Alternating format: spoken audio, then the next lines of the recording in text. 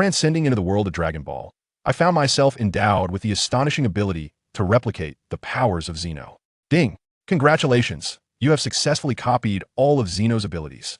The powers you have replicated have been amplified a staggering 10 trillion times. In that moment, I realized that I had become invincible. As the unrivaled being I had become, I joined a multiverse chat group. Chapter 1. Copying Zeno's abilities, amplifying by 10 trillion times. What the hell? Is that little brat Zeno? What on earth is happening? Have I truly crossed over into the Dragon Ball universe? This must be some elaborate joke. I was merely squatting in an outhouse. I didn't even eat anything. How did I end up here? Yang Tian gazed in utter shock at the child before him, who bore an uncanny resemblance to Zeno. Wait a minute, I remember now. It must have been after I finished smoking. I carelessly tossed a cigarette but into the latrine, causing a methane explosion that killed me. Upon realizing the absurdity of his demise, Yang Tian was left speechless. Cursed be that cigarette, but how infuriating it is that I met my end while indulging in a moment of pleasure. My entire reputation has been utterly destroyed. But I must ask, why am I standing before Zeno? What if this little brat gets upset and decides to erase me from existence? Yang Tian's heart raced with anxiety and dread. Just then, a melodious voice resonated within his mind, akin to the most exquisite melody in the world. Ding! The copy and amplified by 10 trillion times system is at your service. Ding! Zeno detected. Copyable abilities. Zeno's combat power, the power to erase laws, the ability to eliminate anything. Creation laws, the power to create worlds. Absolute authority of Zeno, all of Zeno's abilities. Do you wish to copy? What the? Is this my golden opportunity? As for whether to copy, do I even need to think? Copy. Immediately copy. Grant me all of Zeno's abilities. Yang Tian roared in excitement. Copy successful. Ding. Congratulations. You have copied all of Zeno's abilities. Congratulations. All copied abilities have been amplified by 10 trillion times. At the moment he heard the success of the copy and its amplification, Yang Tian could hardly contain his exhilaration. A euphoric sensation surged from the depths of his being, radiating throughout his entire body. Realizing that he was not merely dreaming, but had indeed copied Zeno's abilities, Yang Tian's heart soared with joy, a smile gradually spreading across his face. Fantastic! I started off by copying Zeno's abilities, and they have been amplified a staggering 10 trillion times. What a rush! This is simply exhilarating. Yang Tian licked his lips, savoring the delightful taste of triumph. Whether it be the ability to erase or the power of creation, these are the ultimate forces of supremacy. Moreover, upon the successful replication, they were further enhanced by a factor of 10 trillion. What does this signify? To put it simply, even if an ordinary person's combat power were merely 10 trillion points, it would be extraordinarily overwhelming, let alone the sheer absurdity of Zeno's abilities amplified 10 trillion times. This implies that it would require approximately 10 trillion Zenos, combined into one, to stand alongside the Yang Tian of this moment. Remarkable. Truly remarkable. System, I adore you. Yang Tian felt an overwhelming sense of fulfillment, both inside and out. He was overwhelmed with ecstasy, unable to contain himself. At that moment, Yang Tian was utterly invincible. In this world, he was the embodiment of absolute supremacy. Faced with challenges, a mere wave of his hand would cause enemies to vanish, unmatched in strength. Starting off invincible, what a delight. How satisfying. Yang Tian murmured to himself. Yang Tian glanced at the system panel, inspecting his combat power. Copy and amplify by 10 trillion times system. Host, Yang Tian. Combat power. Infinite. Abilities, all of Zeno's powers, amplified by 10 trillion times. Hey, who are you? Why are you here? Zeno, appearing as a naive child, looked at Yang Tian with innocent curiosity. Yang Tian smirked playfully, teasingly replying, "Oh, I am your father." Having already acquired Zeno's abilities amplified by 10 trillion times, Yang Tian felt no fear, ready to act boldly. If Yang Tian were a giant, Zeno would be but a minuscule ant. Zeno paused for a moment, then, upon comprehension, retorted angrily, "How dare you make such a jest? Do you wish to be erased?" Yang Tian chuckled. "No need to be so furious. My claim of being your father is grounded in fact." "What fact? That's utter nonsense." Zeno shouted in outrage. "If you don't believe me, let me show you a great treasure. Then you will understand." Yang Tian raised his right hand, gesturing toward Zeno. "What great treasure?" Zeno watched curiously as Yang Tian's palm was raised. "Just keep your eyes on this. The great treasure is right here." With that, Yang Tian waved his right hand and launched a surprise attack. In a dazzling display of multicolored light, Yang Tian obliterated Zeno. "Ha ha, little brat, the throne rotates, and this year it's my turn. Is that unreasonable?" Yang Tian laughed maniacally. Alas, Zeno had already vanished, unable to respond. Zeno is dead. A new king must rise. Henceforth, I, Yang Tian, shall take his place. Yang Tian laughed wildly. After a moment of mirth, he beheld a figure radiating divine light appearing before him. This individual was none other than the Grand Priest. Why are you in Zeno's palace? Where has Zeno gone? The Grand Priest inquired, scrutinizing Yang Tian. Ding! Wild Grand Priest detected. Copyable abilities. Grand Priest combat power. Peak mastery of the ultimate instinct. The ultimate angelic powers. Instantaneous movement. Creation abilities. All of the Grand Priest powers. Do you wish to copy? The system queried. Copy. Instantly copy. Bring all of it to me. Yang Tian exclaimed internally, brimming with excitement. Ding! Congratulations. Copy successful. Congratulations. The abilities copied from the Grand Priest have been amplified by 10 trillion times. Upon hearing that the Grand Priest's abilities had been successfully copied and amplified, a confident and mischievous smile crept onto Yang Tian's face. A mindset of unparalleled supremacy consumed him. His expression grew increasingly self-assured and audacious. It was important to note that all of the Grand Priest's abilities had been enhanced. Naturally, the replicated combat power had also been amplified by 10 trillion times. One can only imagine the sheer delight of such an accomplishment. What ecstasy it brings. Copy successful. Ha ha ha ha ha. Yang Tian laughed uncontrollably. His current state could be aptly described as akin to the euphoric laughter of the Uchiha clan's four geniuses. The Grand Priest frowned slightly and inquired, What are you laughing at? Ha ha. Oh, it's nothing. I just suddenly recalled something joyous. Yang Tian replied with a grin. Nothing? Yet everything about you seems suspicious and unreasonable. Why don't you explain how you came to be in Zeno's palace? The Grand Priest pressed again. Let's not rush into that. Let's discuss another matter for now. Yang Tian said with a smile. What matter? The Grand Priest's brow furrowed deeply. Yang Tian smiled slyly, teasingly stating, Rest assured, Grand Priest, I will take good care of your beautiful daughters. Do you even comprehend what you were saying? The High Priest's expression darkened considerably. Despite his usually placid demeanor, he was on the verge of losing his patience upon hearing Yang Tian's flippant remarks.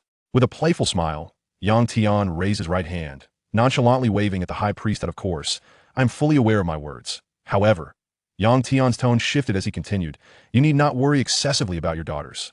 I shall take good care of them on your behalf. With that, Yang Tian let out a wicked chuckle, a kaleidoscope of brilliance radiating from his right hand. Suddenly, he unleashed the cleansing ability he had replicated from the Omni King. The High Priest's face contorted with slight anger, his mouth opening as if to scold, but before he could utter a word, Yang Tian erased him from existence. Yang Tian was not about to grant him the opportunity to speak. At that moment, there was no trace left of the High Priest. Only the lingering warmth in the air bore witness to his former presence. Ha ha! With this, I have eradicated the supreme deities of the Dragon Ball universe. From this moment forth, I am the master of the Dragon Ball world. Yang Tian laughed maniacally. His unrestrained laughter echoed throughout the entire palace of the Omni King. I shall do as I please. Yang Tian continued to cackle. However, at that very instant, two shadowy figures materialized upon the ground before him. These two silhouettes gradually took shape, resembling tall, slender beings akin to sharp pencil tips. They were the sharp-tipped guards who had rushed over upon hearing Yang Tian's reckless laughter. Their sole duty was to protect the Omni King. Yet, alas, the Omni King had already been obliterated. The two sharp-tipped guards coldly regarded Yang Tian, their lips moving in unison as they began to speak. You. However, before they could complete their utterance, Yang Tian erased them from existence. If you two had not so eagerly sought death, I might have almost forgotten your existence. Since you were so intent on meeting your demise, then let us vanish together. With a wave of his hand, Yang Tian invoked his cleansing ability, wiping the two from reality. The moment they appeared, they had not even managed to utter a complete line before being erased. The air fell into an instantaneous silence. Truly, I am remarkable. I began by replicating the abilities of the Omni King and the High Priest. Each of these two powers is extraordinarily formidable. I am indeed the greatest. Yang Tian praised himself. Although I met my end in my previous life due to an explosion in a latrine that is now but a bygone tale, I am still myself, yet I am no longer the same. The current me is invincible. Yang Tian murmured. Though his actions bore a hint of villainy, he remained unconcerned. Having achieved invincibility, why should he fret over being labeled a villain? That would be self-inflicted misery. Who defines a villain? After all, it is undoubtedly the strong and the victorious who set such definitions. If I sweep away all adversaries, then those who perish at my hands are villains. I shall embrace this perspective as it pleases me. What I look like now? Yang Tian pondered, a sense of curiosity washing over him. With a flick of his hand, he conjured a mirror. Gazing into the reflection, Yang Tian was instantly astounded. By my stars, my appearance, my physique, this is Vegeto. How did I become Vegeto? Staring at the striking figure adorned with the patera earrings and two tufted locks cascading over his forehead, Yang Tian was utterly astonished. He had never expected to have traversed into the form of a being that did not exist. Vegeto, the ultimate warrior formed by the fusion of Goku and Vegeta, donning patera earrings, was renowned as invincible. He was often hailed as the most formidable being across dimensions. An invincible visage, an invincible physique, paired with invincible prowess. This is precisely what I desire. A confident smile graced Yang Tian's lips. Yet at that moment, a voice resonated within his mind. Ding. The Multiverse chat group invites you to join the group chat. Do you accept? The Multiverse chat group? Yang Tian contemplated for less than a second before promptly making his decision that I accept. Chapter 2. Joining the chat group. Ding. Congratulations, Invincible of the World, for joining the Multiverse chat group. Peter Parker, Invincible of the World, welcome to the group. Han Fei, Invincible of the World, welcome to the group. Zhao Linger, Invincible of the World, welcome to the group. Yuan Daegu, Invincible of the World, welcome to the group. Gao Yao, Invincible of the World, welcome to the group. Zhang Chulan, Invincible of the World, welcome to the group. Observing these 6 members, who appeared both unfamiliar yet oddly familiar, a smile played on Yang Tian's lips. Ding. A multiverse chat group has been detected. Would you like to copy it? The system inquired. Copy. Congratulations. Copy successful. The multiverse chat group you have copied has been enhanced 100 trillion times. Would you like to upgrade this chat group to the strengthened version? Yes. Upgrade this chat group. Yang Tian thought silently. Upgrade successful. Congratulations. This chat group is now yours. And you possess absolute control over it. The system announced. Very well, just as it should be. Yang Tian chuckled. Peter Parker, Invincible of the World. I believe you have many questions right now. If there's anything unclear, you can check the group announcement first. You'll understand most of it after reading. Zhang Chulan, Invincible of the World. This chat group allows people from different worlds to communicate. If you have any questions, feel free to ask me. Han Fei, Invincible of the World. You can change your group nickname to your real name. Zhao Linger, Invincible of the World. Don't be shy, newcomer. You can ask any questions you may have. We were all newcomers once. Yuan Daegu, exactly. We have all been newcomers. Gao Yao, Invincible of the World, huh? I haven't been in this group chat for long either. Let us look out for each other. However, at that moment, a group message caught everyone's attention. Ding. The Multiverse chat group has met the upgrade conditions. The chat group has upgraded to Supreme Multiverse chat group. Ding. Congratulations to member Invincible of the World for becoming the group leader. Zhang Chulan, what the heck? The chat group has upgraded. Peter Parker, Zhao Linger, Yuan Daegu, Invincible of the World, so you're a big shot. Han Fei, I didn't expect the newcomer to be a master. Gao Yao, salutations, esteemed group leader. Huh, I've just become the group leader? Well, it is only fitting. Yang Tian smiled. He didn't appear overly astonished. This was within his expectations. After all, the entire group belonged to him, so what was there to be surprised about? Yang Tian glanced around and discovered the chat group featured a points mall, a renaming function, a red envelope function, a teleportation feature to friends' worlds, and more. Other functions were similar to those in the chat groups he had encountered in novels from his previous life. They had everything that should be present. After changing his group nickname to his real name, Yang Tian greeted everyone in the group. Yang Tian, group leader. Greetings to all members. I have some understanding of the Multiverse chat group. I am not an utterly clueless newcomer. Moreover, if you require assistance or have any queries, feel free to approach me. Zhang Chulan, Yang Tian, wow. It seems you are truly a big shot. Yang Tian, Zhang Chulan, I have some knowledge of your fate and the world you inhabit. If you are curious about your destiny, I can upload the information regarding you to the group. Zhang Chulan, what? Hurry and share it with me. Yang Tian, group leader. One moment, I will post it now. Yang Tian uploaded all the plot lines he had seen from Ren-Ji Xia into the group. Yang Tian, group leader. Zhang Chulan, it's done. I have uploaded it. This is your fate. Zhang Chulan, I'm going to check it out. Zhao Linger, Zhang Chulan, I'm going to see your fate as well. Gao Yao, Zhang Chulan, I want to see too. Peter Parker, Yang Tian, you're impressive. You can even glimpse into others' futures. I'm going to check out Zhang Chulan's destiny. In no time, the group members were filled with excitement, rushing to view Zhang Chulan's anime. Seizing this moment, Yang Tian explored the points mall. The items for sale were diverse and plentiful. From the ubiquitous Pangu's blood, elixirs of immortality, infinite gems, cybernetic mechs, super Dragon Balls, to gene potions, it was a dazzling array, truly everything one could imagine.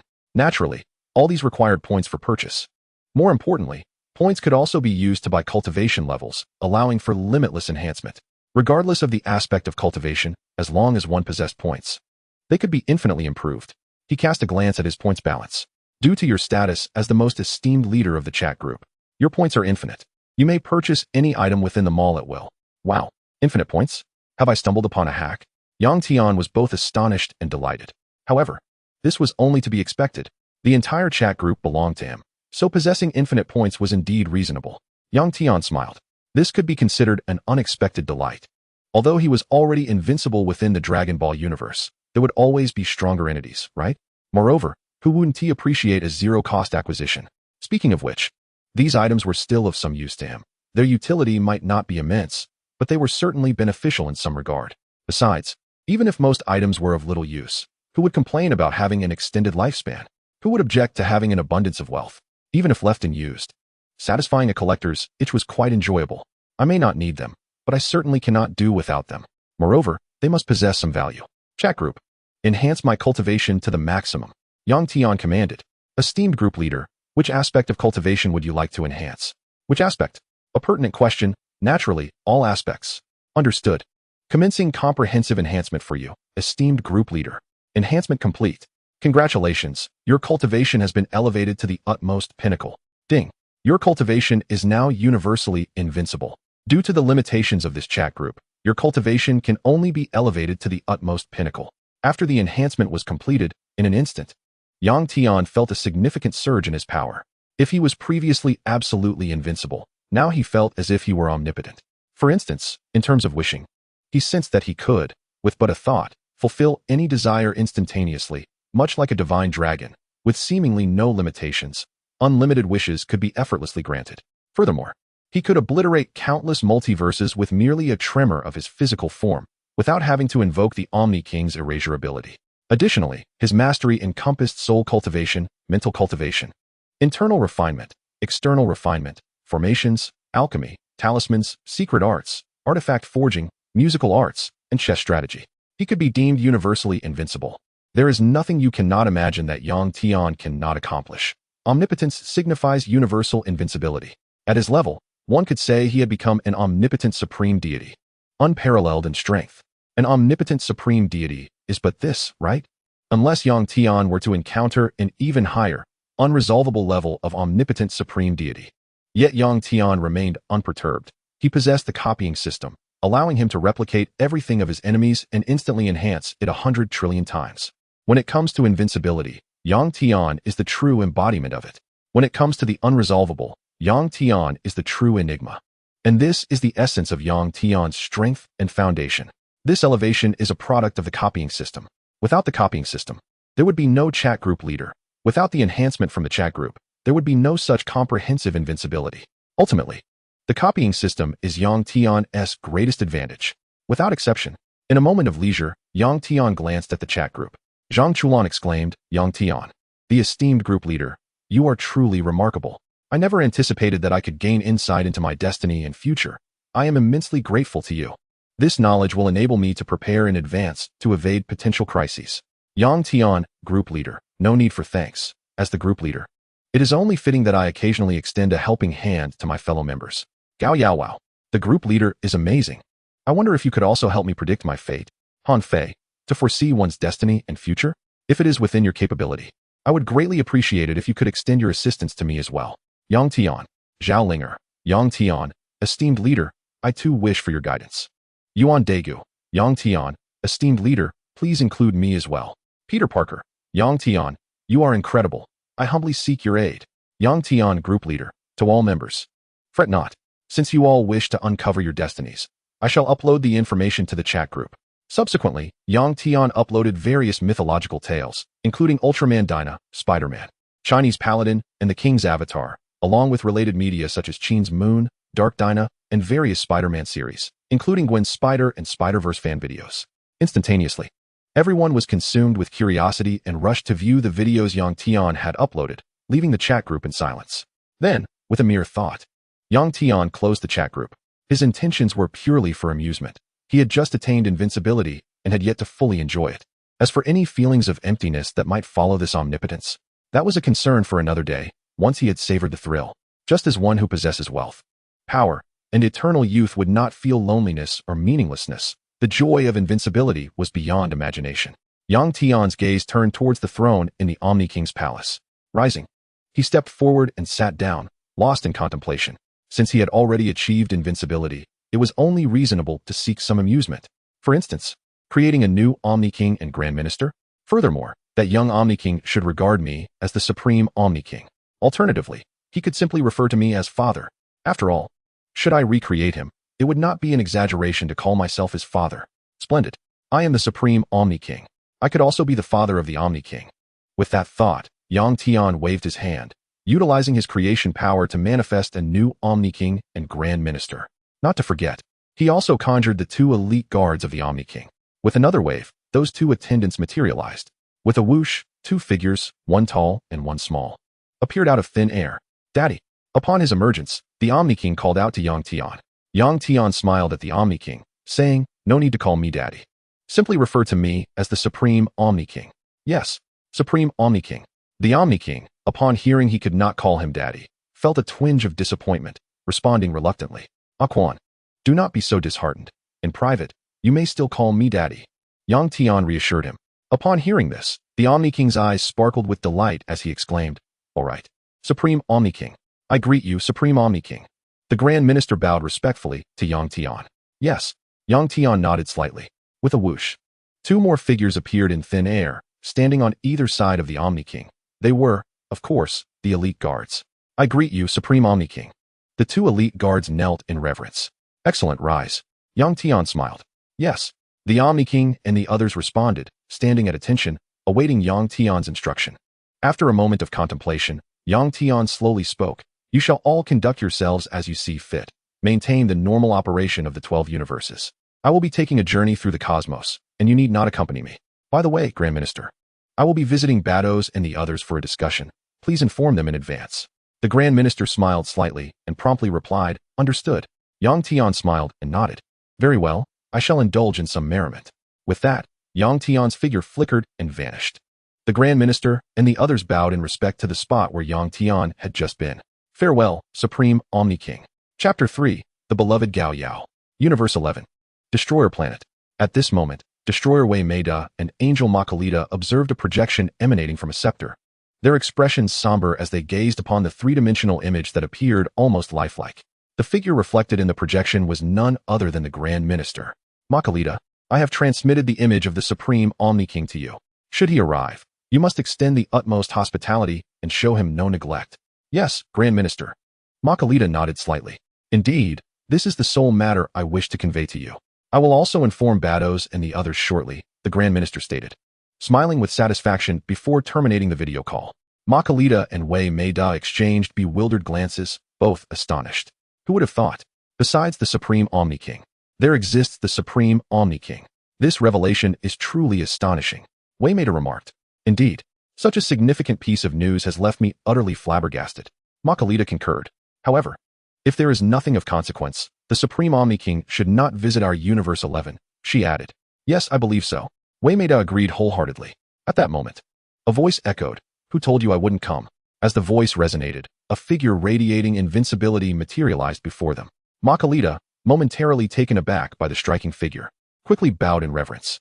"I greet you, Supreme Omni King." Wei Meida, even more startled, hurriedly bowed low, trembling with trepidation, beads of cold sweat trickling down his forehead. Ding. Detected 1 angel and 1 destroyer.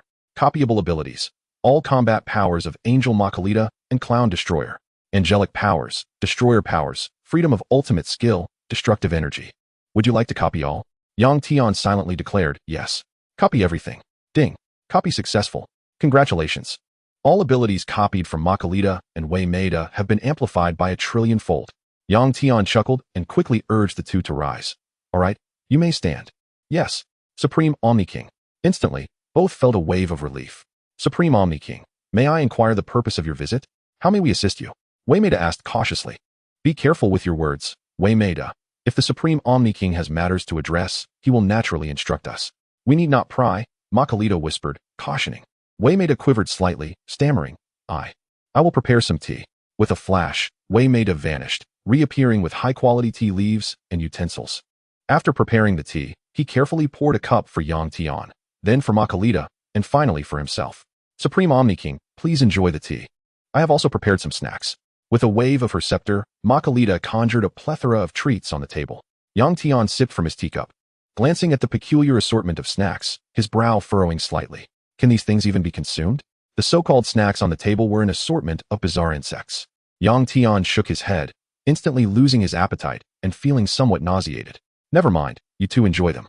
Seizing the opportunity during tea time, Yang Tian focused his thoughts and opened the chat group of the Multiverse.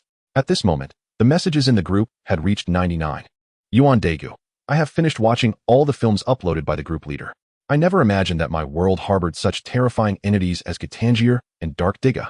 However, it is fortunate that I emerged unscathed. Peter Parker, alas. It is a pity that my dear brother Harry met his demise in an attempt to save me. Yet now that I have foreseen the future, I shall ensure that this tragedy does not repeat itself. I have already lost my Uncle Ben. I do not wish to endure the agony of loss again. But what on earth does it mean for that elder to throw dust in your eyes? Have I ever acted in such a tyrannical manner? Zhao Linger, as a descendant of Enhua, am I truly unable to escape my fate? Nevertheless, having joined this chat group, I am certain I shall acquire the ability to alter my destiny. Han Fei, although I ultimately perished, that fellow Wei Zhuang has been persistently investigating the cause of my death.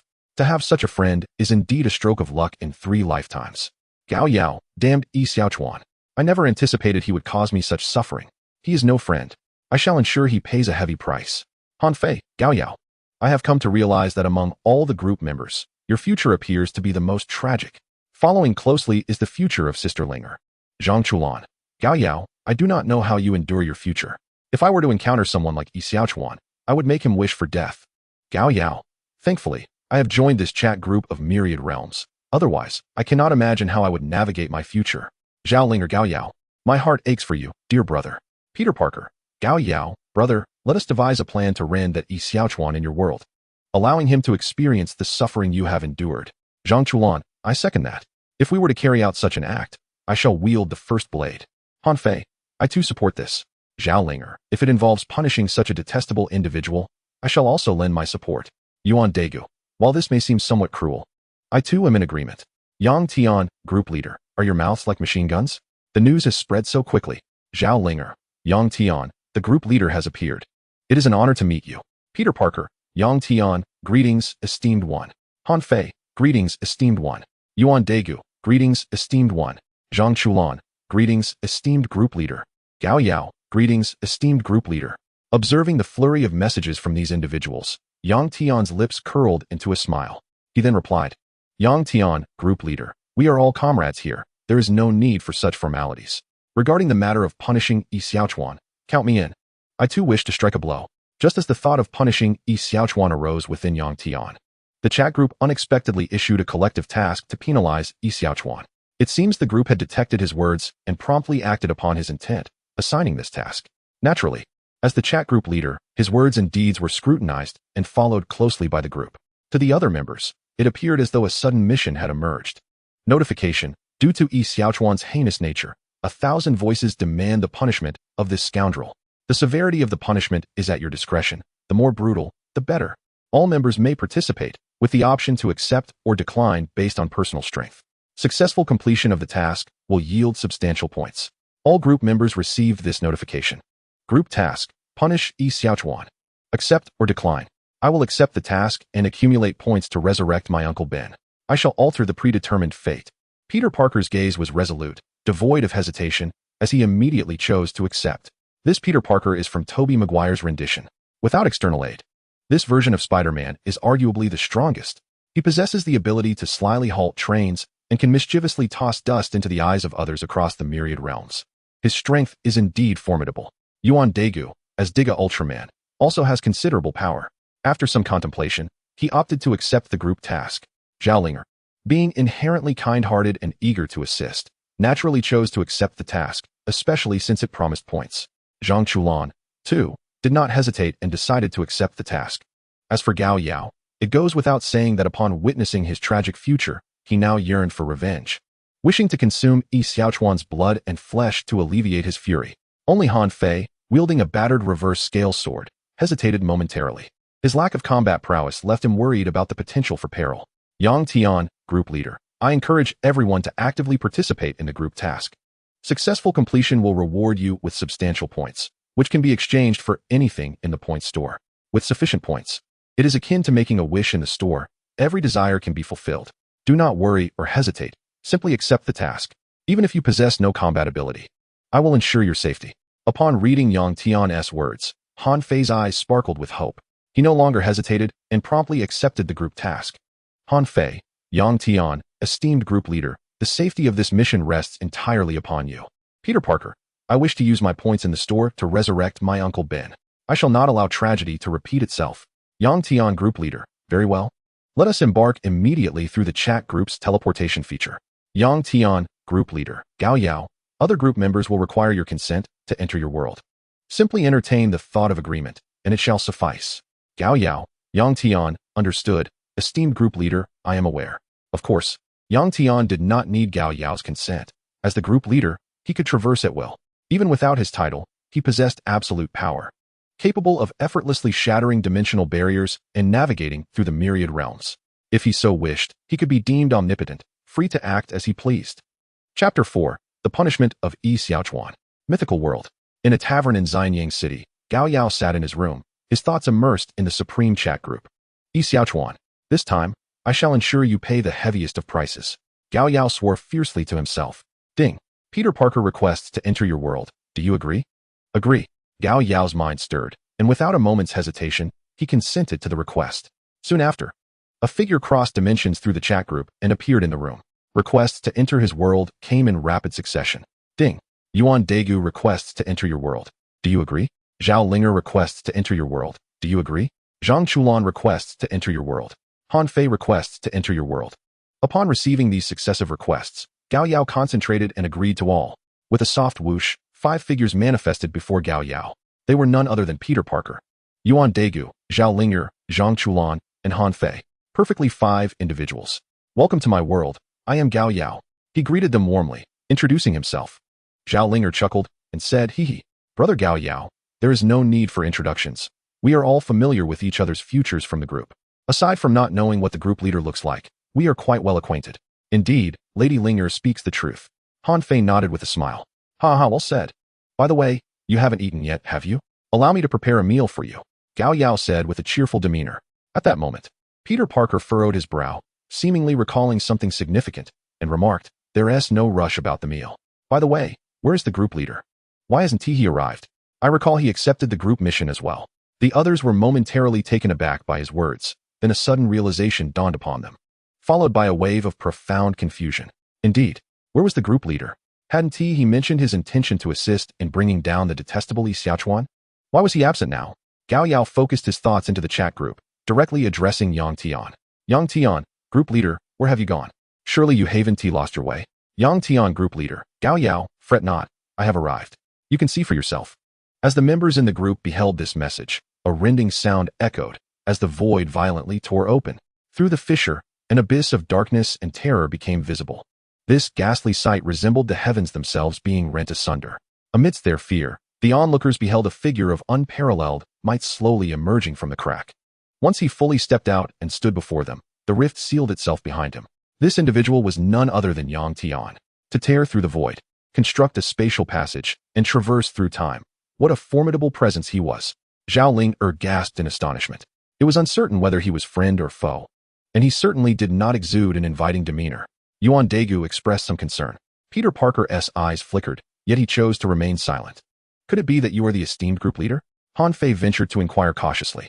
Yang Tian grinned broadly. Indeed, it is I. So, it was the group leader after all. What splendid news. Now everyone was present. Gao Yao was overjoyed. Upon hearing this, the others collectively breathed a sigh of relief, their expressions brightening. Thankfully, it was the group leader. Had it been an enemy, matters would have been dire.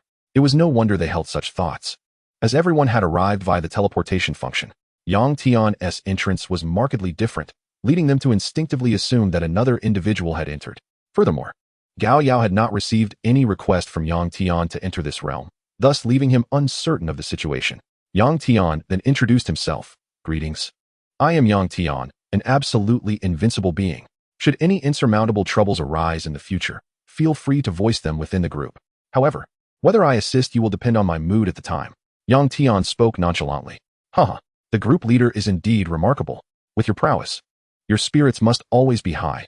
Zhang Chulan, ever the cunning one, immediately seized the opportunity to flatter him unabashedly. The group leader is truly impressive. Haha, from now on, we will be relying entirely on you. Gao Yao laughed heartily. Indeed, indeed. The others echoed in agreement. Such words are music to my ears. Yang Tian said with a slight smile. Gao Yao, with a mischievous grin, proposed, now that everyone is gathered, let us commence the group mission at once. I can hardly wait to witness Yi Xiaochuan's miserable plight. Yang Tian nodded in acquiescence. Very well, let it be as you say. With a wave of his hand, everyone vanished in unison. Yi Xiaochuan was a thoroughly loathsome character, eliciting immense disdain. In the original narrative and its adaptations, Gao Yao constantly pondered how he and his brother could lead better lives, free from oppression. Yet, Yi Xiaochuan never once contemplated such matters, merely uttering platitudes about history being unchangeable. He feigned brotherhood with Gao Yao, only to betray him at the first opportunity, revealing an utter hypocrisy. As for Lu Su, after being wronged by Yi Xiaochuan, he swiftly fell for Princess Yushu. With Lu Su's corpse scarcely cold, Yi Xiaochuan's desires shifted to another, demonstrating his insatiable selfishness. Yi Xiaochuan treated everyone around him with extreme duplicity and selfishness, ingratiating himself with Liu Bang while dismissing the genuine affection from Xiangyu, choosing to follow Liu Bang instead. His treachery could be summarized as, though Liu Bang may torment me 1,000 times, I shall always treat him as my first love. While Yi Xiaochuan thrived, he never considered Gao Yao's existence. In contrast, Gao Yao would immediately share his good fortune with Yi Xiaochuan and assist him. Yet, it was this honest man who was led to such a tragic fate at the hands of Yi Xiaochuan, the fool. Should the honest man be subjected to deceit? Should he endure humiliation? Gao Yao's tragic experiences were entirely orchestrated by Yi Xiaochuan, who gradually forced him into becoming Zhao Gao. And yet, he had the audacity to stand on a moral high ground, denouncing Zhao Gao as a traitor. If you play the traitor, I shall not spare you. I will haunt you like a vengeful spirit for all eternity. Gao Yao's transformation into a eunuch was also a consequence of Yi Xiaochuan's actions. Had it not been for Yi Xiaochuan contracting the plague and frantically seeking help from Cui Wenzi, such calamity would not have befallen him. Instead of gratitude, he suffered misfortune, enduring a lifetime of ill fate. How unjust! Even after inflicting such suffering upon Gao Yao, Yi Xiaochuan felt entirely justified. And upon learning that Gao Yao had consumed the elixir of immortality, he sought to oppose him at every turn. He relentlessly tormented Gao Yao for over 2 millennia. The conclusion of their tale saw Gao Yao perishing in the underworld. For over 2,000 years, Gao Yao experienced each day as a year, perpetually engulfed in suffering. This is why the group members remarked that, after witnessing the trajectories of their fates, Gao Yao would be the most unfortunate in the group. In the end, Yi Xiaochuan's parents, having searched tirelessly for him, were met with indifference from him. He never once considered revealing himself. The terms heartless, ungrateful, disloyal, and hypocritical fail to adequately capture the essence of such a wretched individual. How could someone so detestable escape punishment? If one possesses strength yet refrains from administering justice, it is not merely humanity that would find it intolerable, but even the heavens and earth would not abide it. In Peixian, within a bamboo grove, Yi Xiaochuan strolled leisurely, as if this bamboo forest were his very home. He had recently parted ways with Xiangyu, and now found himself on a path that would eventually lead him to rescue Lu Su's family. However, he was yet to begin the rescue. If he continued for another 10 minutes, he would encounter bandits attempting to rob Lu Su's family. Yet, fate had other plans. Those brigands were swiftly erased by Yang Tian's will, and thus the heroic rescue would not unfold. However, as the saying goes, the heavens can be capricious, and fortune fickle. Suddenly, 7 figures descended from the skies. Yi Xiaochuan was unceremoniously kicked into the ground. What a remarkable stroke of coincidence it was. Just as Gao Yao fell from the heavens, his foot landed squarely upon Yi Xiaochuan, thrusting him into the earth. Yi Xiaochuan lay face down in the dirt, with Gao Yao's foot pressing upon his head. Such was the will of heaven. Damn it! Who the hell ambushed me? Yi Xiaochuan's face pressed against the soil, his voice a furious growl. As he struggled to rise and discern his assailant, his expression shifted to one of shock. Wait, old Gao, what are you doing here? Yi Xiaochuan exclaimed, his voice brimming with excitement. It was a familiar face, and thus things would be easier. Ha ha ha, what fortune! It seems the heavens have favored me, bringing you right to my doorstep. Yet, Gao Yao felt no joy at this reunion. Aware of his grim future, he was consumed by a singular desire to punish and torment Yi Xiaochuan. Contemplating his tragic fate, Gao Yao's expression shifted dramatically, and he swiftly turned hostile. He lunged forward and delivered a resounding slap to Yi Xiaochuan's face. Smack! Have you gone blind, you wretched cur? I am Zhao Gao. Gao Yao feigned an air of superiority, his demeanor vastly different from before. Cross me, Zhao Gao, and your good days are over. Gao Yao sneered. At this moment, Gao Yao appeared exceedingly foreign to Yi Xiaochuan. Are you the notorious Zhao Gao? He thought incredulously. No, it's impossible. How could there be two individuals who look exactly alike in this world? With one hand pressed against his swollen face, Yi Xiaochuan was engulfed in disbelief. Meanwhile, Yang Tian and the others, observing from the sidelines, quickly discerned that Gao Yao was merely putting on an act. Simultaneously, they maintained their distance from Yi Xiaochuan to prevent him from attempting to ingratiate himself. Engaging in friendly conversation would only waste precious time. It was far more efficient to confront him directly and sever ties immediately. With a flicker of mischief in his eyes, Han Fei chimed in to support Gao Yao. So you're the infamous Yi Xiaochuan? Quite audacious of you to insult Lord Zhao to his face. I see you possess a delicate countenance and an exceptional physique, perfect for a eunuch. From this day forth, you shall serve in the palace. After delivering this proclamation, Han Fei turned to Gao Yao with a cheerful smile. What do you think, Lord Zhao? Gao Yao's eyes sparkled with delight as he promptly replied, Indeed. I share your sentiment. Yi Xiaochuan, is it? Then it is settled. You shall enter the palace as a eunuch. From now on, your name shall be Zhao Gao. I graciously relinquish this name, he declared with a grin. What? Become a eunuch? No way. I refuse, Yi Xiaochuan exclaimed, his heart pounding in terror as he momentarily forgot the pain on his face. He shook his head vigorously, repeatedly uttering no. Too bad. Seize him and take him back for the procedure. Gao Yao sneered. Zhang Chulan and the others approached Yi Xiaochuan with malicious grins and eager fists. I'm out of here, Yi Xiaochuan bellowed, turning to flee. However, Peter Parker swiftly ensnared him with a web, dragging him back. Huh, can you escape, Yi Xiaochuan? You think you can walk away after crossing me? Gao Yao laughed heartily, seething with rage at how Yi Xiaochuan had ruined his future. Without further ado, Gao Yao unleashed a flurry of punches and kicks, causing Yi Xiaochuan to cry out in agony as his face became swollen and bruised, resembling that of a pig. Finally, after half an hour of relentless assault, Gao Yao, panting and exhausted, collapsed onto the ground. Now it's our turn, Zhao Linger declared as she swung her delicate fist to strike Yi Xiaochuan's head, although she felt a twinge of reluctance. The thought of Gao Yao's grim fate and Yi Xiaochuan's loathsome actions fueled her resolve. With a multitude of reasons converging in her mind, the shackles of her conscience faded away, and she found herself emboldened to join in. Thus, Peter Parker, Han Fei, and Yuan Daegu all laid aside their reservations and launched a vigorous assault on Yi Xiaochuan.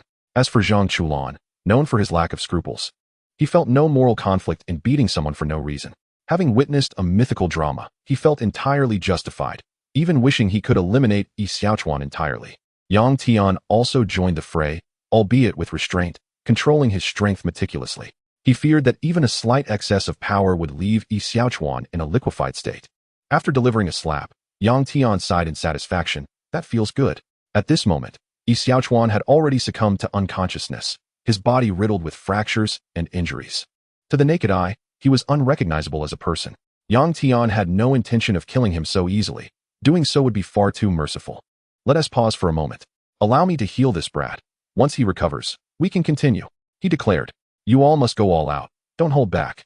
Rest assured, under my care, he won't find it easy to die, Yang Tian said indifferently. With that, he waved his hand, releasing a radiant glow that enveloped Yi Xiaochuan, instantly mending his wounds. The members of the group, having heard Yang Tian's earnest words and witnessed his display of power, shivered with trepidation. Thankfully, the one to be tormented was not themselves. Otherwise, it would truly be a fate worse than death. Chapter 5. The Miserable Yi Xiaochuan. Alright, we can proceed. Since we VE resolved to castrate Yi Xiaochuan, we must not let it be mere talk. I possess a blade that can obliterate anything it touches, Yang Tian proclaimed, waving his right hand to conjure a dazzling, multicolored blade of light. The mere hint of its aura caused the surrounding space to shatter and vanish, leaving behind an abyss of unfathomable darkness. With a thought, Yang Tian reined in the power of the blade, allowing it to maintain its form while suppressing its destructive essence. The blade's might was tempered to its utmost limit. Only upon contact would it cause the annihilation of whatever it touched. The void left by the obliterated space slowly began to be filled by the encroaching nothingness. This radiant blade was a manifestation of the King's ability to erase. It was a tangible blade forged from pure annihilation energy, an endeavor that, while the King might not achieve, Yang Tian could accomplish with ease. Having magnified that power a trillionfold, how terrifying must the king's power be when amplified so greatly? The mere thought left one dizzy and trembling. To condense the essence of annihilation into a tangible form was a trivial task for Yang Tian.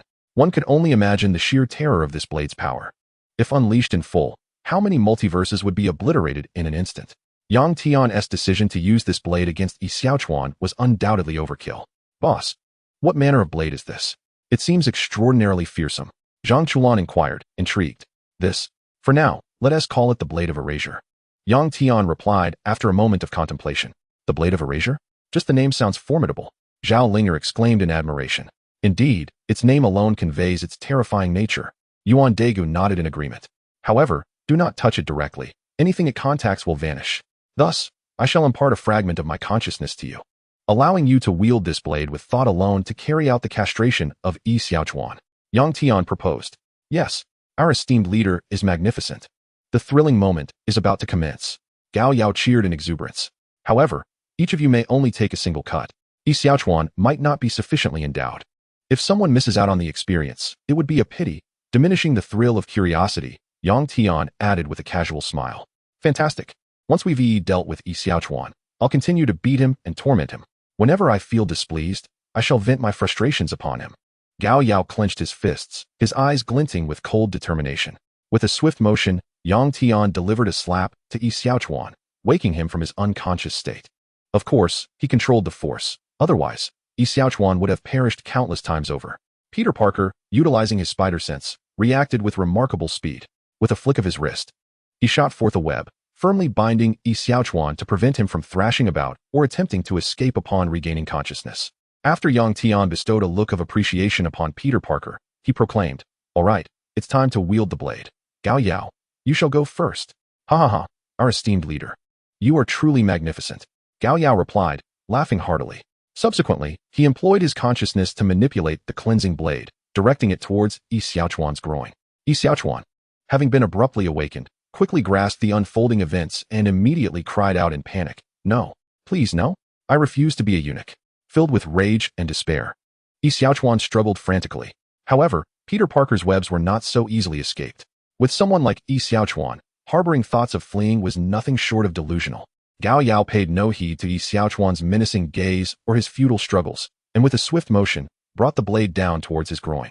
Swish! The blade made contact, severing a portion of his anatomy. Ah! Yi Xiaochuan screamed in agony, blood gushing forth like a turned-on faucet. Hee hee! Gao Yao sneered. Feeling a surge of satisfaction, just as he was about to strike again, he reconsidered, noting Yi Xiaochuan's diminutive stature, and suppressed the impulse. All right, it's my turn now. Han Fei smiled slightly. Indeed, fate must take its turns. Gao Yao nodded in agreement. With a mere thought, Han Fei seized control of the cleansing blade. A glint of cold light flashed in his eyes as he seemed to wield the blade with sheer will, forcefully directing it towards Yi Xiaochuan's groin. No, please no.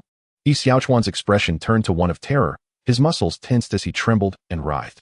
But it was all in vain. With his insignificant strength, how could he hope to escape? Thwack!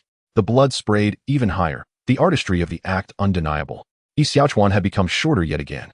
Suddenly, the cleansing blade was seized by yet another individual. Hee hee. Since both Brother Gao Yao and Brother Han Fei have taken their turns, I shall boldly give it a try. Zhao Linger said with a sweet smile. She then manipulated the blade, mercilessly slicing through. Swish! It vanished with a sound. Yet another inch severed. Yi Xiaochuan's expression was one of torment as he cried out in despair. Ah! You've taken away my love. I will kill you all. Naturally, no one paid heed to Yi Xiaochuan's anguished cries. Zhang Chulan eagerly took hold of the cleansing blade, intending to deliver a strike to Yi Xiaochuan, only to realize it was no longer viable. Miss Linger, this is a bit excessive, isn't it? You've already cut everything. What more can we slice? Zhang Chulan exclaimed, bewildered. Well, there are still 2 lychees left, are there not? It's not as if we cannot cut those, Zhao Linger replied innocently. Hiss, you little girl. You're quite ruthless. Zhang Chulan gasped. Am I wrong? You can slice half of one, and our esteemed leader can slice the other half. Then, Spider-Man and Ultraman can slice the remaining half. Wouldn't that be perfect? Zhao Linger proclaimed, her chin held high, exuding an air of someone who had all the answers. Zhang Chulan gave Zhao Linger a thumbs up. Impressive. You truly are remarkable. However, I must admit, after hearing your proposal, I feel oddly relieved. Hee hee. I find my sister Linger's suggestion splendid. Gao Yao's eyes sparkled with excitement, his heart brimming with pleasure. All right, then it's my turn, Zhang Chulan said, using telekinesis to guide the cleansing blade toward one of Yi Xiaochuan's lychees. Stop, please stop, Yi Xiaochuan screamed in a hoarse voice. With a swift sound, the blade did not hesitate and cut through. Yi Xiaochuan howled in despair, darkness enveloping his vision as the pain threatened to render him unconscious. Thinking of fainting? Not so easily. Yang Tian pointed, a beam of light descending upon Yi Xiaochuan. In an instant, Yi Xiaochuan became more alert, his agony intensifying. Yi Xiaochuan, accept your punishment with humility. That beam will amplify your pain 1,000-fold. Yet, it will continually heal your body, and from now on, you shall grow back like a thriving chive. After being severed, you will quickly regenerate, only to be harvested again by us. This will continue for precisely 10,000 times. Yang Tian explained with a grin. Upon hearing his words, Yuan Daegu and the others felt their hair stand on end, a chill racing up their spines. Such a torturous fate was utterly despairing. They were relieved that the esteemed leader was one of their own. Gao Yao, upon hearing this, laughed heartily, his heart swelling with delight. 10,000 times. It will never end, absolutely never. Yi Xiaochuan, prepare to relish the punishment ahead. Now it's my turn, Peter Parker declared, seizing the blade with his mind. A smile crept upon his lips. I shall sprinkle a little dust in your eyes. With that, Peter Parker struck at one of Yi Xiaochuan's lychees. It's my turn now, Yuan Daegu exclaimed, rubbing his hands together in excitement. He aimed for the last remaining lychee. Swish. The final cut was executed by Yang Tian himself. Beast. You are all beasts. You are not human. Yi Xiaochuan cursed with a face full of resentment. Excellent. Shout even louder. Yang Tian snapped his fingers. Immediately, Yi Xiaochuan's lychee and lychee tree grew back. The punishment was just beginning. A smile crept upon Yang Tian's face, his words resonating like a haunting melody, sending shivers down one's spine. The ensuing rounds saw each participant taking turns to mercilessly beat Yi Xiaochuan. After each bout, they would slice the lychee, along with its tree. Such relentless repetition was the only way to slightly alleviate their pent-up resentment. Chapter 6. Gao Yao. As a cultivator. Is it too much to ask to be a national master? Yi Xiaochuan screamed, his sanity unraveling. The punishment continued unabated. After 10,000 iterations, his lychee and lychee tree ceased to grow. This was, of course, the vestige of Yang Tian's power, now rendered ineffective. To say it was 10,000 cuts was precisely accurate. At this moment, Yi Xiaochuan's expression had become twisted and numb. He could scarcely articulate the torment he had endured. His voice merely pleaded for mercy, his mental state having long since collapsed. Please, spare me. I beg you to let me go. What have I done to deserve such torment? I will change, I will amend my ways. Just please, stop torturing me, grant me a swift death. I no longer wish to suffer. Please, just kill me, Yi Xiaochuan murmured, his voice parched and hoarse. He had repeated such words countless times. As for biting his tongue to end his life, he lacked the courage. Even if he did, Yang Tian would resurrect him unscathed. Wishing for death had become a luxury. Ha! Gao Yao laughed heartily. At that moment, the chat group buzzed with notifications. Ding! Congratulations on completing the group task. This task, punish Yi Xiaochuan. After assessment by the chat group, the participants have excellently completed the task through teamwork. Rewards are being calculated. Ding! Reward calculation complete. Each participant receives 10,000 points as a reward. Ding! As this is the first group task completed by members, rewards are multiplied by 10. Ding! Congratulations! You have received 100,000 points in mall credits. Gao Yao, holy cow, that's amazing. Yang Tian, group leader. That thing better not be rough. Peter Parker, holy cow. Impressive. Truly impressive. Zhang Chulan, the chat group is incredible. Our esteemed leader is incredible. Zhao Linger, 100,000 points. I can't possibly spend that much. Yuan Daegu, hee. I have already made up my mind about what to purchase from the points mall. The super dark shining Tiga Spark Prism, here I come. Han Fei, 100,000 points. With power akin to the elixir of immortality, I want it all. Notification. Group task completed. Shall we return to our respective worlds? Yang Tian, group leader, return? Nonsense. Zhang Chulan. If the group leader isn't going back, then neither will I. Yuan Daegu. I feel the same. Zhao Linger, me too. Peter Parker, same here. Han Fei. Yang Tian glanced over at the motionless Yi Xiaochuan sprawled on the ground. He looked at everyone and smiled slightly, saying, since you all refuse to leave, why not execute another person in this world? Who shall we execute? Han Fei inquired curiously. Have you all forgotten? There exists a loathsome little man in this world. Yang Tian asked with a grin. Who? Yuan Daegu asked, intrigued. Come on, group leader, don't keep us in suspense. Just say it. Zhang Chulan urged. It must be Lu Ji, right? Han Fei asserted confidently. You guessed correctly. It is indeed him. Yang Tian nodded slightly. Lu Bang. Style Ji, this scoundrel is indeed detested in this world. I concur with the execution. Zhang Chulan stated. Then, let the execution of Lu Ji commence. Yang Tian abruptly looked up at the sky. Raising his right hand, he grasped at the heavens. If we are to kill Lu Ji, we must first annihilate the heavenly Tao. With a swift motion, the sky shattered. In an instant, darkness enveloped the world, fierce winds surged, and lightning crackled. As extraordinary phenomena erupted forth, this realm appeared akin to a mirror on the brink of shattering, slowly crumbling and spreading. With a soft pop, it seemed as if something within this world was invisibly erased. A sense of emptiness surged within everyone's hearts. This was the annihilation of the heavenly Tao, and the sensation was indeed different. The heavenly Tao had perished, and to restore normalcy to this world, I shall create a new heavenly Tao. With a wave of his hand, Yang Tian scattered a cascade of vibrant hues, and the world was rejuvenated, bursting forth with vitality. The previously crumbling realm rapidly restored itself, transforming into something even more resplendent.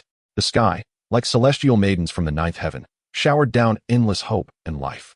In but a moment, the new heavenly Tao came into being. As for why one would obliterate the heavenly Tao only to recreate it, this is because Lu Ji is one of the fated children of this world. He is destined by the heavenly Tao, and should anyone seek to harm him, the heavenly Tao would likely intervene. Of course, this is merely speculation, but to prevent such conjectures from materializing, Yang Tian took the initiative. Although this new heavenly Tao was weak, since he had decided to act, he preferred to do so decisively. Thus, by creating a new heavenly Tao, this entity would naturally obey Yang Tian's commands. When the time came for him to return to the Dragon Ball world, this heavenly Tao would continue to protect Gao Yao. Wow, the group leader is incredible. To be able to create a heavenly Tao, Zhang Chulan exclaimed. This level of power is truly unfathomable, almost rivaling that of a deity. Peter Parker was deeply shocked. The group leader's prowess is astonishing. Zhao Linger cheered. The group leader's abilities are terrifying, comparable to the creator deity Pangu from myth. One might say, Han Fei marveled. Unheard of and unseen. It's as if a deity of creation has descended upon us. Yuan Dega's expression was utterly captivating. Wow, amazing. No wonder he is the group leader. Gao Yao, lacking in education, could only utter a simple exclamation in awe. All right, now that the new heavenly Tao has emerged, I command you, newly birthed heavenly Tao, to transport Lu Ji before me. Yang Tian spoke coldly. As soon as the words left his mouth, with a whoosh, a lecherous man materialized before Yang Tian. This man was none other than Lu Ji. His visage was identical to Lu Bang from the television series. As soon as Lu Ji appeared, he looked around in bewilderment. Where's this? How did I end up here? This is strange. Wasn't I just enjoying a farewell feast at Fan Quais? Lu Ji mumbled, still clutching a half-finished cup of wine. Before coming here, he had even been toasting with farewell wine, quite the character. Without further ado, Yang Tian declared, everyone, go for it. Following the same procedure as with Yi Xiaochuan. Let him experience the process. I want to see him in a state of despair, unable to live or die. Group leader, allow me to take the lead. Zhang Chulan seized the cleansing blade with his thoughts and swung it towards Lu Ji's groin. I will kill you all. Lu Ji screamed frantically. What followed was a merciless execution, with each participant unable to bear the brutality. After Lu Ji had been executed 1,000 times, Yang Tian finally tossed him together with Yi Xiaochuan. At this moment, both Lu Ji and Yi Xiaochuan wore expressions devoid of hope, their countenances blank and desolate. Then, Yang Tian turned to Gao Yao and suggested, Gao Yao, since you have amassed 100,000 points and wish to avoid being bullied, I recommend you pursue immortality. Purchase cultivation in the chat group mall and embark on the path of the immortal. According to my estimations, you can elevate your cultivation to a remarkable level, rendering you nearly invincible in this world. Moreover, with the assistance of this heavenly Tao, you will be able to achieve nearly anything you desire. The realm of immortal cultivators is divided into 7 stages: Qi refining, foundation establishment, golden core, nascent soul, transformation, great ascension, and tribulation crossing. Beyond these lies the realm of immortals, which is further divided into true immortal, golden immortal, great Luo golden immortal, and Hunyuan Wujdi great Luo golden immortal. The great Luo golden immortal is considered a heavenly Tao level powerhouse. The Hunyuan Wujdi great Luo golden immortal embodies the Tao, also known as the one who tears apart the Tao and creates it anew. Above that lies the transcendence beyond the Tao. Even if you only reach the tribulation crossing stage, you will share longevity with the heavens. This stage signifies a semi-mortal state, allowing for eternal life. True immortals can exist eternally, even if the world perishes. As long as they are not killed, they can live forever. Beyond that, the strength and complexity only increase. Hence I suggest you pursue immortality. Group leader, I shall heed your advice. Gao Yao exclaimed with exhilaration. Immortal cultivation. In the past, that was something I wouldn't even dare to imagine, but now, after joining this chat group, it is actually attainable. My predetermined tragic fate can thus be altered. This is truly exhilarating. With that thought, Gao Yao immersed himself in the chat group mall, fervently spending points to acquire cultivation. In no time, Gao Yao's cultivation soared from nothingness. Beginning at the first level of qi refining, he swiftly ascended to the pinnacle of qi refining. Then came the foundation establishment phase, followed closely by the golden core stage. Yet, he did not stop there until he broke through to the peak of the nascent soul stage. I have already reached the nascent soul stage. This sensation is indescribably delightful. Gao Yao soared into the air, laughing towards the heavens. The nascent soul ancestor, terrifying indeed. Zhang Chulan gasped in awe. Brother Gao Yao is amazing. When we return to my world, I shall also spend points to become formidable. Zhao Linger cheered with joy. Everyone congratulated him, their admiration unceasing. This is merely the cultivation realm I attained after expending 10,000 points. If I were to deplete the remaining points, my cultivation would likely reach the great ascension stage. Gao Yao's face was alight with exhilaration. Group leader, now that I have become an immortal cultivator, would it be too much to ask to serve as a national master in this world? Gao Yao was suddenly filled with exuberance, a sense of elation washing over him. The national master, naturally, is the teacher of the nation, the emperor's mentor. Upon hearing this, Yang Tian could not help but be rendered speechless momentarily. After a brief chuckle, he remarked, "Be bold, and cast your gaze further into the future. Not only could you become the national master, but even ascend to the throne as emperor. Ruling this world and uniting the globe would not be excessive." After a moment of contemplation, Gao Yao replied slowly, "I still possess a degree of self-awareness. I believe it is best for me to remain as the national master. As emperor, I fear I might lack the governance skills required and become a historical pariah. It is better to be the national master, allowing me to live freely and indulge in life, as the burdens of being emperor are too great." Yang Tian nodded slowly. "Very well, that is your choice, and I shall not pry further. Thank you, esteemed group leader. My ability to alter my fate is entirely due to your guidance, and I am immensely grateful," Gao Yao exclaimed with excitement. Han Fei chimed in our chat group, with the presence of our esteemed leader. "Conquering the myriad realms is but a trivial task. We merely need to follow in the leader's wake, like a flying pig. Our esteemed leader is truly remarkable." Zhang Chulan praised fervently. The others, like fervent admirers, joined in a chorus of flattery. Now that the group task has been completed and the necessary punishments administered, let us all return to our respective worlds. This world belongs to Gao Yao, so let him relish a life akin to paradise. With that, Yang Tian willed his thoughts, and he was transported back to the Dragon Ball world. The other group members, seeing their esteemed leader had departed, also returned to their own realms. As for Gao Yao, he dragged the castrated Lu Ji and Yi Xiaochuan to Xianying City. His purpose was to become the national master and deliver 2 eunuchs to Qin Shi Huang. He would not easily let Yi Xiaochuan and Lu Ji escape his grasp. In the days to come, he intended to torment the 2 of them relentlessly, finding solace in their suffering. Chapter 7. Newcomers join the group. Dragon Ball World. Universe 11. Yang Tian lounged in a chair, crossing his legs. Margarita stood by, attending to him. Having returned from the mythological world, Yang Tian felt an immediate sense of rejuvenation. The essence of doing as one pleases is precisely this: engaging solely in the pursuits that ignite one's passion and refraining when one does not wish to continue. This, too, embodies a form of freedom. How exhilarating it is to be invincible. As for feelings of loneliness and boredom, they are non-existent. The joy of invincibility is beyond imagination. Margarita, take me to soak in a hot spring. As for anything unpleasant, let it be where it may. Yang Tian commanded. Yes, Your Majesty. Margarita responded, her voice trembling. As you wish, Your Majesty. She smiled. With that, Margarita gently tapped the ground with her angelic staff. Soon, a green light enveloped Yang Tian and Margarita, transporting them to a location abundant with hot springs. Meanwhile, on their journey in search of the springs, the other members of the chat group had already expended their points, achieving personal advancements. As time flows differently across the myriad realms, the group members shared their joys after utilizing their points. All members, I have purchased the Super Dark Shining Diga transformation device from the Points Shop, Yuan Daegu announced. According to the system's description, the Super Dark Shining Diga is an enhanced version that amalgamates both Dark Diga and Shining Diga. As it is a strengthened variant, it bears the prefix Super. I believe With my prowess, I could easily overpower Digga himself. Han Fei replied, "Congratulations, Yuan Daegu. Your strength has seen a tremendous enhancement. However, if you were to lose the transformation device, you would lack the means of self-defense. Are you certain you do not wish to bolster your physical strength?" Yuan Daegu reassured him, "Thank you for your concern, Han Fei, but there is no need for worry. I have invested all my remaining points into upgrading the transformation device. Furthermore, I have bonded with it through blood, and it is no longer merely a transformation device. According to the enhancement system, I am now on the path of weapon cultivation, focusing on upgrading my innate weapon, rendering it capable of overcoming myriad techniques. My body and inherent strength will also be reinforced by the transformation device.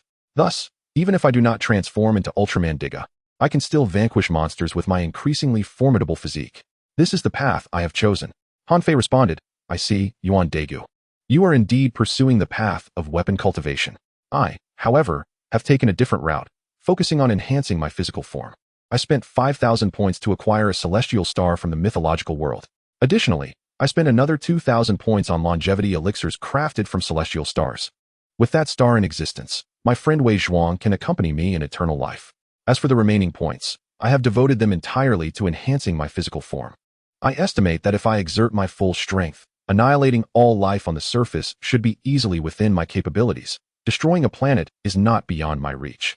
Thus, who in this world could conspire against me? Who could stand as my equal?" Yuan Daegu exclaimed, "Han Fei, impressive. I thought you were a strategist. I did not expect you to delve into power." Han Fei clarified, "Understand this. I may not need power, but I cannot be without it. Do you comprehend, Yuan Daegu?" Yuan Daegu replied, "I understand, I understand." Peter Parker interjected, "Han Fei, indeed, I am in awe." Han Fei asked, "Peter Parker, how did you utilize your points?" Yuan Daegu added eagerly, "Yes, Peter Parker, do share." Peter Parker explained, "I resurrected my Uncle Ben. I remain on the Spider-Man path, which bears some resemblance to Ultraman Digga's journey. I preserved my powers and abilities, continuously enhancing them, until, quite unexpectedly, I shot a web that ensnared my parallel universe self. I realized I had become capable of traversing multiple parallel universes at will. The total points I expended amount to roughly 90,000. Zhao Linger exclaimed, "Wow, you all are so impressive. As for me, I spent all my points on cultivating immortality. My cultivation level has reached the transcendent stage. With this, no sect leader or water demon can stand against me." Zhang Chulan declared, "I chose the same path as Linger. I too opted for the route of immortality. My world is already akin to a low-level cultivation setting, so investing points in cultivation has a significant impact, essentially a dimensional suppression. I have also exhausted my points, and my cultivation has entered the ranks of the transcendent stage. Henceforth, regardless of the dangers I encounter, I shall push through with ease." Gao Yao laughed heartily. "Since you all have achieved remarkable advancements, I shall no longer lurk in the shadows. I am now the national master of the Great Qin and have devised plans for global unification. Upon your return, I acquired a world map for Emperor Shi Huang from the Point Shop. With me at the helm, wherever my sword reaches, there lies the territory of Great Qin. My strength has also barely entered the transcendent stage. I have renamed Yi Xiaochuan to Zhao Gao, while Lu Ji is now Lu Duan Diao. They have both become like walking corpses, yet I still revel in tormenting them daily. Ha! There is no greater joy in life." Zhao Linger congratulated, "Congratulations, Gao Yao brother. I am genuinely happy for you." Han Fei praised, "Gao Yao remarkable." Yuan Daegu added, "Seeing everyone's strength has seen such tremendous enhancement, I am reassured. No group member will suffer harm any longer." Zhang Chulan affirmed, "Indeed, with my current strength, unifying the world is hardly excessive. However, I am a rational individual and harbor no perverse ambitions, unless someone seeks to extinguish my existence." Yang Tian, group leader, quite commendable.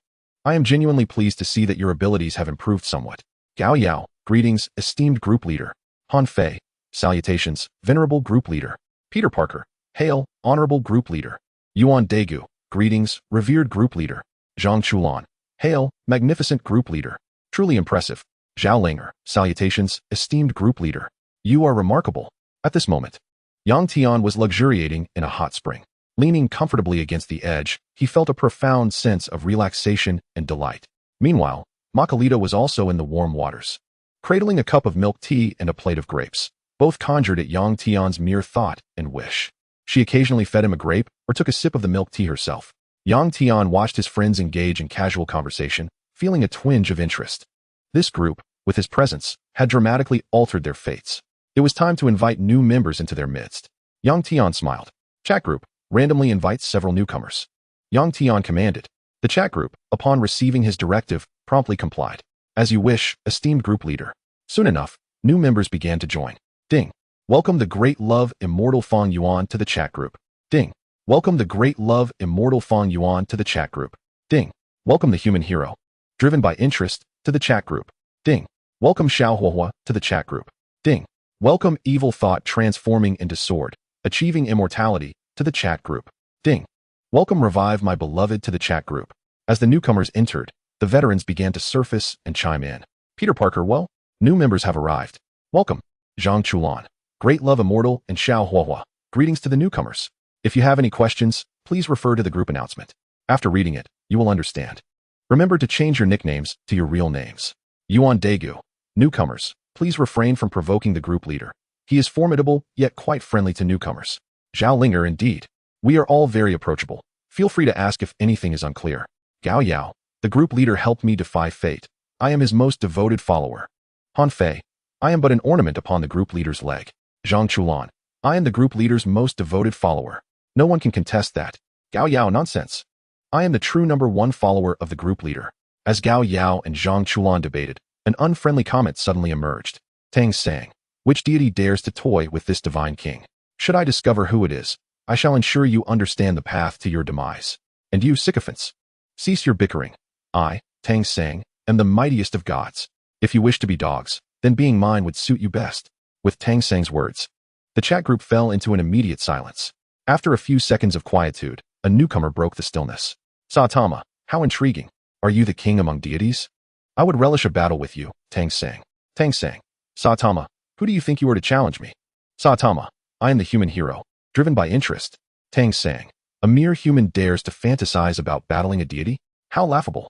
Saitama. Tang sang. Your arrogance is truly astonishing. Xiao Huahua. The newcomers are trembling in fear, too scared to speak. Tang sang. Saitama. Xiao Huahua. Silence is your best option.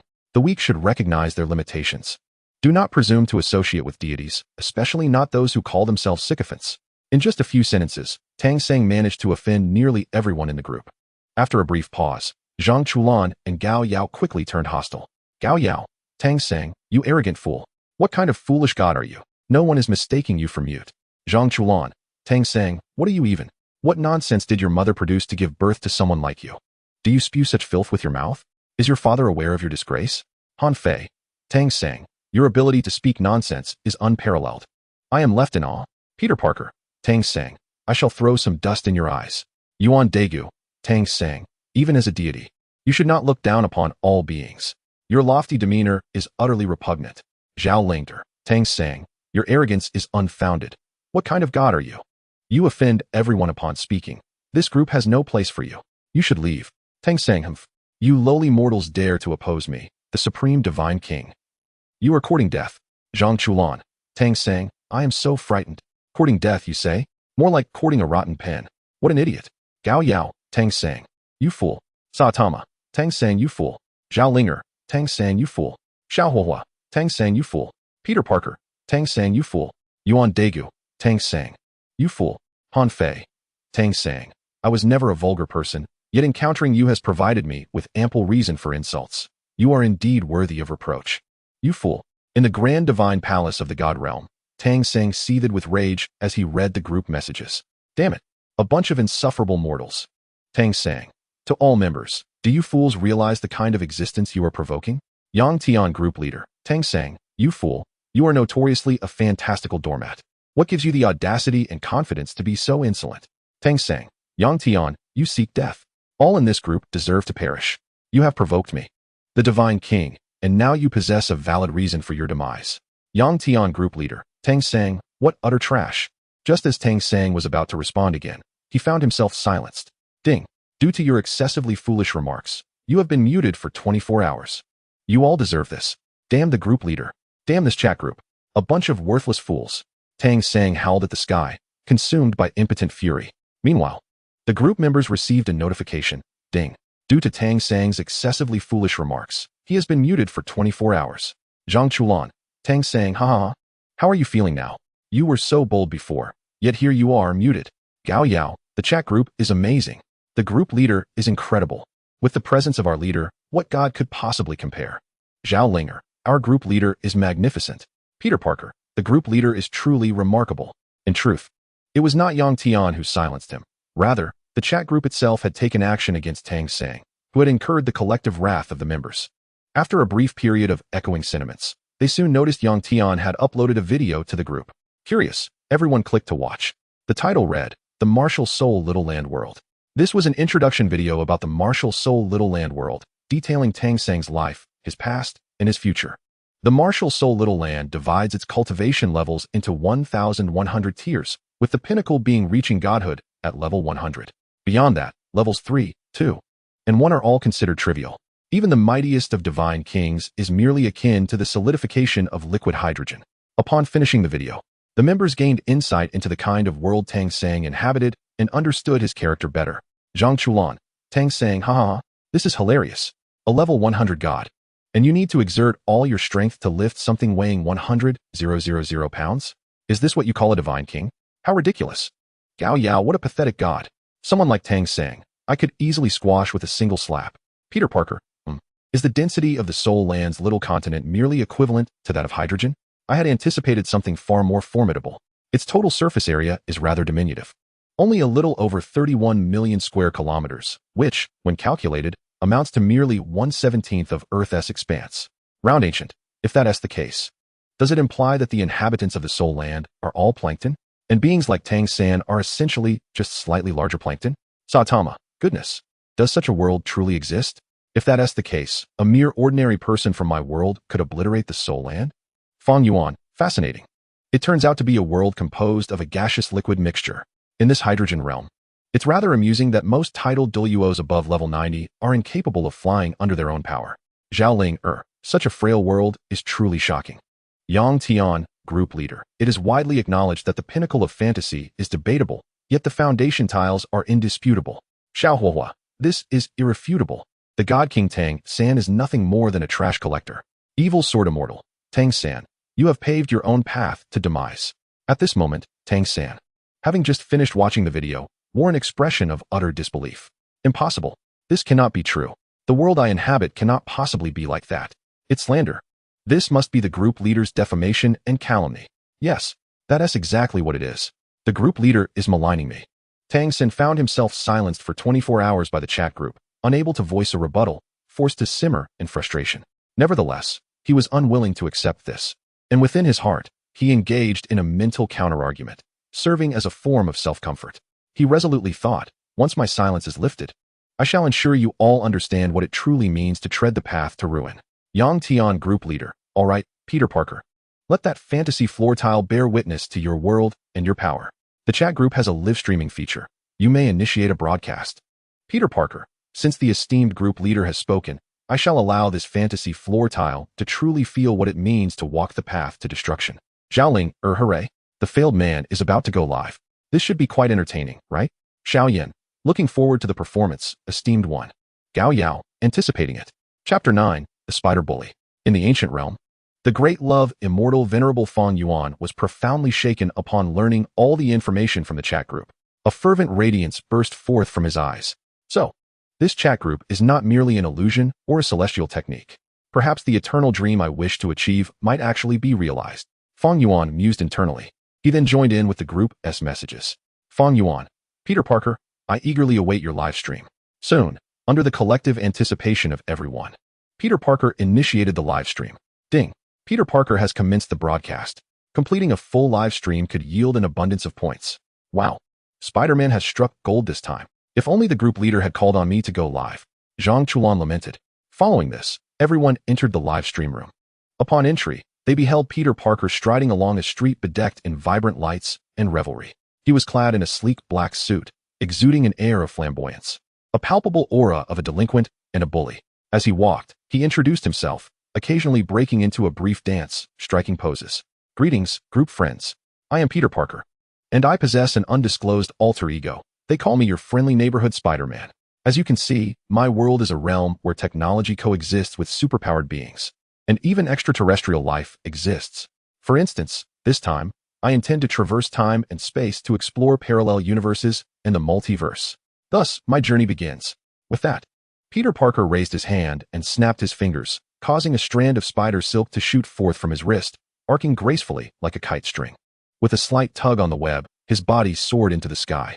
The perspective widened, revealing towering skyscrapers, while the pedestrians below shrank into insignificance. He remained clad in his black suit, and the title of Spider Bully was thus established. Next, he was seen soaring through the air, akin to a fish in the ocean, reveling in his flight. Soon, the void began to warp, and a time-space portal slowly materialized. As the portal fully solidified, Peter Parker stepped boldly into it, his form vanishing in an instant. The time-space portal swiftly healed, returning to its original state. Meanwhile, the group members were sending various comments. Zhang Chulan, he seems a bit flamboyant. Quite arrogant. Zhao Ling you know, he is actually somewhat handsome. Xiao Huo Wow, impressive. Fang Yuan, indeed quite impressive. It evokes distant memories. In the parallel dimension, the Garfield version of the Extraordinary Spider-Man universe, Peter Parker appeared out of thin air. From his perspective, he could see a clock tower. At that moment, atop the clock tower, the Extraordinary Spider-Man was confronting the Green Goblin, Harry Osborn. The Green Goblin held Gwen Stacy hostage in his grasp. Spider-Man, I will make you taste the agony of despair. The Green Goblin cackled maniacally. In an instant, he hurled Gwen Stacy from the clock tower. Gwen plummeted rapidly from the tower. No, Gwen, the Extraordinary Spider-Man cried out. He immediately shot a strand of spider silk, attempting to save her. However, someone was swifter. Our bully Spider-Man flashed into position beneath Gwen. He extended his arms, catching her securely in a princess embrace. Subsequently, Peter Parker lifted Gwen, using his legs to propel himself upward. With a gentle leap, he soared against the current, momentarily appearing atop the clock tower. Peter Parker stood triumphantly on the clock tower, gently setting her down. At that moment, the Extraordinary Spider-Man had evaded the Green Goblin and swung over, firing a strand of spider silk. Gwen, are you all right? The Extraordinary Spider-Man inquired, concern etched on his face. Peter, I'm fine. Gwen shook her head slightly. The Extraordinary Spider-Man then turned to Peter Parker. Who are you? He asked, curiosity glinting in his eyes. Hello, I am Peter Parker. I am also Spider-Man, hailing from another parallel universe. Peter Parker beamed, introducing himself. Thank you so much, Peter. If anything had happened to Gwen, I could never forgive myself for eternity. The Extraordinary Spider-Man expressed, relief flooding his voice. Well, my advice is, in such situations, never attempt to use spider silk to save someone, otherwise, you will regret it for a lifetime. Peter Parker cautioned. Thank you for your advice. I shall remember it. The Extraordinary Spider-Man nodded. Wow. Peter from the parallel universe is truly unbelievable. Gwen exclaimed in astonishment. All right, your reflexes are too slow. The Green Goblin is coming again. Let us deal with him first. Peter Parker urged. Indeed, the two followed their gaze to see the Green Goblin, gliding toward them on his glider. Damn you, Peter. I will kill you all. The Green Goblin roared, adjusting his glider to charge at the three. His glider suddenly extended sharp blades, aimed to pierce through them. I'll sprinkle a bit of ash in your eyes. Peter Parker sneered, delivering a casual punch. It was an unremarkable punch. Bang. Boom. In an instant, the Green Goblin was obliterated as if struck by a nuclear explosion, his form disintegrating into nothing but a cloud of dust scattered in the air. Oh dear. Are you Superman? Gwen Stacy stared at him in astonishment. Wow. You are incredibly strong, handsome, and powerful. The Amazing Spider-Man was utterly taken aback. Peter Parker chuckled and patted the shoulder of the Amazing Spider-Man, saying, I comprehend the predicament you and Gwen find yourselves in. As long as you two are together, Gwen's safety will inevitably be compromised. Therefore, I have devised a solution that benefits everyone. What solution? The Amazing Spider-Man looked at Peter Parker in bewilderment. That is to make Gwen a Spider-Man as well. What? I can also become a Spider-Man? Gwen exclaimed in utter surprise. Absolutely, Peter Parker declared emphatically. After a moment of contemplation, the Amazing Spider-Man frowned and asked, but how will you accomplish that? Do not fret, I am prepared. All it requires is for this mutated spider to bite Gwen, Peter replied, producing a mutated spider from his pocket. This, of course, was acquired from the chat group's marketplace. He had previously spent over 90,000 points, with a few thousand remaining, and for merely 100 points, he had redeemed the same mutated spider that bit Garfield. What? Where did you get this thing? The Amazing Spider-Man was astounded. I traversed through numerous parallel universes to procure a spider that can transform someone into a Spider-Man. Seems reasonable, right? After all, you became a Spider-Man just by being bitten by a spider, so why the surprise? Peter Parker remarked in disbelief. Wow, this is so cool. Gwen eagerly snatched the spider. She then pressed the spider against her hand, allowing it to bite her. Oh shit, Gwen cried out in pain, cursing as she swiftly swatted the spider dead. However, this was inconsequential. Since Gwen had already been bitten, she would undoubtedly become a Spider-Man, regardless of the spider's fate. Let's go. Take her down. Peter Parker leaped forward, swinging a web in midair, landing gracefully on the ground. The Amazing Spider-Man followed closely behind with Gwen in tow. Upon arriving at the Amazing Spider-Man's home, Gwen took a brief 10-minute nap. When she awoke, her body had undergone a transformation. She felt a spider sense, enabling her to evade danger. Her agility had drastically improved, and she possessed immense strength. Climbing and hanging upside down on the walls was effortless. It worked. I can be Spider-Woman, Gwen exclaimed with rapture. Observing this, the Amazing Spider-Man immediately produced 2 web shooters and handed them to Gwen. Put these on. Let's head outside and test them, he said excitedly. The two ascended to the rooftop, where the 2 spider people swung between skyscrapers, weaving webs in the air. Henceforth, this parallel universe gained an additional Spider-Woman. Male and female spiders often appeared together to combat crime, always embarking on their adventures side by side. Now that your fates have been rewritten by me, I bid you farewell. Peter Parker sauntered away with a flamboyant gait, phasing through walls and vanishing. He embarked on another journey through time and space. Meanwhile, the chat group members sent messages in Peter Parker's livestream. Fan Yuan, the bully, is incredible. He altered Gwen's demise, which has left many unresolved emotions. Xie Jianxian, it's all right. The joys and sorrows of life are inevitable. There's no need to change these fated outcomes. It's best to let nature take its course. I can't quite comprehend your thoughts. Han Fei, Xie Jianxian, your perspective is somewhat dangerous. Joining this chat group is precisely to alter one's predetermined fate, isn't it? Gao Yao, Xie Jianxian, if your intention in joining this chat group isn't to defy fate, then why not leave the group? Fan Yuan, Xie Jianxian, a person's life is about going against the heavens, defying destiny. Even if one becomes immortal, it is still an act against heaven's will. Zhang Chulan. In truth, we don't necessarily have to defy fate. It suffices to cling tightly to the thigh of the group leader. Chapter 10, Spider-Gwen. When Peter Parker reappeared in the guise of Spider-Bully, he found himself in another parallel universe. This was a battlefield, surrounded by crumbling ruins and desolation. Peter greeted the viewers in the live stream while explaining which universe he had entered. Hello, everyone. This time I have arrived in a parallel universe known as Marvel. At this moment, a being named Thanos seeks to gather the 6 Infinity Stones once more to annihilate all life in this universe. Without further ado, I shall ascend to thwart him. At that moment, Thanos stood facing off against Captain America, Captain Marvel, Iron Man, Doctor Strange, and others, engaged in the endgame battle. The 6 Infinity Stones had already fallen into Thanos' grasp. He sent Captain Marvel flying with a punch and was about to snap his fingers when he saw Peter Parker summon the 6 Infinity Stones into his hands. Who are you? Thanos asked, a look of disbelief on his face. I am Peter Parker from a parallel universe, the one and only Spider-Man. Prepare to eat my dust. Peter Parker grinned wickedly. After revealing his identity, he wasted no time and snapped his fingers. Oh, poor thing, are you about to cry? Ha! Now vanish. Snap. Boom. A blinding light erupted, and the entire world seemed to explode. Soon, a scene of shocking magnitude unfolded. Thanos' army was reduced to ashes, scattering like dust in the wind. Doctor Strange raised a finger, gesturing to Iron Man. Do you mean he is the conclusion you predicted, allowing this Spider-Man to snap his fingers? Iron Man inquired. Damn it. The one and only snapping fingers. What I mean is that this outcome is a variable. Doctor Strange retorted irritably. Is that so? But no matter how I look at it, it seems to imply that the one and only will snap his fingers. Iron Man shrugged, expressing disbelief. Goodbye. Peter Parker vanished in a flash of light, leaving behind the 6 Infinity Stones that fell to the ground, as if the previous events had been nothing but a dream. Yet, they had indeed transpired. Chat friends, this time I am heading to the parallel world of Universe 65, the realm of Spider-Gwen. In this world, Peter Parker was bullied at school and, feeling discontent, injected himself with lizard serum, becoming the lizard. Meanwhile, Gwen was bitten by a radioactive spider, and as you all know, she became Spider-Woman. In a battle between the lizard and Spider-Gwen, Peter suffered fatal injuries, leading Gwen to discover that the lizard was her only friend, Peter Parker. Peter Parker explained. Zhang Chulan. No need to explain that. I've seen the videos uploaded by the group leader about Spider-Man and already know.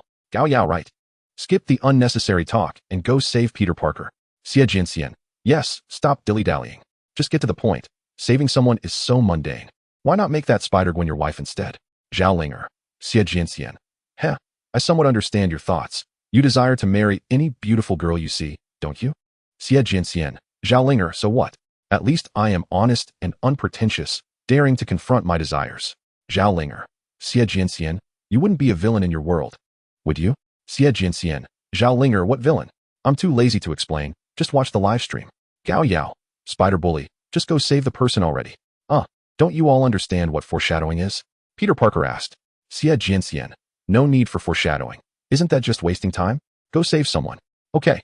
I won't waste any more words. Peter Parker vanished in a flash. He traversed the fabric of time once more, arriving at the epicenter of the fierce clash between Spider-Gwen and Lizard Peter. More precisely, he found himself hovering directly above them.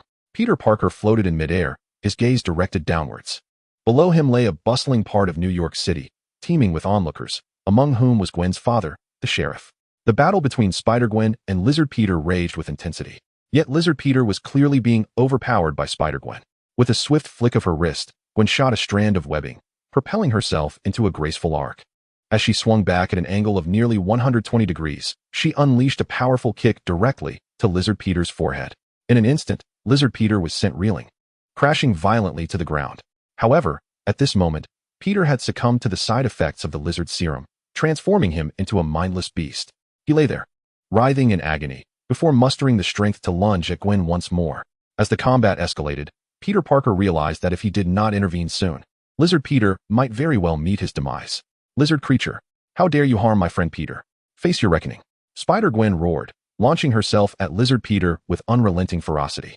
Unbeknownst to her, the creature she was attacking was, in fact, Peter. Thus, her strikes were devoid of mercy. Suddenly, Gwen's spider sense tingled, but before her body could react, she found herself transported to an unfamiliar location. She had materialized in a desolate expanse, utterly devoid of life. At the same moment, she noticed that the lizard had accompanied her to this strange terrain. Just as she prepared to continue her assault, an unexpected figure materialized, blocking her path. Gwen, enough. Take a moment to recognize whom you are attacking. Upon realizing the identity of the newcomer, Gwen hesitated. You are also a Spider-Man. Without a moment's pause, she raised her wrist, flicking her fingers to shoot a web at Peter Parker. He caught the webbing, yanked it towards him, and retaliated with a strand of his own. Oh, my heavens, you truly are a remarkable being like me. Have you been bitten by a spider as well? Gwen inquired with curiosity. Well, that is of little consequence.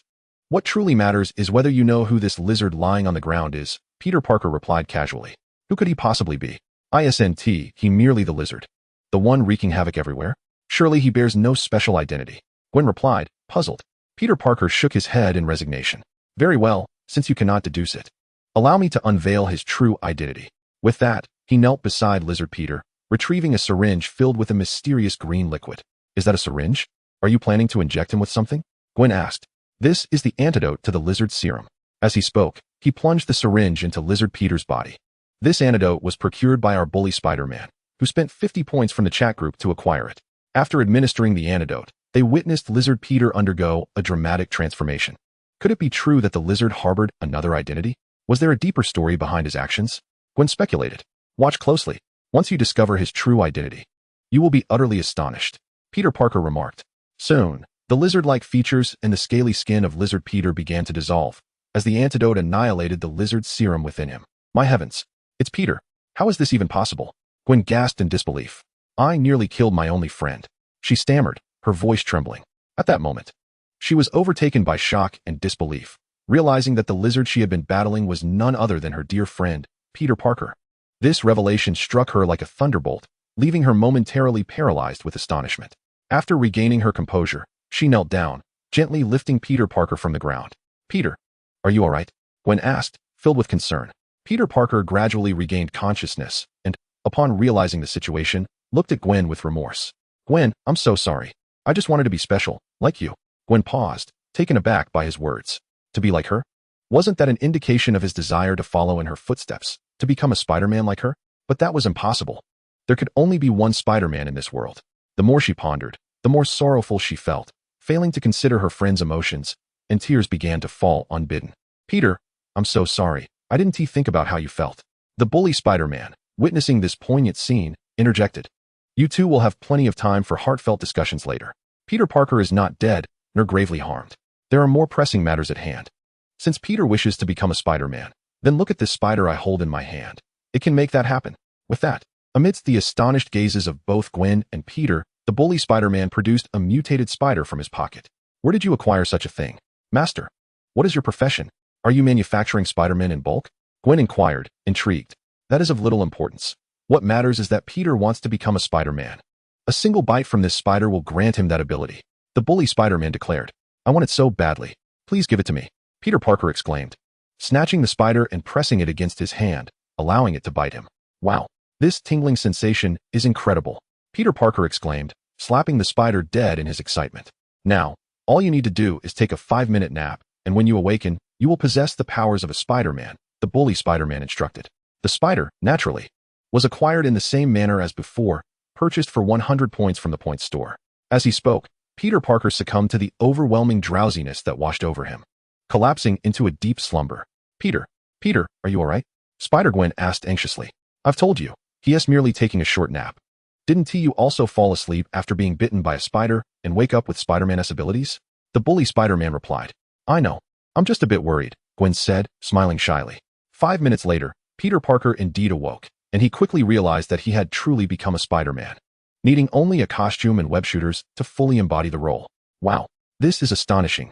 I have actually become a Spider-Man, Peter Parker exclaimed, brimming with excitement. Spider-Gwen shared in his joy. This is wonderful. Now we can fight side by side. The bully Spider-Man smiled, prepared to congratulate them, when suddenly a wormhole opened in the void. What is happening? The bully Spider-Man frowned. In the next moment, a figure emerged from a hexagonal time portal. His appearance was unmistakably that of a Spider-Man, yet with notable differences. He bore venomous fangs and sharp claws, with spines protruding from his arms. He possessed half of a Spider-Wolf gene, rendering him somewhat larger and more formidable. Additionally, he wore a specialized wristwatch designed for traversing time and space. You are Spider-Man 2099? The bully Spider-Man inquired, taken aback. Based on the video uploaded by the group leader, it is apparent that he is familiar with the individual before him. Spider-Man 2099, whose true name is Miguel O'Hara, has established the headquarters of the Spider Alliance, gathering various Spider-Men from countless parallel universes. His purpose is to safeguard the web, also known as the Spider-Man Multiverse. In simple terms, it refers to the universes that contain Spider-Man. These universes share subtle connections, being both similar and distinct, woven together like a vast net, hence the term web. The fate and destiny of each Spider-Man are predetermined. For instance, the death of Gwen's father, the sheriff, is an experience every Spider-Man across these universes must endure, as well as Gwen's own demise, which is also inevitable. The deaths of Uncle Ben and Aunt May are likewise fated. Gwen, Spider-Man's girlfriend, is bound to perish as well. In the universe of Spider-Gwen, the lizard, Peter Parker, is also destined to die. This is fate. Should anyone attempt to alter these established destinies, the affected universe will succumb to collapse. Each universe that vanishes will result in a further tear in the web. The mission of Spider-Man 2099 is to protect the web and the Spider-Man multiverse. Should anyone disrupt these significant events and damage the web, he will take action to restore order. At this moment, a chilling wind begins to blow, casting a shadow over the sky, which becomes dark and oppressive. 2099 slowly removes his mask, somewhat surprised. I didn't expect you to know me, but it matters not. My goal is to restore order. His expression grows cold. Peter Parker, you are a destroyer of the web. Your interference is causing this universe to approach collapse. Because of your reckless actions, how many innocent lives will be lost? To prevent you from continuing to damage the web, I shall apprehend you today. 2099 declares icily. Try if you can. The bully Spider-Man retorts. 2099 steps forward. Very well. I shall make my move.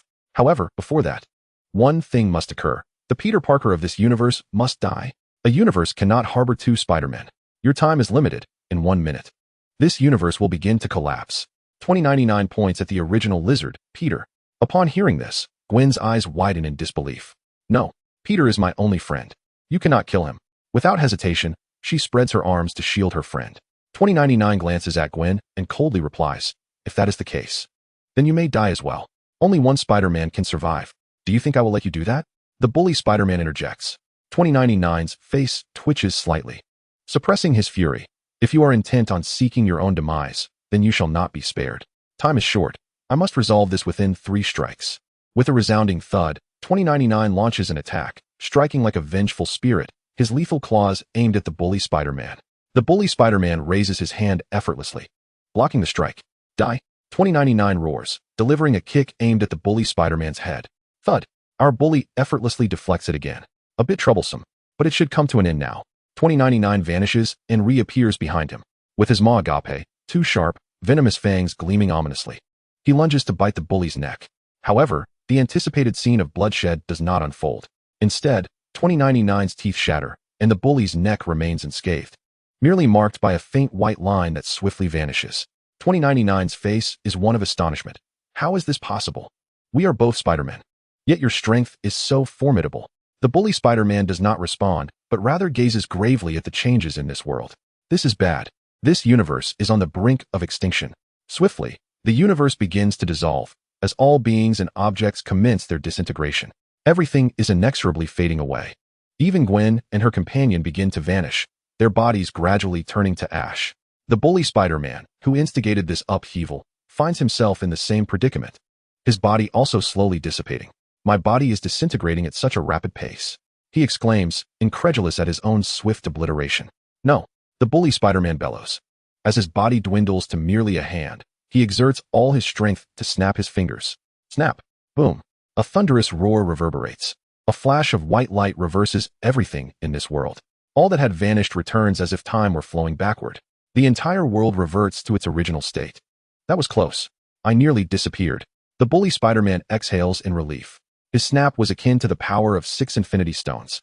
By summoning all his strength, he mimicked the power of the 6 stones, altering the rules, reshaping everything. Yet, his full strength could only modify a single universe, unable to simultaneously amend the rules of all Spider-Man multiverses. What on earth are you? How can you achieve such unfathomable feats? 2099 asks, astonished. The bully Spider-Man grins. So, do you still intend to stop me? A moment of melancholy crosses 2099's face, soon replaced by determination. Even if I cannot stop you this time, I shall return when you next threaten the web. Next time, you will face the entire Spider Alliance. With that, 2099 slowly reassembles his mask and activates a hexagonal time-space portal via his wristwatch. Without a moment's hesitation, he swiftly turns and steps into it, vanishing from sight. The bully Spider-Man gazes at the spot where he disappeared, remaining silent for a few moments before immersing himself in the chat group. His first action is to reach out to the group leader. Peter Parker, Yang Tian, great leader, I require your assistance this time. Zhao Lingerwao. What matter requires the great leader's intervention? Gao Yao. It must pertain to the Spider-Man multiverse, right? Saitama. I am eager to witness the leader's prowess. In the Dragon Ball universe, Universe 11, at this moment, Yang Tian, during the time Peter Parker has been live-streaming, is leisurely enjoying a hot spring. After sipping the milk tea held by Makalita, he notices someone calling for him and checks the chat group. He discovers that Spider-Man has reached out. Yang Tian group leader. Peter Parker, are you not live-streaming? What issue do you wish to address? Peter Parker, Yang Tian, great leader, with my current strength. I can only alter the rules of one universe, which is simply too slow. Therefore, I seek your intervention to change the rules of my multiverse, to amend those destined sorrows and fates. Yang Tian ponders for a moment, smiles, and thinks to himself that he initially expected something significant, only to find it a trivial matter. With a thought, he reaches across countless dimensional barriers, traversing innumerable planes and multiverses. He pierces through the myriad realms, shattering all boundaries until he finds Peter Parker's multiverse. With a single thought, he modifies the rules of that multiverse. With Yang Tian's current prowess, a mere hint from Peter Parker suffices. There is no need for further elaboration for him to comprehend which rules he is being urged to amend. Naturally, Peter Parker yearns to alter the fated tragedies, the demise of Gwen, the sheriff, Aunt May, and Uncle Ben. He seeks to transform these predetermined destinies into scenarios imbued with joyous conclusions. Furthermore, he wishes to abolish the notion that the death of Spider-Man or any singular event could precipitate the obliteration of the universe. No individual factor should ever lead to the collapse of existence. These, indeed, are the rules that Yang Tian has modified. Yang Tian, group leader. Peter Parker, it is done. The changes have been implemented with remarkable ease. Peter Parker, wow, incredible. You're amazing, group leader. Saitama, this isn't some kind of trick, is it? I didn't see anything happen. Zhang Chulan, Saitama, you don't understand a thing. The group leader's power is beyond your imagination. Just because you didn't see it doesn't mean it wasn't accomplished. Gao Yao, Saitama, what are you thinking? How can anyone still question the group leader's might at this point? Yuan Daegu, Saitama, there is truly no need for skepticism. The group leader's abilities have transcended conventional understanding. Saitama, Peter Parker, the power of the group leader is indisputable. Saitama, Peter Parker, Tang Sang, you pathetic God King, I trust you've witnessed my live stream. Do you now understand what it means to hold the path of death? With just a snap of my fingers in your world, I could effortlessly annihilate everything you know.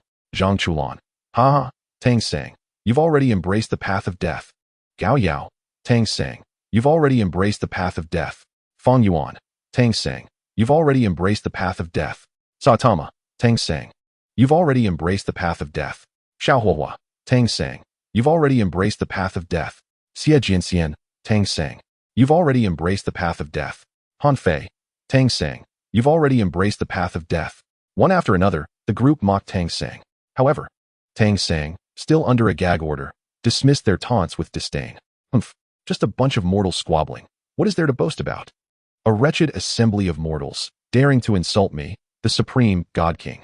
Should I ever set foot in your world, I shall ensure your annihilation with my hidden weapons. The flames of fury blazed in Tang Sang's eyes. Yet, bound by his silence, he could only seethe in silence. Gao Yao, Tang Sang, stop playing dead and speak. Han Fei, Gao Yao, he can't respond. He is still under a gag order. Zhang Chulan, it's truly dull that Tang Sang can't come out to have his face slapped. What a pity. Peter Parker, friends, I must log off now. After sending this message, Peter Parker promptly closed the live stream. Concurrently, the rewards for the session were distributed. Ding. Congratulations to Peter Parker for completing a live stream. The reward is 5,000 points. Zhang Chulan, wow, I'm envious. Earning 5,000 points from just one live stream is quite a windfall. After glancing at the group messages, Yang Tian casually lifted Tang Sang's gag. Ding. Group member Tang Sang has been unmuted. As soon as he regained his voice, he leapt forth. Tang Sang, haha. You ignorant mortals, do you comprehend the consequences of provoking this God King? Fang Yuan, Tang Sang, what consequences? Merely the path of death, repeated ad nauseum. Can you conjure anything more original? Chapter 11, Group Task, Execute Tang Sang. Tang Sang, Fang Yuan, huh? You understand my motto well. Everyone in this group deserves to perish.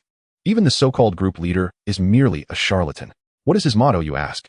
It is, of course, you have already embraced the path of death. Upon hearing this, all group members grew furious. Fang Yuan, Tang Sang, you are not but a jester. I have effortlessly crushed creatures like you countless times. Peter Parker, Tang Sang, your plight is truly pitiable.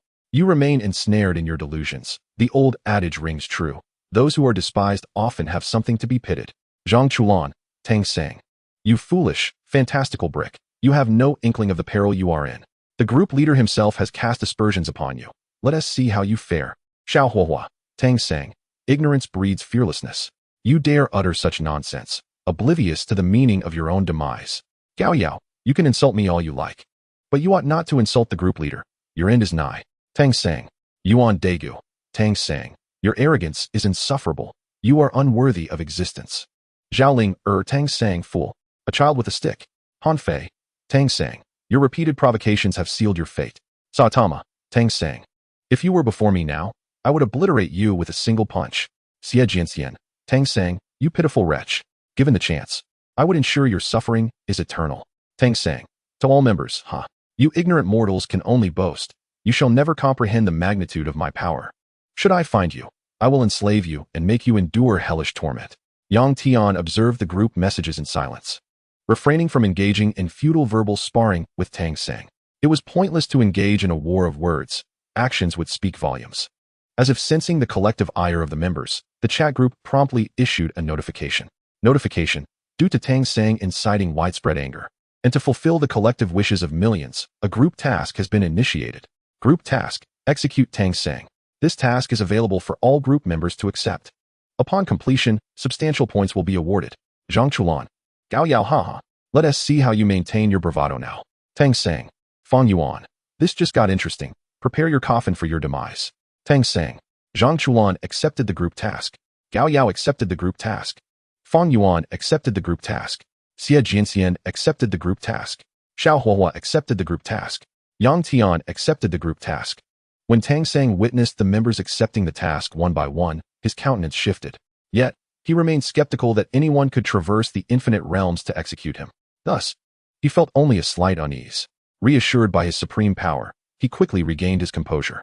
Tang Sang, merely a bunch of mortals. You cannot frighten me. Even if you did arrive in my world, what of it? Come forth. I shall slay you all until your hearts quake. Yang Tian group leader, excellent. Your bravado is commendable. Maintain that confidence. Tang Sang, Yang Tian, if this God King lacks confidence, who among you is worthy of such assurance? Yang Tian had grown weary of conversing. Tang Sang's arrogance was so profound that describing it as foolish was hardly an exaggeration. Such a person was beyond the reach of discourse. Yang Tian, group leader, All members, the task has commenced. Let us begin the traversal. Under normal circumstances, traversing to a group member's world would require their consent. However, given the nature of this task initiated by the chat group, consent from Tang Sang was unnecessary, and all could enter his realm. With that, Yang Tian concluded his leisurely soak and, with a mere thought, donned his attire. I have matters to attend to. I shall return shortly, he informed Ma Khalida before vanishing. He focused his mind across innumerable dimensions, swiftly pinpointing Tang Sang's location within the martial soul small land. Upon locking the coordinates, Yang Tian effortlessly tore through the fabric of reality and stepped into the realm. Martial soul small land. Divine realm, palace of the God King. Tang Sang reclined in a lounge chair, cradling a teacup in one hand while the other rested gently around the waist of a woman adorned in pink. This enchanting figure was none other than Xiao Wu. Brother Tang Sang, why does your expression betray such fury? Who is the audacious fool that has provoked you? Xiao Wu inquired, her brow furrowed in curiosity. Tang Sang, momentarily shedding his regal demeanor, let out a disgruntled huff. Is it not those ignorant mortals? They have the audacity to declare that they wish to execute me. Who do they think I am? Is it so easy to condemn Tang Sang? Xiao Wu, nestled in his embrace, playfully chimed in. Of course. Brother Sang, you are the mightiest deity in the divine realm. Who would possess the audacity to carry out such an execution? They surely lack the capability. Just then, a voice tinged with mockery drifted through the air. Oh, really? This pair of lovers seems rather confident, doesn't he? With those words, dozens of figures materialized as if conjured from thin air. As Tang Sang beheld these sudden apparitions, a wave of panic washed over him, accompanied by an ominous premonition. Who are you? He bellowed, suppressing the rising tide of trepidation within. Truly, the esteemed often forget. Just moments ago, we were engaged in delightful conversation. Have you forgotten so swiftly? The speaker was none other than Unifying Yuan. Flanked by 9 others, Zhang Chulan, Gao Yao, Xie Jianxian, Zhao Ling Er, Han Fei, Yuan Degu, Chi Yu, Xiao Hubhua, and Peter Parker. Upon hearing this, Tang Sang's body trembled with disbelief. You cannot mean the people from the chat group. Who else could it be? Gu Yufang Yuan retorted with a sardonic grin, while Zhang Chulan and the others regarded Tang Sang and Xiao Wu with bemused expressions. Enough with the banter. Let us eliminate him at once. Completing the task is of utmost urgency. Xie Jianxian sharpened his blade, preparing to strike. Patience, patience. The group leader has yet to arrive. Zhang Chulan calmly shook his head. He has arrived. I can feel it. The group leader is here. Just look up. Gao Yao pointed skyward. At this proclamation, the others followed suit, gazing into the heavens. They beheld tumultuous winds, rumbling thunder, and ominous clouds gathering in a grand display. Suddenly, a colossal black hole materialized, slowly coalescing into form. As the black hole solidified, a deafening crack tore through the sky, revealing a gaping chasm that appeared as if the very heavens were collapsing. In the midst of this apocalyptic scene, a figure emerged step by step from the vast rift. This individual, defying gravity, donned a blue short-sleeved shirt and pants, with an orange vest beneath. His feet were clad in white combat boots crafted from special materials, and white gloves adorned his hands. Muscles rippled across his limbs and chest, exuding an aura of primal strength. His hair stood upright, 2 strands cascading down his forehead, swaying wildly in the gusts of wind. Golden hoop earrings dangled from his ears, and his visage was strikingly handsome, with chiseled features akin to those sculpted by divine hands. A confident smile graced his lips, embodying an aura of invincibility. Not only did his appearance radiate charisma, but the intangible presence and overwhelming pressure he exuded spoke of an unmatched prowess and unwavering conviction. The mere sight of him ignited an involuntary thought in the hearts of onlookers. This person is truly invincible. Yet, upon the throne, Tang Sang and Xiao Wu trembled uncontrollably, paralyzed by the palpable pressure emanating from this formidable figure. Cursed be this youth. He is far too powerful. He must not be allowed to live. If I do not act first, I shall surely perish at his hands.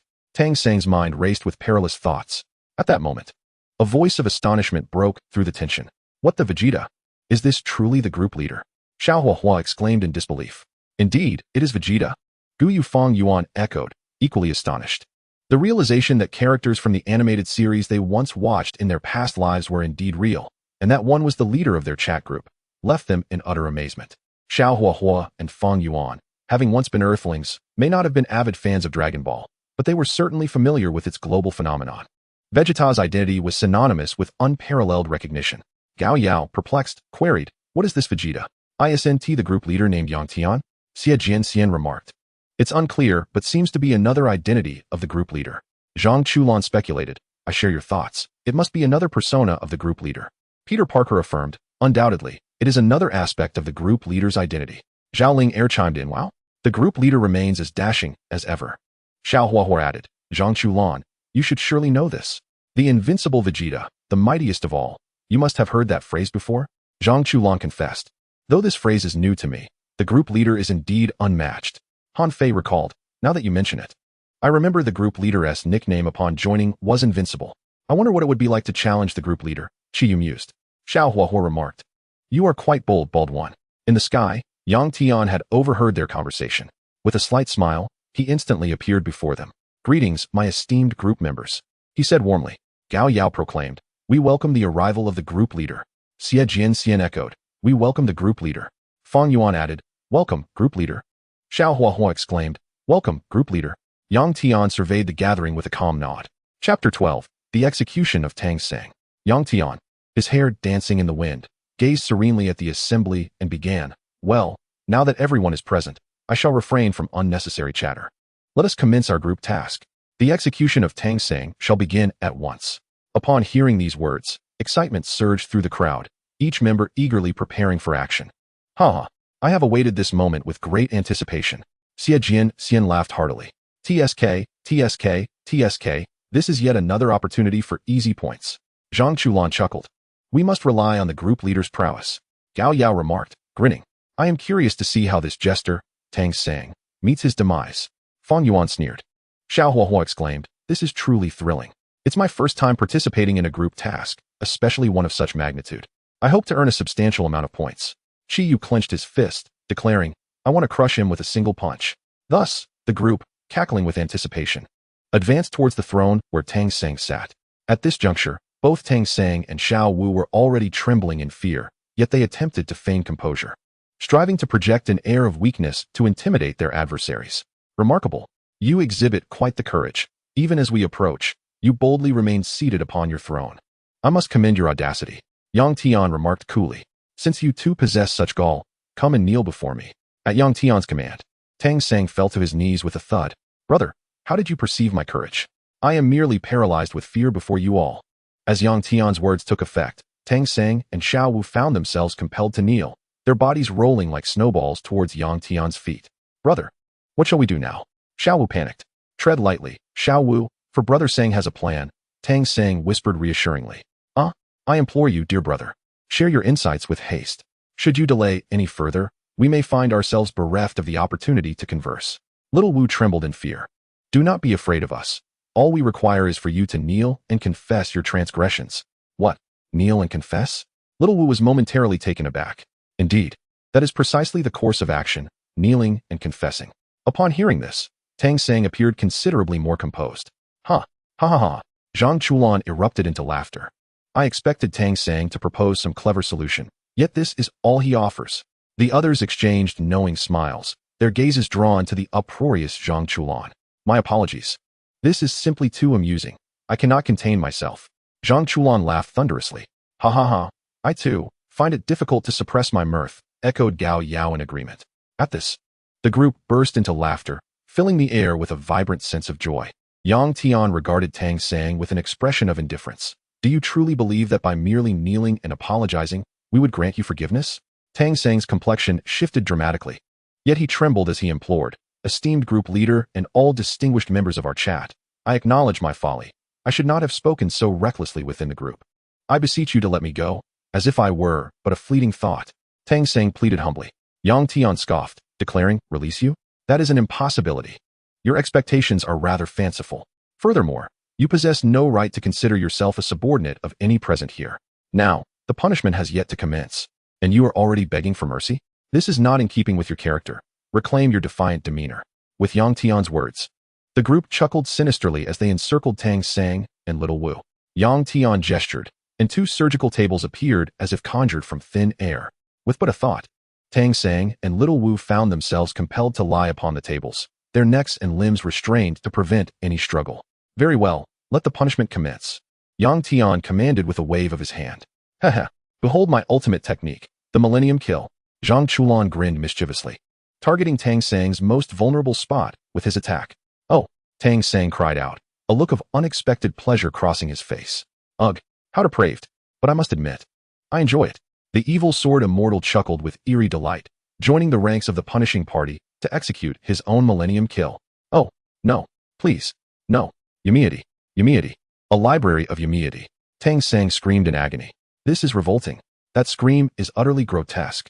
I shall simply remove your tongue and see how you produce such repulsive sounds. Gao Yao cursed angrily. He then leaned in, pinching Tang Sang's tongue with 2 fingers and yanked it out with brutal force, tearing it away. In an instant, blood gushed forth like a fountain, splattering high into the air. With his tongue removed, Tang Sang could produce no sound, only expressing his pain through convulsions and a visage of torment. Brother Sang, Little Wu cried out in concern. What are you barking for? It is not your turn yet. Fang Yuan scoffed, then delivered a resounding slap to Little Wu. However, to Fang Yuan's astonishment, Little Wu, frail as he was sent flying with a single blow. What the hell? Why did you not mention how weak you are? Fang Yuan shouted angrily. Yang Tian smiled nonchalantly, saying, no matter, it was merely an accident. We can revive him shortly. Just as he intended to wave his hand to restore Little Wu, he suddenly halted, a wicked idea sparking in his mind. With a flourish, he restored Tang Sang's injuries. The group, witnessing Yang Tian's actions, instinctively ceased their torment. As Tang Sang regained consciousness, tears streamed down his face, and he let out a heart-wrenching scream. Ah, my Little Wu, I shall kill you all. I will avenge Little Wu. I must kill you. Tang Sang raged, venomous words spilling from his lips. His body writhed in agony, yet the surgical table bound him, rendering him incapable of escape. Yang Tian regarded him coolly. Do you wish to revive your beloved? If so, silence your mouth. Upon hearing this, Tang Sang's vitriol ceased abruptly, leaving only tears to flow. Tang Sang, declare your iconic line. Yang Tian stated impassively. What? What iconic line? Tang Sang was momentarily bewildered. Declare it aloud. Revive, my beloved. If you utter those words, I shall bring back your Little Wu. A mysterious smile graced Yang Tian's lips. Truly? Such a simple request? Tang Sang was taken aback. Yang Tian waved his hand impatiently. If you refuse, then I shall continue with the punishment. No, no. I will shout right now. Tang Sang exclaimed frantically, then took a deep breath and shouted. Ah. Revive, my beloved. At this, an eerie silence enveloped the scene. The air was thick with an atmosphere so awkward it would make even a schoolchild cringe. Yang Tian waved his hand, and Little Wu was resurrected. Brother Sang. The moment Little Wu returned, he called out to Tang Sang. Little Wu, you have truly returned. Tang Sang exclaimed, overwhelmed with joy. Yang Tian sighed softly. Indeed, one cannot find solace without experiencing discomfort, and now you shall suffer once more. Tang Sang, you have rejoiced too soon. With that, Yang Tian swiftly struck Little Wu, obliterating him once more. No, my beloved. Tang Sang screamed in despair. Utter that phrase, and I shall assist you in reviving Little Wu again. Yang Tian stated indifferently. Ha ha, our esteemed group leader possesses a delightfully wicked sense of humor. Zhao Linger giggled behind her hand. Ah, revive, my beloved. Tang Sang roared. Yang Tian, with a mere thought, restored Little Wu to life. Yet, barely a second passed before Little Wu was obliterated once more. Ah, no, you vile tyrant. Tang Sang was on the brink of collapse. Haha, this is amusing. I relish witnessing Tang Sang's unraveling. The evil sword immortal grinned with a twisted delight. Such torturous methods inflict irreparable psychological damage. Our group leader is truly terrifying. Zhang Chulan shivered in fear. Tang Sang, continue to shout. Yang Tian commanded coldly. No, I would prefer Little Wu to perish than to witness her endure such torment again. Tang Sang vehemently shook his head. Excellent. Since you refuse to shout, we shall resume your punishment. With a wave of his hand, Yang Tian signaled Fang Yuan and the others to proceed. They eagerly approached to torment Tang Sang, beginning with Gao Yao, who swiftly tore out his tongue and then proceeded to eliminate his most sensitive area. Yang Tian, on the other hand, simply severed the source of the torment and restored Tang Sang's injuries. The group unleashed their various methods of torture upon him. I warned you. I shall obliterate you with a single punch. Saitama charged in with a serious punch. Unsurprisingly, Tang Sang was instantly obliterated. Yang Tian waved his hand, reviving him yet again. Meanwhile, Peter Parker had procured some quicklime from who knows where and poured it into Tang Sang's eyes. I shall sprinkle some dust in your eyes. Ah, Tang Sang emitted a wretched scream. I shall sear your groin with a cigarette, but, Xiao Huahua threatened, pressing the burning end against Tang Sang's most delicate area. You shall experience the agony of 1,000 insects consuming your very soul. Fang Yuan coldly scattered a handful of cursed insects. Haha, I shall make your existence a living hell. The evil sword immortal transformed into a cloud of purple smoke, infiltrating Tang Sang's body. Yang Tian and the others unleashed their full arsenal, devising an array of tortures that rendered Tang Sang a mere shell of his former self. They killed him repeatedly, reviving him to endure further torment in an unending cycle, driving him to the brink of utter madness. After reviving Tang Sang over 10,000 times, the group finally concluded their ordeal. As they gazed upon the remnants of Tang Sang, reduced to mere ashes, they at last ceased their relentless actions. Very well. It is over. Yang Tian dismissed with a wave. In that moment, a notification resonated within the chat group, signaling the completion of their task. Ding. Congratulations on successfully accomplishing the group mission. This time's group task: execute Tang Sang. According to the appraisal of the chat group, the members who participated in this task demonstrated exemplary teamwork and successfully fulfilled their objective. The task settlement is complete. Each member is awarded 100,000 points as a reward. Hooray! What a delight! The 100,000 points have been credited. Zhang Chulan was so ecstatic he nearly leapt from his seat. Wow! As expected of the esteemed group leader. Completing tasks alongside such a leader is truly effortless. Zhao Ling chimed in with a beaming smile. Immortality. So close at hand. A radiant light ignited in Fang Yuan's eyes. Well then, since the task is complete, you all may return. Yang Tian waved his hand dismissively. Haha, farewell, esteemed group leader.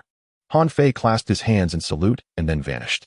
Zhang Chulan, Fang Yuan, and the others were all teleported back to their respective worlds. Once everyone had departed, Yang Tian cast a detached glance over this realm. Chat group, initiate live broadcast. Esteemed group leader, your live broadcast has commenced. All group members will automatically enter the live stream to behold your grandeur. Excellent. Yang Tian nodded slightly. At this moment, every group member, having returned to their own worlds, was inexorably drawn into the live stream. Gao Yao has entered the live stream. Fang Yuan has entered the live stream. Xiao Yan has entered the live stream. Saitama has entered the live stream. Zhang Chulan. In an instant, everyone found themselves within the live stream. As they entered, they were greeted by an unforgettable spectacle. The group leader's demeanor was cold, emanating a terrifying aura that sent shivers down their spines. This world has no further reason to exist. Yang Tian's indifferent voice reverberated throughout the martial soul small land. Then, they witnessed him slowly raise his right hand, palm open, and gently clench his fist, as though squeezing a balloon. Boom. The entire divine realm was obliterated in an instant. It resembled a magnificent firework bursting forth in the starry sky. Everything vanished, leaving only an expanse of emptiness. After completing this act, Yang Tian's figure flickered and he disappeared. The group members who witnessed this scene were left utterly astounded. Gao Yao, the group leader, is incredible. Xiao Hua wow, truly terrifying. Zhao Ling 666. Zhang Chulan, the strength of our group leader is truly formidable. We revere the Great One. Such a terrifying spectacle left the group members in awe for an entire year. As the screen faded to black, Yang Tian also closed the live stream. Chapter 13. Saitama challenges Yang Tian. In the next moment, Yang Tian found himself back in the world of Dragon Ball. Beside him stood the respectful Makalita and Wei Maida. Lord Zeno, you have returned? Makalita greeted him with a smile.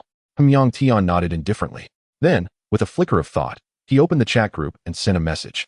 Yang Tian, group leader. A mere Tang Sang can be obliterated with a mere flick of the finger. Zhang Chulan, the group leader, is amazing. I will shout 666. Please take good care of your little brother. Gao Yao, Yang Tian, I revere the group leader. I shall be your most loyal little brother. Saitama, the group leader is incredible. Your strength is so formidable. I would like to challenge you. May I have the opportunity? Xiao Hua, Saitama, what are you thinking? Have you not realized the extent of the group leader's power? Gao Yao, Saitama, you truly are audacious. Don't blame me for being blunt. Challenging the group leader is utterly reckless. It would be wise to hope for the group leader to show you mercy. Zhang Chulan, Saitama, no, my friend.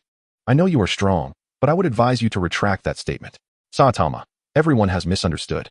I merely wish to gauge the difference in strength between the group leader and myself. Yang Tian regarded Saitama's message, initially taken aback, then he smiled slightly. Yang Tian, group leader. Saitama, very well, I accept your challenge. The chat group has a dedicated martial arts arena section, where it will simulate all sensory experiences and strengths of its members. Even if one were to perish in the arena, it would merely extinguish a fragment of their divine consciousness. Let us proceed to the martial arts arena, where an observation area awaits. Saitama, thank you, esteemed group leader. Gao Yao Wow. The group leader has truly agreed. I must witness how the bald one is vanquished. Zhao Ling. I have an inexplicable sense of anticipation for the group leader's battle with Saitama.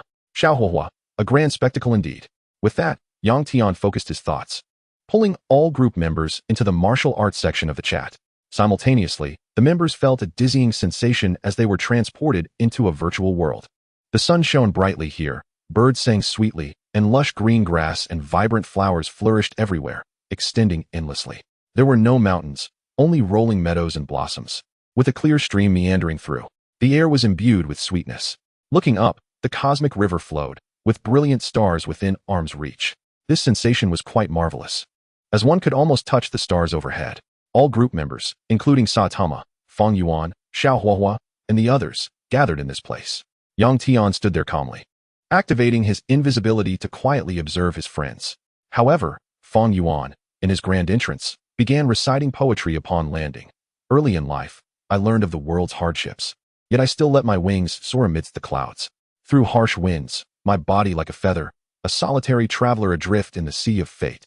Countless trials have forged my heart like iron, exerting every effort to craft a single sword. Today, my sword points to the clouds above, refining both human and heaven. Excellent poetry, splendid verses. Zhang Chulan praised. Zhao Ling. I didn't realize Brother Feng Yuan was also a poet. Wow, it seems the Traversers possess profound cultural depth. Xiao Huohua exclaimed. Indeed, Brother Feng's talents are unparalleled. Han Fei expressed with a smile. Just a spontaneous expression of feeling. By the way, where's the esteemed group leader?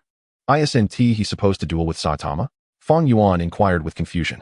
Yes, where has the group leader gone? System. Copy the abilities of all present group members. Ding. All copy successful. The abilities and strengths you have copied have been amplified by 1,000,000,000 times. Upon hearing the melodious voice in his mind, Yang Tian couldn't help but smile. In an instant, his aura deepened and became unfathomable. To Yang Tian, though Saitama and the others seemed somewhat weak, they had been amplified by 1,000,000,000 times. Even if they were weak, such a tremendous enhancement would render them quite formidable. Seeing that everyone was speaking about him, Yang Tian decided to exit his invisibility. His form gradually became visible. As soon as Yang Tian appeared, all eyes turned to him. Salutations to the esteemed group leader. Gao Yao was the first to speak. Salutations to the esteemed group leader. Zhang Chulan and the others echoed in unison. Saitama stepped closer to Yang Tian, bearing a resolute expression. Esteemed group leader, this is our stage now. Come, I am eager to witness the disparity in our strengths. Very well, then let us begin. Yang Tian waved his hand nonchalantly. In an instant, everyone shifted locations, as if traversing through an endless tunnel of time and space. Upon reappearing, they found themselves amidst the stars. A massive square arena unfolded before them. Surrounding it were elevated spectator seats, where Gao Yao and the other friends settled in. Delectable delicacies and celestial fruits manifested in the audience area, allowing the friends to indulge while watching the battle. Such a grand spectacle. I didn't even realize the scene had shifted. Zhang Chulan marveled. This is the hallmark of a powerful being. Otherwise, how could they be considered strong? Feng Yuan smiled faintly. Xiao Huohua, I wonder how many seconds the bald head can endure. I bet 3 seconds. What about you all? Gao Yao, 3 seconds? You overestimate him. He can last at most 1 second against the boss of the group.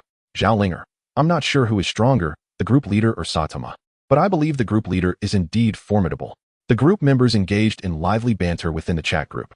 Although face-to-face interaction was convenient, their mouths were occupied with food, leaving them to communicate through the chat.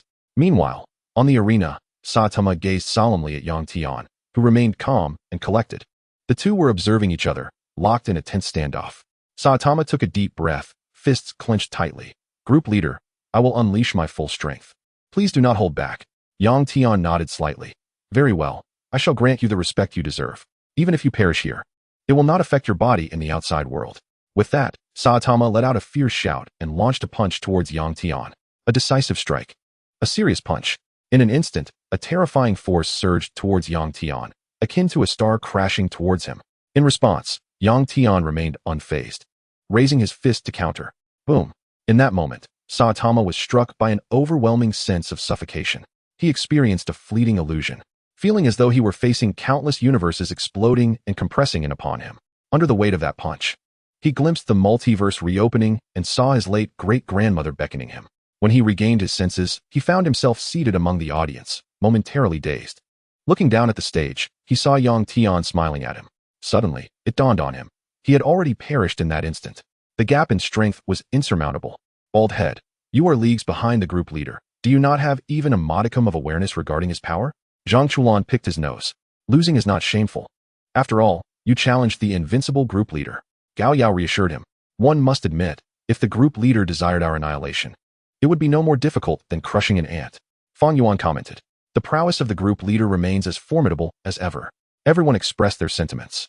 As for shock, they were no longer astonished. Their hearts had grown numb to it. Yang Tian flashed before the crowd. Is there anyone else who wishes to challenge me? I am ready to accommodate your desires, he smiled. Group leader, do not jest. Who could possibly be your opponent? I seriously suspect that even if one were to ascend to the Tao, they would stand no chance against you. Zhang Chulan shook his head. Indeed. The group leader is the mightiest. We are but your loyal subordinates. Gao Yao shouted. The crowd echoed in agreement. Yang Tian waved his hand. Enough. There is no need for such formality. Everyone may return. Alternatively, should you wish to settle your disputes, you may enter the martial arts arena to resolve them. With a wave, he sent everyone back to their respective worlds. Chapter 14 Saitama. I am currently quite irate. In the Gu world, Fang Yuan's eyes gleamed with fervor. Immortality is not an unattainable dream.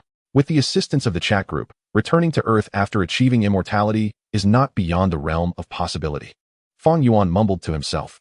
Having now witnessed a more expansive universe, the prospect of eternal life is fraught with uncertainties. True immortality, akin to the invincibility of the group leader, is what I truly desire. His eyes shimmered with boundless aspiration. Merely by participating in the task of executing Tang Sang, he accrued a staggering 100,000 points. With these points, he found himself among the invincible celestial beings in the Gu world. Even if faced with 11 celestial beings attacking him simultaneously, he could retreat unscathed. Such is the value of 100,000 points. The heavenly court would crumble at his whim. This Gu world has certainly become an absolute dominion for our beloved celestial being. Fang Yuan murmured softly. Meanwhile, in the mythical realm, Gao Yao had already ascended to the status of a terrestrial immortal. Your Majesty, how much longer until global unification? Gao Yao inquired of the first emperor beside him. National Master, we are merely short of that cherry blossom-laden island. At your command, I have intentionally left that island for last. The first emperor responded. Once we eradicate that island, global unification will be within our grasp. Upon hearing this, Gao Yao's eyes brightened. Your Majesty, there is no need for you to intervene. I shall personally obliterate that island. After achieving global unification, I will ensure a legacy of 5,000 years for you in the Great Qin. With that, Gao Yao soared into the air, accompanied by two eunuchs. Lu Gonggong, Zhao Gonggong. Just wait and see how utterly despairing your future lives will be. Gao Yao chuckled. These two eunuchs were none other than Lu Ji and Yi Xiaochuan, though Yi Xiaochuan had been renamed Zhao Gao, and Lu Ji had become Lu Duan Diao.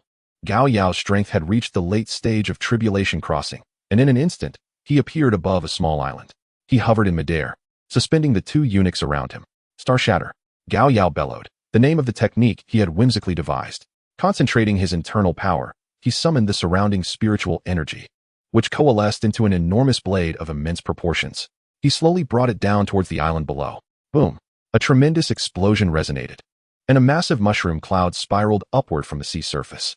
As Gao Yao dissipated the blade, he inhaled deeply and exhaled towards the vast emptiness ahead. In an instant, a fierce gale erupted, dispersing the smoke that lingered in the air. As he gazed upon the scene, the island had vanished entirely, leaving only rippling waves on the surface of the sea. What in the world? Is this something a mere mortal can achieve? Such a terrifying spectacle left Yi Xiaochuan and Lu Ji wide-eyed, their astonishment nearly causing their eyes to bulge out. In their shock, despair took root. They feared they would never rise again. They would forever become Gao Yao's subservient playthings. In utter despair, Yi Xiaochuan still questioned, Old Gao, why? Why do you treat me this way? What have I done to earn your hatred? Gao Yao coldly sneered. There is no reason. Simply for bringing me here and never considering taking me back, I wish to slay you 1,000 times over. Gao Yao, you have taken away my love. I will climb step by step until I reach the pinnacle to eradicate you, this monster. Yi Xiaochuan roared. Gao Yao swiftly slapped him. Enough with the nonsense. Just be a good eunuch and don't harbor thoughts that do not belong to you. Afterward, Gao Yao unleashed a barrage of blows upon the two, feeling considerably more at ease. Lu Ji, however, was left with a complaint, uncertain if he should voice it. Lu Ji, wait, buddy. What has this got to do with me? I didn't say a word and got beaten for no reason. Are you even reasonable? Having vented his frustrations, Gao Yao then returned. leading the two like defeated dogs back to the first emperor. Meanwhile, on the other side, Saitama was enduring his own trials. At that moment, he was engaged in a game against the King of Engines. Despite being invincible in the world of One Punch Man, he was far from unbeatable in gaming. Haha, Saitama, I've won again. This marks my 81st victory over you. Even if I let you keep half your life, you still can't defeat me. Given the chance, you are utterly useless.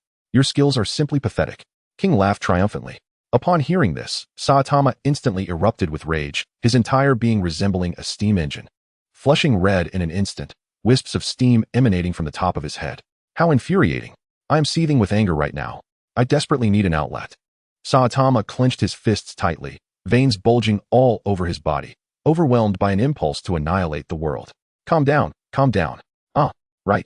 There's a martial arts section in the chat group. I can find someone to duel and vent my frustration. In an instant, Saitama transformed into the king of points. Without hesitation, he sent a message in the group. Saitama, Zhang Chulan, Gao Yao, Xiao Huahua, Yuan Degu, Han Fei, Xie Jianshan. I'm looking for someone to engage in a PK match. Is there anyone willing to play with me? Saitama essentially reached out to everyone, with the sole exception of Yang Tian. Clearly, now that Saitama recognized the gap between himself and the group leader, he had no intention of seeking out humiliation. Gao Yao Saitama, Baldy, go play by yourself. I'm not into that, and I don't want to fight a bald guy. Xiao Huahua, Saitama, don't look for me to fight. I'm still in the developmental stage of the novice village and can't defeat anyone. You might want to ask other group members. Yuan Degu, Saitama, I'm not fond of fighting. Find someone else to practice with. Han Fei, Saitama, I'm sorry, but I'm busy at the moment. Zhang Chulan, Saitama, Baldy, just so happens that I have time now. It would be nice to have a little fun with you. Saitama, great. That's exactly what I wanted to hear. Let us head to the martial arts arena. After settling on this, Saitama concentrated, and his consciousness instantaneously appeared in the martial arts arena of the chat group. Simultaneously, Xiao Huahua, Yuan Degu, Gao Yao, and Xie Jianshan manifested in the audience seats. It was still worthwhile to watch the group members spar, while the others, lacking time, naturally did not attend. With a swoosh, Zhang Chulan also materialized. Ha, Zhang Chulan, I've made up my mind. I'll knock you out with one punch. Saitama said, cracking his knuckles. Baldy, I was thinking the same thing. Zhang Chulan replied with a smile. Saitama concentrated again, summoning the chat group panel, and opened the points store. Consume all points to enhance my physical body. Do you wish to expend 100,000 points entirely on strengthening your physical form? Yes, Saitama silently affirmed. In an instant, Saitama's aura became even more formidable, exuding an increased sense of oppression. Meanwhile, Zhang Chulan received a notification from the chat group. Your opponent Saitama has consumed 100,000 points to enhance his physical strength. Do you wish to expend your remaining points to elevate your cultivation? Upon hearing this, Zhang Chulan could not help but curse. Damn. Baldy, you're cheating. How can you use hacks in a PK match? Saitama shook his head. I'm not cheating. I merely wish to present my best condition for our duel.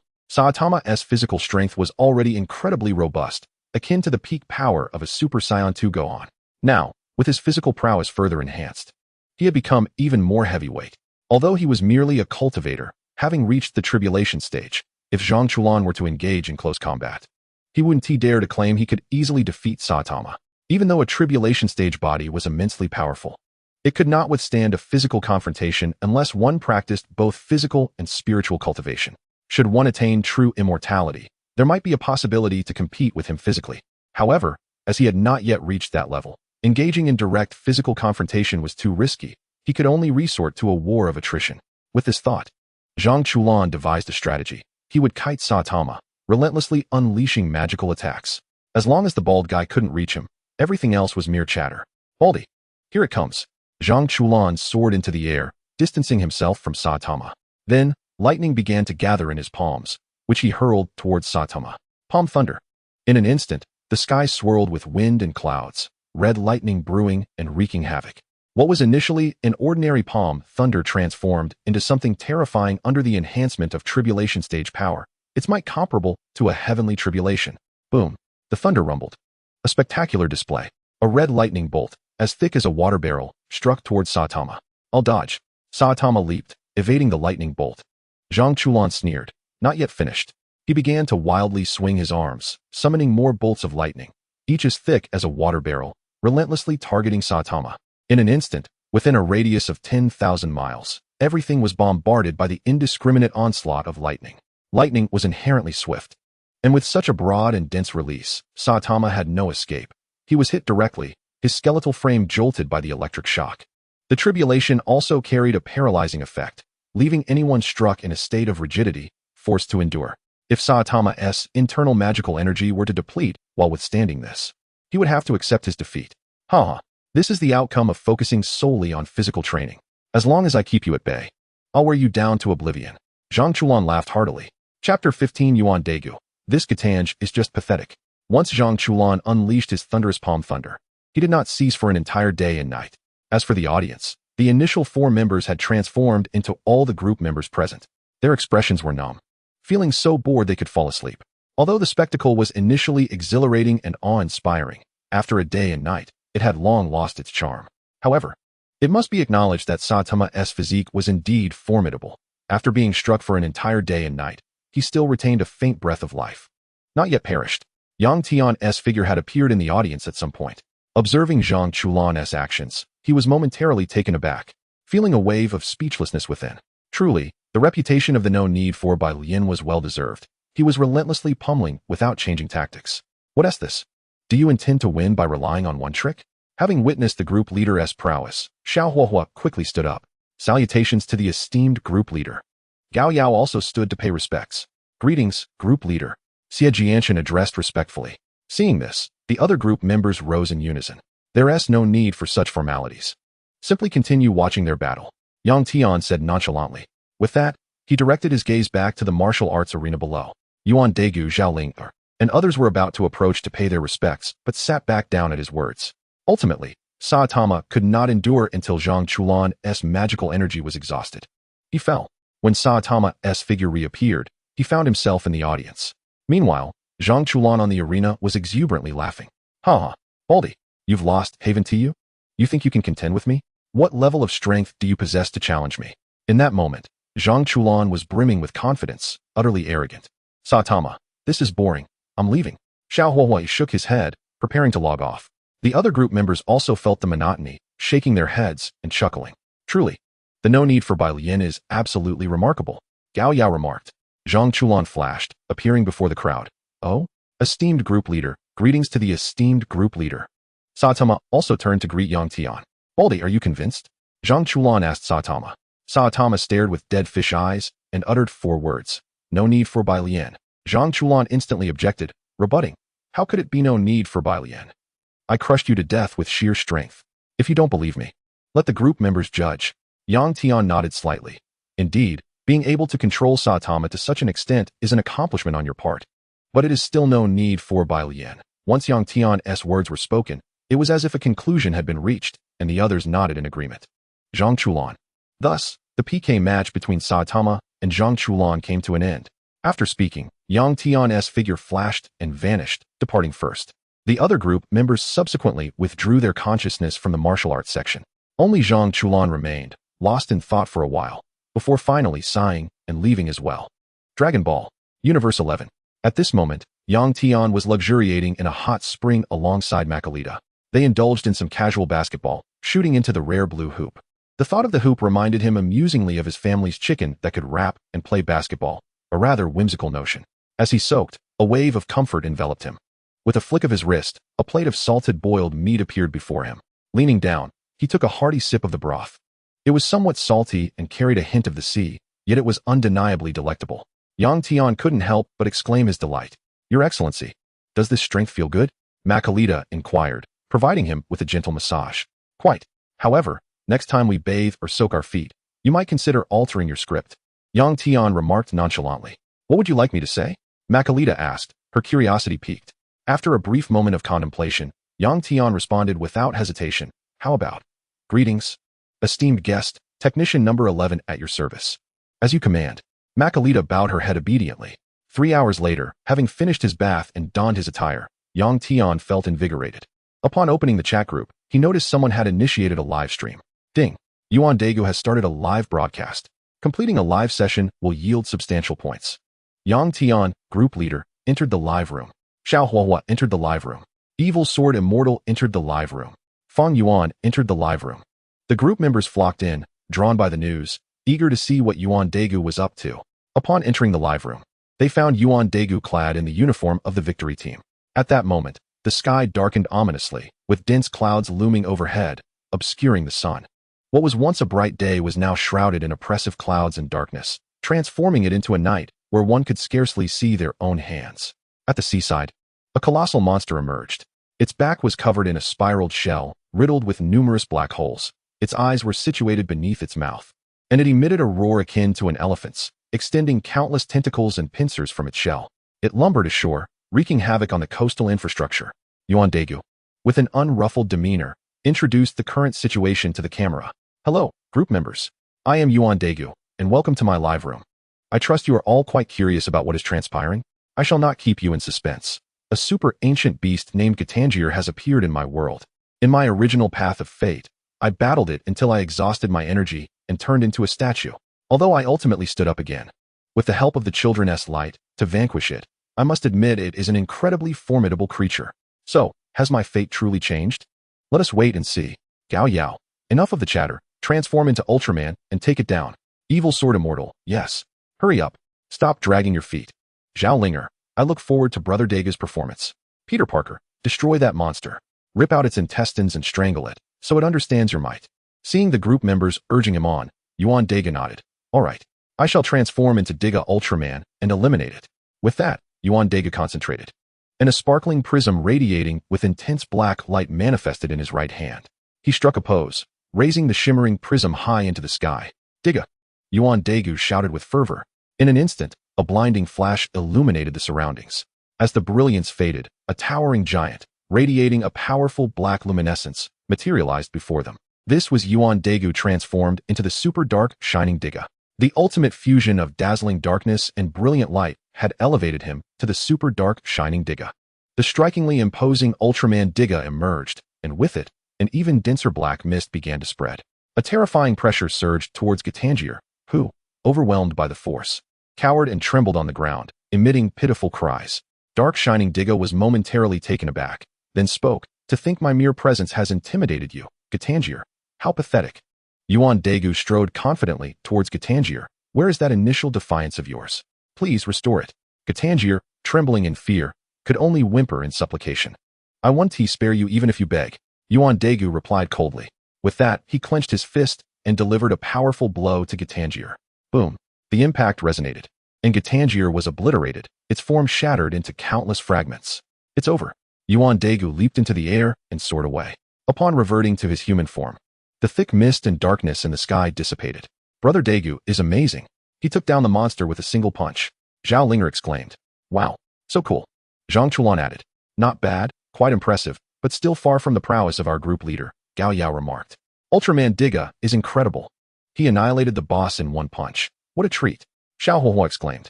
This is the power of giants, huh? I still have much to do to enhance my physical strength. Han Fei mused. Sooner or later, I will match the gods with my mortal form. Zhang Chulan, especially you, I will make sure to give you a good thrashing. Saitama declared. Diga is indeed cool, Fang Yuan chimed in. Zhang Chulan, this has nothing to do with me. Huh. All thanks to our group leader's support. Yuan Daegu humbly acknowledged.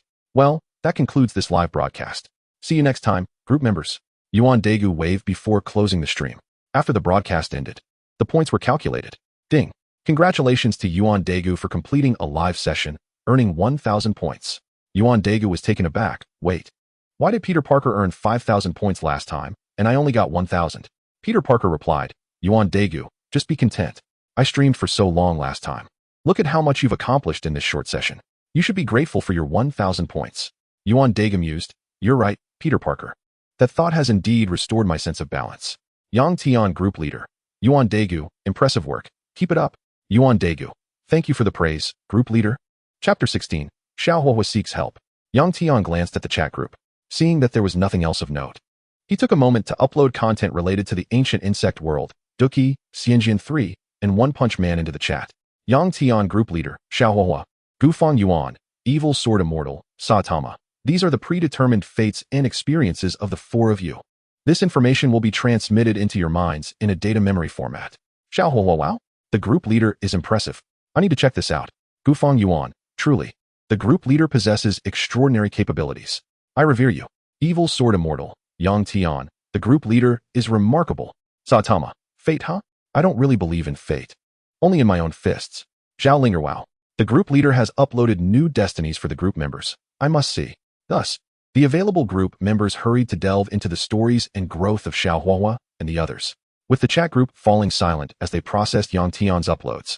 He, feeling a bit bored, decided to close the group chat. Soon after, he noticed Makalita approaching with a radiant smile, carrying a basin of water to place at his feet, signaling the commencement of their daily bathing and foot-soaking ritual. Greetings, esteemed guest, technician number 11 at your service. Oh dear, comfortable, comfortable. At last, it hits the mark. Yang Tian nodded in satisfaction. An hour later, the foot massage concluded. Makarita, go and find your sisters. Yang Tian said nonchalantly. Are we going to find Xyz and Badass? Makarita inquired. Yes, let us go. Yang Tian replied with a slight nod. Subsequently, the two vanished into thin air. When Yang Tian reappeared, he had arrived on Earth in the 7th universe. Accompanying him were two female angels, Badass and Xyz.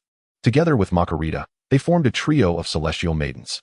Yang Tian led the three ladies to a picturesque peach orchard, where the ground was adorned with fallen peach blossoms, uplifting one's spirits immensely. Exiting the orchard, they found expansive land, with neat houses and fertile fields adorned with mulberries and bamboo. Additionally, there were misty hot springs, perfect for a soothing soak. Clad in a bright yellow bathrobe, Yang Tian reclined into the hot spring. Greetings, esteemed guest. Technicians number 6, 10, and 11 are at your service. The three angels chimed in unison. Absolutely marvelous. This is precisely what I desired. Yang Tian's face radiated joy. In an instant, he transformed into the Emperor of Baths, indulging in foot massages and bathing, an essential delight. He then conjured an assortment of delicate fruits, with tea naturally being indispensable. This is the essence of life, Yang Tian exclaimed. He closed his eyes, savoring his tea and nibbling on fruits and sunflower seeds intermittently. The three angels remained dedicated and held the great Omni King in immense respect. The following day, after rising from his slumber, Yang Tian commenced his breakfast, which was quite simple, a bowl of clear noodle soup accompanied by a fried egg. After finishing his meal, he strolled through the peach orchard, appreciating the scenery and taking a leisurely walk to aid digestion, thus benefiting both body and mind, resulting in a cheerful disposition. Later, he approached a small pond, conjured a fishing rod, and sat by the shore, casting his line to fish and allowing his thoughts to wander freely. Naturally, his mood blossomed splendidly. Between fishing, while waiting for a bite, Yang Tian glanced at the chat group, noticing someone was actively participating. Simultaneously, the group messages had accumulated to 99. Yang Tian scrolled through the chat history. Saitama, I am indeed invincible. How lonely is invincibility? Gao Yao, Saitama, bald head, what are you pretending for? Didn't you get defeated by the group leader with a single punch? Zhang Chulan, bald head, what are you pretending for? Didn't I take you down? Saitama. Xiao Huo Wow. My future fate is unexpectedly thrilling and tumultuous. However, joining this chat group is truly a stroke of luck. Grateful for the group leader's favor. Zhao Linger, Xiao Huo, Brother Xiao, you truly deserve the title of Flame Emperor. Impressive. Xiao Huo, Zhao Linger. My future as the Flame Emperor is merely a stroke of luck. Zhang Chulan, Xiao Huo, you truly are the luckiest. Such humility. Han Fei, the charm of the luckiest shines through. I must say it's impressive. Everything is just a matter of luck. Evil Sword Immortal. So I am indeed a villain. However, now that I have joined the chat group, I shall no longer follow my original fate. I intend to develop stealthily, enjoying the world, and eliminate that despicable heavenly Emperor Fushi. Jing Tian and the Shushan sect are merely Fushi-esque dogs. Peter Parker, Evil Sword Immortal, that's right. If you're going to be a villain, you must embody the villain's essence. Overthrow the divine clans of the heavenly realm and make yourself the heavenly emperor. Gu Fanyuan, I do not believe in a predetermined future. I have faced countless life and death crises. Moreover, I have broken free from destiny, which is precisely why I have joined the chat group. Yuan Daegu, Gu Fanyuan, I feel you act too extreme. For the sake of immortality, you would do anything. How can a heartless individual like you join the chat group? Gu Fanyuan, Yuan Daegu. Haha, you, who pride yourself on justice, have also joined the chat group? Zhaoling, what Gu Fanyuan has done is indeed rather heartless. But the environment of the Gu realm is such that being tainted by the cesspool is unavoidable. Zhang Chulan, Gu Fanyuan. I believe you and I are essentially the same person. If I had experienced your 500 years of time, I would have become just like you. Yet, sympathy aside, I cannot agree with your actions. Gu Fanyuan, Zhang Chulan, no worries. I seek no sympathy from others, merely a bit of hardship. Gao Yao, nevertheless. I still believe Gu Fanyuan is far superior to Tang Sang. At least the old demon is truly wicked, not like Tang Sang's hypocritical kindness. Sympathy for the old demon is acceptable, but friendship is out of the question. Han Fei, Gu Fanyuan, I question you, understand you, and become you. But I do not wish to know you. I fear being stabbed in the back.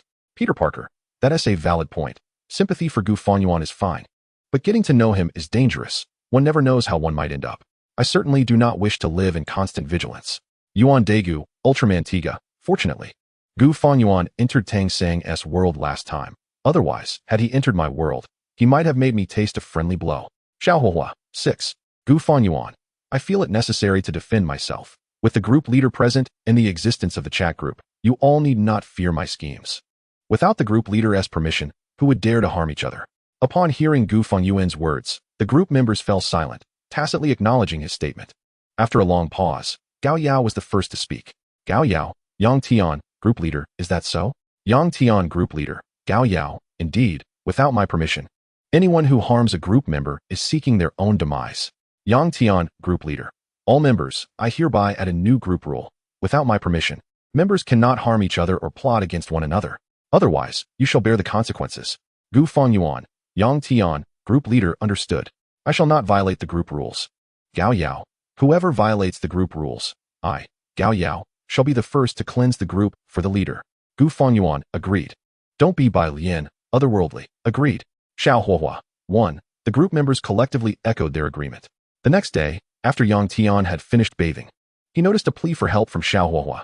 Xiaohuahua, Yang Tian, group leader, I seek your protection. According to my destined path, today is the day Nalan Yanran comes to annul our engagement. Yang Tian, group leader, Xiaohuahua, don't you have 100,000 points? Isn't it easy to elevate your fighting spirit? Xiaohuahua, Yang Tian, hehe, mainly I wish for you to lend me your support. Chapter 17, Group Task, Support Xiaohuahua. Yang Tian, group leader, Xiaohuahua, certainly. As soon as Yang Tian finished speaking, the chat group issued a group task. Notification, due to Xiaohuahua's fiancé forcefully annulling their engagement, trampling the young man's dignity, a group task has been triggered. Group task, slap Nalan Yanran's face, assist Xiaohuahua in standing his ground. Accept or decline. This task is open to all group members. Upon completion, members will receive a substantial amount of points. Once the group task was announced, the group members erupted in excitement. Zhao Linger, it's confirmed, whatever the group leader says. The chat group will follow. Truly the group leader is magnificent. Han Fei, indeed, life under the protection of the group leader is simply splendid. So smooth. Peter Parker, the group leader is like my reborn parents. Yang Tian, group leader. Keep it low-key, keep it low-key. Yang Tian accepted the group task. Zhao Linger accepted the group task. Fang Yuan accepted the group task. Peter Parker accepted the group task. Gao Yao, Saitama, Yuan Daegu, Zhang Chulan, Han Fei. Evil Sword Immortal accepted the group task. In the blink of an eye, all group members had accepted the task. Saitama, Xiaohuahua, wait for us. We are coming to help you. Xiaohuahua, all right. After the group members accepted the task, they began their journey through dimensions. Meanwhile, in the Duki world, in Wutan City, at the Xiao family, within the confines of Xiaohuahua's chamber, he sat cross-legged upon his bed, indulging in the 100,000 points acquired from a chat group. Removing the ring from his finger, he opened the points marketplace to procure the pinnacle of his future cultivation and mastery of all combat techniques. Regrettably, your current points are insufficient to purchase the cultivation of the Sovereign Realm, which is your future pinnacle. The Sovereign Realm? Is it not the Do Emperor? Xiaohuahua expressed his bewilderment. The Do Emperor is merely the peak cultivation within this dimension, not your future pinnacle. Very well then. I shall purchase the cultivation of the Do Emperor and all associated combat techniques. Do you wish to spend 100,000 points to acquire the future cultivation of the Do Emperor and all combat techniques? Indeed. Purchase. Ding. Purchase successful. Congratulations. Your cultivation has ascended to the Do Emperor. All your combat techniques and experiences have been thoroughly infused. Xiaohuahua felt an overwhelming surge of information inundating his mind. His soul's power had elevated to the imperial grade, while his Do Chi reached the lofty heights of the Do Emperor. Advanced heavenly tier techniques, such as the Burning Art, the Profound Tier Skill 8 Extremes Collapse, Flame Split Devouring Wave Ruler, 6 Harmonies Body Ruler, Heavenly Fire Transformation, and the Buddha's Wrath Fire Lotus, among others, were now his. All these techniques were the distilled insights and achievements from his future Do Emperor period. Furthermore, his alchemical skills had reached the level of an imperial alchemist. After assimilating this vast wealth of cultivation and experience, Xiao Huahua exhaled a deep sigh. Powerful. The prowess of a Dou Emperor is truly formidable. Those 100,000 points were well spent. Had Xiao Huahua chosen the path of immortality, those 100,000 points could indeed have propelled him to the early stages of tribulation crossing. Yet, he would have only reached that stage without any techniques, treasures, or spells to accompany him, relying solely on profound realms and abundant magical energy in combat. In contrast, he was far more inclined to embrace his future Dou Emperor cultivation along with the entirety of combat experience. Thus, navigating the world of Dou Qi would be far more gratifying. Yao Lao emerged. Have you enjoyed absorbing my Dou Qi for so long? Xiao Huahua forcefully extracted Yao Lao's soul. With a gentle touch, he stabilized Yao Lao's soul, solidifying it significantly, akin to nurturing an immortal in pursuit of longevity. Yao Lao gazed at Xiao Huahua, astonished and incredulous. What cultivation level have you attained? Why can I no longer see through you? Xiao Huahua smiled faintly and replied nonchalantly. This young man, Xiao Yan, has fortuitously reached the Dou Emperor realm. Yao Lao, please enter the ring and rest for a while. I have friends to entertain now, and I shall reconstruct your physical form on another day. Upon hearing this, Yao Lao trembled with excitement. I am most grateful, young friend. His soul flickered and entered the flame-bone ring. Xiao Huahua adorned his finger with the ring, then proceeded to approve the requests of his friends to enter his realm. Fang Yuan requests to enter your world. Do you agree? Zhao Linger requests to enter your world. Do you agree? Yuan Degu requests to enter your world. Agreed. All approved. Xiao Huahua silently affirmed. With a swift sound, 10 figures materialized before Xiao Huahua. In an instant, the spacious room felt congested. Clearly, these 10 individuals were Yang Tian, Fang Yuan, Qiyu, Xie Jianxian, Gao Yao, Yuan Degu, Zhao Linger, Zhang Chulan, Peter Parker, and Han Fei. Greetings, esteemed leader. The group collectively bowed to Yang Tian. Xiao Yan was no exception. Now that everyone is present, let us commence the task. Yang Tian stated calmly. Fang Yuan chuckled heartily. Huh? I was just thinking the same. I can hardly wait. Xiao Huahua, lead the way. Yang Tian instructed nonchalantly. Xiao Huahua nodded slightly and opened the door, guiding Yang Tian and the others outside. Not long after exiting, they encountered an elder approaching them. Third young master, the clan leader requests your presence in the hall. Xiao Huahua smiled and nodded. Ah, very well. Butler, Missouri. Let us go. My friends will accompany me. All these people are your friends? Butler, Missouri exclaimed in surprise. Indeed, is there a problem? Xiao Huahua inquired with a casual smile. And no problem, Butler, Missouri replied, leading the way, though his heart felt a peculiar unease. Today, the third young master seemed unusually different. Even sporting a relaxed smile. Had he truly misjudged? Before long, they arrived at the entrance of the hall. Just as Xiao Huahua was about to push the door open, a voice halted his movements. Wait, light a cigarette before entering. The speaker was, of course, Yang Tian. With a flick of his right hand, 10 packs of cigarettes appeared out of thin air.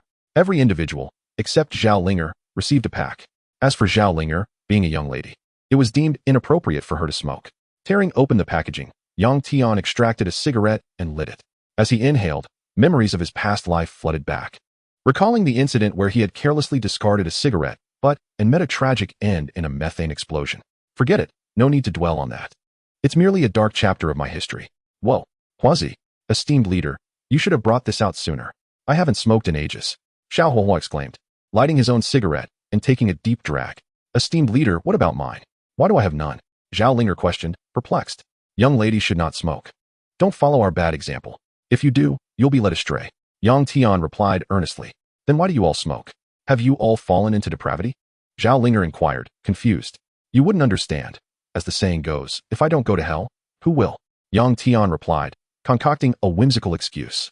Once everyone had lit their cigarettes, they pushed open the door and entered the hall. Instantly, the peculiar behavior of Yang Tian and the 11 others resembled that of ruffians, exhaling clouds of smoke with an air of dominance. This spectacle drew curious glances from all present.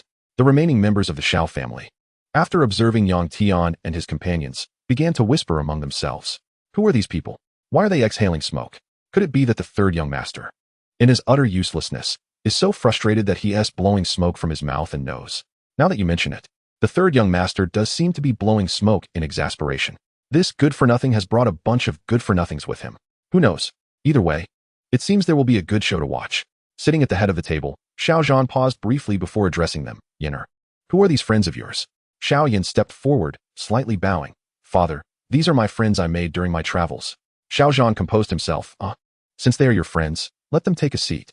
However, the awkwardness lay in the fact that there were no extra seats available. The onlookers eagerly awaited to see Xiao Huohua's embarrassment. Yang Tian casually waved his hand, and 11 chairs fell to the ground.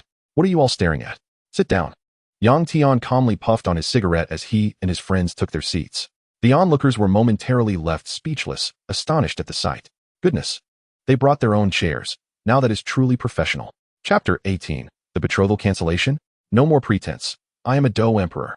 Yang Tian and his 11 companions entered in such an unconventional manner that it genuinely opened the eyes of those present. As the clouds of smoke thickened, the entire hall became suffused with the aroma of tobacco.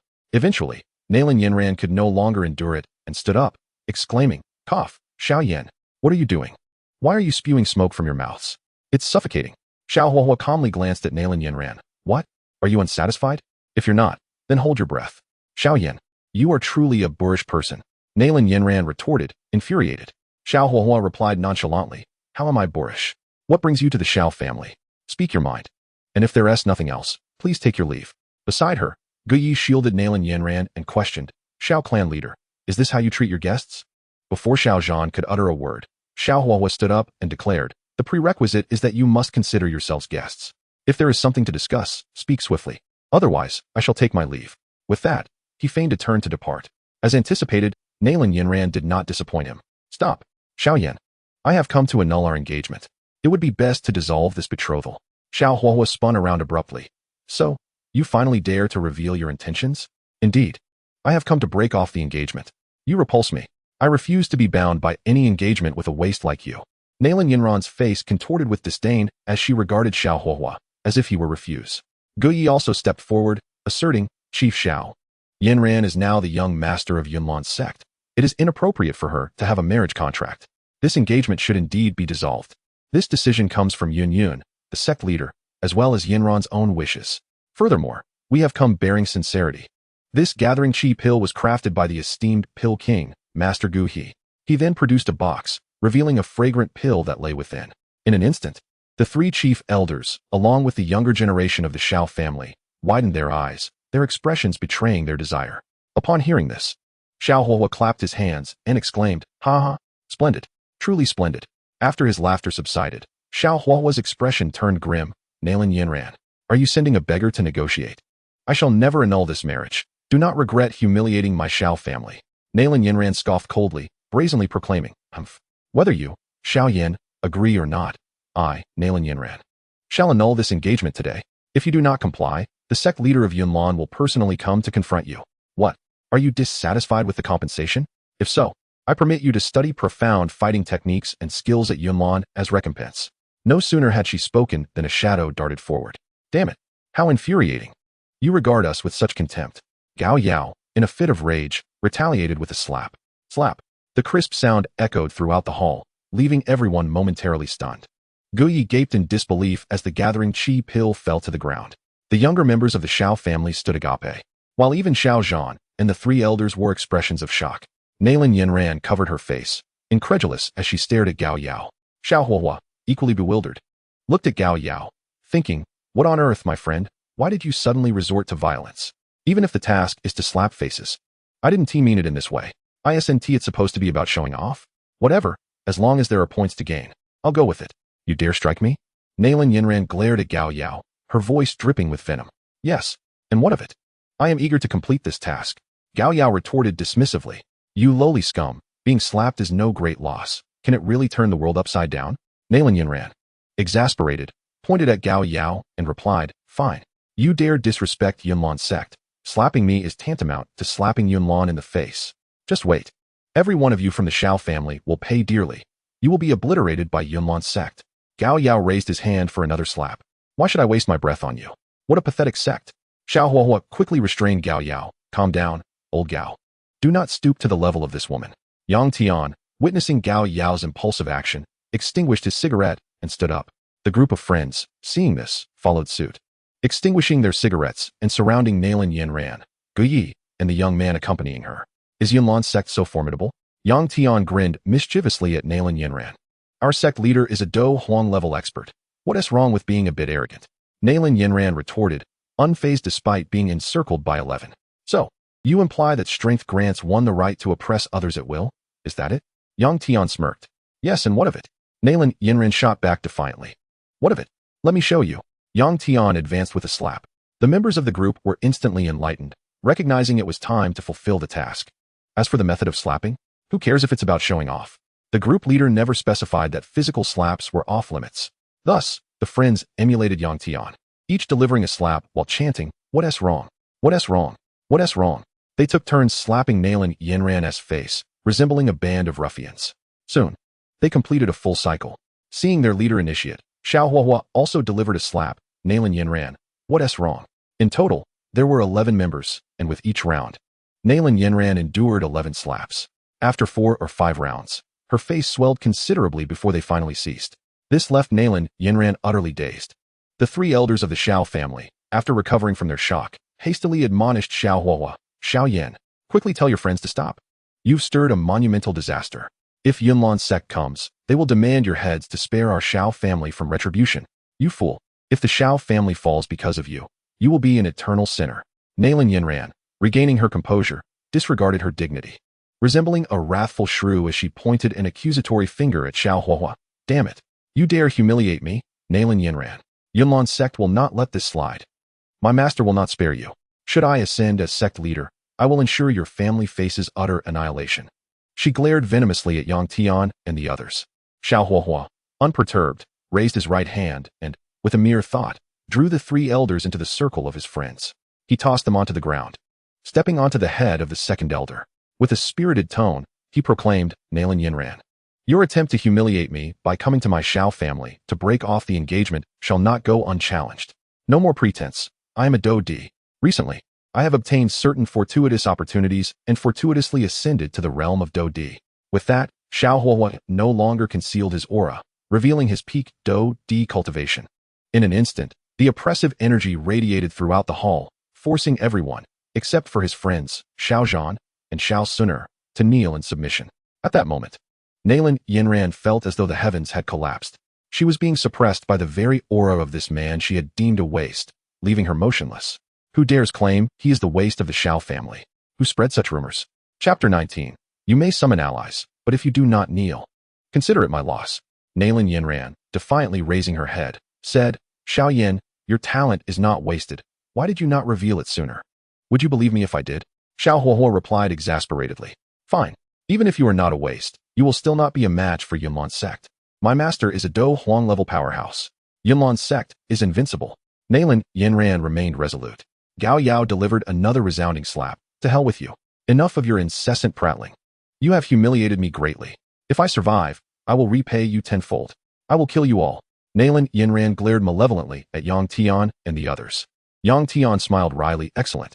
You claim Yunlan's sect is invincible, and you consider yourself the favored daughter of the heavens. Then bear witness to the downfall of Yunlan's sect." With that, Yang Tian waved his hand, and everyone in the hall vanished, reappearing suspended above Yunlan's sect. "This is the Yunlan sect. What kind of trickery is this?" Nalan Yinran's face was filled with astonishment. With just a mere wave of his hand, so many people were transported to the Yunlan sect. Furthermore, he even suspended individuals in midair. Such feats could only be achieved by a Dozun, could they not?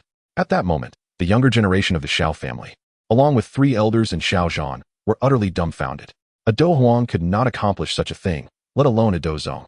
Only the legendary Dozun might have the capability, right? The onlookers remained silent, merely observing with indifference. Xiao Huahua, too, refrained from speaking. It was not his place to comment on the actions of the esteemed leader. Even if the leader was unconcerned, he could not show disrespect. A trivial display of skill? Hardly noteworthy, Yang Tian remarked nonchalantly. "Now, let the current and former leaders of your Yunlan sect come forth to see if they will assist you in bearing your burdens." With these words, Yang Tian summoned the protective law enforcer, Yun Shan, and Yun Yun, transporting them into the scene. Then, with another wave of his hand, the surroundings shifted, landing them all on solid ground. At this point, Yun Shan and the others appeared utterly bewildered, having been inexplicably moved. Who wouldn't he be confused? Nalan Yinran's expression brightened. "Master, avenge me. These people have humiliated me. Help me slay them." "Yinran, why is your face swollen? How did I end up here?" Yun Yun was equally perplexed. "Humph. Kneel." Yang Tian sneered coldly, and the protective law enforcer and his companions immediately dropped to their knees, unable to move an inch. Yang Tian then delivered a resounding slap across Naylan Yinran's face. So you wish for vengeance? To kill? I grant you the opportunity for revenge, he proclaimed, following up with 2 more slaps. Master, why are you kneeling? Why aren't you making a move? Naylan Yinran cried, her face a mask of despair. Wait, disciple, what formidable enemy have you provoked? Did you not see that even my master, Yin Shan, has knelt? Yun Yun interjected. Yang Tian gazed indifferently at the 3. Yin Yun? Yin Shan, your disciple Naylan Yinran claims that your Yunlan sect is invincible. I detest hearing anyone boast of their invincibility in my presence. Do you not see that I possess a countenance of invincibility myself? How dare you speak of being invincible before me? Do you intend to assist Naylan Yinran in bearing her burdens? Yang Tian continued. Upon hearing this, Yin Shan trembled, exclaiming, Senior, spare me. I do not even know who Naylan Yinran is, let alone assist her in any capacity. Whatever grievances you have, address them with her. I implore you to spare my Yunlan sect. Yang Tian turned to Naylan Yinran. Do you see? This is the Yunlan sect you have longed for. Did you not wish to annihilate my entire family? Why do you not act? Master, save me. Tears streamed down Naylan Yinran's face. Disciple, I am also kneeling here, unable to move. How can I possibly save you? Surely, my disciple has not been rendered foolish? Well then, your Yunlan sect cannot save you. Why not inquire with the protective law enforcer beside you? See if he can rescue you, Yang Tian suggested. Upon hearing this, Naylan Yinran cast a hopeful glance at the protective law enforcer. Senior, before she could finish, he interrupted hastily. You wretched girl, do not implicate me. Do not call me senior. I do not know you at all. Then, in a somewhat cowardly tone, the protective law enforcer added, Senior, I am merely a humble enforcer of the Soul Hall. Might I beg for leniency, considering the Soul Clan? Yang Tian smiled faintly and shook his head. No, you may summon anyone you wish, but if they do not kneel, I shall consider it my defeat. Even if you summon the Soul Emperor, if he does not kneel, I shall still regard it as my loss, understand? The protective law enforcer, filled with indignation, retorted, Senior, your claims are rather grand. The Soul Emperor is the leader of my clan. How could he ever kneel to you? Very well, you doubt my words? Yang Tian approached and delivered 2 swift slaps. Since you are unconvinced, I shall summon your clan leader.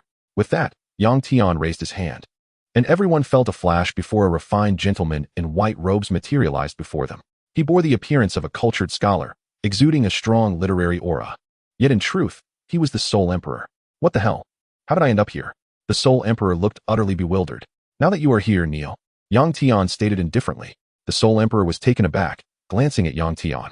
Before him stood a striking young man, exuding an aura of invincibility, adorned with a pair of beautiful earrings and 2 tufts of hair falling across his forehead. Damn it, what does it matter if he is handsome? Does being handsome give him the right to speak arrogantly? The Soul Emperor's anger flared. What audacity! Who do you think I am? I am a peak Do Shang. How could I kneel before you? Even if a Do Di were present, they could not compel me to bow. I said kneel. At Yang Tian's command, the Soul Emperor found himself kneeling instantly. The protective law enforcer was left dumbfounded. Had the Soul Emperor truly been summoned? And to kneel so quickly, no less. The remaining onlookers, aside from the group members, were rendered speechless, their minds numb from shock. Naylan Yinran's face turned ashen, regret flooding her thoughts as she lamented her earlier decision to withdraw from the engagement. Though the Soul Emperor had knelt, he struggled fervently, yet it proved futile. Yang Tian shook his head slightly. There is no need to struggle further. Even a Do Di must kneel. The Soul Emperor exclaimed, What is happening to my legs? Why did I kneel at his mere words? I do not wish to kneel. At that moment, the Soul Emperor realized he was facing a formidable opponent. It seemed only a being of Do Di caliber could compel him to kneel against his will. Realizing this, the Soul Emperor quickly submitted, not wishing to risk his life. Senior, I am willing to gift you the Soul Hall. I only ask for my life. I never claimed I wanted to kill you, Yang Tian replied, perplexed. Senior, truly? The Soul Emperor's panic subsided. Indeed, but I never said I would simply let you go. Yang Tian replied coolly. Senior, whatever you require, please command me. The Soul Emperor was now thoroughly intimidated. He had yet to attain the rank of Emperor and could not afford to die here. Great achievers do not concern themselves with trifles. A momentary act of endurance is hardly a burden. As long as he could reach the realm of Do Di, he would do whatever it took to achieve his goals. From now on, you shall align yourself with the Fire Emperor. I can assist you in breaking through to the Do Di realm. Yang Tian stated calmly. Fire Emperor? The Soul Emperor was taken aback. Xiao Huohua stepped forward. The Fire Emperor is me. From now on, you shall follow me, and I shall ensure you live a life of abundance. Very well. Let us elevate your powers to that of a Do-D. With that, Yang Tian slapped the Soul Emperor, and instantly, his cultivation reached the Do-D realm, though he remained far from the peak. Feeling the changes within his body, the Soul Emperor was bewildered. I received a slap and became a Do-D. Yang Tian patted the Soul Emperor's head. Indeed, be obedient. Otherwise, I fear the Fire Emperor may not hesitate to reduce you to ashes. The Soul Emperor could only respond with a resigned silence. Chapter 20. New member joins the group, Sun Wukong. Yang Tian turned to Xiao Huahua. Xiao Huahua, your task here is nearly complete. Before departing, allow me to bestow upon you a small gift. Thank you, esteemed leader. Xiao Huahua immediately bowed respectfully. Regardless of what the gift was, gratitude was in order. While it might be a trivial gift to the leader, it could be a monumental opportunity for her. Yang Tian extracted a cigarette, lit it, and took a puff. In your world, the source energy is depleted, and the heavenly Tao is waning. Should a Do-D remain here for too long, the heavens will expel you to the vast realms. Therefore, I must reconstruct a complete heavenly Tao, and the world must undergo a comprehensive upgrade. With that, Yang Tian unleashed a force of cleansing power, erasing the heavenly Tao entirely. Subsequently, he wielded the power of creation, birthing a more formidable and perfect heavenly Tao. With a mere wave of his hand, the world became more stable, and the source energy filled the entire continent. Thus, there was no need to venture to other realms. One could remain here even with the cultivation of a Do-D or higher. It is settled, Xiao Huahua. From now on, the heavenly Tao shall be your very own progeny. Yang Tian chuckled. The mission has concluded. It is time to return. With that, Yang Tian's figure flickered, and he was transported back to the Dragon Ball world. The other members of the group also bid farewell and returned to their respective worlds. The chat group's notifications chimed, and the points began to be tallied. Ding! Congratulations on completing the group mission. This mission was, slap Nailin Yinran's face and assist Xiao Huahua in holding the stage. According to the chat group's evaluation, the participating members accomplished the task with outstanding teamwork. The task settlement is complete. Each person receives 100,000 points as a reward. Xiao Huahua, awesome. Another 100,000 points in the bank. Kawashima Yoshiko. This mission was quite simple and effortless. We even earned points while enjoying a vacation. The group leader is truly impressive. Gao Yao. This mission was quite delightful for me. Zhang Chulan. It's all thanks to the group leader. The group leader is akin to my second parent. The group members all praised one another, thoroughly satisfied with their earned points. In the 7th universe, on Earth, Yang Tian was now lounging on the sofa. Greetings, esteemed guest. Technician number 6 is at your service. Bardos entered, carrying a foot bath and a towel. Clad in a bright yellow bathrobe, humorously referred to as the Bath Emperor. Yang Tian relaxed while Makalita provided a massage. Greetings, esteemed guest. Here is your milk tea with stockings, along with a platter of fruit. Kashi presented the fruit platter, feeding Yang Tian delicacies. Now this is the essence of life. Yang Tian sighed contentedly. In the chat group, a new member was randomly invited. As you wish. Esteemed group leader. The chat group immediately complied with Yang Tian's directive. Ding. Welcome by Ma 1 to the chat group. Zhang Chulan, what the heck? A new member has joined. Zhaoling, by Ma 1, welcome to the group. Han Fei, by Ma 1, welcome to the group. Gao Yao, by Ma 1, welcome to the group. Peter Parker, by Ma 1, welcome to the group. In an instant, the group members bubbled up, welcoming the newcomer. Xiao Huahua, by Ma 1, buddy. You wouldn't happen to be the great sage Sun Wukong, would you? Kawashima Yoshiko, I suspect you are indeed Sun Wukong. Zhang Chulan, by Ma 1, no way. The great sage, by Ma 1. Is that old man Buddha up to his tricks again? It infuriates me. How dare he refer to me as by Ma 1? Once I escape from this 5-finger mountain, I shall surely make all of you bald monks tremble in fear. Zhang Chulan, by Ma 1, great sage. This is the Celestial Chat Group. You should first review the group announcements to understand how to use the chat group. And please change your name while you're at it. By Ma 1, Zhang Chulan. Alright, I shall take a look. Kawashima Yoshiko. This chat group is truly astonishing. It even invited the great sage from Journey to the West. Xiao Huahua. Indeed, it is an unbelievable feat that we, from various worlds, can converse freely in this group. Sun Wukong. I've changed my name back. Zhang Chulan. Great sage. How long have you been suppressed under the 5-finger mountain? Sun Wukong. Zhang Chulan. How did you know I was trapped under the 5-finger mountain? Zhang Chulan. Every Chinese person knows this. It's not just me. And you were my idol when I was a child. Xiao Huahua. Sun Wukong. Indeed, who hasn't heard of the great sage's name? I admired you greatly as a child, fantasizing about causing chaos in the heavenly palace like you. I suppose I am still your fan. Kawashima Yoshiko. Sun Wukong, great sage. Long ago, I was also your fan. Gao Yao. Sun Wukong. Yes, yes. I am also your fan. I admire you greatly. Sun Wukong. Zhang Chulan. I have been suppressed beneath the five-finger mountain for 10 years, enduring daily hardship. That old man Buddha truly lacks humanity. Sun Wukong. Xiao Huahua. Kawashima Yoshiko. Gao Yao. You have quite the discerning eyes. One day, I shall make that old man Buddha pay dearly. Zhang Chulan. Great sage, you might find that difficult. Allow me to show you something that will clarify matters. Sun Wukong, what is it? Ding. Group member Zhang Chulan uploaded Journey to the West, earning 1,000 points. Kawashima Yoshiko. What a loss. That little scoundrel got 1,000 points for free. If only I had uploaded Journey to the West earlier. Xiao Huahua. Watching this guy earn points is more painful than losing points myself.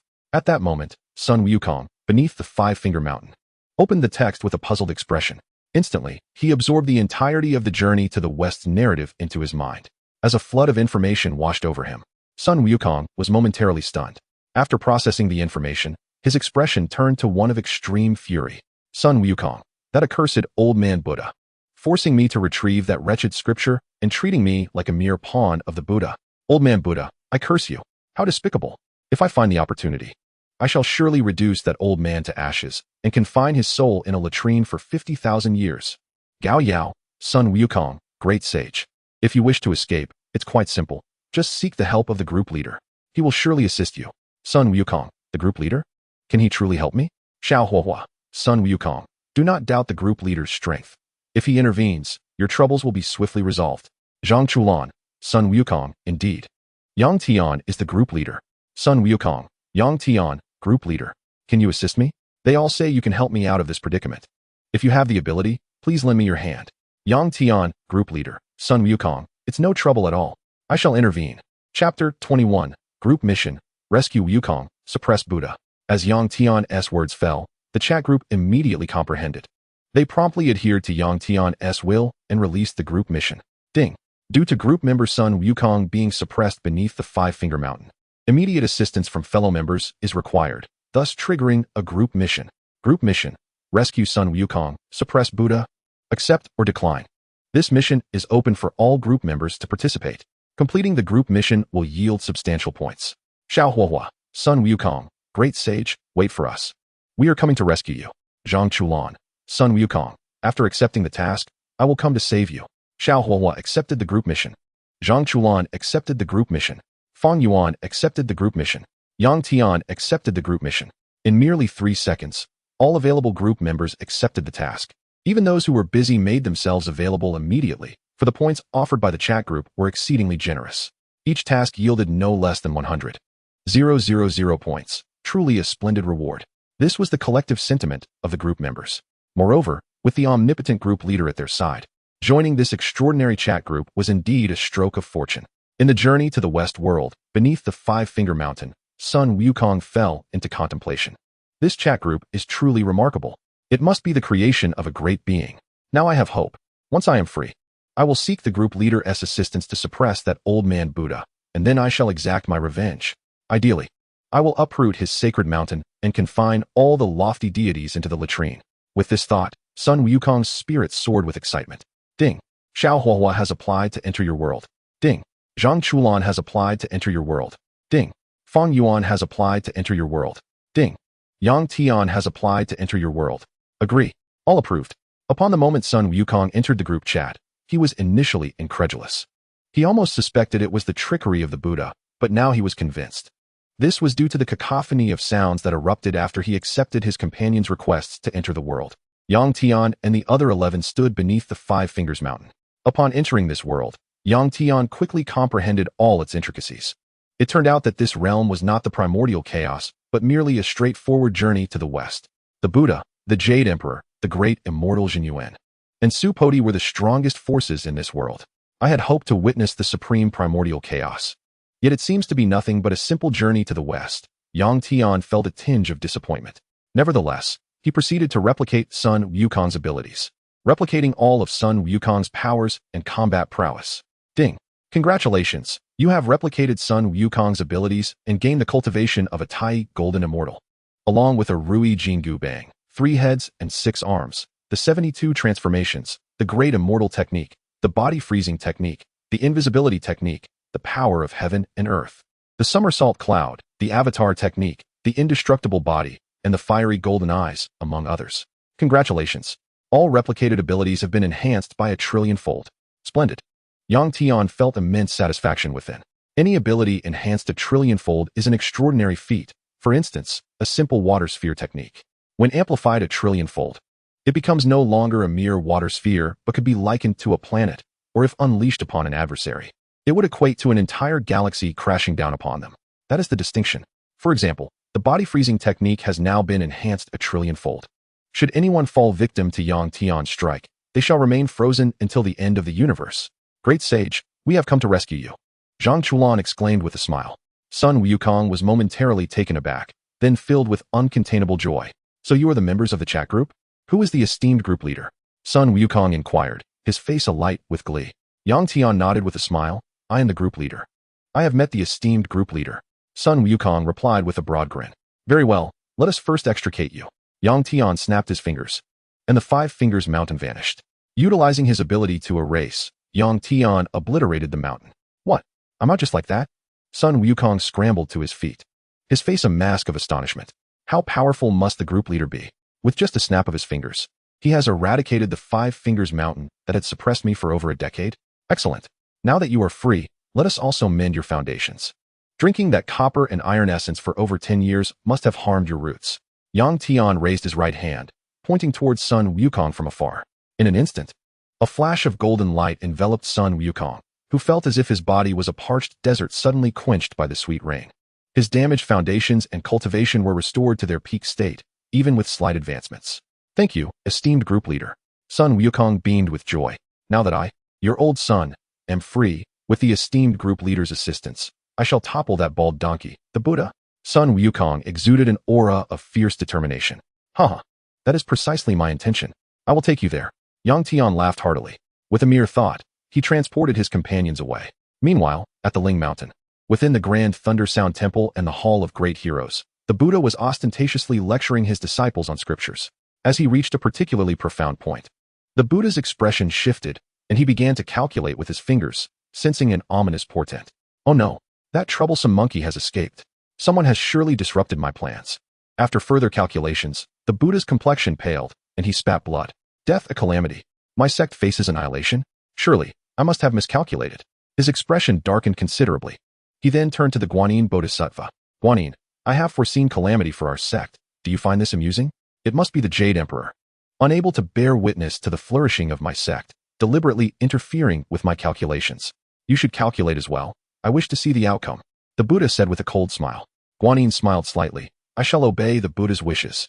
She then raised her right hand, palm open, and began to calculate. Suddenly, as Guanyin was midway through her calculation, she coughed up blood, her aura diminishing, evidently suffering from backlash. Impossible. How could my sect be extinguished today? Guanyin's expression turned grave. The Buddha's demeanor hardened, feigning calmness. Is that the result you have calculated as well? It appears the Jade Emperor truly wishes to thwart the rise of my sect. Humph. Our sect's fortunes are thriving. Surely the Jade Emperor and Jinyuan Great Immortal are conspiring against us. When our sect flourishes, we shall ensure they are dealt with. Just then, a mocking voice echoed. Is that so, old Buddha? Today may very well be the day of your sect's destruction. The voice was laced with derision. Suddenly, 12 figures appeared before the Buddha. The Buddha's expression shifted in alarm, but upon recognizing the intruders, his countenance regained indifference. I wondered who it was. It is merely you, monkey. Do you think that bringing a few insignificant ants can alter your fate? The Buddha scoffed. In his eyes, the beings Sun Wukong had brought were nothing but mere mortals yet to attain immortality, mere ants indeed. And Yang Tian, he dismissed entirely, considering him a nonentity without any significant cultivation. The only one worth noting was Sun Wukong, a slightly formidable monkey. A few insignificant creatures. Even if you freed Sun Wukong from the 5 Fingers Mountain, what tempest could you stir? System, replicate the Buddha's cultivation and abilities. Ding. Congratulations. You have replicated the abilities of the Buddha, acquiring the cultivation of a great Luo Golden Immortal, boundless Buddhist teachings, the true sutra of the great Sun Buddha. The Buddha kingdom in your palm, the Buddha's divine palm, the 6-span golden body, the true words of resurrection, the body freezing technique, the sutra of infinite life, Namo Amit Ba, the true sutra of transcendence, the diamond Prajna Parmitha Sutra, and all the Buddha's powers. Congratulations. The abilities you have replicated have been enhanced by 1,000,000,000,000-fold. Yang Tian nodded inwardly, acknowledging the prowess and capabilities of this individual. Old Buddha, if it were just me, I might have feared you somewhat.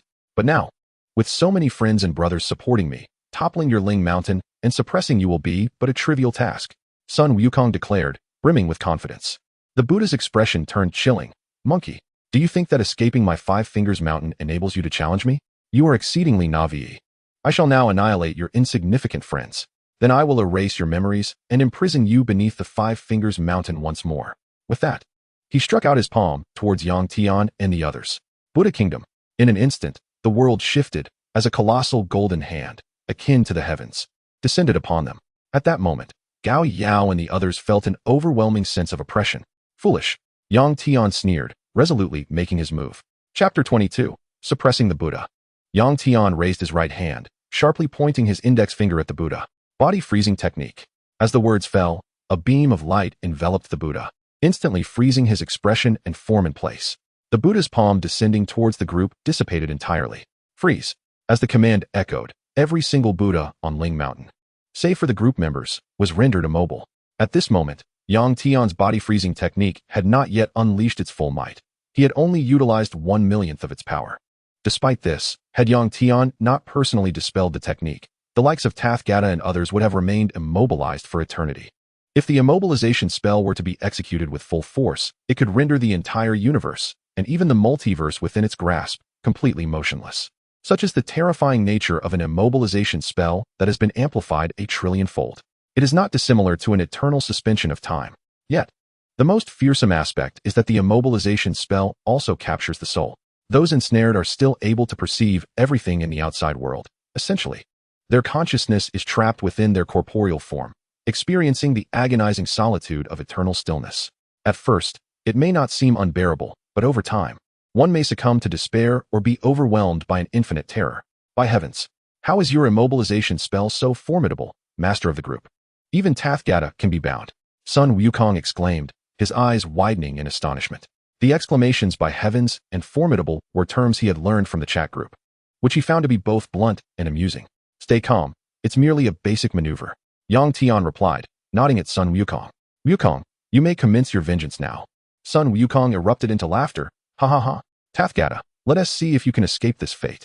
He produced a minuscule golden staff from his ear, akin to a finely crafted needle. As he grasped it, it immediately transformed into a thick and elongated weapon. With both hands firmly clutching the staff, Sun Wukong swung it down towards Tathgata's head with great force. Haha, old Tathgata, take this from your old son. Bang. Due to the immobilization spell cast by Yang Tian, Tathgata was unable to evade the strike. A large bump instantly formed on his head. However, Sun Wukong's onslaught did not cease there. With a mischievous grin, he declared, haha, staff of myriad forms. In an instant, countless shadows of the staff descended from the sky, raining down upon Tathgata's head. The sound of impacts echoed continuously. After venting his fury for over an hour, Sun Wukong finally ceased his assault. At that moment, a glance at Tathgata revealed a head adorned with numerous bumps, a testament to the pummeling he had received from the monkey. So that is how the bumps on Tathgata's head came to be, Zhang Chulan remarked, a look of realization dawning upon him. Ha ha, Tathgata, you truly have been struck by a monkey. Xiao Huohua chuckled merrily. Great sage, impressive indeed. Feng Yuan praised. Haha, my vengeance doesn't end here. The bald monks of the Buddhist sect have suppressed me for a decade, and according to future fate, they intend to keep me subdued for 500 years. Thus, I shall imprison them for 50,000 years. Sun Wukong chuckled, then proceeded to give Kuan Yin and the other bodhisattvas a thorough beating before turning his gaze towards Yang Tian. Sun Wukong tucked away his golden staff and rubbed his hands together. Haha, master of the group. Might I trouble you to obliterate the physical forms of Tathgata and the others?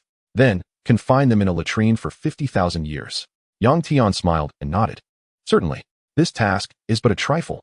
He waved his hand, erasing the physical bodies of Tathgata and the others. Yet, the immobilization spell remained intact, their souls still bound in place. With another gesture, Yang Tian summoned the souls of Tathgata, Kuan Yin, Maitreya, the Buddha of Burning Lamp, the Joyful Buddha, and all the other bodhisattvas. Transform Lingshan into a latrine. He commanded. In a moment of shock from the onlookers, they beheld Lingshan tremble and morph into a colossal latrine, filled with excrement and urine, teeming with fat, wriggling maggots. Rotted wooden planks were haphazardly arranged above, clearly intended for use by a giant. Yang Tian cast the souls of Tathgata and others into the latrine and then enacted a binding spell. You shall be suppressed for 50,000 years, after which you will disperse into nothingness. With that proclamation, the former Lingshan ceased to exist, replaced by a vast latrine. Even the Jade Emperor himself would not uncover the imprisoned Tathgata and the others at the latrine's depths. Moreover, after 50,000 years of suppression, they would be utterly erased by Yang Tian's means, their souls dissipating entirely from this realm. Even should the heavenly path of journey to the west intervene, Tathgata's soul would find no salvation. By heavens, master of the group, you are incredible. The vast Lingshan transformed into a latrine at your command. Truly remarkable. Sun Wukong's eyes sparkled with admiration. Ha ha ha. Tathgata suffering beneath the latrine for 50,000 years? The thought alone brings me joy. Xiao Huo said, laughing heartily. It stinks. Let South leave this place quickly, Zhao Linger remarked, her expression turning sour. Ha ha ha, let us go. The monkey has been rescued, and Tathgata is now confined to the latrine. Our task is nearly complete. We can depart. Yang Tian laughed heartily, waving his hand. All the group members vanished, save for Sun Wukong. Clearly, the others had been returned to their respective worlds by Yang Tian. Yang Tian himself returned to the Dragon Ball universe. Upon his return, the chat group notified him that the task was complete. Ding! Congratulations on completing the group task. This group task, rescue Sun Wukong, suppress Tathgata. The chat group acknowledged that the participating members had effectively completed the task through teamwork. As the rewards were settled, the group members erupted in joy and excitement. Sun Wukong, by heavens. Thank you, chat group. Thank you, master of the group. Zhao Linger, haha. Being carried by the master of the group feels absolutely splendid. Exhilarating. Peter Parker, the master of the group is my benefactor. I am but his loyal servant. Gao Yao, then I am the master of the group's lackey. Xiao Huohua, I am the master of the group's little brother. Zhang Chulan, Xiao Huohua, hey, don't simply decide to be the master of the group's sidekick. If there is to be one, it should be me. Saitama, Zhang Chulan, you're truly unyielding. You even vie for such roles, achieving what others dare not even consider.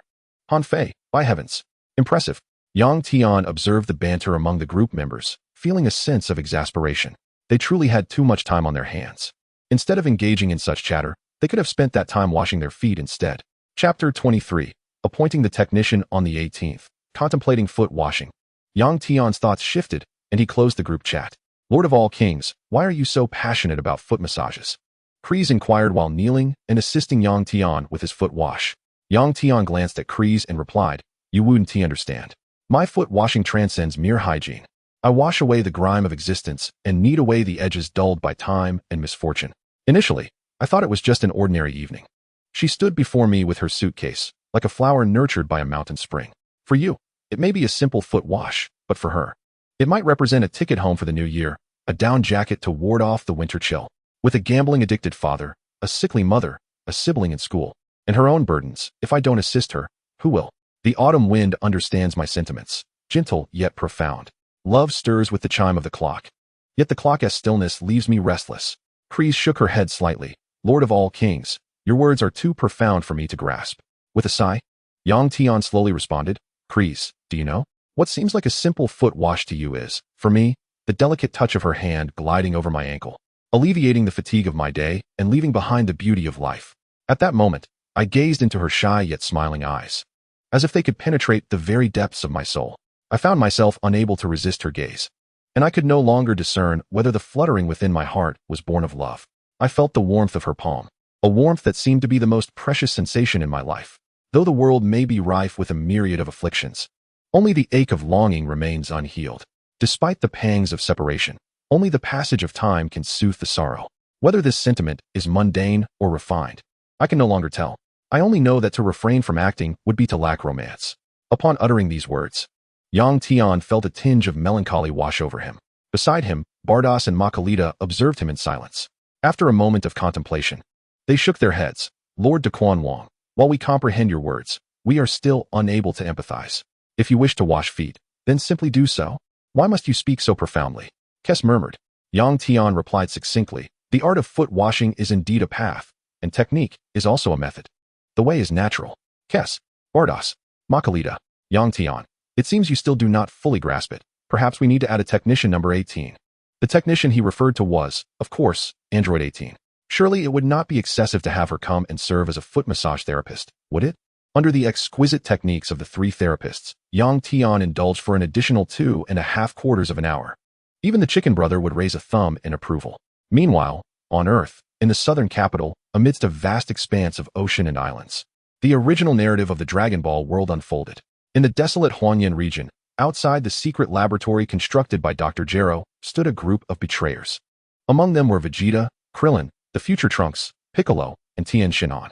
These individuals gathered at the entrance of the laboratory. As for Kakarot, he had succumbed to heart disease and was sent back by Yamcha. Son Gohan was tasked with escorting Bulma and young Trunks home. Thus he was not present with the others.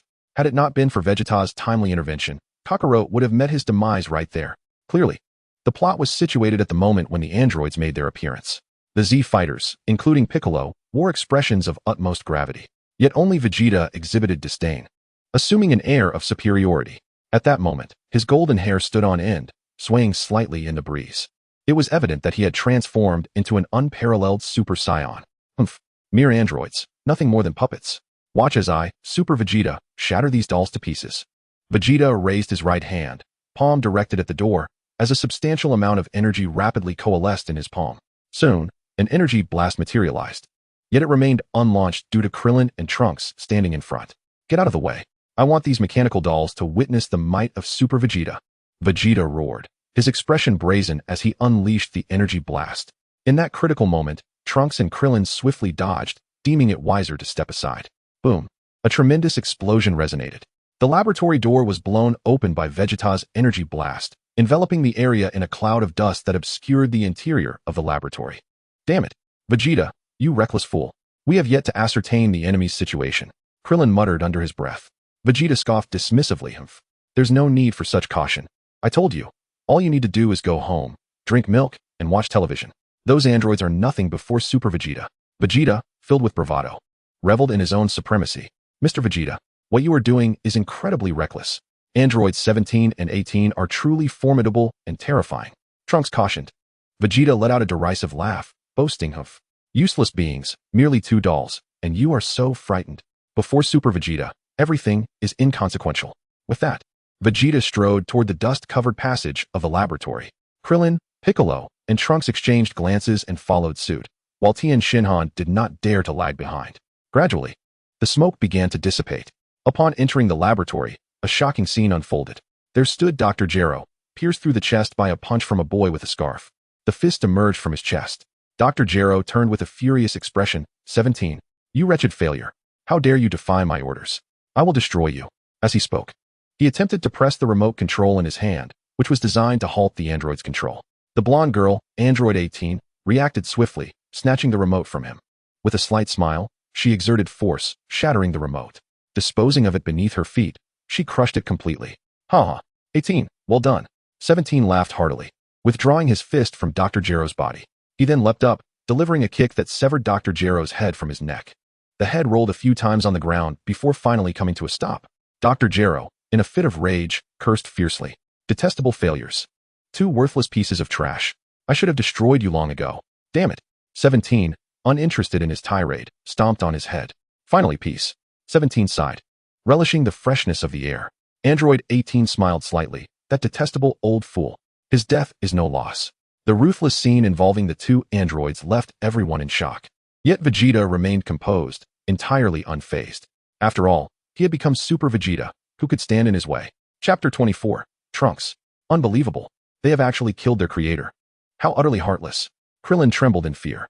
For these two androids, Dr. Gero was their creator, their very father. Indeed, androids are cold and unfeeling beings. Tien Shinhan concurred with Krillin's sentiments. We cannot allow such events to transpire. Trunks felt an overwhelming dread. He was terrified. Terrified that the same tragic fate as his own time would unfold once again. Kakarot's death, the demise of all the Z fighters, leaving only Gohan to struggle alone under the weight of the burden. In the end, even Gohan perished while saving him, leaving Trunks to inherit Gohan's will. Such a future was too despairing. He must not allow the tragedy to repeat itself. Trunks murmured.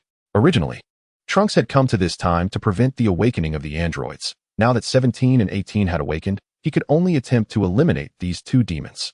He must not allow the tragic future to come to pass. The more Trunks pondered, the more distressed he became, yet with a resolute gaze, he steeled himself. Detestable androids. Accursed demons. Perish. Ah! Trunks roared, transforming into a Super Saiyan. In an instant, his hair gleamed golden, standing upright. His eyes turned a vibrant green, and his eyebrows took on a golden hue. A surge of golden energy erupted from his body. His demeanor shifted to one of serious intensity. He raised his hands, palms directed at androids 17 and 18, as a vast amount of energy gathered in his palms. An energy blast rapidly formed. Die. Yaya. A barrage of energy blasts cascaded forth from his palms, resembling a meteor shower as they surged towards the duo, androids 17 and 18. In an instant, the experimental base crumbled and collapsed, engulfed in a cloud of dust and smoke. This technique was none other than Vegeta's royal combat style. Although he had not received direct tutelage from Vegeta as his offspring, it was entirely plausible for him to grasp the technique intuitively. Krillin's expression shifted, prompting him to swiftly retreat from the vicinity alongside Tien and the others. How infuriating. That fool Trunks. How could he possibly think such an attack would annihilate an android? He was merely exhausting his energy for no reason. Krillin lamented, a sense of frustration evident in his tone.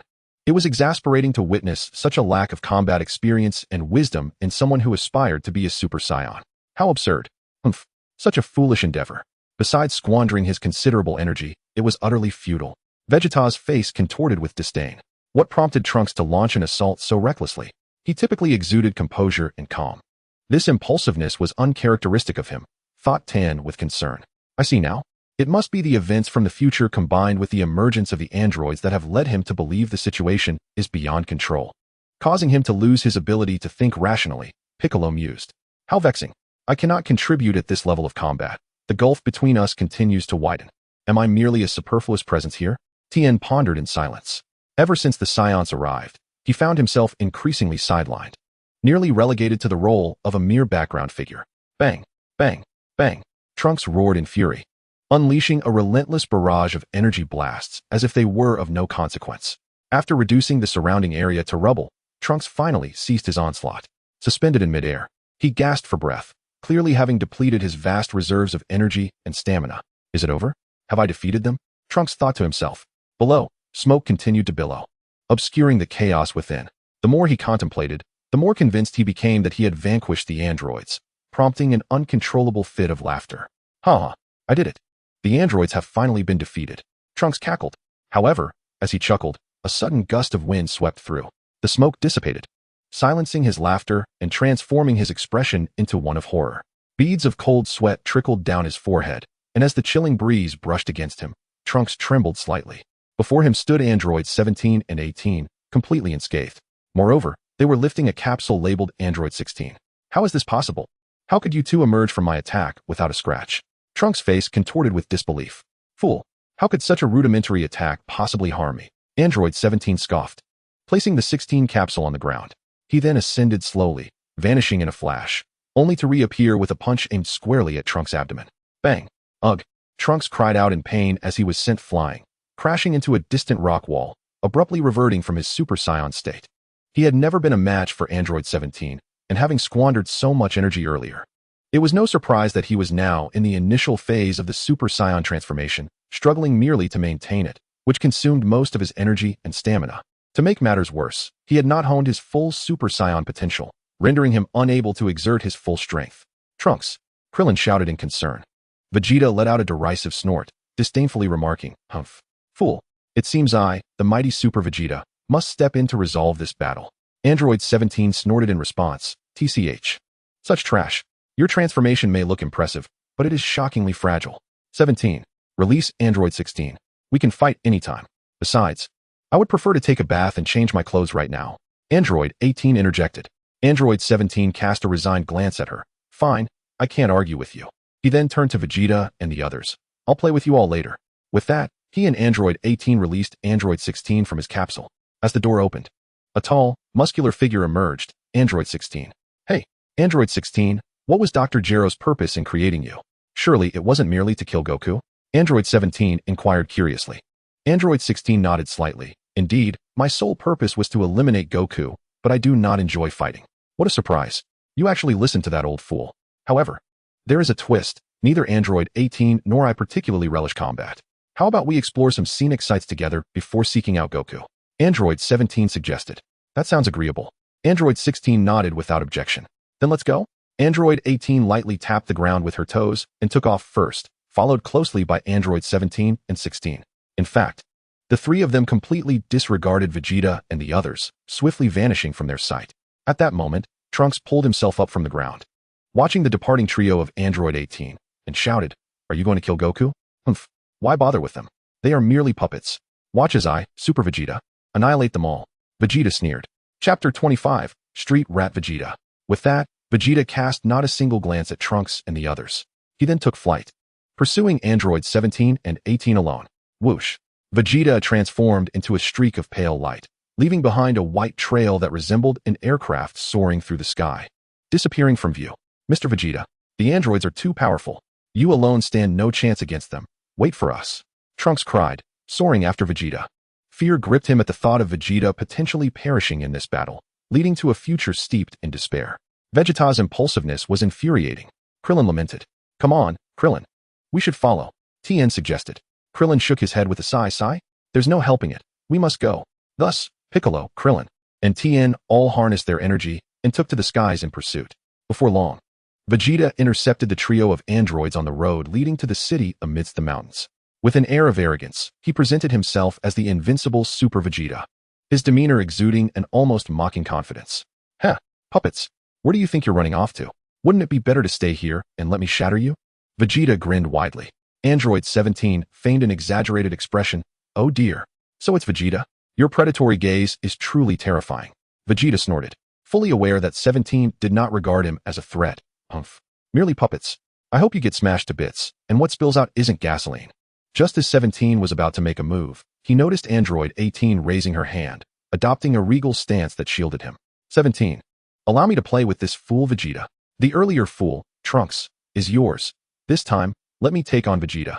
That seems only fair, right?" Android 18 chuckled. Android 17 shrugged, conceding, "If you wish to play with him, then go ahead. Do not toy with him too much, or you shall find that the days ahead will lack in amusement." With a slight nod, Android 18 acknowledged this. Vegeta scoffed derisively. "Humph. Do you hold me in such low regard? I hope you can still manage a smile later. Do not be naive enough to believe that your beauty as a girl will earn you my mercy." Android 18 casually flicked her golden hair and retorted, "Enough with the idle chatter. Let us begin." With that, Vegeta inhaled deeply and unleashed a bellowing roar, akin to a primal scream of frustration. Aya! A brilliant golden aura erupted from his being, illuminating him in resplendent light. His golden hair stood defiantly, and he radiated an aura of unwavering confidence, mingled with a hint of arrogance. "Humph. I, Vegeta, have ascended to Super Saiyan. I have surpassed Kakarot. I am the strongest prince of the Saiyans, Super Vegeta." Android 18 smirked disdainfully, dismissing his bravado. What nonsense about Super Saiyans. Such grandiose claims. Raising his right hand in a half fist, he pointed his thumb at himself and declared, "Oh, behold, the magnificent Vegeta."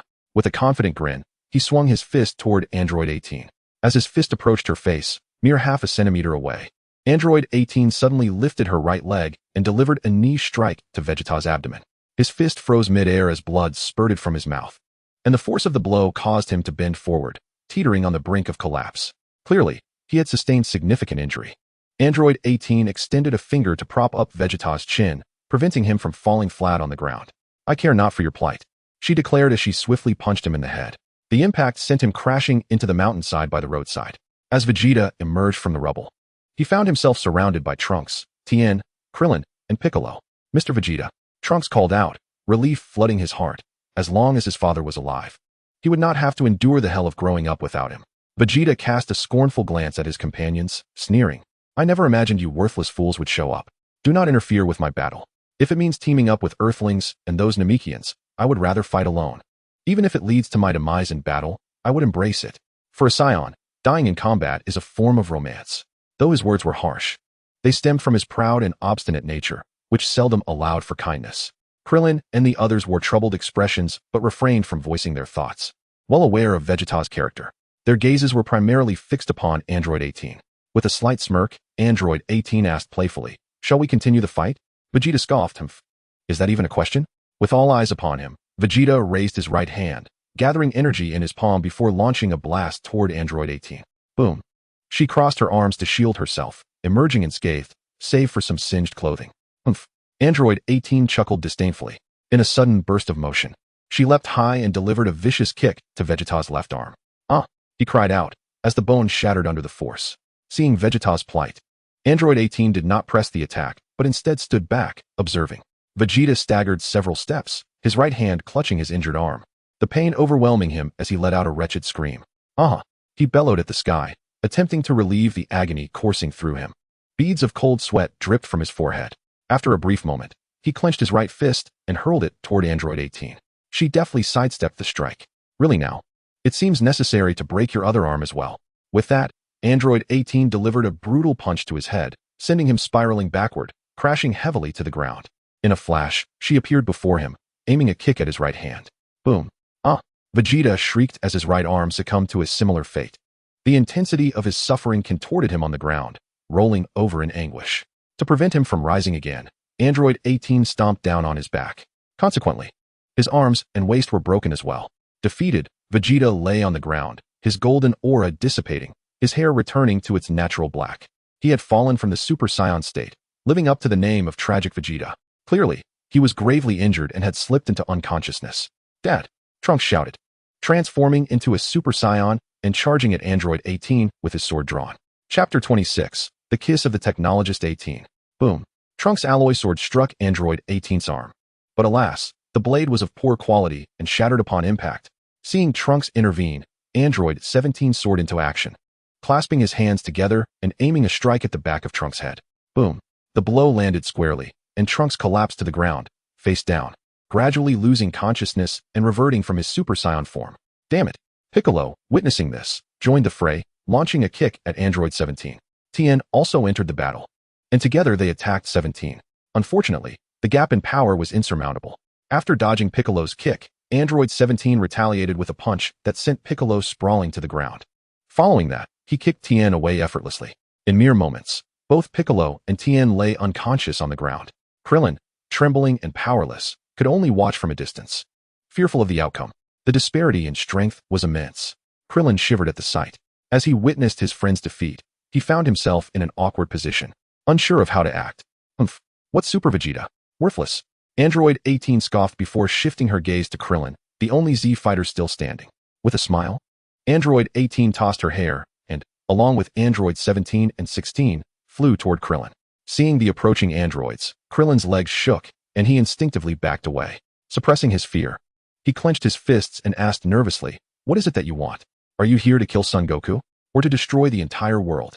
With a light chuckle, Android 17 replied, "In any case, we must first deal with Son Goku, and then we shall think about the rest." "Why are you still seeking Son Goku? Hasn't Dr. Gero already been killed by you?" Krillin inquired. Number 17 replied with a faint smile. "This matter has nothing to do with Dr. Gero. It is merely a game." At these words, Krillin was taken aback, questioning if it was truly just a game. Before he could ponder further, Number 17 urged, "Hurry and give your companions the Senzu beans. Otherwise, they will perish."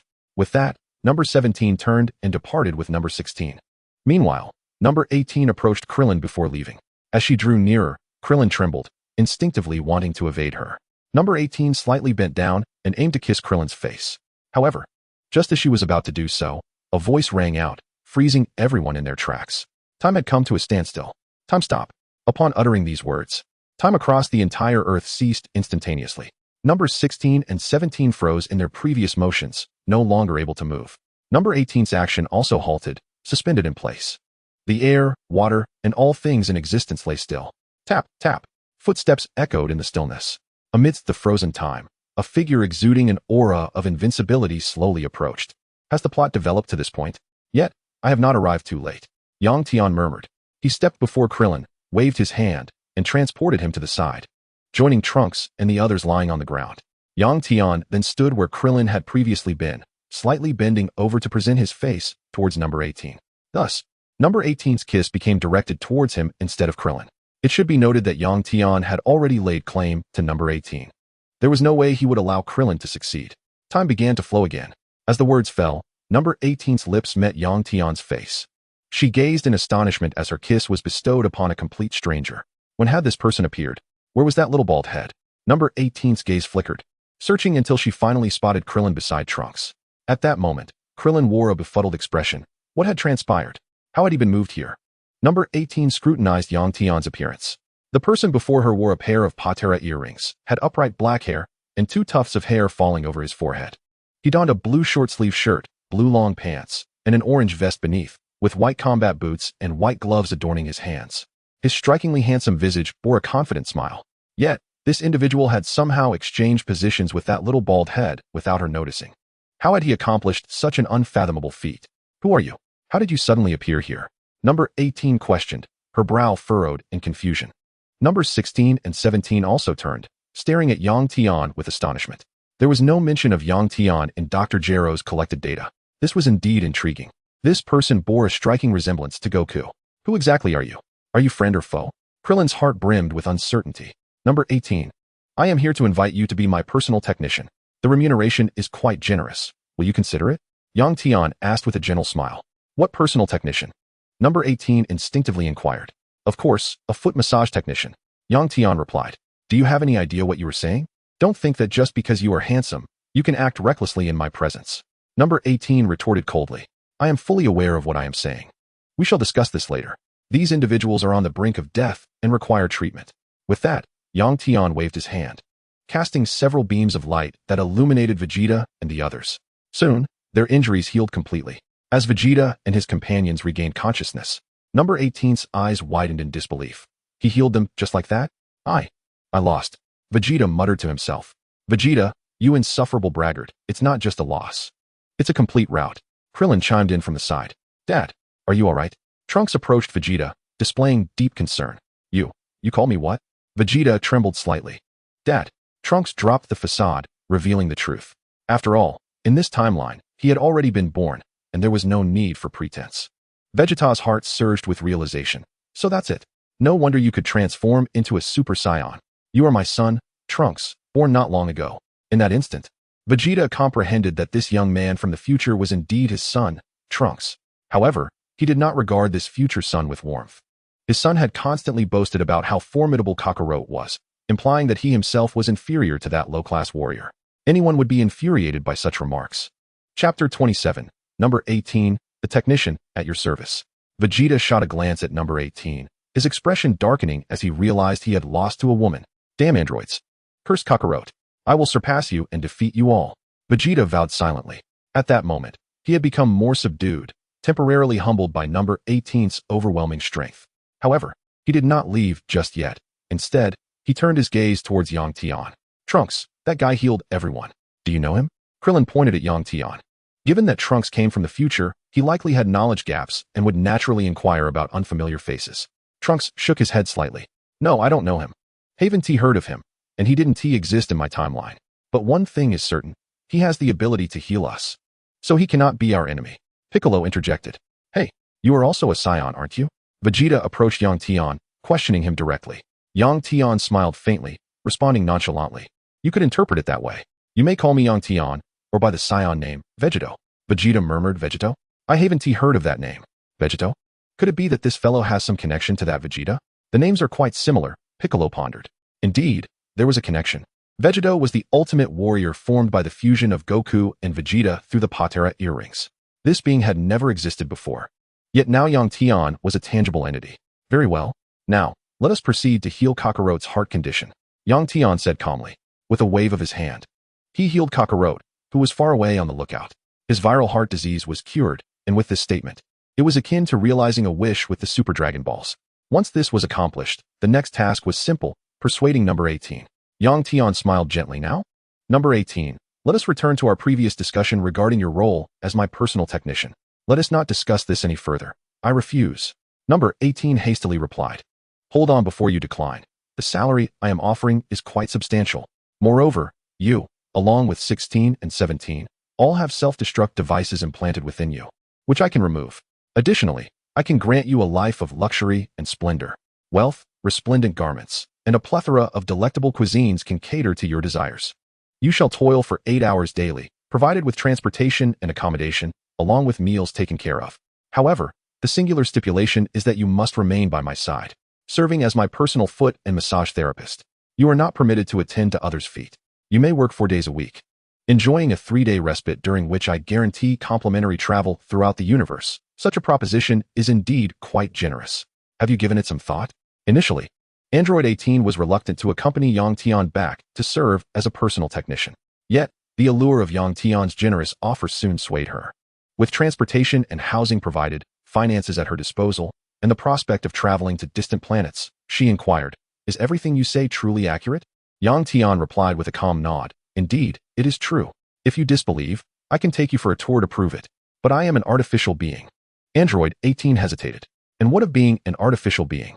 You are still human, merely altered by the nefarious Dr. Jero. Your memories and emotions as a human have not been erased. Thus, you remain human," Yang Tian stated with composure. After hearing his words, Android 17 found himself in partial agreement. "All right, I shall consent to become your personal technician, but should you deceive me regarding the promised benefits, I will not hesitate to eliminate you," Android 18 proclaimed earnestly. "Agreed," Yang Tian replied with a slight nod. With a wave of his hand, he made everyone, including Android 18, vanish from their location. They reappeared amidst a grove of peach blossoms. The three angelic beings, Margarita and her companions, were fishing by a pond at the end of the orchard. "Lord Zeno, you have returned," the three angels greeted promptly. As for the individuals Yang Tian had brought, it was not their place to question the Lord Zeno's choices. From now on, Android 18 will be your colleague, but her duties will not involve assisting the destroyer gods. Rather, she is to attend to my foot massages, Yang Tian elucidated. "Yes, Lord Zeno," the three angels readily acknowledged, without any dissent. "What is the Grand Zeno? Is he a deity?"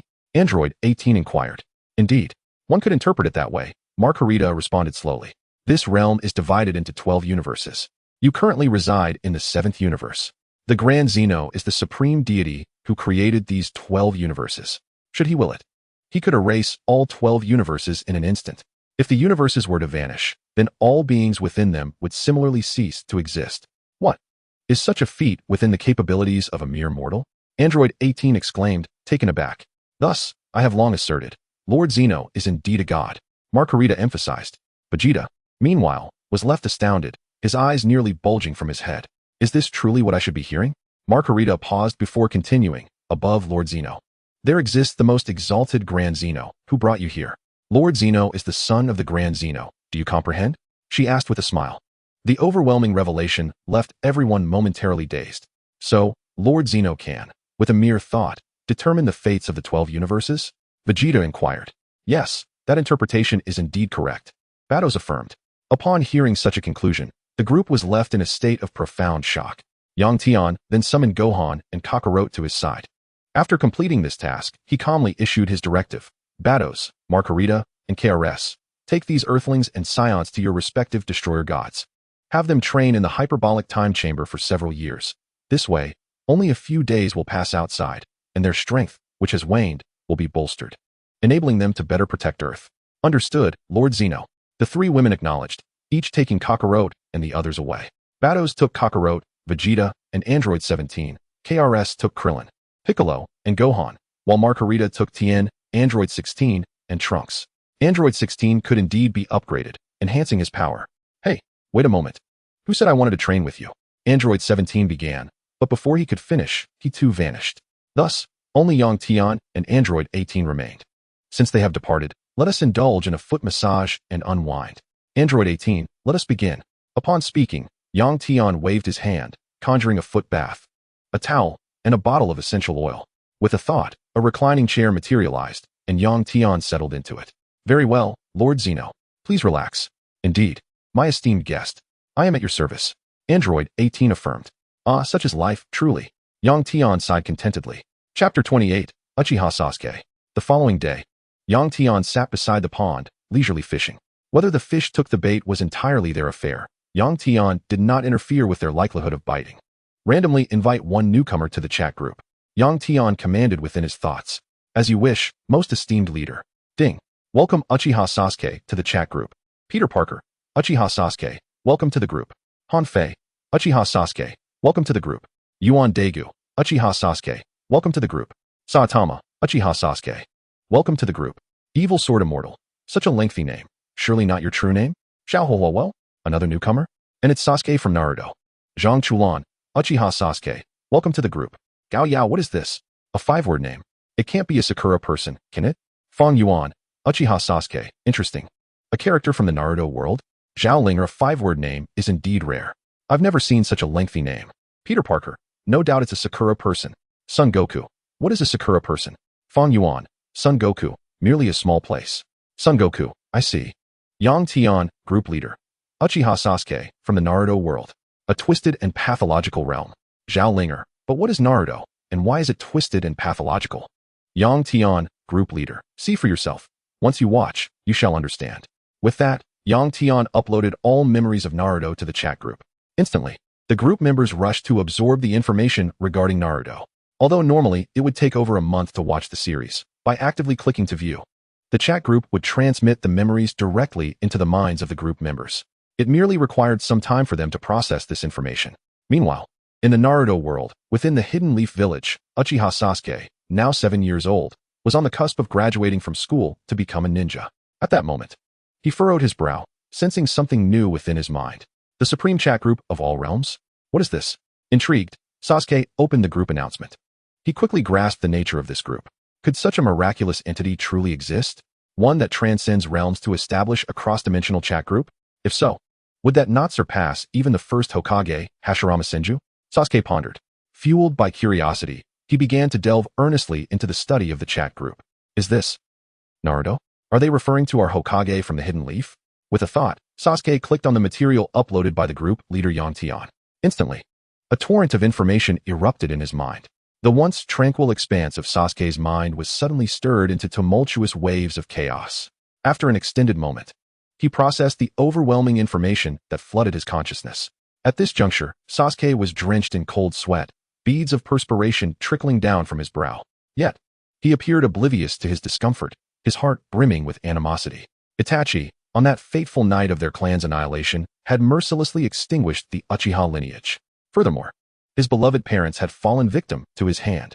Cursed be the will of fire. Cursed be Danzo Shimura. And that detestable Yagura. The shinobi world truly was a grotesquely distorted realm. Such a world, I must endeavor to transform. An unremarkable future must never unfold. I shall unify the entire ninja realm and usher in everlasting peace. Sasuke, what is the matter? Are you unwell? Why are you drenched in sweat? Sakura Haruno inquired with concern. Sasuke, however, paid her no heed, consumed instead by thoughts of the impending future. As he pondered, his expression darkened considerably. According to the future information uploaded by the group leader, tonight marked the very night his brother, Itachi Uchiha, would conspire with Obito Uchiha to carry out the massacre. What a calamity! What shall I do? If I cannot prevent Itachi, then will I not be doomed to that tragic future? Sasuke felt a surge of urgency. I must stop Itachi. I must avert the destruction of the Uchiha clan. If I cannot even prevent the demise of my clan, how can I hope to alter my own future? With this thought, he clenched his fists resolutely. Right. According to the group announcement, I can seek assistance from my comrades in times of difficulty. I hope they can aid me.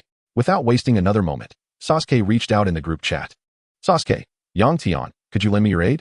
After glimpsing the future, I have come to comprehend all the events that will transpire. However, tonight is the night of the Uchiha massacre. Xiaohua, Sasuke, how thrilling. To be faced with the annihilation of your clan right from the outset. Who could endure such a fate? Your brother is truly deranged.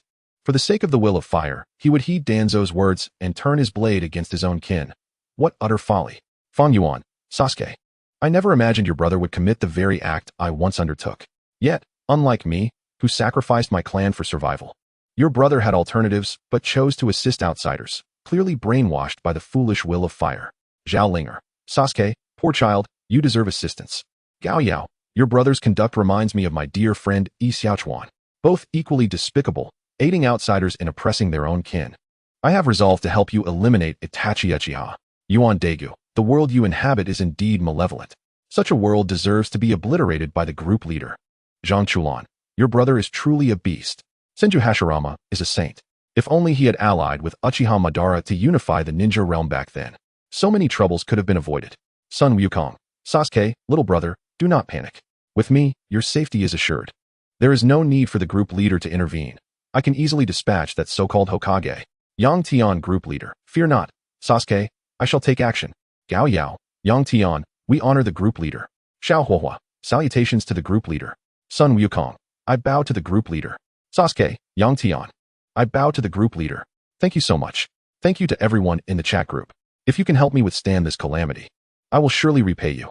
Chiyu, Sasuke, it is no trouble at all. We are all comrades, and those who can assist will surely do so. Moreover, There are points to be earned. Helping is inevitable. At this moment, the chat group demonstrated its understanding by issuing a group task. Ding. Due to group member Uchiha Sasuke facing the impending night of the massacre, assistance from fellow members is urgently required, prompting the activation of a group task. Group task. Prevent the annihilation of the Uchiha clan and aid Uchiha Sasuke in unifying the entire ninja realm. Accept or decline. This task is open for participation by all group members. Upon completion, substantial points will be awarded. Zhang Chulan. Yang Tian accepted the group task. Zhang Chulan accepted the group task. Fang Yuan accepted the group task. Evil Sword Immortal accepted the group task. Sasuke accepted the group task. In an instant, comrades began to accept the task with remarkable speed, akin to the frenzy of snatching red envelopes. Chapter 29. Given the circumstances, let us first have a meal. Splendid. With the support of my comrades, I shall undoubtedly alter that dismal future. Sasuke beamed with joy. Yang Tian requests to enter your world. Do you accept? Gao Yao requests to enter your world. Do you accept? Yuan Daegu requests to enter. At that moment, Sasuke had just finished school and hurriedly exited the premises. He arrived at a secluded grove. Subsequently, he accepted all requests from his comrades to enter his world. Comrades, come assist me. Accepting, I accept them all. Sasuke silently urged. In the next instant, a flurry of white light flickered. With a series of rustling sounds, figures appeared before Sasuke. Upon closer inspection, he counted 12 individuals. Among them, nearly all were male, with only one female present. The sole woman was breathtakingly beautiful, akin to a celestial being. Moreover, what was this imposing monkey doing here? How peculiar were the appearances of his comrades? Sasuke mused. Indeed, the visual styles were curious, featuring characters from anime and film alike. Such a diversity was only natural. Sasuke, feeling somewhat shy under the scrutiny of so many comrades, found himself slightly self-conscious. At that moment, he was still a bashful youth, not yet engulfed in his vengeful darkness, retaining a degree of brightness about him. Are you all the esteemed brothers and sisters of the chat group? Sasuke inquired with curiosity. Indeed, Sasuke, I am the group leader. Yang Tian, you just finished school, correct? Yang Tian asked with a gentle smile. Yes, I pay my respects to the group leader. Greetings to all the elder brothers and sisters, and to the fairy sister. Sasuke politely bowed. There's no need for formalities. Yang Tian waved his hand dismissively. You are quite adorable at your age, little Sasuke. Zhao Linger chuckled. Gao Yao, that is certainly true. At present, he has yet to experience the night of the massacre and the loss of his family, so he remains unchanged. Fang Yuan, indeed. Had I not possessed the wisdom of 500 years prior to my rebirth, I might still be that kind-hearted youth. Xiao Huohua, if all my friends and family were to perish, I would be far more unhinged than Sasuke. Sasuke, but those events have not yet transpired. There is still time. Should we ambush Itachi and Obito now? Sun Wukong, no need for such haste. With a mere sweep of my divine sense, I can ascertain all occurrences in the vicinity. Everything is under control. Yang Tian, given the circumstances, let us first enjoy a meal. We can discuss matters while dining. There is still time, and the night is young. With me here, nothing unexpected shall occur. Having said this, Yang Tian focused his thoughts and utilized his creative abilities to conjure an enormous dining table. This is the infinite wish dining table. Simply envision what you wish to eat, and it shall manifest. Divine brews and various delicacies, whatever you desire will appear, even dishes crafted from the flesh of Pangu. However, the only limitation is that one can only conjure food from the dining table, Yang Tian explained with a smile. Fang Yuan's eyes lit up as he immediately contemplated a method to exploit this for power enhancement. Then this is quite acceptable. It does not hinder my growth. I shall have a cup of elixir of immortality. With no side effects, drinking it will grant me eternal life. Upon uttering these words, a remarkably unique cup of liquor materialized before him. Upon witnessing this, Fang Yuan's eyes sparkled with brilliance, and he let out a hearty laugh, raising his cup and draining it in one swift motion. In an instant, he felt a transformation within himself. His life force seemed to stretch infinitely, an eternal vitality coursing through his veins. Overwhelmed by the changes within his body, Fang Yuan was beside himself with joy. It had truly come to fruition. Who would have thought that I, Fang Yuan, would achieve immortality in such a manner? My heartfelt thanks to the esteemed leader of the group. Fang Yuan bowed respectfully to Yang Tian. However, his ultimate aspiration was not merely to attain immortality, but to possess invincible power. This was merely the first step. The journey ahead remained long. In truth, achieving the status of a great Luo Golden Immortal would grant one eternal life, with the ability to create one's own universe. Even in death, should one's existence be erased, they could ultimately return from the river of time. There was still much to accomplish. Such immortality had its flaws. Compared to the esteemed leader, his power was still insufficient, Fang Yuan mused. The other group members, witnessing Fang Yuan exploit such a loophole, were equally astonished. Uchiha Sasuke exclaimed, "Bring me a drink that will awaken my Rinnegan." Instantly, a cup appeared on the table. Sasuke's eyes lit up with delight as he grasped the drink and finished it in a few gulps. Indeed, his wish was fulfilled at the tender age of 7. He awakened the final form of the Sharingan, the Rinnegan. In that moment, as his eyes opened, they transformed into a crimson hue, adorned with the ripples of the Rinnegan and 9 tomo of the Sharingan. This signified that he possessed the combined powers of the eternal Mangekyou Sharingan and the Rinnegan. In an instant, Sasuke attained the pinnacle of power within the Naruto world. He could summon Susanoo with ease and transport adversaries to another dimension, imprisoning them in a celestial prison. However, the ability of infinite Tsukuyomi was best left untouched, lest Kaguya from the moon be resurrected. Once the ninja world was unified, he would leave it to the esteemed leader to eliminate the Otsutsuki clan.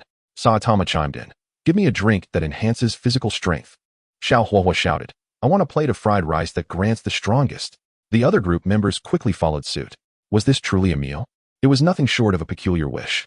Zhang Chulan called out, "Bring me a cup of exquisite wine brewed from the divine blood of Pangu." "Ha! I seek to enhance my strength." Yang Tian, puzzled, responded, "Zhang Chulan, I fear your ambition may exceed your grasp. Wouldn't consuming that cause you to explode?" Zhang Chulan laughed heartily. "Ha! It's simple, just another cup that can refine Pangu's divine blood without side effects. You truly are a talent." Gao Yao cast a disdainful glance at Zhang Chulan. "I am different. I only need a quail egg that allows me to break through to the great Luo Golden Immortal without side effects." Gao Yao stated earnestly, "That is acceptable. But this endless feast also has its limitations. One cannot obtain power beyond the great Luo Golden Immortal from it." Yang Tian nodded slightly. "Is that truly possible?" Xiao Huahua's eyes widened in astonishment.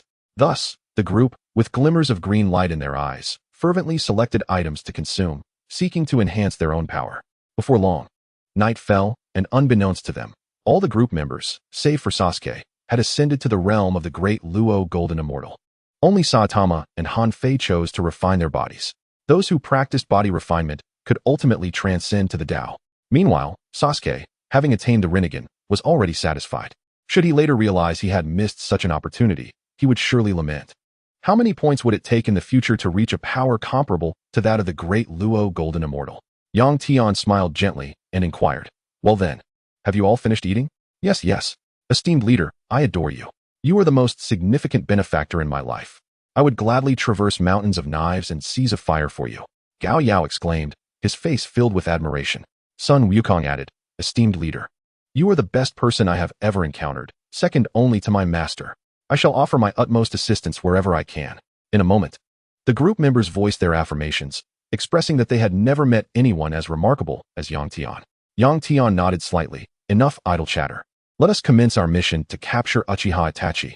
Then we shall dismantle the decayed Konoha and unify the entire ninja world." With a flicker of his thoughts, Yang Tian made everyone vanish.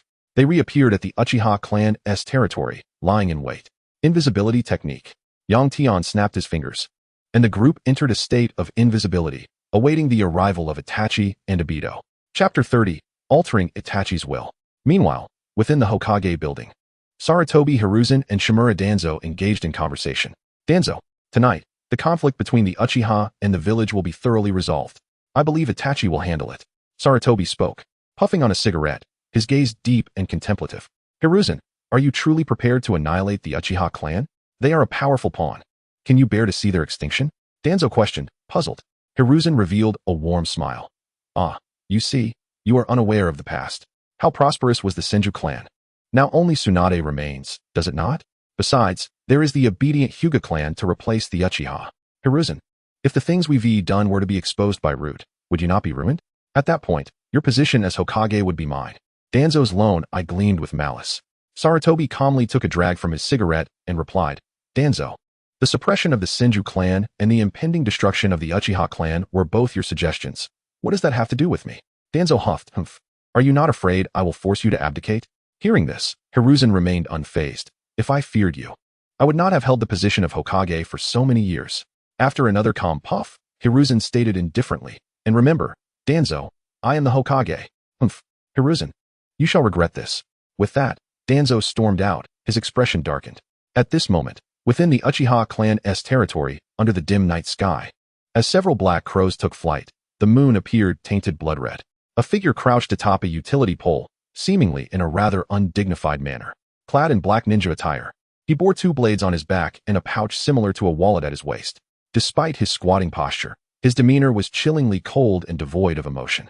His blood-red eyes, adorned with a kaleidoscopic pattern, swirled ominously. It would not be an exaggeration to call them a mutated case of red-eye disease. He was none other than Uchiha Itachi, the strongest genius of the Uchiha clan. Below, the air shimmered, and a one-eyed man donning a swirling mask materialized out of thin air. This man was Uchiha Obito, masquerading as Uchiha Madara. Itachi, I will assist you in annihilating the Uchiha clan. You need only slaughter the clansmen here, while I shall handle the others. I also need to collect some Sharingan. With that, Obito activated Kimui and vanished. However, this disappearance was peculiar. There was no spatial distortion, as though he had simply ceased to exist. Itachi's lips curled into a cold smile as he murmured, for the village, for Sasuke, and to spare the Uchiha clan from the disgrace of betrayal. Thus, I, Uchiha Itachi, shall bear the burden of the title of traitor. The weight I carry shall increase, while my foolish clansmen may indulge in the Pure Land. Sasuke, forgive me. Clansmen, forgive me. Everything I do is for the village. It is also for you. Uchiha Itachi, after indulging in a moment of self-comfort and hypnosis, felt his gaze grow resolutely steadfast. It begins. After this night, the Uchiha clan shall cease to exist. With that, Itachi unsheathed the twin blades from his back and leapt down from the utility pole, striding towards the nearest dwelling. Within the dimly lit room, a 3-year-old girl lay asleep, while her parents shared tender kisses, oblivious to Itachi's entrance. With a swift motion, Itachi brandished his long knife, aiming first at the slumbering child. To perish in one's dreams is the most blissful demise. I am grateful for my merciful heart. A cold smirk graced Itachi's lips as he tightened his grip on the weapon. However, at that moment, a youthful voice pierced the air. Universal pull. With a resounding bang, Itachi felt an irresistible force drawing him in. He was yanked through the wall and sent hurtling backward. A small hand firmly grasped his neck. Itachi, you truly deserve to die. The childish voice echoed in his ears. Itachi was taken aback as he beheld the figure before him. Sasuke, how could it possibly be you?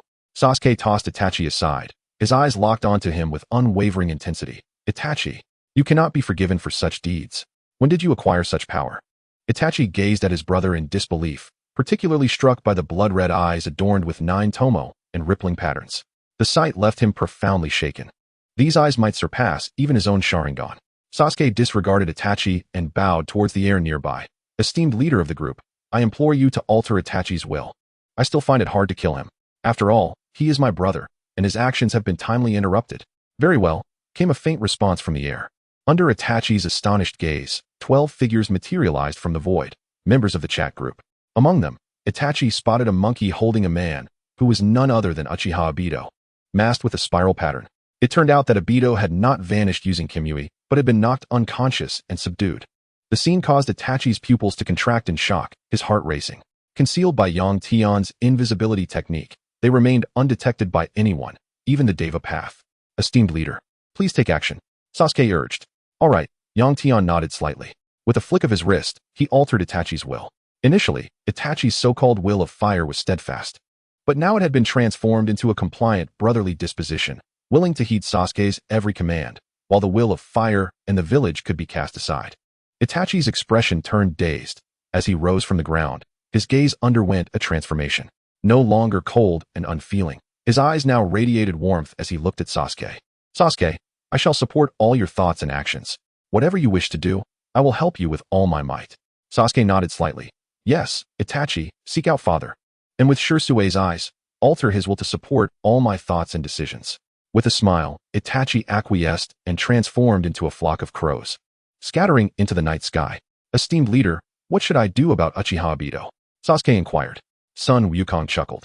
Little Sasuke, such trivial matters do not require the leader's attention. You may handle it as you wish. Whether to kill or spare him is entirely up to you. Sasuke glanced at Yang Tian, seeking his counsel. Yang Tian nodded slightly, signaling him to take charge.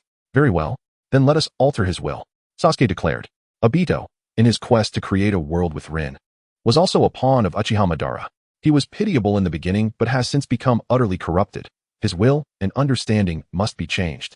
This distorted world is to blame. We must transform this world. Sasuke's eyes shone with an unprecedented determination. Yang Tian waved his hand, replacing Obito's consciousness and will with a fervent desire for unity and a red ideology. Chapter 31. The process of unifying the ninja world. At that moment, Obito found himself in a daze, caught in a dream. In this dream, he traversed to another parallel world. In this realm, Rin had still perished. Yet, after her death, this version of himself seemed to have an epiphany, transforming into someone entirely different, with clear objectives and methods. He possessed an unyielding, mountain-like resolve for unity and the red ideology. Obito watched the unfolding events as if he were a mere spectator. Rin's demise did not sway his will or determination. He was resolute in realizing his ideals. Initially feigning alliance with Uchiha Madara, he seized the opportunity to obtain the Rinnegan that Madara had implanted in Nagato after Madara's death. He replaced Nagato's eyes with a pair of double Tomo Sharingan. With the Rinnegan, Obito eliminated Kagaya's essence and gathered the nine-tailed beasts, utilizing the Outer Path's demonic statue to absorb them. He became the Ten Tails Jinchuriki, transforming into Six Paths Obito. He devoured the God Tree, gaining unparalleled vitality and recovery. He did not employ the infinite Tsukuyomi technique. Instead, with the Ten Tails' overwhelming power, he obliterated all obstacles, unifying the entire ninja world. Anyone who dared to obstruct him was forcefully suppressed. He dismantled the feudal lords and the ninja village system, ultimately establishing a single nation, the Red Nation. Subsequently, he founded a Red School, fervently promoting the study of the Red ideology. The populace was prioritized, with ninjas serving as a supportive role, fostering technological advancements. He implemented the core values of prosperity, democracy, civilization, harmony, freedom, equality, justice, rule of law, patriotism, dedication, integrity, and kindness. Various policies and comprehensive laws were enacted, ensuring that any ninja who committed murder would face imprisonment. The people thrived, no longer facing starvation or the specter of war. As time flowed on, a century passed, and the red ideology permeated the entire ninja world. The realm was entirely transformed by the principles of unity and the red ideology. When the ninja world finally settled into peace, the faces of its people lit up with genuine smiles. Technological advancements surged, gradually replacing ninjas and chakra. Numerous technological products, including absolute truth weapons and planet-destroying cannons, were invented. Kagaya Otsutsuki, sealed on the moon, was obliterated in a single shot. As for the remaining Otsutsuki clan, they met their demise upon arrival. In the end, Obito summoned a white Zetsu and performed Edo Tensei to resurrect Rin, subsequently employing the Outer Path's Samsara technique to bring her back to life. Thus, the dream concluded. Such developments left Obito utterly bewildered, even astounded. From his initial skepticism towards unity and the red ideology, he ultimately came to comprehend, accept, and embody the red ideology. Awakening from his dream, Obito slowly opened his eyes. His first utterance was, "I am not Madara. I am Obito, Uchiha Obito. I am not the will of anyone else. I am myself. The world must unify. The red ideology is the sole path to achieving peace in the ninja world. I will steadfastly uphold the red ideology, even if it costs me my life." This ninja world has rotted beyond repair. The infinite Tsukuyomi is ultimately a false reality. Only the red ideology can save the ninja world and bring about true peace. Obito, you are right. To change this world, we must achieve unity. Sasuke wholeheartedly agreed. Obito nodded, excellent. Sasuke, I acknowledge you. I hope we will have the opportunity to collaborate. With that, Obito vanished, employing Kamui. He intended to return and eliminate Kurizetsu, while also devising a method to acquire Nagato's Rinnegan. Xiao Huohuo exclaimed, wow. The leader is truly impressive. He has implanted the red will into him. Feng Yuan chimed in, let us go. Next, we shall eliminate Shimura Danzo and Yahiko from Konoha. Then, we will implant the red will into everyone across the entire shinobi world. Yang Tian waved his right hand slightly. Shimura Danzo and Yahiko then appeared before the group. Who are you? Yahiko, what are you doing here? Danzo asked, bewildered. Wasn't I researching how to dethrone Yahiko from the Hokage position? How did I suddenly end up here? I don't know. Are they ninja from other villages who have stealthily infiltrated? Yahiko frowned. This method resembles a space-time ninjutsu I have never encountered. At that moment, Yahiko felt utterly frustrated, as if he had been caught in the act of peeking at a woman bathing during the most tantalizing moment. How infuriating. Who are you? Disturbing my enjoyment. Do you wish to perish within Konoha? Yahiko's face was filled with rage. I care not for your trivialities. Perish, he shouted, as he lunged forward with the intent to strike. With a resounding smack, he obliterated the two, their forms dissipating into a cloud of crimson mist. The metallic scent of blood spreading through the air. Old Gao, you've made quite the mess, polluting the atmosphere. Peter Parker raised his right hand and elegantly snapped his fingers. In an instant, a gust of wind swept through, dispersing the surrounding blood mist, rendering the air fresh once more. Danzo and Yahiko had stirred chaos in Konoha, leaving the once great village in disarray.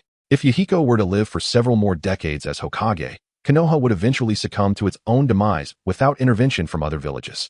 Yang Tian glanced at Gao Yao and spoke slowly. Let us commence our mission. Unification of the shinobi world begins immediately. Each of you shall decide which ninja village to unify without consulting me. Simply discuss amongst yourselves. Your only task is to accomplish the mission, and those who obstruct shall face dire consequences. Understood, esteemed leader.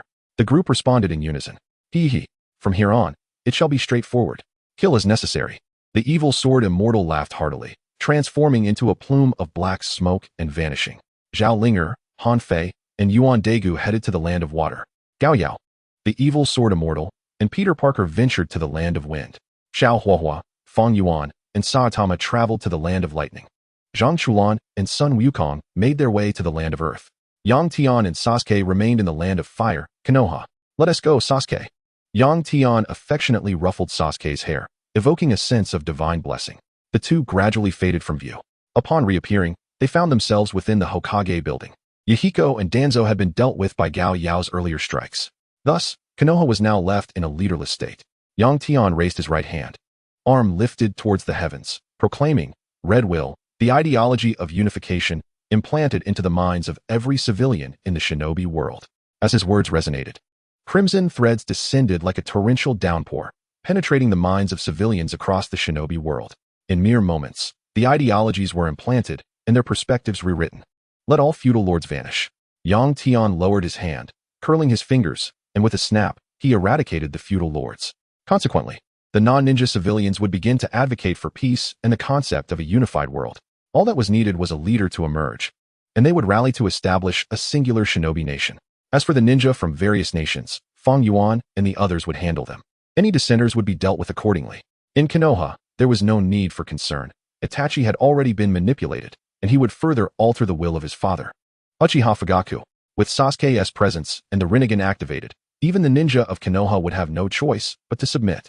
In Chapter 32, Mission accomplished. Emperor of the Shinobi World, Sasuke. Leader, I shall take over Yahiko's Umbu and Danzo's route. The Shinobi world will soon be unified, Sasuke declared. Yang Tian smiled serenely. Very well, I shall meander about the village. With that, Yang Tian vanished in a flash, reappearing upon the moon. Raising his right hand, he summoned Kaguya Otsutsuki from her seal. Kaguya appeared with long white hair, a pale complexion, and a pair of white eyes, her forehead adorned with a vertical Rinnegan, presenting an overall striking beauty. System. Copy the abilities of Kaguya Otsutsuki. Yang Tian commanded inwardly. Ding. Congratulations, you have copied Kaguya Otsutsuki's abilities, acquiring the powers of Kaguya, including the chakra of the progenitor, immortality, Rinnegan, the Akugan, the realm of the dead, infinite Tsukuyomi, and more. All abilities copied have been enhanced a trillion-fold. Yang Tian remarked. Fairly acceptable. Have I been saved? Were you the one who released me from my seal? Kaguya asked, a smile gracing her lips. Isn't it obvious? Yang Tian shrugged. The Rinnegan on Kaguya's forehead flickered, and her expression stiffened. Her Rinnegan seemed ineffective against this individual. You are not of the Otsutsuki clan. You are human? Kaguya inquired. Needless to say, do not embarrass yourself with your inferior ocular techniques. The Otsutsuki clan will no longer come for you. Nor can they. Yang Tian replied nonchalantly. With a mere thought, he eliminated all members of the Otsutsuki clan from this universe, leaving only Kaguya. Why can't they come? Kaguya questioned, intrigued. Yang Tian smiled slightly and explained, because they have permanently vanished. I have erased them all. You are the last of the Otsutsuki clan in this world. If you wish to disappear as well, then feel free to attack me. At his words, Kaguya immediately recoiled. She had intended to test this individual's strength, but now deemed it unnecessary. If what he said was true, ending her life would be effortless. There would be no point in resisting. Kaguya, from now on, you shall reside in the shinobi world and guard over Sasuke. That would be quite fitting. Sasuke? Who is that? Kaguya asked, puzzled. He is the reincarnation of Indra's chakra, your grandson. Yang Tian replied. Very well, I consent. Since you have agreed, let us send you to his side. Yang Tian snapped his fingers, transporting Kaguya to Sasuke's location. Sasuke, I've sent you a powerful ally. Thank you, esteemed leader. Sasuke responded gratefully. After completing this task, Yang Tian vanished once more, reappearing before Naruto Uzumaki. Having done a good deed, he decided to perform another small act of kindness. With a wave of his hand, he implanted a memory within the mind of Kurama, the nine tails sealed within Naruto. This memory depicted Kurama's future, concluding with his demise in the tailed beast's reformation. I, Kurama, have actually been reborn. This is incredible. This time, I shall help Naruto grow swiftly. The nine tails mused within the ceiling space. Subsequently, Yang Tian willed himself away, while Kushina Uzumaki and Minato Namikaze were revived. The two revived individuals looked at Naruto with overwhelming joy. Naruto, my son, you have endured so much suffering. They embraced Naruto tightly. Alongside this, Nagato was also restored. And Yahiko was revived casually. Yahiko, is that you? Nagato's eyes glistened with tears, cascading down his cheeks. Nagato, and Conan, it has been far too long. Yahiko beamed with a radiant smile. Yahiko, I am deeply sorry. I have committed many wrongs and strayed from the original intent of founding the Akatsuki. Nagato's face was etched with remorse. It matters not, Nagato, we can start anew. Yahiko replied with a smile. At that moment, Obito was frantically searching for Kaguya. Meanwhile, Kaguya had hidden herself away. Sensing the change in Obito and realizing the peril that lay ahead, she decided to take refuge. Unaware that she would soon face Obito's relentless pursuit. It is Mother's essence. Mother has been resurrected from her seal. Kaguya exclaimed with uncontainable excitement, employing her Kajiro technique to burrow underground, racing towards the direction of Kaguya Otsutsuki. Rin, to prevent the repetition of tragedy, I shall uphold the red will to the very end. The unification of the ninja world is imperative. Obito clenched his fists, his nails nearly piercing his flesh. Just then, a voice he had longed for echoed behind him. Obito, you must be weary after all these years. If so, come and play with me, take a proper rest. Clearly, the speaker was Rin, who had been resurrected. Obito shuddered slightly and turned slowly. Rin, is it truly you? Simultaneously, in the land of water, in the village of Kirigakure, Terumi Mei, Ch. Jur, and others gazed with pale faces at the terrifying giant before them, engulfed in despair. Before them stood Daig, transformed into Ultraman Tiga, towering at 120 meters, radiating an intense and dazzling black light. Villagers of Kirigakure, I have stated before that I do not wish to cause unnecessary slaughter. You need only submit unconditionally, and then all shall remain unharmed. The opposite holds true as well, came a cold voice. With that, Daig stomped down, evaporating an entire expanse of ocean. We are willing to submit. Terumi Mei replied with a bitter smile. Such power was insurmountable. Even the Jinchuriki of tailed beasts would be crushed with a single step. Simultaneously, similar events unfolded in the land of lightning, the land of earth, and the land of wind. Soon, the group members unified the major nations. Ultimately, Sasuke ascended to the throne, revered as the Crimson Emperor. The nation was renamed the Great Crimson Nation. The 5 great nations were rebranded as the 5 great provinces, each governing its districts and counties. Nagato, Itachi, Fugaku, and the Akatsuki served as governors, suppressing their respective provinces. Thus, the ninja world truly achieved unification. Well then, since the mission is accomplished, let us return. Yang Tian's figure flickered as he traversed countless realms, returning to the Dragon Ball world. The group members subsequently returned to their respective worlds. Ding! Congratulations on completing the group mission. This mission, prevent the Uchiha clan's demise and assist Sasuke in unifying the ninja world. Upon evaluation by the chat group, the participating members had successfully completed the mission through teamwork. The task concluded, with each member receiving 100,000 points as a reward. Xiaohuahua. This mission was truly exhilarating. The group leader is incredibly generous. Those from the land of wind, who resisted were turned to ashes. I merely asked them to submit or perish. And after burning a few dissenters, they all bowed before me. Zhang Chulan. Sasuke, do you think you might regret this? You had the chance to attain the power of the Deluo Jinxian, but chose that pathetic reincarnation Sharingan. Once you grasp what it means to be a Deluo god, you might just spit blood. Sasuke, Zhang Chulan, such nonsense. Impossible, utterly impossible. I, Uchiha Sasuke, have now unified the ninja world. I am invincible. Ding. Zhang Chulan uploaded a guide to the cultivation system. Earn 1 point. He uploaded the various realms Yang Tian had previously mentioned. Chi refining period, foundation establishment period, golden core period, nascent soul, god transformation, great ascension, tribulation crossing, true immortal, golden immortal, Deluo golden immortal, and Hunyuan Wuji Deluo golden immortal. Gao Yao, Zhang Chulan, you truly are despicable. Killing with words. No wonder you're called not Bailian. Saitama, Zhang Chulan, your comments are downright vile. Sasuke is only 7 years old. How can you speak to him like this? Zhang Chulan, Saitama, bald guy, is 7 years old? 7 years old, and already unifying the ninja world as an emperor? Is your child that absurd at 7? Chapter 33. The current state of Kakarot and Vegeta. Sasuke, upon reading the group messages and grasping the concept of Deluo Jin Sien, felt a wave of frustration wash over him, nearly inducing blood to rise. The Deluo Jin Sien, immortal and indestructible, with boundless magical power and divine abilities, could traverse the river of time at will, creating or annihilating universes with a mere thought. Walking upon the path of heaven, manipulating the flow of time, they could contend with the very essence of the universe. Even in death, one would not truly perish but would one day return from the river of time. Why had no one informed him of the Deluo Jin Sien's might sooner? Had he known it was so extraordinary, he would never have chosen that wretched reincarnation Sharingan. Even if this Deluo Jin Sien was not attained through his own cultivation, its stature was still that of a Deluo. Sasuke, Zhang Chulan, you scoundrel. Why did you not mention this when the group leader treated us to a meal? Now that it's all over, you pop up to say this. Truly despicable. Zhang Chulan, Sasuke, did you even ask? Are you not frustrated? If you are, let us settle this in a duel on the martial arts stage. I'll give you a fair fight. Sasuke, Saitama, Zhang Chulan, you're shamelessly flaunting your superiority. Challenging a 7-year-old to a duel is akin to a college student bullying a child in kindergarten. Xiaohuahua, Saitama, stay calm. I've grown accustomed to it. Daig, it is understandable, human nature. Even someone like Fanyuan exists. Not by Lien is relatively mild. Merely a tad despicable compared to certain explosive behaviors. Fanyuan, Daig, ho ho ho, what does your insult matter to me? It is merely your perspective. If one lives for the opinions of others, it is destined to be a sad existence. Evil sword immortal, Fanyuan, well said. I resonate with your words. Fanyuan, evil sword immortal, your agreement is unnecessary. Zhang Chulan, alright, let us fight. I love watching you all bicker. Evil sword immortal. Fanyuan. Saitama, Zhang Chulan, you are truly infuriating. Zhang Chulan, Saitama, bald guy, are you not willing to face me? If you dare, let us settle this in a duel. Saitama, Zhang Chulan, you are truly despicable. I have no desire to fight you. It would be utterly pointless. If I were to fight, I would seek Han Fei.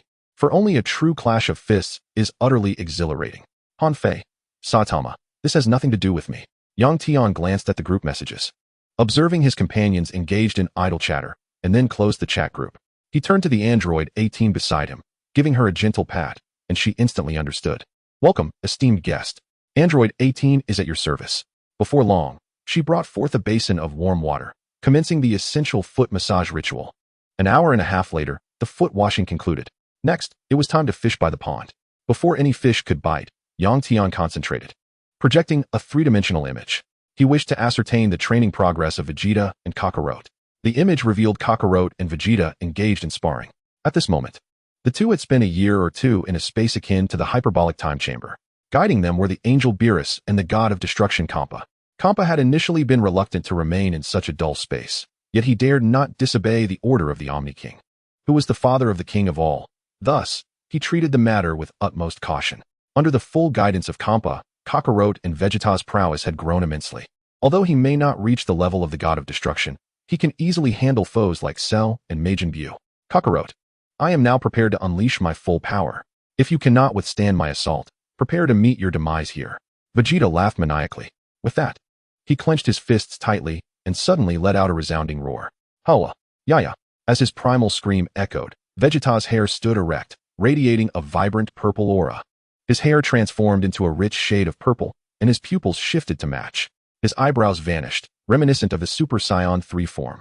The purple aura, filled with a destructive energy, erupted around him with wild intensity. This transformation can be referred to as the Super Saiyan God Super Saiyan Purple, commonly known as the Super Saiyan God of Destruction form, or in short, the self-destruction technique.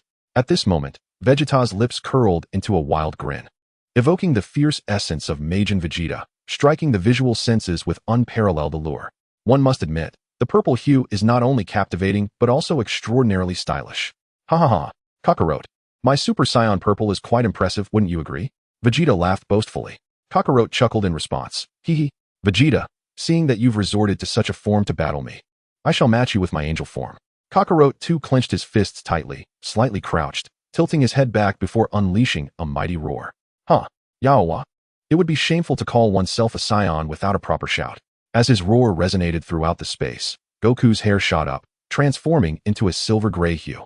His pupils and eyebrows also adopted the same shimmering silver gray. A deep azure aura erupted from his entire being, tumultuous and alive, with silver streaks darting through the azure flames like a meteor shower. This transformation is known as the Ultra Instinct, commonly referred to as the mindless technique. In this state of Ultra Instinct, the body reacts with conditioned reflexes. There is no need for conscious thought, maximizing speed and response to evade attacks. The power is significantly amplified, allowing one to pinpoint an opponent's vulnerabilities for a devastating strike. Vegeta, this is my full power in this state. Beware of being defeated by a single blow. Goku warned. Humph, such brazen arrogance. Let us settle this with one decisive blow, Kakarot. Vegeta roared, bringing his hands together. Palms open, energy wildly converging into his palms. A terrifying purple energy sphere took shape. Final flash. As the words left his mouth, he thrust his hands forward, unleashing a formidable energy sphere that screamed toward Kakarot. Gazing at the oncoming final flash, Kakarot showed no signs of fear. A glimmer of excitement crossed his face as he responded to Vegeta's attack. Goku slightly crouched, placing his palms at his waist, a brilliant blue energy coalescing into existence. It ultimately transformed into a blue energy sphere. Kamehameha wave. Tenfold King Kai fist. In an instant, the blue Kamehameha wave was enveloped in the crimson aura of the King Kai fist. Goku roared, pushing forth the tenfold Kamehameha wave toward Vegeta's final flash. Upon witnessing this, Vegeta's expression shifted. Damn it, another King Kai fist. Cursed Kakarot. Just as the Kamehameha wave was about to collide with Vegeta, the figure of Beerus appeared between them. Time halted. After pausing time, everything stood still as she waved her staff, erasing both of their attacks. Time resumed. As Vegeta beheld Beerus intervening, he realized that the moment Kakarot unleashed the tenfold King Kai fist, he had already lost. Cursed Kakarot, resorting to such underhanded tactics. Vegeta cursed angrily. Chapter 34, New Members, Kuina and Charcoal. Vegeta, did you not claim to give it your all? Now you dare to blame me. Kakarot was bewildered by Vegeta's anger. When I said give it your all, I didn't mean to exhaust your body in a life or death struggle. Cursed Kakarot. This is all your fault. Vegeta shouted furiously. Beerus intervened to halt their quarrel. Enough. Kakarot, in future battles against Vegeta, you must refrain from using the King Kai fist. The King Kai fist is too taxing on the body. You should use it sparingly. Otherwise, it will lead to dependency. Understood, Beerus-sensei. Upon hearing Beerus' directive, Vegeta relented. Both of them held some respect for Beerus, as she was their instructor in training. Moreover, her strength was not to be underestimated. Meanwhile, number 17 sat off to the side, lost in thought, having no interest in any sort of training. Yang Tian, noticing this, swiped his finger across the projection, switching the display. This time, the screen showcased Piccolo, Gohan, and Krillin, with the angel Kusu guiding their training. After observing for a while, Yang Tian noticed a tug on his fishing line and quickly shut off the screen. A fish was on the hook. Yang Tian swiftly lifted the fishing rod, pulling a 5-pound turtle from the water. Wow, caught a big one. Lord Grand King, you are amazing. The technician 18 chimed in at just the right moment. After all, with such a generous salary, including meals, lodging, transportation, and intergalactic travel, one ought to show some dedication to the job. The technician 18 was responsible for massage and foot care services. Although she catered to only Yang Tian, her professionalism was commendable. Go, prepare this turtle for soup. Yang Tian instructed. Turtle soup? But I'm not very good at cooking. If it turns out bad, don't blame me. 18 cautioned. Yang Tian smiled confidently. No worries. You'll definitely be able to cook.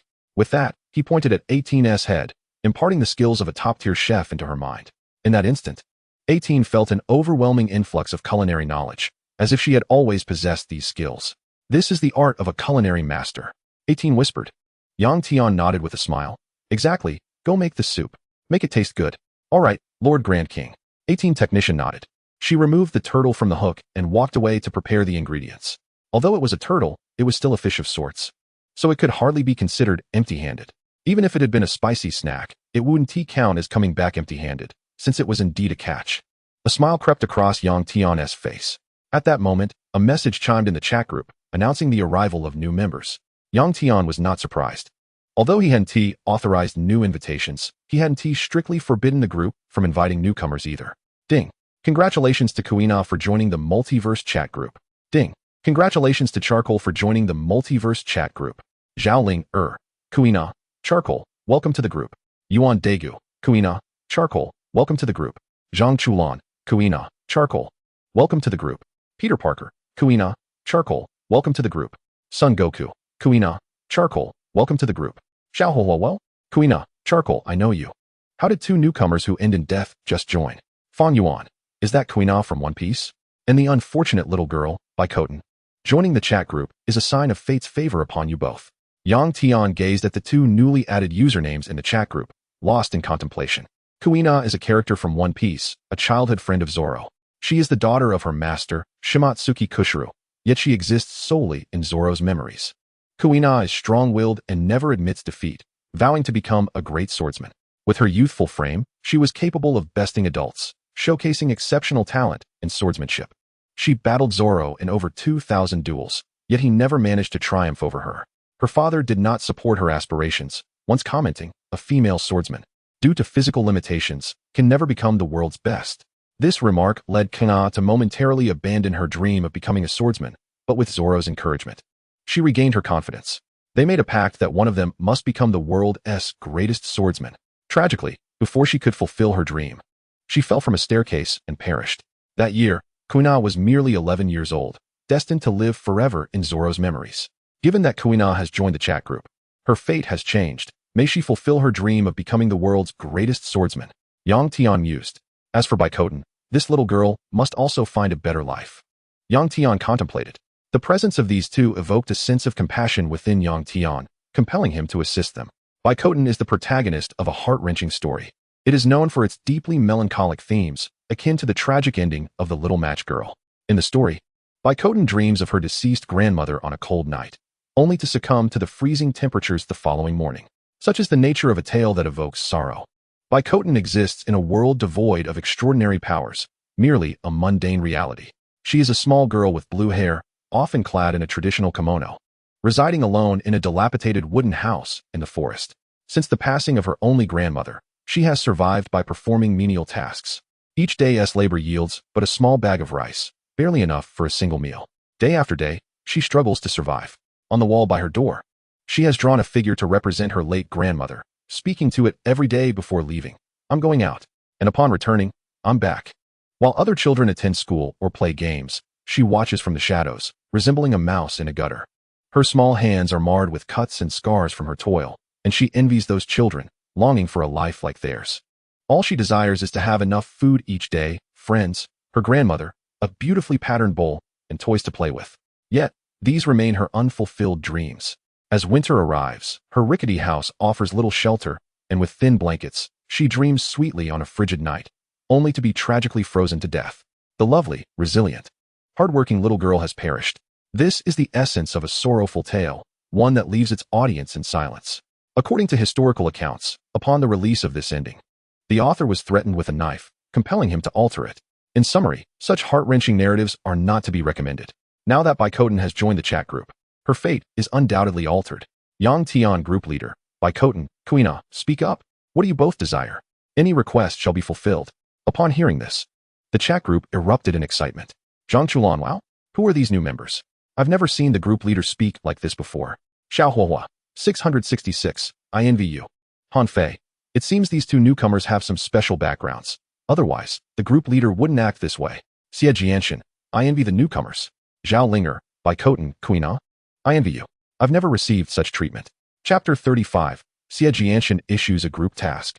In the world of One Piece, at Shimatsuki village, in Kushiru's dojo, Kuina wielded her sword, Wadu Ikamanji, slicing through the air with fervor. At this moment, she appeared to be nearly 11 years old, just moments away from her fateful fall down the staircase. Suddenly, information flooded her mind, causing her to pause her swordplay, standing still in shock. A chat group across the multiverse? Kuina curiously perused the group announcement. Moments later, she grasped the nature of this chat group. At that instant, Kuina was profoundly astonished. How astonishing it is that such a means of communication exists, transcending countless worlds, far more impressive than a snail's telecommunication. Incredible. She then noticed that the group leader had tagged her, piquing her curiosity. What? Who is this group leader? Can he truly fulfill all my wishes? Kuina pondered.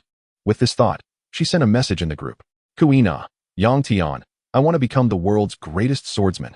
Is that possible? Yang Tian group leader, Kuina. It can be quite simple.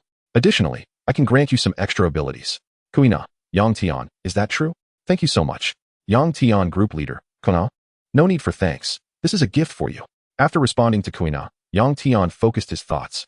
A surge of intent pierced through countless universes and dimensional barriers. A fragment of his consciousness reached the world of One Piece, materializing in that realm. This fragment ultimately took on Yang Tian's form, appearing before Kuina. Who are you? Kuina asked, bewildered. I am the leader of the chat group. Since you wish to become the world's greatest swordsman, I shall help you realize this dream. With those words, Yang Tian pointed towards Kuina from a distance, and a radiant light entered her mind. In that moment, Kuina felt a tempest of knowledge swirling within her consciousness. She closed her eyes, savoring the influx of swordsmanship experience and insights. The sword saint, Yasuo; the sword demon, Duguchiobai; the sword immortal, Li Bai; the sword god, Li Chungyang. All of their swordsmanship experiences and strengths have been perfectly inherited, Kuina murmured. Suddenly, she opened her eyes. At this moment, I, Kuina, am the mightiest swordsman. 10 steps to slay a man, 1,000 miles without a trace. With that declaration, she unleashed a strike with her sword, and in an instant, the heavens and earth changed color, a terrifying sword energy slicing toward the sea. It cleaved through the air for 1,000 miles before gradually fading away. This dreadful sword energy and momentum could claim an enemy's head from 1,000 miles away. The heavens did not give birth to me, Kuina. The sword path is eternal as the long night. Sword arise, Kuina shouted, and countless sword energies coalesced in the heavens, poised to strike. If 1,000 swords were to launch simultaneously, their power would be unfathomable. In an instant, Kuina comprehended all that Yang Tian had bestowed upon her, as if she had inherently possessed these swordsmanship skills. I have become the mightiest swordsman. A radiant smile illuminated Kuina's face. Yang Tian nodded slightly. Indeed. And I have also granted you infinite stamina and immortality, so you need not fear ambushes. Kuina gazed at Yang Tian with gratitude. Thank you, esteemed leader. I have decided to set sail and spread my name as the greatest swordsman across the world. I will prove to my father that women can indeed become great swordsmen. Very well. Yang Tian smiled gently, and his figure vanished. This fragment of consciousness was drawn back by Yang Tian. Thus, Guena possessed the strength to traverse the pirate world with ease, in addition to an immortal existence. No matter how recklessly she roamed, death would elude her. After resolving within herself, Guena procured paper and pen, and upon her bed, she penned a letter before setting sail. Upon the ocean's surface, she trod upon the way of words, soaring through the skies on her sword. Whoosh! A trail was etched upon the sea. With boundless stamina and immortality, Guena feared not the exhaustion of her strength, but rather the uncertainty of direction and the path back home. At the same moment, in the world of Tanjiro, a dilapidated wooden cabin stood precariously amidst a frigid, snow-laden forest. Inside, the roof was in tatters, with windows letting in the biting wind. The chilling air incessantly invaded the interior. Tanjiro, with her petite frame, curled up on the wooden floor, covered only by a thin blanket. The pantry was devoid of rice, and no firewood remained to burn. She felt the bed unbearably cold, her body stiff and trembling from the cold. Oh, Grandma, how I miss you. Ever since you left, I have never had a full meal, nor have I worn a new piece of clothing. The garments you lovingly stitched for me have become soiled and worn. I toil daily, merely to stave off starvation. Grandma, please come and take me away, Tanjiro whispered, her voice quivering. Suddenly, she sensed an influx of information within her mind. A chat group from the myriad realms? Friends from across worlds, chatting and making acquaintances? Tanjiro's small head brimmed with immense questions. Though she could not read well, joining a chat group required no literacy. The messages would automatically enter her mind, allowing her to comprehend them. What do I desire? Is it truly possible for every wish to be fulfilled? Tanjiro hesitated to ponder. Tanjiro, Yang Tian, can I live with my grandma? I wish for endless rice, a wardrobe of new clothes, and a simple job that suffices for my basic needs. I long for a beautifully patterned bowl for my meals, many friends, and to never feel hunger or cold again. Is that too much to ask? Yang Tian, group leader. Tanjiro, no, your desires are simple and easily attainable. Tanjiro, Yang Tian, can it truly be done? I must be dreaming. If this is a dream, I hope I never awaken. The members of the chat group fell into silence upon hearing her words. Such simple needs. Guena, Tanjiro, poor little one, you must have endured much hardship. Tanjiro, as long as my grandma is here, I do not mind hunger or cold, and I have friends to play with. I would be content. With a thought, Yang Tian's divine consciousness traversed the myriad realms and descended into Tanjiro's world. Manifesting in the form of Yang Tian, he appeared before her. Uncle, who are you? The little girl stammered, shivering uncontrollably. At that moment, Tanjiro was so cold that she trembled all over, her complexion ashen. If this continued, she would surely perish here. Yang Tian's lips curled into a gentle, confident smile. I am Yang Tian, the group leader. I have come to fulfill your wishes. With a snap of his fingers, he instantly expelled the chill from her body, and the temperature within the cabin surged, becoming warm. So it wasn't a dream. I thought I was dreaming, Tanjiro exclaimed, her face lighting up with joy. Yang Tian raised his right hand and waved, transforming the wooden cabin into a magnificent castle. Inside the castle were over 500 guards and more than 50 maids. Wow, wow. Uncle Group Leader, are you a mighty god? Tanjiro inquired. Yang Tian nodded slightly.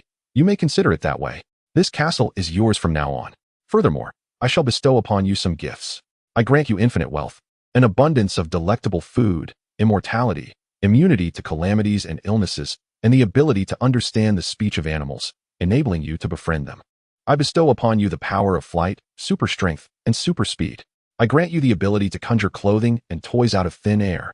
Lastly, I will revive your grandmother. With that, Yang Tian waved his hand, and an elderly figure was resurrected. Grandma, is it really you? Tanjiro cried as she rushed to embrace her grandmother's legs. Having rewritten Tanjiro's life and destiny, Yang Tian gradually faded away. This fragment of divine consciousness did not return, but instead became the law of this world. Having concluded Tanjiro's affairs, Yang Tian glanced at the chat group. Tanjiro, Yang Tian. Thank you. Thank you for reviving my grandmother and granting me a life I dared not even dream of. Ding. The evil sword immortal issued a group task. Group task. Defeat the Heavenly Emperor Fushi and help the evil sword immortal ascend to the Heavenly Emperor's throne. Accept or decline. All group members may participate. Completing the group task will yield substantial points. Zhao Linger, evil sword immortal. Aren't you the one who ascended to the great Luo golden immortal level during our last gathering? Why do you still need the group members' assistance to complete this task? Evil sword immortal. Zhao Linger, the primary aim is to allow group members to accumulate more points.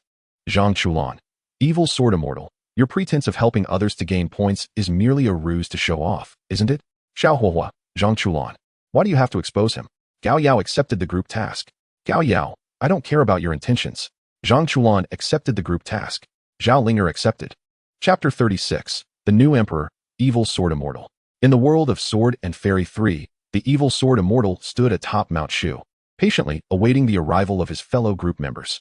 As for Mount Shu, it was insignificant in his eyes, easily obliterated with a flick of his finger. Ding. Gao Yao requests to enter your world. Do you agree? Ding. Zhang Chulan requests to enter your world. Do you agree? Ding. Zhao Linger requests to enter your world. Do you agree? Accept all. The evil sword immortal replied nonchalantly. Swish, swish, swish. Figures materialized before the evil sword immortal. We welcome the group leader. The evil sword immortal knelt on one knee before Yang Tian. We welcome the group leader. The other group members followed suit, kneeling before him. No need for such formalities. Just greet me. Yang Tian waved his hand, a force lifting everyone back to their feet. Group leader, how can we disregard such matters? You may not mind, but I cannot fail to show you respect. The evil sword immortal replied with a smile. Suit yourself. As long as you're happy. Yang Tian responded calmly. Zhao Linger approached Guena and Tanjiro, inquiring, You must be Guena and Tanjiro, correct? Indeed. I wish to witness the prowess of my fellow group members. Guena nodded slightly, wielding the sword of words. Having never encountered such a marvelous chat group, she was intrigued by the members' identities and accepted the task to explore this world. Not only could she complete the task to earn points, but she could also familiarize herself with her peers and enjoy the scenery along the way. As for Tanjiro, she also accepted the task, eager to engage and build rapport with her fellow members. Guena and Tanjiro were essentially there to tag along, their powers too feeble to contribute significantly, merely seeking to gather points. All right, it seems we can commence the task. Yang Tian smiled.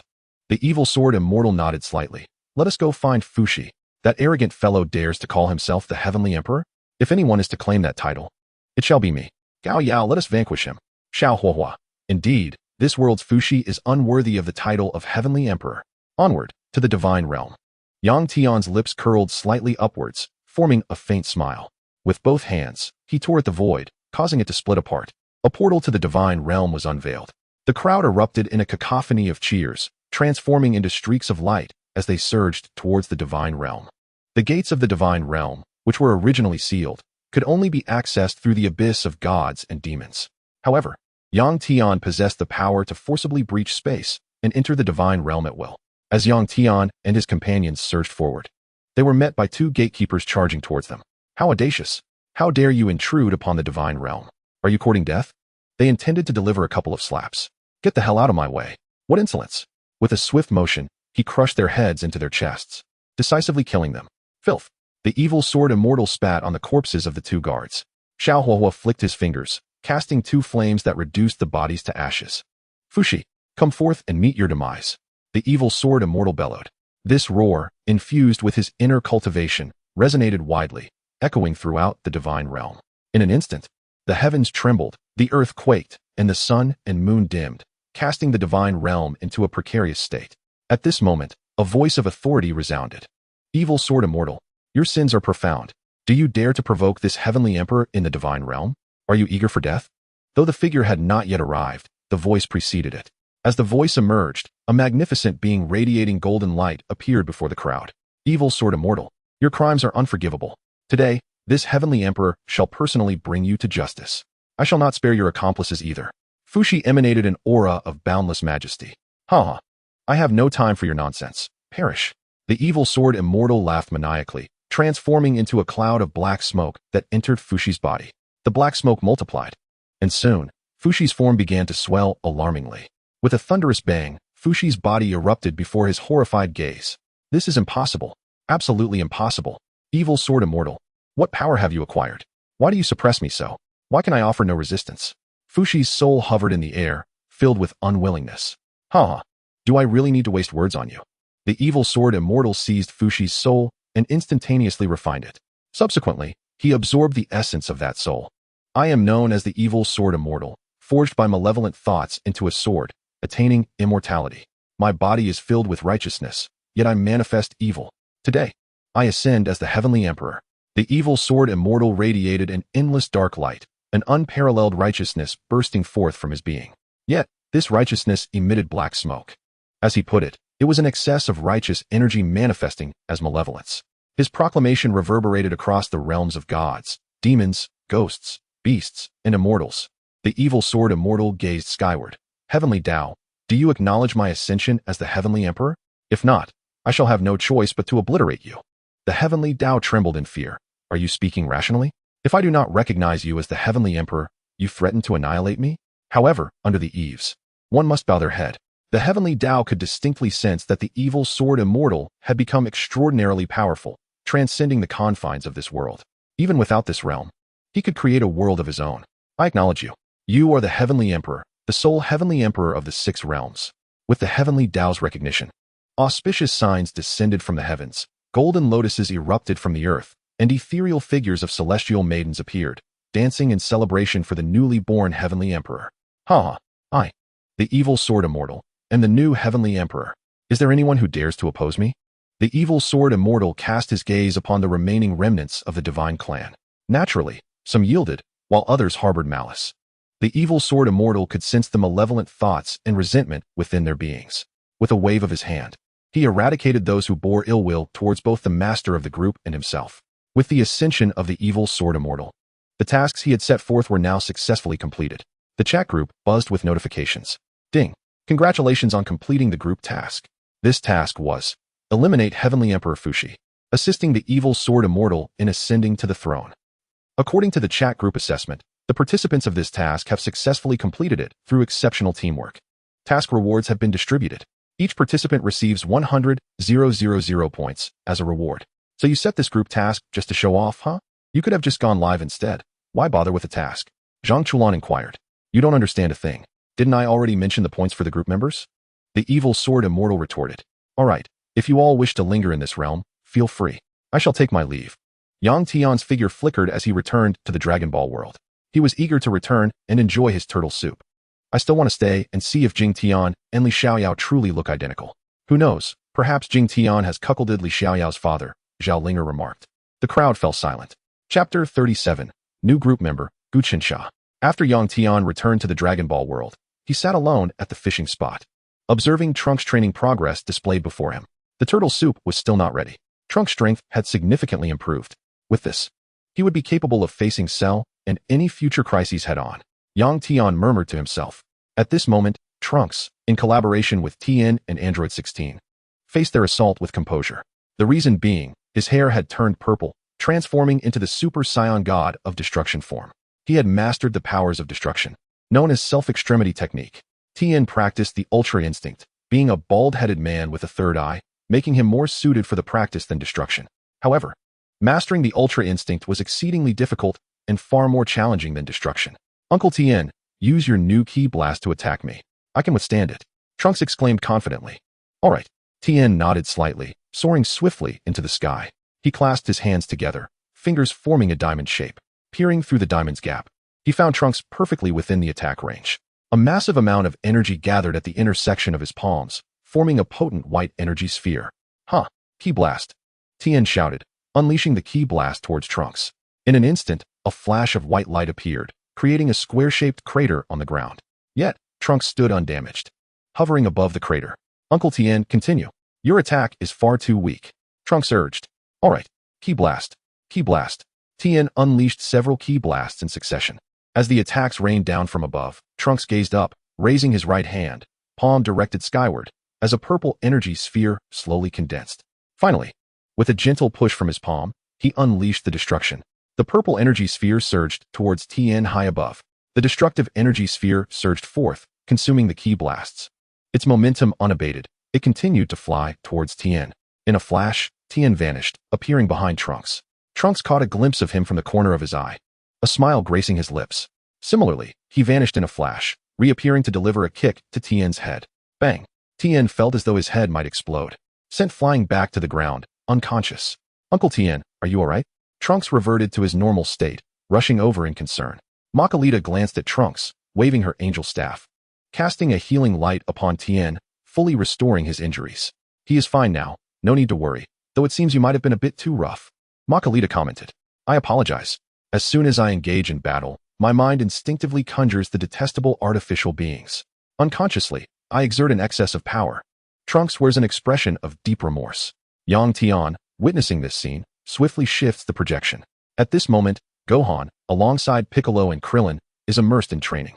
Gohan exhibits remarkable prowess, having unleashed his full potential under Krillin's guidance, astonishingly transforming into the legendary beast form, characterized by silver hair and crimson eyes. This latest transformation is uniquely his. Piccolo, too, has undergone a transformation, now appearing as a towering figure of orange hue, reminiscent of an upgraded Titan. Gohan, I was right all along. Your potential is truly formidable, Piccolo exclaims, utterly astonished. Gohan smiles slightly, responding, Uncle Piccolo, your newfound strength is impressive as well. Gohan, let us settle this with a single decisive move. Piccolo's demeanor shifts to one of solemnity. Very well, Gohan replies, opening his mouth to unleash a thunderous roar. Huh, Aya.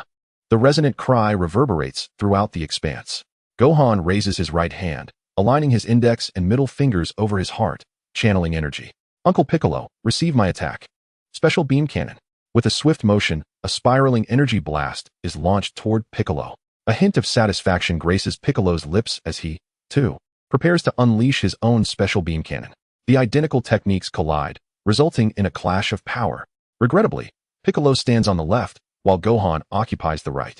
There is an adage that states, traditionally, those on the left lose in a clash, thus sealing Piccolo's fate. Indeed, with a resounding bang, Gohan's Special Beam Cannon pierces Piccolo's heart. Uncle Piccolo, Gohan cries out in alarm. However, Piccolo is unharmed, his head remains intact, and he merely requires some energy to regenerate and recover from the injury. Yang Tian, observing this, deactivates the three-dimensional projection. Just then, 18 approaches, carrying a pot of turtle soup. Esteemed Lord Zeno, your turtle soup is prepared, she states with a smile. Excellent. Place it here. Yang Tian gestures, conjuring a table. Gazing at the delectable soup before him, Yang Tian swallows hard. Allow me to serve you, esteemed guest. 18 scoops the soup with a spoon, gently blowing on it before offering it to Yang Tian. How is it? Is it delicious? The headlights of 18's front panel flicker slightly. Delightful. This soup is extraordinarily flavorful. Your culinary skills are commendable. It is a must-try. Yang Tian praises. 18 tosses her hair back, revealing a breathtaking smile. It is all thanks to the divine culinary skills bestowed by Lord Zeno. Otherwise, I could not have crafted such a delicious broth. Indeed. Yang Tian nods slightly, lowering his head to continue sipping the soup. Once finished, he lights a cigarette and resumes fishing, simultaneously requesting 18 to give him a massage. Time passes swiftly, and before long, it is the next day. Rising early, he indulges in morning tea, followed by a foot soak and a massage. Life should be about eating, drinking, and enjoying leisure, Yang Tian muses. Lord Zeno, Do you spend your days like this? Is life not boring aside from foot massages and fishing? 18 inquires. Yang Tian shakes his head slightly. You do not understand. You see only the surface of my foot massages and fishing. If I do not speak of the rest, how would you know I feel bored? I do not find it tedious. This life is rather delightful. I relish it. And to say I find it enjoyable would not be an exaggeration. Just imagine, no work, daily massages, and fishing. I can also venture into other worlds for amusement or, when in a foul mood, obliterate a world. When I feel better, I can assist those in need. I can go anywhere I desire, possessing infinite time and lifespan. And unparalleled strength. How could I possibly be bored? This life embodies freedom and is truly worth savoring. If one day I grow weary of it, I shall address that when the time comes. Ding. Welcome, Gu Qinsha, to the chat group. Chapter 38. Gu Qinsha challenges Yang Tian. Fang Yuan, Gu Qinsha. Welcome to the group. Xiao Huohua, Gu Qinsha. Welcome to the group. Zhang Chulan, Gu Qinsha. Welcome to the group. Zhao Linger, Gu Qinsha. Welcome to the group. Beizhong Tan, Gu Qinsha. Welcome to the group. Gu Yaina, Gu Qinsha. Welcome to the group. Gu Qinsha. A chat group connecting all realms? Quite intriguing. I've never encountered anything like this. Yang Tian, observing Gu Qinsha's entry into the chat group, falls into contemplation. Gu Qinsha practices the No Dragon Heart method, achieving eternal life and immortality, mastering the cycle of all things, transcending the confines of time, completely detached from existence, impervious to calamity. He can sever all ties, existing beyond the heavens and the universe, unconstrained by realms. To him, the concept of a realm is merely a symbol. The distinctions of strength and weakness have lost all significance. With a mere thought, he can annihilate the entire universe. In the realm of fantasy, he is regarded as the pinnacle of combat prowess, akin to a multi-layered infinite multiverse box. Gu Qinsha is known as the creator of all things. He has nurtured a breed of insects for a time, personally cultivating 1,001 protagonists in novels. He hopes that among these protagonists, one might arise to defeat him. Unfortunately, he casually dispatched them with a single blow, extinguishing their lives. Cultivating ants to challenge himself was one of Gu Qinsha's past amusements. As for the Omni King in the Dragon Ball universe, his power pales in comparison to Gu Qinsha's. The Omni King is merely equivalent to a peak de luo golden immortal in the primordial world, still far from the quasi-saints and true saints of that realm, let alone the heavenly Tao and the great Tao. The cultivation system of the primordial world is peculiar. There are lower, higher, and top-tier configurations. Yet, regardless of the configuration, they all revolve around the great Tao. At most, one might transcend the great Tao, tear it asunder, or create a new one. Each world possesses its own unique cultivation system, but one truth remains constant. All methods ultimately converge upon the great Tao. Currently, Yang Tian's strength surpasses the great Tao, elevated by the chat group to the apex of omnipotence. To advance further is straightforward. He merely needs to encounter someone stronger than himself to replicate their power. Although Gu Qinsha is formidable, Yang Tian believes he surpasses him slightly. System. Copy all of Gu Qinsha's abilities. Yang Tian commands, utilizing the chat group as a conduit to directly replicate Gu Qinsha's powers and capabilities. Ding. Congratulations. You have copied all of Gu Qinsha's abilities. Attaining the combat prowess ceiling of novels, transcending the boundary of immortality and beyond, breaking free from the constraints of realms, mastering the No Dragon Heart method, the way of no dragon. The laws of the heavenly Tao, the great compassionate sutra of all beings, the heavenly sun's deification technique, the great slaughter divine method, the all beings repairing the heavens technique, and the eternal invincible immortal existence. Congratulations. All copied abilities have been enhanced a trillionfold. Excellent. Gu Qinsha truly deserves the title of combat prowess ceiling. My strength has significantly increased. Yang Tian beams with joy. Just surpassing the constraints of realms alone is enough to overpower the vast majority of ceilings. Now, having enhanced it 1,000,000,000 times through Yang Tian's replication, he is genuinely invincible. Invincible. Invincible. Gu Qinsha, your methods are truly remarkable. You have created a chat group linking all realms. I believe I can take inspiration from this, and perhaps create one of my own. Gao Yao Gu Qinsha. What kind of world do you hail from? Do you possess extraordinary powers that require research? Gu Qinsha. Gao Yao. I suppose you could say I possess extraordinary powers. In my world, my strength is quite considerable. It seems there are none stronger than I. One could say I am forever invincible. Since becoming invincible, I have never encountered a worthy opponent. I hope the group leader surpasses me. Thus, it shall ignite my fighting spirit, rendering me stronger. Xiaohuahua, Gu Qinsha. Worry, your boastfulness seems to have reached new heights. Gao Yao, Gu Qinsha, what the hell? Are you truly the most formidable entity in your world? However, I believe you still cannot surpass the group leader. The group leader is the epitome of invincibility. Zhang Chulan, Gu Qinsha, I too contend that the group leader is superior. Your prowess, while formidable, pales in comparison to his. A mere encounter with him will reveal the truth. Saitama, Gu Qinsha, I share the same sentiment. I am invincible in my own world. Yet, before the group leader, I feel as insignificant as an ant. Gu Qinsha, Saitama, is that so? Your words have piqued my interest in the group leader. Gu Qinsha, Yang Tian, group leader. I wish to challenge you and ascertain the extent of your abilities. Yang Tian, group leader. Gu Qinsha, very well. Let us meet on the martial arts arena. With that, Yang Tian entered the martial arts arena section of the chat group, where all powers could be perfectly simulated. Gu Qinsha, Yang Tian, splendid. Allow me to witness the prowess of the strong from other realms. Having grasped the nature of the martial arts arena through the chat group, Gu Qinsha was well prepared. Zhang Chulan, Gu Qinsha, are you truly going to challenge the group leader? Peter Parker, impressive, a newcomer brimming with confidence in their abilities. To challenge the group leader right upon entering the group? Xiao Huohua, Gu Qinsha, just wait, you will soon be humbled. Gu Yaina, Gu Qinsha, you cannot fathom the might of the group leader. He is akin to a deity among mortals. You are destined to be defeated. Zhao Linger, though it appears absurd, I still hope the newcomer does not fall too swiftly. Saitama, I will make a blind guess. Gu Qinsha will be defeated in an instant. Gu Qinsha, hee. Perhaps. On the martial arts arena, Yang Tian and Gu Qinsha stood face to face, while the other group members occupied the audience seats, eagerly anticipating the unfolding battle. Who would emerge victorious? Was the invincible group leader truly unbeatable? Could the self-proclaimed invincible Gu Qinsha truly best him? Fang Yuan pondered. From the audience's perspective, Gu Qinsha's figure appeared quite hazy, obscured by an enigmatic force. However, Yang Tian perceived him clearly. In his eyes, Gu Qinsha was merely an ordinary multi-layered, infinitely diverse entity. Yet, in Gu Qinsha's view, Yang Tian possessed no distinct qualities. He appeared as an utterly mundane individual. This was the most unreasonable aspect. In his sight, no tangible or intangible entity could evade his scrutiny. Yet, Yang Tian appeared exceedingly ordinary, distinguished only by a slight handsomeness. This was undeniably terrifying, signifying that Gu Qinsha could not fathom the individual before him. Gu Qinsha smiled faintly. Group leader, your strength is indeed formidable. After achieving invincibility in my world, this is the first time I have encountered a powerful being I cannot discern at a glance.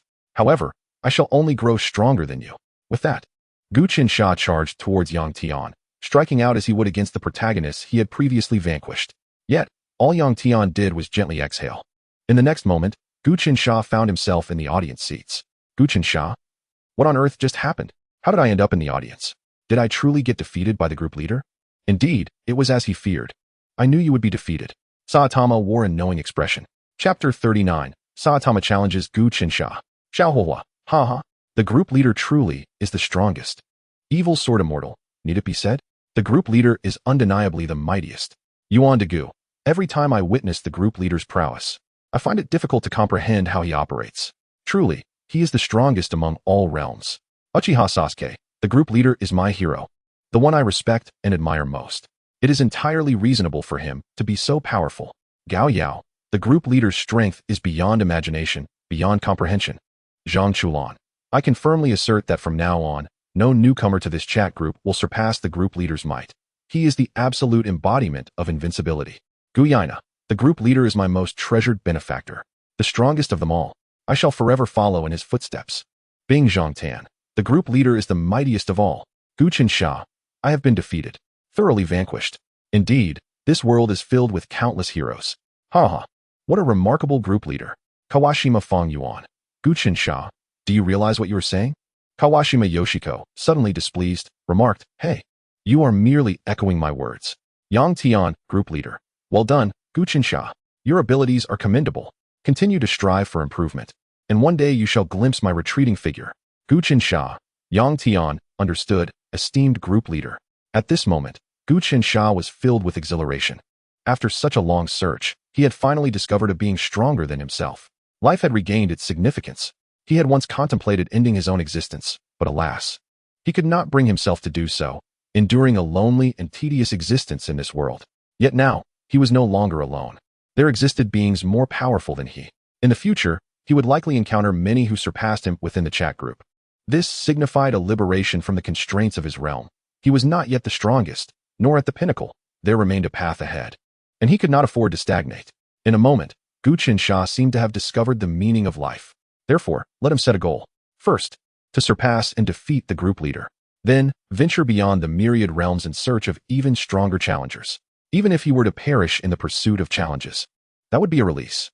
Gu Qinsha contemplated. Yang Tian, group leader. If there are no further matters, you may all take your leave. With that, Yang Tian vanished in a flash. The crowd respectfully bowed in the direction of the group leader's departure. After gazing at the disappearing Yang Tian, Gu Qinsha turned to Saitama. You are quite bold, aren't you? Shall we engage in a duel? Hehe. Am I afraid of you? In my world, I am considered invincible. How could I fear you? Saitama taunted. Very well. You truly have courage. Gu Qinsha gave a thumbs up. Then, both of them vanished simultaneously. Appearing on the arena. Ding. Peter Parker initiated a betting poll. Betting for a grand prize. In the upcoming duel between Saitama and Gu Qinsha, who shall prevail? 1. Saitama. 2. Gu Qinsha. This round of betting requires a minimum wager of 1,000 points. Peter Parker, the betting has commenced. Place your wagers. The more you bet, the greater your potential winnings. I bet on Gu Qinsha. Xiao Huohua. What the hell? The bald guy is going against Gu Qinsha. This should be interesting. Let's see whose strength prevails. Xiao Huohua quickly chose to bet on Gu Qinsha. Zhang Chulan. I stand with Gu Qinsha. It is evident he is more arrogant, and thus, naturally stronger. Kawashima Feng Yuan. I too support Gu Qinsha. Gao Yao. That bald bastard is destined to lose. I must bet on Gu Qinsha. Zhao Linger. I believe Saitama will win. After all, he appears more composed. Beng Zhang Tan. I am uncertain. Let us await the final outcome. I will just pick Saitama. Gu Yaina. I wager Saitama will be defeated in a single blow. If not, consider my words null. Uchiha Sasuke. I support Saitama. He has aided me in the past, so I will bet on his victory. Sun Wukong. I bet on Gu Qinsha. He undeniably possesses a deeper complexity. At this moment, on the arena, Gu Qinsha and Saitama stood face to face, locked in a tense standoff. Neither made the first move. Instead, they began to place bets within the group chat. Naturally, both opted to wager on themselves, for they held unwavering confidence in their abilities. After all, they were both individuals who had previously engaged in combat with the formidable group leader. Among all the members, only the two of them had dared to challenge the group leader, so a touch of bravado seemed entirely justified in Saitama's mind. Very well. I shall use all my strength to defeat you, Saitama thought, brimming with confidence. Huh, a serious punch, he roared, clenching his fist and launching it towards Gu Qinsha. In an instant, a colossal shadow of a fist descended upon Gu Qinsha. Slap. Gu Qinsha nonchalantly swatted it away with a single hand. Saitama was sent flying, his entire being obliterated by the blow. In the next moment, he found himself dazedly seated in the audience, his expression one of utter disbelief. What the hell? This is absurdly weak. I thought you were truly strong, Gu Qinsha remarked, mocking him. I can't believe I was defeated by a mere slap. Is the gap between us truly this vast? Saitama felt an overwhelming sense of despair, sinking into a state of despondency. To the casual observer, it appeared that Gu Qinsha had been effortlessly vanquished by the group leader's breath. Yet Saitama had managed to make the leader expend a punch during their prior encounter. Thus, upon witnessing Gu Qinsha's effortless demise, Saitama concluded that he was indeed superior. Consequently, he hurled sarcastic remarks at Gu Qinsha, even when faced with a direct challenge from him. However, he never anticipated that Gu Qinsha, seemingly unremarkable, possessed such overwhelming power that surpassed his own. Uchiha Sasuke, damn it. My 1,000 points are gone. Beichanten. Wah, I never imagined Saitama-kun was so weak. Zhaoling, what a miscalculation. I've just lost 1,000 points for nothing. Xiaohua, haha. I knew Gu Qinsha must be significantly stronger than the bald guy. Zhang Chulan, of course. The bald guy has even lost to me before. How could he possibly defeat Gu Qinsha? After all, Gu's first act upon entering the group was to challenge the leader directly. Such audacity hardly suggests weakness, does it? Well, except for that floor tile, Tang sang. Gao Yao, I knew the bald guy would lose. My insight is impeccable. I could tell he wasn't human at first glance. Gu Qinsha, Saitama, are you convinced now? Saitama, I was too naive. I shall now regard you as the strongest aside from the group leader. After all, only Gu Qinsha has managed to annihilate me with a single slap. Aside from the group leader, Yuan Daegu, gosh, just how powerful must the group leader be? Gu Qinsha was able to defeat the newly enhanced Saitama in an instant. Yet the group leader was capable of dispatching the terrifyingly strong Gu Qinsha. Peter Parker, the implications are chilling. Zhang Chulan, how terrifying indeed. Xiao Huohua, how frightening this is. Gao Yao, truly, the group leader is invincible. Sun Wukong. In summary, the group leader is simply unparalleled. Chapter 40. Zhao Ling begins her stream. Alright, now that it's concluded, I shall take my leave. Gu Chensha's figure shimmered and then vanished, departing from the arena of the chat group. I still need to train. Sa Tama sighed, his form flickering and disappearing as well. The other group members gradually exited, returning to their lives in the real world. Yang Tian glanced at the messages in the chat group before focusing on washing his feet. Esteemed guest, technician number 18 is at your service. Technician no. 18 beamed with a smile. The daily foot washing ritual was indispensable. One could forego food, but not the foot massage. Or how could one maintain the title of Bath Emperor? Yang Tian nodded slightly, and with a thought, a three-dimensional projection materialized before him. In the projection, Son Gohan had completed his final form and was currently dining with Piccolo. Yang Tian observed the projection and called out from afar, Chris, you have done exceptionally well. Training them to this level is sufficient. Bring Son Gohan and the others back. Upon hearing this, Chris bowed to Yang Tian. Understood, Lord Omni King. As you wish. Son Gohan had made commendable progress after such extended training. After all, his current form was renowned as the strongest single entity, Beast Gohan.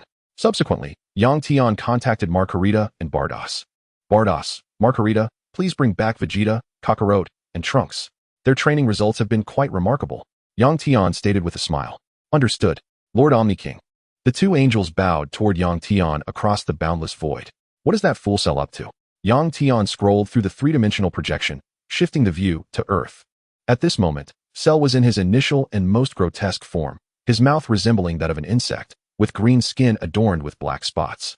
He resembled a humanoid insect, truly an eyesore beyond compare. What the hell? What is going on? Why can't I find androids 17 and 18 in this timeline?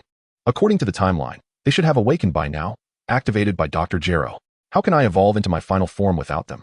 Could it be that they have been killed? Cell was utterly perplexed. It seemed he would need to gather the Dragon Balls of this timeline. If they still held any power, he could wish for androids 17 and 18 to resurrect before him, or for them to simply appear. That way, he could absorb them and become the ultimate perfect being. Cell clenched his fist, resolved to act. However, due to his lack of a Dragon Ball radar, he would have to gather them slowly. Cell is quite ambitious. However, the current Kakarot and Vegeta would be more than a match for him. Yang Tian shook his head slightly. Even if Cell transformed into his perfect form, Lightning Cell, he would still be utterly worthless, barely on par with a Super Saiyan 2. Not to mention, he would stand no chance against Vegeta, who had now mastered destruction energy. When the time came, a single destruction energy blast from Vegeta would send Cell packing.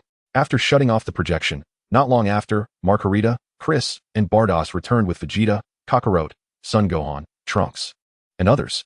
Greetings, Lord Omni King. Bardos led the bowing. That will suffice. Their power has improved decently, hasn't he it? You three technicians may return to your posts. It would be rather monotonous to have technician number 18 assist me with foot massages alone. I prefer a little variety.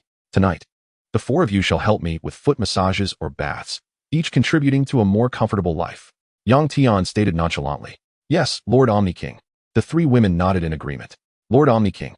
Then we shall take our leave. Thank you for your guidance. Vegeta said with a smile. Before Yang Tian, Vegeta dared not speak recklessly, knowing the angels were exceptionally powerful and behaved like loyal servants before him. Moreover, as the angels had been his training mentors, he felt it necessary to show them respect. The angels' attitude toward Yang Tian reflected their own attitude toward him. Let us go, Vegeta, we should return. Future Trunks must be anxious to resolve matters with the androids in his timeline, no? Kakarot remarked. Mr. Goku, perhaps the future has already changed? The androids 17 and 18 in this timeline are not villains. Therefore, it is possible that the future has been altered. Trunks suggested. Bardos interjected, no? The future timeline and this timeline are two distinct realities. Any changes affect only the future of this timeline, not the one you inhabit. Well then, I shall go back and see for myself. Trunks declared. It's all right. We shall accompany you on a journey through the corridors of time and space. No adversary, no matter how formidable, can withstand our resolve, Kakarot reassured. Subsequently, Kakarot executed a technique of instantaneous movement, transporting the Z warriors back to Bulma's abode. Yang Tian observed the departing Z warriors in silence, for there was little to articulate. He had already ensured that Bardock and the others provided the utmost assistance to Vegeta and his companions. Should they still fail to vanquish these mere androids, then perhaps they ought to be reforged anew. Greetings, esteemed guests. Technicians number 6, 10, 11, and 18 are at your service. The four maidens beamed radiant smiles. No poking. No poking. Such deftness. Yang Tian nodded in approval. Indeed, there is marked improvement. 2 days hence, Yang Tian sat by the pond, angling peacefully. Meanwhile, in the chat group, Ling Air initiated a live broadcast. Ding. Zhao Ling Air has begun her live stream. Completing a full broadcast will yield vast rewards and points. Peter Parker has entered the live stream. Han Fei has entered the live stream. Gao Yao has entered the live stream. Gu Qinsha has entered the live stream. Uchiha Sasuke has entered the live stream. In an instant, curiosity peaked among the group members, who flocked to Zhao Ling Air's stream to witness the unfolding spectacle. At that moment, Zhao Ling Air was floating gracefully above a lake in the kingdom of Nanzhao, clad in an ethereal gown with flowing sleeves, resembling an otherworldly fairy. Beside her stood the moon worship leader. Zhao Ling Air greeted the void. Welcome to Ling Air's live stream. This time, I shall resurrect my mother. Then I shall rend the water beast asunder. And finally, take my carefree brother for a stroll. Gao Yao chimed in, hurry, hurry. Let us not dawdle like Peter Parker. Ding. Gao Yao sent a prompt, valued at 50 points. Xiao Huohuo exclaimed, yay. The fairy sister is live. I must show my support. Ding. Xiao Huohuo sent a flame blossom, valued at 100 points. Zhang Chulan remarked, Sister Ling Air is stunning. Drooling. Ding. Zhang Chulan sent a bird under the moonlight, valued at 1,000 points. Thank you, dear friends, for your generous gifts. Zhao Ling Air smiled sweetly. Princess, who are you speaking to? If you intend to resurrect your mother, the water beast will awaken as well. Are you truly prepared for this? Inquired the moon worship leader. Fear not. By you, Ling Air is formidable. Do not attempt to thwart my mother's resurrection, or you shall face dire consequences. Zhao Ling Air warned. Very well, I shall refrain from further inquiry, Bai Yu replied, stepping back into silence. Presently, Zhao Ling Air was but 15 years of age, yet to reach 16. Thus, the narrative of Li Xiaoyao's maritime journey had yet to unfold. Nevertheless, Bai Yu found it absurd that this 15-year-old princess could effortlessly subdue him upon her return, demanding he guide her to this lake under the threat of death. In the face of her overwhelming power, Bai Yu was compelled to yield. Chapter 41. Zhao Ling Air, the sword saint is a fool. Then let us first lift the petrification of my mother. Zhao Ling Air raised her right hand, flicking her finger, and a beam of golden light descended upon Qing Air's statue. Instantly, the statue was riddled with cracks, with a series of sharp sounds. The outer layer of the statue shattered completely, revealing a beautiful woman resembling Zhao Ling Air. This was Lin Qing Air. Her father, Lin Yeping, was the reincarnation of Su Changqing in his second life, and in his third life, he returned as Su Changqing, while his first incarnation was Gu Lufang. Although this world is connected to the narrative of Chinese Paladin 3, it does not share the same universe as the group member, the Evil Sword Immortal. This is an alternate dimension. Thus, even if the Evil Sword Immortal ascended to the role of Celestial Emperor in his realm, it does not influence this world. In this realm, the Celestial Emperor remains Fuxi. Mother, Zhao Ling Air called out. Lin Qing Air, momentarily taken aback, gazed at Zhao Ling Air in bewilderment. Are you truly my daughter, Ling Air? Yes, I am Ling Air. I could no longer bear to see you suffer, so I freed you from your petrification. Zhao Ling Air beamed. Wait, does this mean the seal on the water beast has also been broken? The water beast has resurrected? Lin Qing Air expressed her concern. Just then, the depths of the lake surged with colossal waves as a terrifying beast emerged from the water. It was none other than the water beast. It's over. Ling Air, flee quickly. The water beast has returned. Allow me to seal it once more. Lin Qing Air urged anxiously. Meanwhile, the moon worship leader wore a triumphant expression. The resurrection of the water beast was precisely as he had anticipated. Previously, he had performed blood sacrifices to ensure the water beast's return, surrounding the lake with skeletal remains. Let the water beast eliminate you both. Bai Yu thought to himself. Water beast, kill them both. Bai Yu shouted. What are you barking for? Zhao Ling Air approached, delivering a swift slap that reduced him to a crimson mist. Wait, sister, did you just obliterate me with a single slap? Thus, the moon worship leader met his demise. Mother, do not panic. It is merely the water beast. Watch as I vanquish it. Zhao Ling Air exhaled towards the water beast. Instantly, a terrifying force erupted, evaporating the lake entirely. The water beast, as if confronted by its nemesis, began to decay rapidly. Before long, it was reduced to a pile of ashes, scattering into the air. Zhao Ling Air smiled sweetly. Mother, both Bai Yu and the water beast have been slain by my hand. Am I not impressive?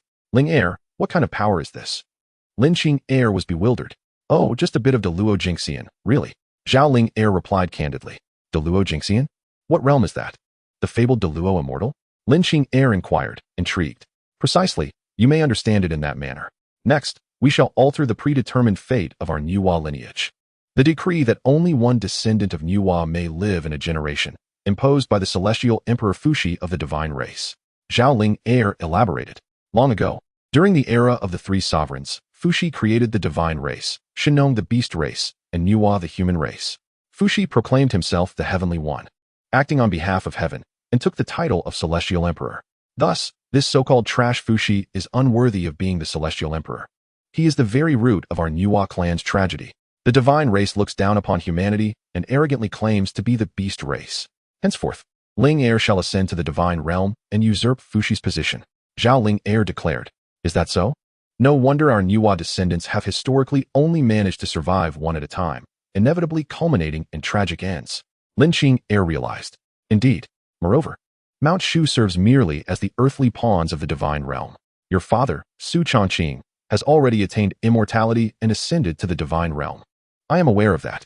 So, are you planning to overthrow the divine realm? Lin Qing Heir questioned. Absolutely. If Fushi can set the rules, why can't I? Zhao Ling Heir, establish my own. Zhao Ling Heir asserted with unwavering confidence. However, at that moment, a figure soared toward them. It was the Sword Saint, Inroazuo. Qing Heir. The Sword Saint called out. Inroazuo, what brings you here? Lin Qing Heir responded with a look of hostility. Inroazuo was Lin Qing Heir's former lover, who later married the Witch King and bore Ling Heir. Qing Heir, I have come to fulfill the heavenly mandate and restore order. Let all things return to their rightful course. The Sword Saint spoke with composure. What heavenly mandate? What restoration? What nonsense are you spouting? Lin Qing Heir struggled to comprehend. The Sword Saint chuckled lightly, resolute in his conviction. Heavenly mandate dictates that only one descendant of Nuwa may survive in a generation. Thus, I shall realign the wayward fate back on track. One of you, mother or daughter, must perish. You may choose. Shall it be you who takes your own life? Or shall it be Ling Heir? Do not compel me to intervene personally. Should I take action, it shall be uncertain who meets their end, Ling Heir or you. Upon hearing these words, Zhao Ling Heir was rendered speechless. The Sword Saint's utterance was undoubtedly the mark of a fool. Could it be that Inroaju was truly so heartless? Had we not once shared love? Lin Qing Heir's expression darkened considerably. I have attained enlightenment. Those who are enlightened must adhere to the heavenly mandate, and thus should possess a heart devoid of emotion. Words are futile. Choose. The Sword Saint declared coldly. Upon hearing this, Zhao Ling Heir recalled the trajectory of her original fate. In the destined course, she had been captured by this foolish Sword Saint and imprisoned within the Demon Lock Tower, only to be rescued by her brother. While Lin Yueru met her demise. Ultimately, she perished alongside the water demon beast released by Baiwei. The more she pondered, the angrier she became. Choose my foot. You are nothing but a fool. Go die? Zhao Ling Heir exclaimed in fury, striking him with a resounding slap. With a loud explosion, the Sword Saint could not withstand this terrifying force and was obliterated into nothingness. Foolish wretch. What heavenly mandate? Merely a lackey of the divine realm. You deserve to die? Zhao Ling Heir cursed vehemently. With that, she felt as though the entire world had become tranquil. With a long sigh, her spirits lifted considerably. However, just after Inroaju's death, an unexpected event unfolded. A celestial auspice descended, a golden light gradually dispersing. A magnificent golden figure slowly coalesced, accompanied by an authoritative voice that resonated through the air. Zhao Ling Heir Lin Qing, as descendants of Nuwa, you dare to attempt to alter the heavenly mandate. Your sins are unforgivable. I, the heavenly Emperor Fushi, sentence you to death. At this, Zhao Ling Heir was infuriated. How dare you strike first when I have yet to seek you out in the divine realm? You truly court death.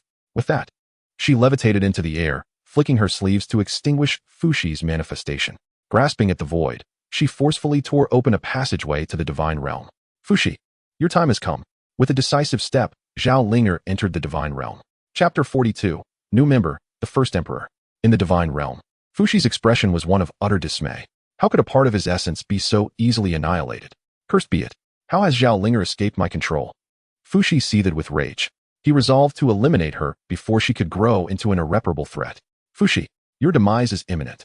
A voice echoed, as the sound reverberated. A woman, resembling a celestial maiden, appeared before Fushi. Zhao Ling Heir, how did you enter my divine realm? Fushi's tone grew frantic. This was the first time he encountered such a situation. Typically, mortals could only access the divine realm through the abyss of gods and demons, or by possessing divine blood to open a passage from Mount Shu, as it served as a conduit for the divine realm. Do not concern yourself with my arrival. From this day forth, there shall be no divine clan. Only humanity and the beast clan. Zhao Ling Heir declared coldly. Fushi, in a fit of rage, reprimanded, "Impudent. How dare you, a mere descendant of Nuwa, utter such blasphemous words? Even Nuwa herself would not dare speak thusly to me. You shall undoubtedly die today. No one can save you. I cannot be bothered to reason with you. You are unworthy of it." Zhao Linger retorted and raised her hand to deliver another strike. With a resounding impact, Fushi was sent hurtling backward, collapsing to the ground, struggling for breath, clearly on the brink of death. "It cannot be. I am the Heavenly Emperor Fushi. How could I not withstand a single slap from you? This is impossible," he gasped, before finally succumbing, his soul dissipating into nothingness. So weak, to claim the title of Heavenly Emperor while being this feeble, truly ignorant of the consequences. Zhao Linger shook her head, then conjured a flame from her fingertips and cast it upon Fushi's remains, reducing them to ashes, ensuring that not even a fragment of his soul could reincarnate. In an instant, the rest of the divine clan could only stare in disbelief. Good heavens, the Heavenly Emperor Fushi has been slain by a mere slap. We wouldn't even be able to withstand a single hit. From this day forth, I shall be the Heavenly Emperor. The divine clan shall be eradicated. Only one among the divine clan shall exist. Zhao Linger's voice resonated throughout the 6 realms. Since the divine clan decreed that a descendant of Nuwa could only live for a single lifetime, it is only fair that I impose the same rule upon the divine clan after their annihilation, is it not? And no, you cannot do this. The divine clan's sentinel cried out in terror, unable to fathom such an outcome. He could not imagine the dire state the divine clan would face in the future. They would likely be hunted as monsters, just as the descendants of Nuwa had been. Other members of the divine clan fell to their knees, pleading for mercy, crying out their injustice. "Please, that was all Fushi's doing. We had no part in it. We are innocent. We implore you, do not do this. It will have catastrophic consequences for the 6 realms. We are blameless. No, do not do this. The divine clan cannot be extinguished. You will incur divine wrath. It is absolutely unthinkable. Without the divine clan, how can order be maintained in the 6 realms? Zhao Linger, you cannot proceed with this. We, the divine clan, are the rightful rulers of the 6 realms. How dare you act in such a manner?" Zhao Linger scoffed. "Oh, but I absolutely can. I shall do so with the utmost ease.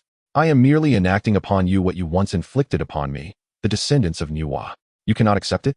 How utterly ridiculous. Words are futile. Let all perish." With a wave of her hand, golden light cascaded down upon the entire divine realm. Only Su Changqing was spared.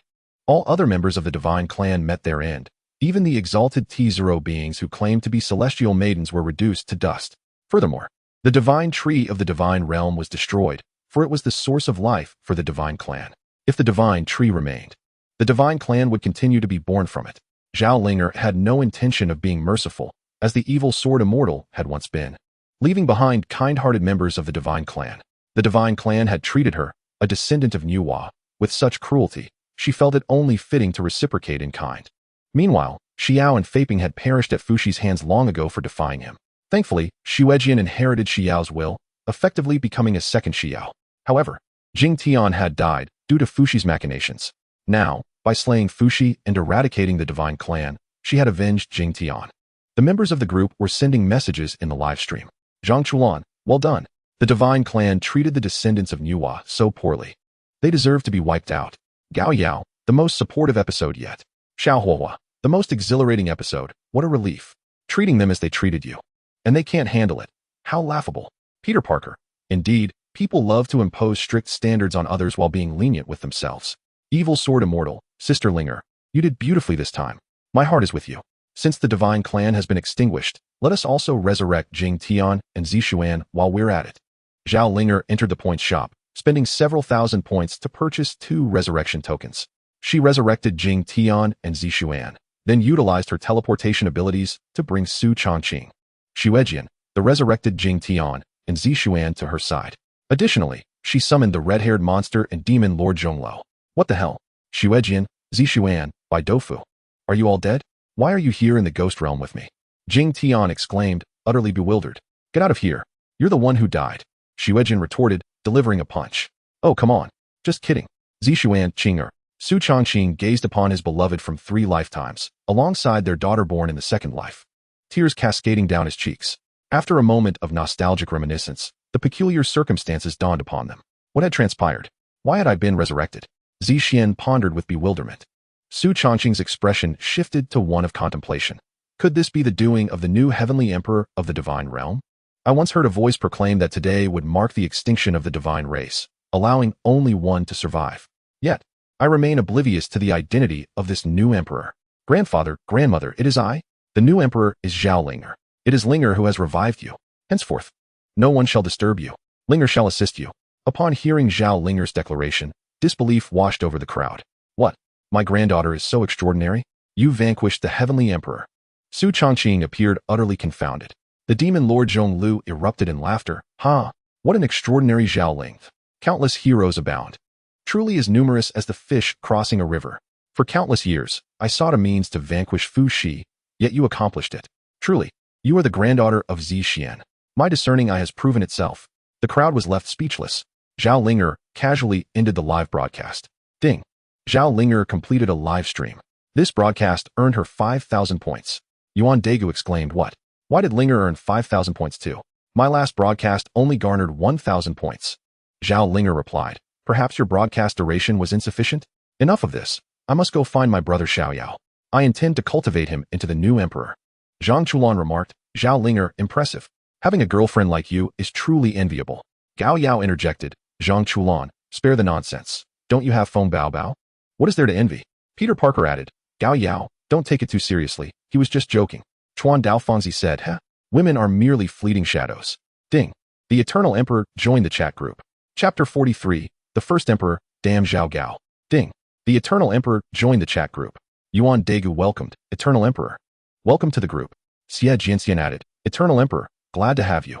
Gao Yao echoed, Eternal Emperor, welcome. Beichong Charcoal welcomed, Eternal Emperor, welcome. Gu Yaina chimed in. Eternal Emperor, welcome. Xiao Huohuo exclaimed, what? Is that the first emperor? Chuan Dao Fanyuan remarked, it appears to be the first emperor. Gao Yao asserted, it must be my brother Zheng. Who else could be the Eternal Emperor? Zhang Chulan agreed, indeed. It must be Zheng. Han Fei asked, Zhang Chulan, Gao Yao? Are you referring to Ing Zheng? Xiao Huohuo replied, Han Fei, isn't it obvious? You've been in the group long enough to know that Ing Zheng is the Eternal Emperor. His achievements during his reign were monumental, earning him the title of the Eternal Emperor, Qin Shi Huang. Han Fei responded, Xiao Huohuo, I genuinely did not know that. It's astonishing that Ing Zheng has received such high praise in later generations. It truly is shocking. He was right to do so. It seems necessary for me to support the first emperor in my world as well. Xiao Huohuo affirmed, absolutely. If you don't support the first emperor, who else will you support? His vision was remarkably far-reaching for his time. In one phrase, he established the heart for the heavens and the mission for the populace, continuing the teachings of the sages and paving the way for peace for all generations. This encapsulates the first emperor's grand vision. Han Fei praised. Those words resonate deeply. Indeed, he possessed remarkable foresight. Ing Zheng's unification of the 6 states was undoubtedly a correct decision. Gao Yao boasted, in my world, I have already assisted the first emperor in unifying the globe. Moreover, I have extended his lifespan by an astounding 5,000 years. This way, there is no fear of the Qin dynasty fragmenting suddenly. Yang Tian, group leader, Brother Zheng. Brother Zheng joining the group is a rare occurrence. Gu Qinsha expressed, Yang Tian. Even the group leader refers to him as Brother Zheng. I am quite curious about the person he is, eagerly anticipating our meeting. Xiao Huohuo quipped, Gu Qinsha. The group leader is using an honorific. Do you understand what an honorific is? Just like in action films, everyone calls the leading lady's teacher, but are they truly teachers? Gao Yao praised, your analogy is quite vivid. Chuan Dao Fanyuan added, the master of analogies throughout history. Xiao Huohuo is indeed one. Zhang Chulan declared, Xiao Huohuo, I shall refer to you as the strongest serial emperor hero. Yuan Daegu remarked, truly, the serial emperor, Xiao Huohuo. You effortlessly accomplish what others cannot. Steering the topic off course, Xiao Huohuo retorted, get lost. I am the fire emperor, not the serial emperor. Meanwhile, in a certain timeline, the Qin dynasty, the first emperor Ing Zheng sat upon his throne, surrounded by ministers and generals. The first emperor remained silent, lost in deep contemplation. What on earth is this celestial supreme chat group? It can converse within my mind. How incredible. And are the references to Brother Zheng and the Eternal Emperor directed at me? Do they know me? The title of Eternal Emperor sounds splendid. I, Qin Shi Huang Ing Zheng, am indeed the Eternal Emperor. A wave of delight surged within Ing Zheng. Subsequently, he perused the group announcement, familiarizing himself with the workings of the chat group. Upon comprehending the announcement and grasping the concept of a chat group, Ing Zheng's heart raced. What? This device can connect to all realms. Such wonders truly exist? Does this mean that legendary immortals exist and that eternal life is achievable? As the ministers observed the first emperor's prolonged silence, they exchanged glances, unsure of how to proceed. Zhao Gao, the chancellor, and Li Si, the prime minister, merely exchanged a glance, hesitant to speak. Fu Su, Hu Hai, and the other princes dared not interrupt their father's reverie, with no one daring to disturb the emperor. They could only wait in silence, not wanting to invoke his displeasure. Is eternal life truly attainable? If it is even remotely possible, then the dominion of our Qin could last for countless generations. This wild thought surged in Ing Zheng's mind. Thus, he altered his group nickname and crafted a message to send within the chat group.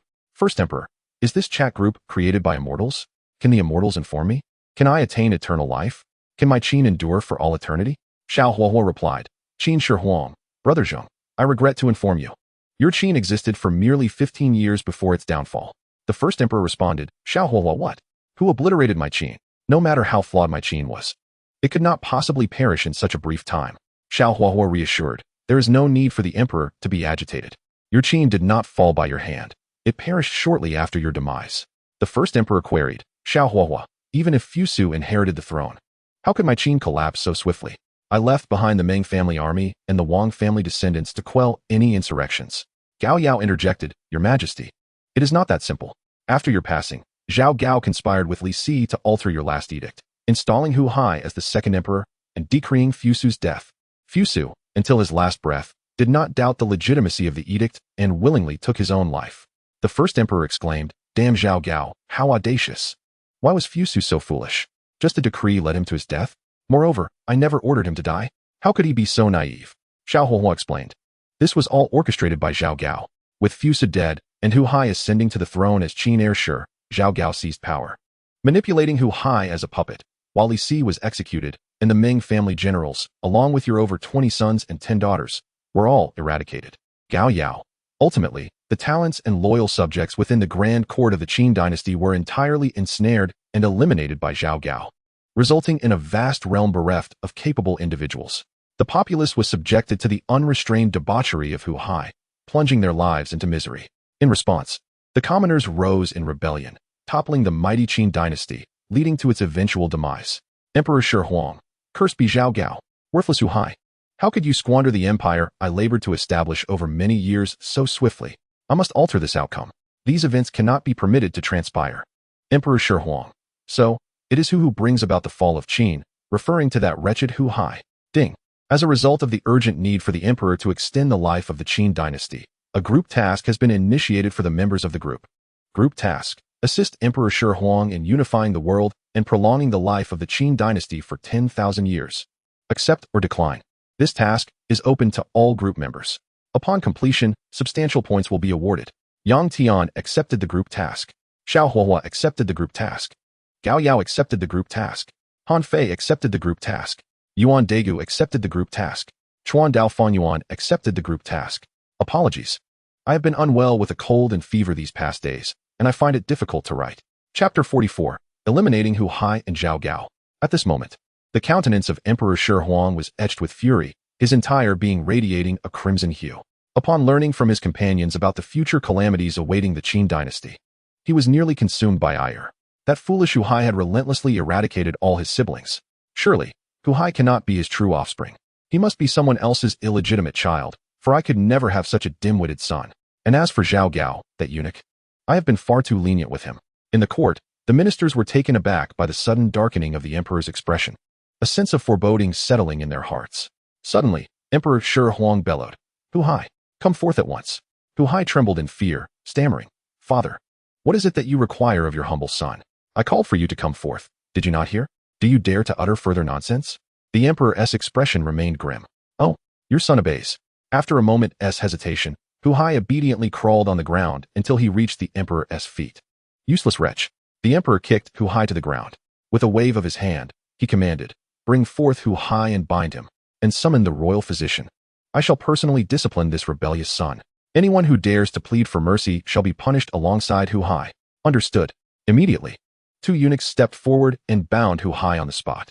Gao Yao has requested to enter your world. Do you agree? Han Fei has requested to enter your world. Do you agree? Yuan Degu has requested to enter your world. Do you agree? Peter Parker has requested to enter your world. Do you agree? All accepted. With a mere thought, Emperor Shi Huang consented to all his companions' requests. In an instant, over a dozen figures materialized in the grand hall, revealing Yang Tian and the others. Yang Tian smiled slightly. It seems we have arrived at an opportune moment. No, you have arrived at precisely the right moment. Emperor Shi Huang rose to welcome his companions to take their seats. Gazing around, he noted that his friends occupied the upper seats, while the civil and military officials stood below. After inviting Yang Tian and the others to sit, Emperor Shi Huang turned to address the ministers. These are my friends. To see them is to see me. Yes, Your Majesty. Although the ministers may have harbored dissatisfaction, they dared not voice their opposition. Meanwhile, Zhao Gao wore an exceptionally sinister expression. Observing the additional figures and the bound Hu Hai, he was lost in thought. My friends, you have arrived at just the right time. Before we embark on our group task, shall we enjoy a spectacle? What say you? Emperor Shi Huang inquired. Certainly. Yang Tian nodded slightly. Excellent. Summon the royal physician. Before long, the royal physician hurried in. Upon seeing the emperor's unwavering resolve to punish him, Hu Hai was engulfed in panic. Father, what have I done wrong? What sin have I committed? Can you not reveal the truth to me? Hu Hai pleaded for mercy. Emperor Shi Huang sneered coldly. Wretched creature. Today, you shall not escape unscathed. With that, the emperor drew his sword. In the astonished gaze of the civil and military officials, he severed Hu Hai's right arm with a single stroke. Hu Hai let out a harrowing scream as excruciating pain coursed through his shoulder. The emperor then struck twice more, lopping off both of Hu Hai's legs. Hu Hai's cries echoed in anguish. Wretched creature. With this, you have rendered yourself utterly incapacitated. No matter how much chaos you attempt to sow, you will achieve nothing. Emperor Shi Huang glared coldly at Hu Hai. Fueled by the knowledge of the Qin dynasty's impending downfall, the emperor's hatred was palpable. He loathed Zhao Gao, but his ire for Hu Hai's callousness ran deeper, for he had not only slain capable ministers, but also obliterated all his siblings. This alone was enough to fill the emperor with unrelenting hatred. Royal physician, ensure that Hu Hai does not perish. Once his wounds are healed, let him spend the remainder of his days in confinement. Provide him with sufficient food and clothing, but do not allow him to step outside his cell. Emperor Shi Huang issued the order with unwavering authority. Soon, the royal physician, accompanied by several eunuchs, took Hu Hai away. Father, what have I done to deserve this? Why must you treat me thus? Hu Hai cried out in despair. Yet, his pleas fell on deaf ears as he was led away. To the civil and military officials, it was evident that Hu Hai must have provoked the emperor's wrath in some grave manner. For such treatment could not be without cause. Even a tiger does not consume its young. To provoke the emperor to such an extent must surely have a reason behind it. Emperor Shi Huang, however, paid no heed to their thoughts. Casting a chilling gaze upon Zhao Gao. Zhao Gao? At the mention of his name, Zhao Gao shuddered involuntarily, answering in a trembling voice. Your servant is here. Zhao Gao? You wretched scoundrel. You are but a mere eunuch, yet your ambitions know no bounds. The emperor berated him fiercely. Indeed, Your Majesty. Zhao Gao nodded vigorously. Meng Tian, Wang Ben, your servant is here. Two formidable figures emerged from the ranks of the ministers. Emperor Shi Huang pointed at Zhao Gao. Tear him to pieces and feed his remains to the dogs. And any of his relatives, execute them as well. Annihilate his entire lineage. Your servant shall obey. Wang Ben and Meng Tian, expressionless, approached Zhao Gao. One seized a leg, dragging him away. Your Majesty, Your Majesty. Spare me, I beseech you. I have always been loyal to Your Majesty, and though I have no great merits, I have endured hardships. Your Majesty, spare me. His voice dwindled, fading into nothingness. Enough. I am weary. Let today's court assembly come to an end. Dismissed. Emperor Shi Huang declared. Long live the emperor. The ministers bowed and gradually departed.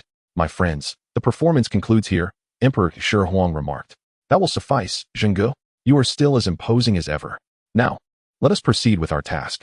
Yang Tian smiled, then raised his right hand to gently pat the emperor on the head. That touch just now extends your life for 10,000 years. Furthermore, I bestow upon you the power of sanctification. With this, you alone can establish a nation, free from fear of any person or force in this world. Yang Tian remarked with a gentle smile. Is this not akin to the immortal's blessing upon my crown?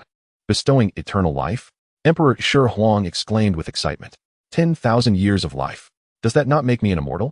And the power of sanctification seems truly formidable. I feel an unparalleled vigor coursing through my body. It feels as though a single strike could annihilate a legion of 10,000. With such power, the territory of my Qin shall remain eternal. I shall fear no upheaval. Emperor Shi Huang was overwhelmed with joy, nearly moved to tears. Let us begin. Our first task is to unify the world. In truth, the current territory of the Qin dynasty occupies but a minuscule portion of the globe. Only by conquering the entirety of the world can we usher in a true era of everlasting peace. Upon finishing his statement, Yang Tian waved his hand, conjuring a map in the void. This was a celestial globe, marked with all the tectonic plates and continents. Ha! Splendid, splendid. Who would have thought that beyond our chain lies such vast lands yet to be claimed? We must incorporate these territories into the dominion of our great Qin. The first emperor laughed heartily. Truly, as the ancestor dragon, upon beholding such a map, his reaction was not one of trepidation, but rather exhilaration. Xiao Huahua exclaimed in admiration. The ancestor dragon possesses immense ambition and vision, Zhang Chulan remarked. The first emperor, even more jubilant, declared, Ha! It is a matter of course. I am Qin Shi Huang. Henceforth, this celestial sphere shall belong solely to our great Qin. Chapter 45. Unifying the World. Chaos enters the chat group. After a moment of contemplation, Yang Tian spoke. However, prior to undertaking the mission, we must bolster our Qin soldiers and stockpile provisions. Our military industry and agricultural economy must be in prime condition. Otherwise, even if we achieve unification now, chaos may easily ensue later. But, how shall we bolster our troops? Inquired the first emperor. Fear not. I shall take action. Yang Tian replied with a confident smile. He then raised his right hand and snapped his fingers. Thus, I bestow upon you 1 billion Qin soldiers, along with an inexhaustible supply of provisions. Additionally, grant each of these 1 billion soldiers an unending energy mech suit. These warriors shall unfailingly obey your every command. Mech suits? What are those? The first emperor asked, somewhat puzzled. Peter Parker, wow? The group master is being exceedingly generous. 1 billion Qin warriors piloting mechs? Not to mention global unification. It would not be an exaggeration to claim dominion over the galaxy. Xiao Huahua, be confident, it's a sure thing. Chuan Dao Fan Yuan, remarkable. Truly. The group master has effortlessly accomplished what we could only dream of. Zhao Linger.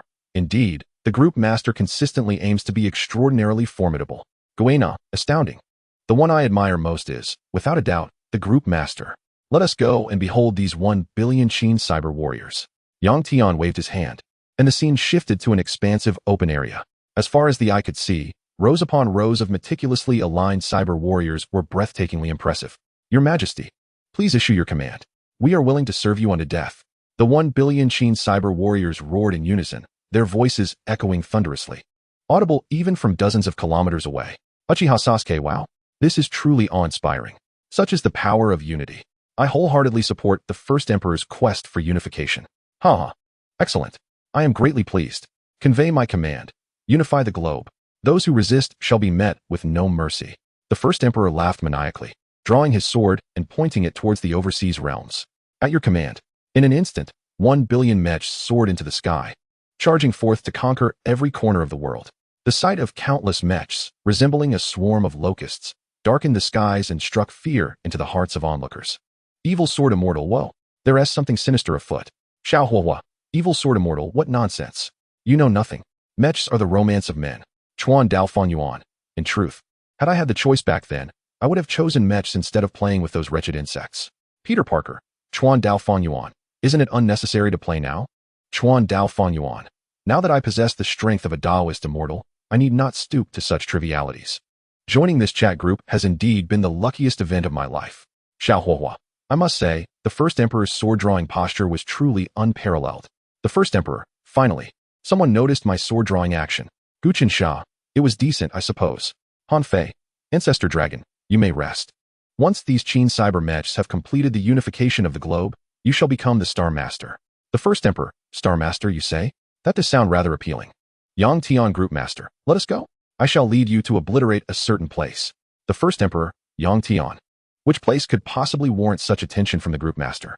Yang Tian, group master, an island adorned with cherry blossoms. Xiao Huahua. I wholeheartedly support the eradication of that place. Gao Yao, me as well. In my world, I have already destroyed such an island once, in this realm. It would pose no hindrance to obliterate it a second time. Yang Tian, group master, let us proceed. Yang Tian snapped his fingers and led everyone in a discreet transition. Vanishing from sight, they reappeared above an island blanketed in cherry blossom trees. This island, beyond redemption, has no reason to exist. Yang Tian's indifferent voice echoed. With his right hand raised and palm open towards the island below, energy gradually coalesced in his palm, forming a purple energy orb seemingly out of thin air. Destruction. Yang Tian gently propelled the purple energy orb towards the island. Instantly, the destructive energy orb descended upon the island, wreaking havoc as it touched down. A brilliant flash of purple light enveloped the entire island, causing it to vanish without a trace. The waters surrounding the area became tranquil, sinking to depths that could only be measured in thousands of meters. The island was utterly annihilated.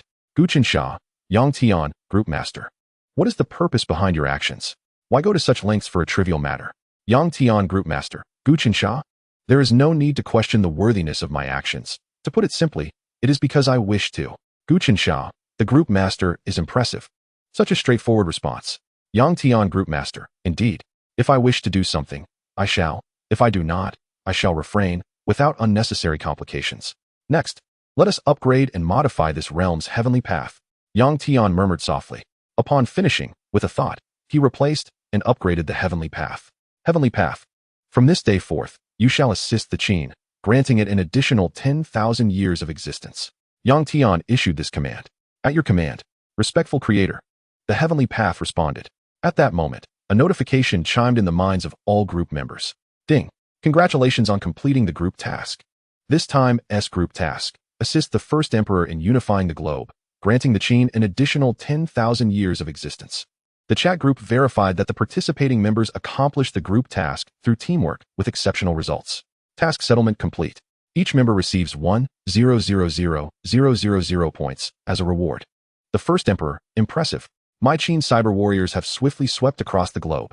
Truly remarkable. Zhang Chulan, whoa, 1,000,000 points. I must be mistaken. Xiao Huo, wow, incredible. It truly is 1,000,000 points. Usually, completing a task yields only 100,000 points.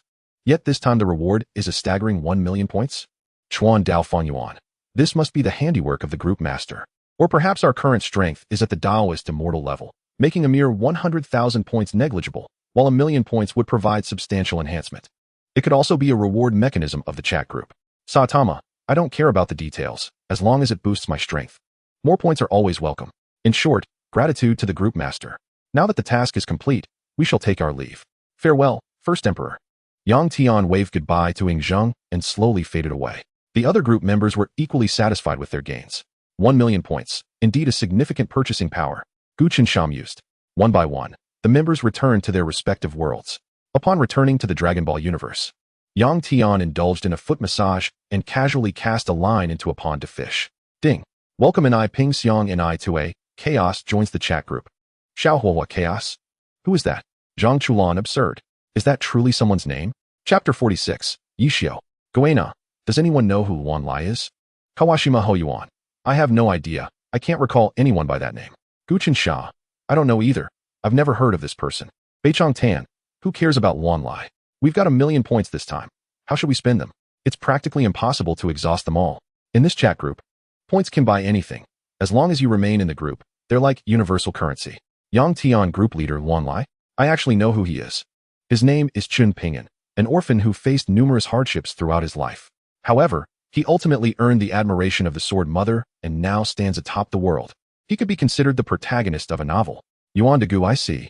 But why is he called Luan Lai? Yang Tian, group leader. The reason he is called Luan Lai is that whenever someone behaves like a scoundrel but wishes to evade responsibility, they conveniently shift the blame onto Chun Ping'an, hence the moniker Luan Lai. Xiao Huohua, absurd. This is truly chaotic. Chun Ping'an, what is this? Why can I hear voices in my mind? Yang Tian. Chun Ping'an, check the group announcement. Once you do, you'll understand. Chun Ping'an. All right, thank you. At that moment, in the world of sword comes, Chun Ping'an curiously examined the information in his mind. After reading the group announcement, he comprehended the nature of this chat group. A chat that connects countless worlds? What divine magic is this? Chun Ping'an murmured. Can it resurrect my parents? A glimmer of hope sparkled in his eyes. Thus, he edited a message and sent it out. Chun Ping'an, Yang Tian, group leader, may I resurrect my parents? Yang Tian, group leader, yes. As long as you're part of the group, not only can you resurrect your parents, but you could also rampage through your world with ease. Chun Ping'an, is that true, group leader? Yang Tian, group leader, indeed, Chun Ping'an. If you don't believe me, I'll gift you 1,000,000 points. Use them to resurrect your parents or to acquire the mightiest power in your world, and you will surely be convinced. Ding. Group leader Yang Tian has gifted you 1,000,000 points. In the chat group, I can resurrect my parents. Chun Ping'an thought. Ding. Reviving your parents will cost 10,000 points. Would you like to spend 10,000 points to resurrect them? Yes. Ding. Congratulations, your parents have been successfully resurrected. Do you wish to spend the remaining 990,000 points to enhance your power? It is advisable to strengthen your swordsmanship. Otherwise, when the Lihua cave collapses, everyone you wish to protect, including your parents, will still perish. I want to protect my parents. To shield all my loved ones from harm, I will spend 990,000 points to enhance my swordsmanship. Chen Pingyan shouted within. Ding. Congratulations, you have consumed 990,000 points, elevating your swordsmanship to the 28th realm. Your power is now deemed absolute in the entire Luanlai world. Currently, the highest realm in the Sword Comes world is the 16th realm of the Heavenly Court's ruler. Now, Chen Pingyan, having spent 990,000 points, has forcibly elevated his swordsmanship to the 20th realm. With such prowess, a mere wisp of sword energy could topple the Sword Qi Great Wall and pierce through the entire world. In this realm, the Heavenly Tao is no longer a concern for Chen Pingyan. He can freely create worlds and obliterate the Heavenly Tao. Beneath the stone arch bridge, there lay a sword exceeding the 15th realm. How intriguing. Sword comes. Chen Pingyan called out, and the sword suspended beneath the stone arch bridge fell into his grasp, firmly held within his hands. The sword mother sensed Chen Pingyan's aura and trembled involuntarily. She had never encountered such a formidable presence. Even her previous master paled in comparison. Chen Pingyan secured the sword at his waist, gazing at the dilapidated house and the parents within. With a flick of his hand, he transformed the house, though still humble. It no longer appeared so decrepit. Father, mother, I miss you so much.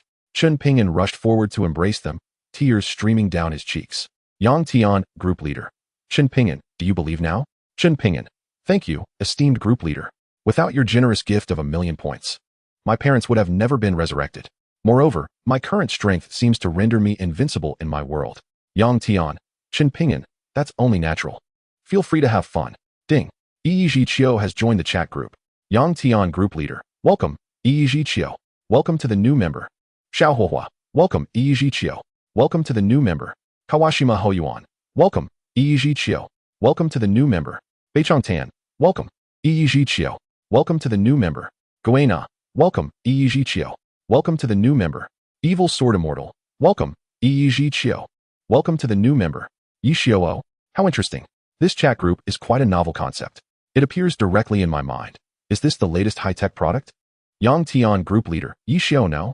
Just look at the group announcement, and everything will become clear. Yishio, I see. This is indeed the supreme chat group of the myriad realms. Let me see who the members are. Yishio, holy cow. Sun Wukong and even the first emperor are in the group. Amazing. The chat group is incredible. Xiao Huohua. Yishio.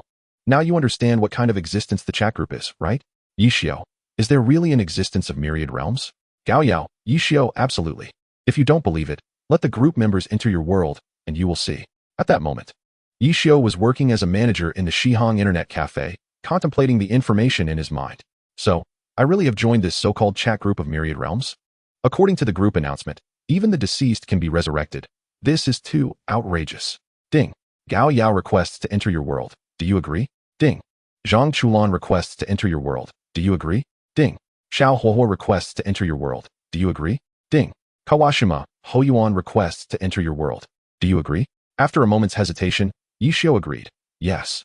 He was not worried about being harmed by the group members. For the chat group had clear rules prohibiting any form of harm, whether overt or covert, to fellow members. Or else the group leader and the chat group would not tolerate it. Suddenly, 4 individuals appeared at the front desk. 3 of them wore ancient attire, while one was dressed in normal modern clothing. Yishio, what do you think? Now do you believe or not? Gao Yao asked with a smile. Which esteemed member of the group are you? Yishio inquired, looking at Gao Yao. Gao Yao smiled and introduced the other 3. I am Gao Yao. They are Zhang Chulan, Hoyuan, and Xiao Huohua. And I am the group leader, Yang Tian. Yang Tian shattered the void and slowly approached the crowd. Salutations, esteemed group leader. Gao Yao immediately bowed. Xiao Huohua and the others naturally followed suit. What? How did you enter my world? I never received any request for you to enter. Yishio exclaimed, bewildered. I am the group leader. Your consent is unnecessary. I can traverse the realms and find your world at will. It's a simple matter. Yang Tian replied with a smile. Incredible. Truly impressive. No wonder you are the group leader. Yishio was left dumbfounded. Chapter 47, Reviving Su Mucho. Yishio. Is the game glory fun? Yang Tian asked with a smile. Very fun. I love playing it. If it weren't enjoyable, I wouldn't have spent 10 years playing it. Yishio's eyes shimmered with a sense of nostalgia. Yang Tian smiled slightly. That's wonderful. Since you enjoy it so much, I shall bestow upon you the power of Yi Chio and Jun Mo Xiao at their pinnacle. Furthermore, I will help you resurrect Su Mucho. What? Yi Xiao exclaimed in astonishment. Can you really do that? Yi Xiao stammered. A trivial matter. There is nothing the esteemed group leader cannot accomplish. Xiao Huohuo remarked. As long as the group leader intervenes, everything becomes simple. Gao Yao concurred. With a group leader present, any crisis can be effortlessly resolved. Zhang Chulan wholeheartedly concurred. In my perception, there appears to be nothing beyond the capabilities of the illustrious group leader. Even the re-establishment of the multiverse is within reach. Yang Tian nodded affirmatively. Indeed. It's a simple task. All that is required is to retrieve him from the past and bring him to the present. Just like this. As he spoke, Yang Tian plunged a hand into the river of time, effortlessly extracting Su Mucho, leaving behind a lifeless body resembling him. Yang Tian did not alter any events from the past. Where's this? Su Mucho asked, bewildered. Upon seeing Su Mucho before him, Yi Xiao was immediately astounded. Wow. You accomplished it so effortlessly? Who are you? Su Mucho inquired, looking at the others with confusion. Mucho, I am Yi Xiao. Yi Xiao hurriedly replied. Yi Xiao? Why do you look so much older? You can't be Yi Xiao's uncle, can you? Su Mucho expressed disbelief. Mucho, here's the situation. Do you remember what happened? You were struck by a car, and at the moment you were about to meet your demise, it took nearly a decade for us to rescue you from the past. Yi Xiao explained slowly. Mu Cheng is here as well. I'll call her over shortly. You will live in this timeline from now on. It seems that's indeed the case. I nearly got hit by a car, and then I found myself here. Incredible. Su Mucho exclaimed in shock. The most astonishing part is that you managed to bring me to the future. After Yi Xiao made a phone call, it wasn't long before Su Mucheng rushed over from the nearby Jiashi. Brother, you've come back to life. Su Mucheng cried, embracing Su Mucho joyfully. The others in the internet CAF, however, found nothing particularly strange about the scene. To them, it appeared to be a mere role-playing activity or a video shoot. Otherwise, how could they be discussing the past, the future, and resurrection? It was only logical to assume they were filming a short video. At that moment, the CAF owner, Chen Guo, approached. Yi Xiao, impressive. You're even putting on a show. Are you moonlighting as a side gig while managing the CAF? It was clear that everyone assumed it was an act. Indeed. Otherwise, with just my salary from the CAF, it would be a bit insufficient. Engaging in a side venture seems quite reasonable, doesn't it? Yi Xiao replied with a smile. Just as he was pondering how to explain the situation to Chen Guo, she had already filled in the gaps herself, which made things easier. After a moment of contemplation, Yi Xiao said, boss, let me introduce you. These are all my friends. They came to find me. I see. Then today, I'll give you the day off. Make sure to spend some quality time with your friends. I'll manage things here for now. You go ahead. Chen Guo was quite understanding and a good boss. Thank you for your kindness, boss. Yi Xiao laughed heartily, thoroughly pleased with Chen Guo's thoughtfulness. Thus, Yi Xiao led everyone outside, intending to enjoy a hot pot meal and chat. Hot pot. Sounds good, but let us go for a better one. Yang Tian snapped his fingers, and the group found themselves in a beautiful peach blossom grove. Here, pink peach blossoms danced in the air. Beneath a small pavilion, there was a stone table and stone benches that could accommodate everyone comfortably. They all took their seats. Not far away, a small waterfall cascaded down into a crystal-clear pond, with petals floating gracefully upon the water's surface, creating a picturesque scene. Above, a brilliant rainbow arched across the sky, and a few celestial cranes soared gracefully by. In the distance, mist-covered peaks rose like a fairyland. The scenery was exquisite, ideal for dining and leisurely conversations, with beautiful vistas and delicious food paired with fine wine. It was an utterly refreshing experience. Where's this? Am I dreaming? Su Mucheng said in awe, captivated by the scene. Indeed. How did the scene change so suddenly? Am I still dreaming? Su Mucho murmured. Not at all. This is a small world I created on a whim. Here. We are undisturbed and can enjoy our meal in peace. Yang Tian replied with a gentle smile. Wow. The group leader is truly remarkable. This is indeed a divine technique. Yi Xiao began to lavish praise. Calm down, it's merely basic skills. Xiao Huohuo remarked nonchalantly. Given that the group leader can effortlessly bring someone from the past to the present, he can accomplish anything. There is no need for astonishment. Creating a small world is something any of us here could do with ease. In time, you will be able to do the same. Yi Xiao, you must have felt the power within you, right? I have bestowed upon you the peak powers of Jun Mo Xiao and Yi Chio. This way, you will possess extraordinary strength in reality. Yang Tian said with a composed smile. Thank you, esteemed group leader. Yi Xiao bowed respectfully. All right, now that this is settled, let us eat. Yang Tian waved his hand, and a hot pot appeared on the stone table. This hot pot was quite special, containing all kinds of delicacies. Whatever one wished to eat, simply think of it and use chopsticks or a ladle to retrieve it, and the desired dish would appear. Even rare delicacies like Pangu meat, Chilan meat, and dragon phoenix dishes were available. Just a thought would suffice to summon them. Moreover, the broth would neutralize any side effects of the meats, allowing for perfect natural absorption by the body, Yang Tian explained. Having finished speaking, he transformed a large jug of divine nectar and jade liquid, along with some 9,000-year-old peaches and ginseng fruits. Yang Tian was the first to use his chopsticks, pulling out a small golden dragon and tossing it casually into his mouth. The meat was delicious, rich yet not greasy, tender and refreshing, truly delightful. Wow, the group leader is treating us to a feast. After this hot pot, my cultivation will surely advance. Zhang Chulan exclaimed joyfully. After savoring a sip of the divine brew, Chuan Dao Fanyuan laughed heartily. What a delight! The cold winds blow through the valley of despair, while the youth returns in the spring and autumn. Good poetry, good poetry. Yishio applauded. Yishio, are your friends divine beings? Su Muqing poked Yishio teasingly. Well, sort of. Let us just enjoy our meal. Yishio replied with a calm smile. Right. Let us not overthink it. I'll just consider this a dream.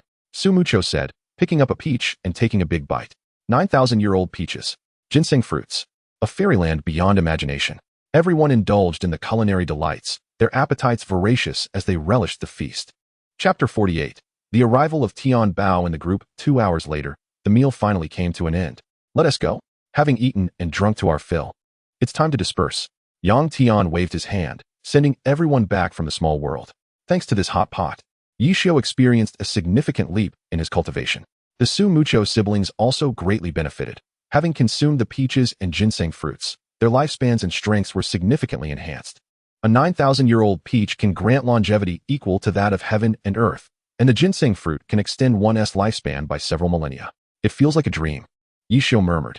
Clenching his fists, he felt the overwhelming power within him. Looking at Su Mucho before him, he knew it was not a dream. Everything had indeed transpired in reality. In a flash, Yang Tian returned to the world of Dragon Ball. Xiao Huahua and the others naturally followed the group leader's lead, using the chat group's teleportation feature to return to their respective worlds. Ding. Tian Bao has joined the chat group. Ding. Mr. Tree has joined the chat group. Zhang Chulan, wow. 2 more people have joined the group. Why are newcomers joining so frequently now? Zhao Linger, who cares? Welcome to the group, Tian Bao and Mr. Tree. Guqin Sha, Tian Bao, Mr. Tree. Beichong Tan, Tian Bao, Mr. Tree. Guena, Tian Bao, Mr. Tree. Emperor Qin Shi Huang, Tian Bao, Mr. Tree. Yang Tian, Group Leader. Hello, Mr. Tree. Yang Tian, Group Leader. Welcome, Tian Bao, to the group chat. Tian Bao, what is this? Why is it able to speak within my mind? Gao Yao, Tian Bao, go check the group announcement. Once you do, you will understand. Tian Bao, Gao Yao. All right, thank you. At that moment, in Mr. Tree's world, Mr. Tree, feeling rather unoccupied today, wandered aimlessly around the village. Suddenly, he sensed a voice resonating in his mind, leaving him utterly bewildered. What on earth? Am I hallucinating? Is someone actually speaking within my head? Mr. Tree was profoundly astonished. He then decided to check the group announcement to grasp the essence of this so-called heavenly chat group. Upon comprehending what it truly represented, Mr. Tree was overwhelmed with excitement. His joy uncontainable. A chat group, what a marvelous thing. I, Mr. Tree, might just ascend to the pinnacle of life and win the affection of a beautiful and wealthy lady. Mr. Tree, Yang Tian, esteemed group leader, could you assist me? I desire a vast fortune and wish to resurrect my brother, so that no one will look down upon me again. Yang Tian, group leader. Mr. Tree, certainly. Ding. Group leader Yang Tian has sent you an exclusive red envelope. Would you like to accept it? Accept. With a mere thought, Mr. Tree claimed the red envelope sent by the group leader. It was a bronze ring. This ring possessed storage capabilities, enhancing all attributes by 1,000. Additionally, it contained 100 tons of gold, along with a resurrection coin intended for reviving his brother. Wow, I've struck it rich. I'm about to soar to new heights. Mr. Tree was elated, grinning like a fool in place. He exclaimed, I shall buy a car and a house, and move into a grand villa overnight. I am the mightiest Mr. Tree, using the resurrection coin. Target of resurrection, my brother. As the words left his lips, a dashing figure wearing sunglasses materialized before Mr. Tree. Brother, you have finally returned to life. The days without you have been filled with hardship. I have endured countless scorns and bullying, Mr. Tree lamented to his brother. But now, everything is different. You are back, and I have money. I can now experience the life of the wealthy. Mr. Tree, Yang Tian, thank you, esteemed group leader. May you live a life of peace. I am grateful for your salvation of my impoverished and timid self. You are a true savior. Yang Tian Group Leader, Mr. Tree. It's nothing. Ding. The group leader uploaded Taiji Zhang Sanfeng. Yang Tian casually uploaded the plot developments and character trajectories from Tianbao's world into the chat group. Yang Tian, Group Leader. Tianbao, here is the fate development between you and Junbao. You can see for yourself. Tianbao, Yang Tian, thank you, esteemed Group Leader. In the world of Taiji Zhang Sanfeng. At this moment, Tianbao and Junbao had already left the Shaolin Temple and were navigating the mundane world to make a living. Tianbao, amidst the political machinations of eunuchs, merely wished for a better life, aspiring to rise above and make steady progress. His heart was devoted to his brother. He owed everyone. Yet he had never wronged Junbao. However, Junbao remained blissfully naive in this world, content with mere steamed buns. Their fundamental differences in outlook were destined to lead them on divergent paths. Throughout the narrative, Tianbao had several opportunities to eliminate Junbao. Yet he could not bring himself to harm his only brother. Not only did he spare him, but he also persistently persuaded Junbao to join him in conquering the world, hoping to change his mind. However, Junbao could never fathom Tianbao's intentions. To the end, Tianbao refrained from employing the devastating Prajna Palm against the Shaolin Temple's master. Yet Junbao, for the sake of a few acquaintances he had known for mere days, betrayed Tianbao, casting aside their brotherhood. It was akin to having a childhood friend. A brother in spirit, while he, having just worked a few days and dined with colleagues, chose to eliminate you, disregarding your lifelong bond. Absurd, truly, as their values were as foul as maggots. After reading the material uploaded by the group leader, Tianbao fell silent, nearly succumbing to despair. Yet, Junbao remained my only good brother. Such duality in the world is rare. Tianbao sighed deeply. Tianbao, what are you mumbling about? Asked Junbao innocently. Nothing, Tianbao smiled. Choosing not to explain. Tianbao, Yang Tian, esteemed group leader, is there a way to prevent Junbao from betraying me? A method for us to walk the same path until the end? Yang Tian, group leader, Tianbao, there is. You simply need to have him drink the unwavering heart wine from the Feng Tianyu brand, and he will no longer oppose you, supporting you unconditionally. Tianbao, Yang Tian, where might I procure this Feng Tianyu wine? Kawashima Fangyuan. Should I say something? Yang Tian, group leader, Tianbao, conveniently, I have it right here. Ding. The group leader Yang Tian has sent you an exclusive red envelope. Would you like to accept it? Yes. Accept.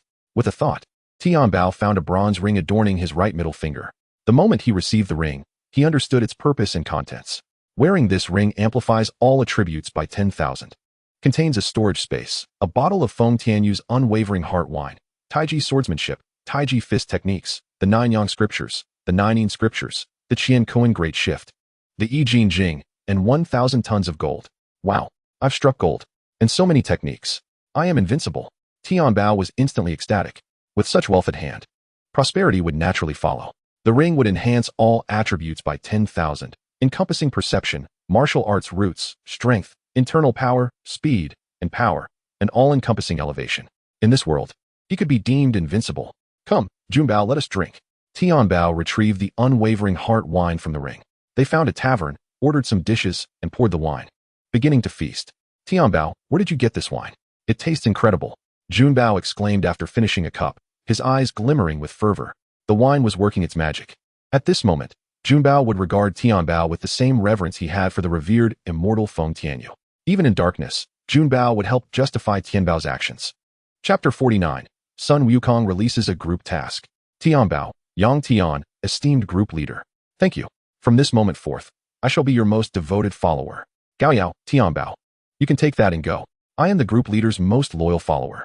Zhang Chulan, Gaoyao, Tianbao, do not compete with me. I am the group's mosaic. Xiao Huahua, for heaven's sake, you lot have started again with your nonsense. Zhang Chulan, Xiao Huahua, why are you barking like a dog? Observing his group members engage in idle chatter, Yang Tian shook his head slightly and closed the group chat. He turned to the 3 angels and the 18th technician beside him. Technician 18, add 2.5 minutes. Today, your pay will be doubled. Yang Tian said nonchalantly. Very well, esteemed guest. Technician 18 nodded with a smile. She was a person of professional integrity. Money mattered little to her, as she relished helping customers extend their time. After 2.5 hours, the foot massage concluded. Yang Tian felt rejuvenated, his spirit lifted. I should get something nice for Mr. Tree. With a wave of his hand, he implanted the template of Feng Yuxiu into Mr. Tree's mind. Yang Tian smiled satisfactorily. With this, Mr. Tree shall transform into Feng Yuxiu. At this moment, in Mr. Tree's world. Mr. Tree was enjoying a drink with his brother in the village. Come, brother. I toast to you. It has been far too long since I last saw you. Let us drink to our heart's content. Mr. Tree laughed heartily, downing a generous gulp of liquor. Oh, Tree, how you have endured so many grievances over the years. Fortunately, I am here to bring you solace. Today, as we partake in libations, we shall not only determine superiority, but also decide fates. As these words spilled forth from Brother Tree, he found himself momentarily stunned. What on earth did I just say? Brother Tree wore a bewildered expression. At that moment, Air Zhu and Sanlong Zi entered the room. Brother Tree, I heard your sibling has returned from the dead? I came with Air Zhu to see what's going on, Sanlong Zi remarked with a grin. Goodness, this fine liquor. It must cost 300 to 400 a bottle, right? What's this? You've struck it rich. Air Zhu looked at Brother Tree with derision. Air Zhu, come, sit and drink. I need to discuss something with you. You've occupied my land for quite some time. Isn't it time to return it to me? Brother Tree replied with an air of nonchalance. Air Zhu regarded Brother Tree with contempt. Oh ho, Brother Tree, you are not the same as before. My usage of your land has only brought you fortune. Taking it back will serve no purpose. You do not farm. You merely meander about the village. It would be better to lend it to me for a few decades. In return, I could offer you a few $100. Enough for your sustenance for a while. Brother Tree let out a cold laugh. Heh, Air Zhu, you certainly have a way with words. Just now, amidst the crowd outside, I engaged in a bit of practice. With that, Brother Tree clasped his fists. Today, we shall not only determine superiority, but also decide fates. With that declaration, Brother Tree launched a powerful kick at Air Zhu, sending him flying out of the room. A resounding thud echoed as Air Zhu crashed heavily onto the floor. Ugh! Air Zhu coughed up a mouthful of blood, feeling 2 or 3 of his ribs snap. Brother Tree's eyes glinted with malice as he leapt into the air, delivering a vicious stomp to Air Zhu's head. A sickening crack resonated as his skull shattered. Blood erupted forth, splattering Sanlong Zi's face. Sanlong Zi stood frozen, trembling slightly, and with a quavering voice asked, Brother Tree, what are you doing? Martial arts is a means of killing. Brother Tree replied coldly. Sanlong Zi, if you dare speak of today's events, you know the consequences, do you not? Yes, Brother Tree, I will keep it a secret. I absolutely won't tell anyone. Sanlong Zi trembled, unable to meet Brother Tree's gaze. Very well, you may leave. I shall not take your life. Brother Tree replied casually. Thank you, Brother Tree, for sparing my life. Sanlong Zi trembled as he pushed the door to leave. With a sudden crack, his neck was brutally twisted. Only the dead can keep secrets. Brother Tree did not even glance at the lifeless bodies on the floor, waving his hand to store them within his bronze ring. This ring was quite remarkable. In addition to its storage capabilities, it possessed a burning function. After incinerating Air Zhu and Sanlong Zi, Brother Tree nonchalantly turned to his brother. Come, brother, let us continue drinking. Tree, how could you do such a thing? His brother looked at him in disbelief. Fear not, I shall no longer allow anyone to bully me, nor will I let anyone harm my family. Besides, I have the means to revive you. Is it too much to ask for a few extraordinary abilities? Brother Tree reassured him with a bright smile. Sigh. As long as you are aware of what you are doing, that is enough. His brother chose not to say more, joining him in drinking. Very good. Yang Tian observed Brother Tree's transformation with a satisfied smile. There is indeed a profound sense of accomplishment in personally altering matters that have long been unresolved. Meanwhile, in the world of Journey to the West, at Flower and Fruit Mountain, Sun Wukong was currently napping. An elderly man with white hair and a beard approached. Great sage. Who calls me? Sun Wukong slowly opened his eyes, golden light emanating from them. Great sage, it's me. Li Chonggong, the Silver Star. The old man chuckled. Ah, it's you, old fellow. What brings you here? Sun Wukong glanced at him sideways. The Silver Star's expression grew serious as he spoke. It is the Jade Emperor who sent me to find you. He said the entire world is currently facing a grave crisis, one that involves the way of heaven. The strongest beings in the world must convene to discuss a countermeasure. Oh, who has the Jade Emperor summoned? Sun Wukong's interest was piqued. The Silver Star's eyes darted as he explained. The Jade Emperor has summoned the Zen Master Jin Yuan from Wuzhuang Temple, the Patriarch Bodhi from Mount Fengsuan, as well as Yuan Shi Tianzun, Ling Bao Tianzun, and Taishang Lao Jun, including you, great sage. Notably, there are no Buddhists among them. All Buddhist figures have mysteriously vanished. Even the likes of Tathagata, Randalamp, and Ksitigarbha have completely disappeared. The vast spirit mountain has turned into a latrine, leaving one to wonder what entity is responsible. With the way of heaven undergoing changes, it is truly a tumultuous time. Whether it is a blessing or a calamity remains uncertain. The Silver Star sighed. As for the Buddhists, Sun Wukong understood well. They were the ones he had suppressed during his last mission, better left unmentioned. However, matters concerning the way of heaven warranted investigation. I see. Since it concerns the way of heaven, I shall accompany you to the heavenly court. With that, Sun Wukong seized the silver star, performing a somersault cloud, and arrived at the southern gate of heaven. In an instant, he appeared within the heavenly court's great hall. Great sage, you have arrived. The Jade Emperor greeted him with a smile. Sun Wukong surveyed the hall, noting only the Jade Emperor, Jin Yuanzi, Yuan Shi Tianzun, Ling Bao Tianzun, Tai Shang Lao Jun, and the ever-important Patriarch Bodhi were present. The absence of others was notable. These were indeed the pinnacle of power in the journey to the West Realm. Sun Wukong's strength now surpassed that of everyone present. Salutations, Master. Thank you for imparting your teachings. Without your guidance, I would not be where I am today. Sun Wukong respectfully bowed to the Patriarch Bodhi. The Patriarch waved his hand dismissively. Disciple, no need for such formality. I haven't aided you much. Your achievements today, freeing yourself from the shackles of fate, are entirely due to your own efforts. After reminiscing with the Patriarch, Sun Wukong turned his attention to the Jade Emperor. Jade Emperor, what is this matter concerning the way of heaven? Sun Wukong inquired directly. The Jade Emperor wasted no time, explaining. I summoned you all because there is an issue beyond my control. A demonic force from beyond the heavens has invaded our world. The way of heaven warns that if not handled properly, our world may be obliterated. This is also a means of self-preservation for the way of heaven. A demonic force from beyond the heavens? Sun Wukong pondered. Jade Emperor, if the demonic force is not dealt with, there is indeed a possibility of world annihilation. After all, they come from beyond, and no one knows from which world they originate. However, there is no need to worry. I can resolve this matter. Sun Wukong confidently declared.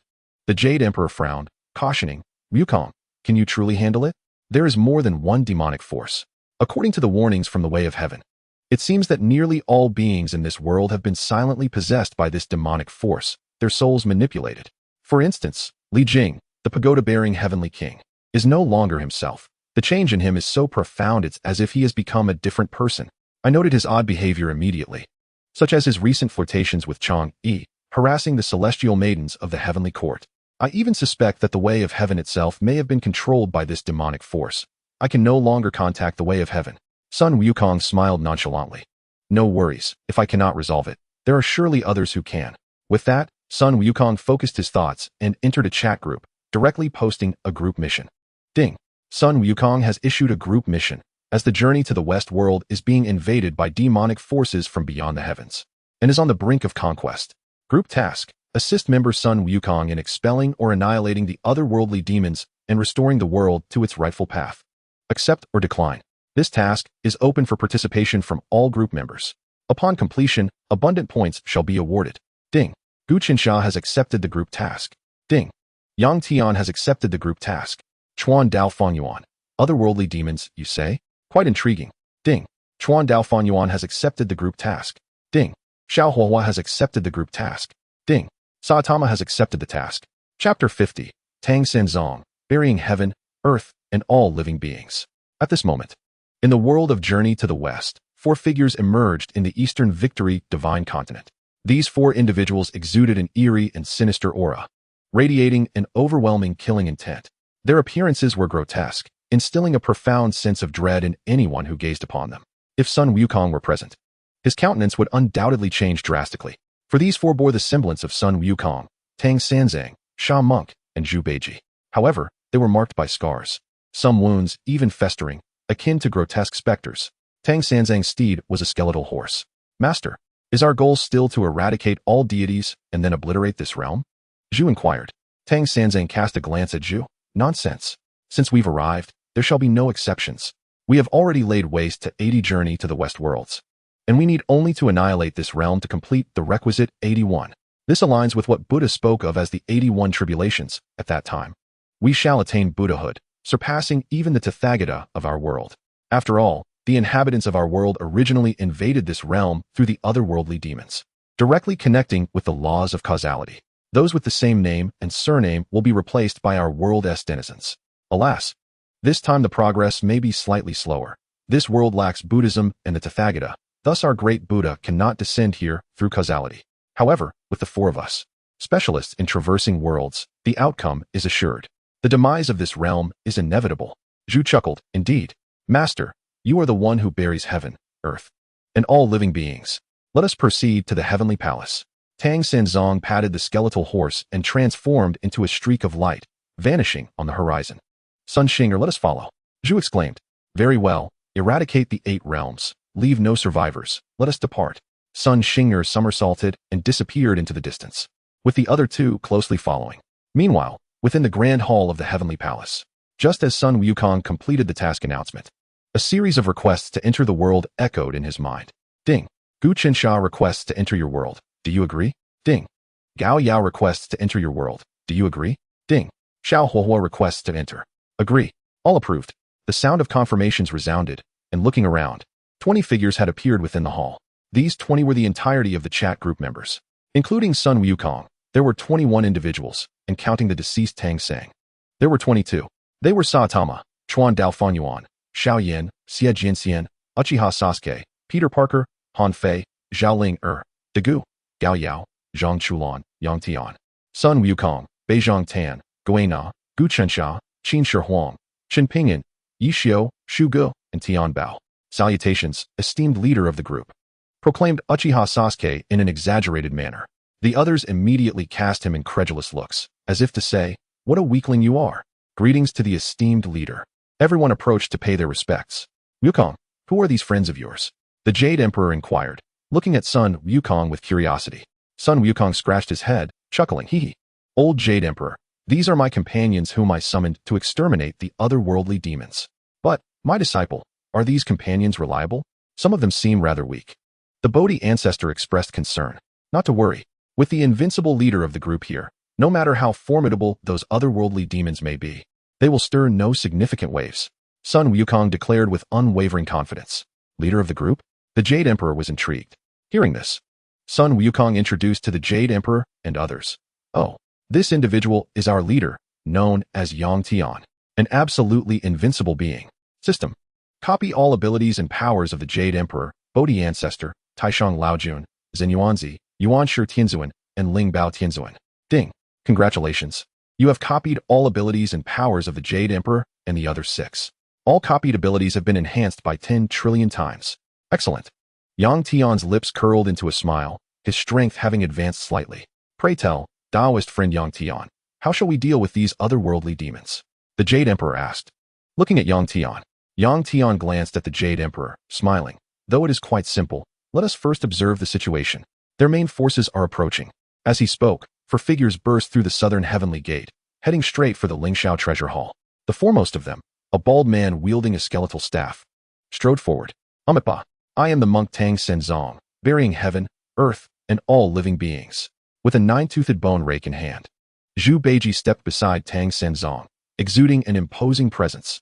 I am Zhu Beiji, the Zhu of exterminating immortals and Buddhas, sweeping across the 8 directions, and the Bai of obliterating worlds. Hee. I am Sun Xinger, the one of punishment and respect. Sun Xinger proclaimed, brandishing his golden staff, radiating an aura of menace. As the 4 approached, a chilling killing intent, akin to ice, spread throughout the Lingxiao treasure hall. Good grief. So the invaders of the journey to the West world are actually the dark-themed journey to the West. Xiaohuo was suddenly realized. Haha, I am Li Tianwang, the one who carries the pagoda. Tang Senzong, I have come to assist you. Li Jing, enveloped in dark energy, soared over with a pagoda in hand. Following Li Jing, a succession of figures gradually floated over, surrounding Sun Wukong and the others. I am Erling Xinyang Jian. How could I be absent in the obliteration of this realm?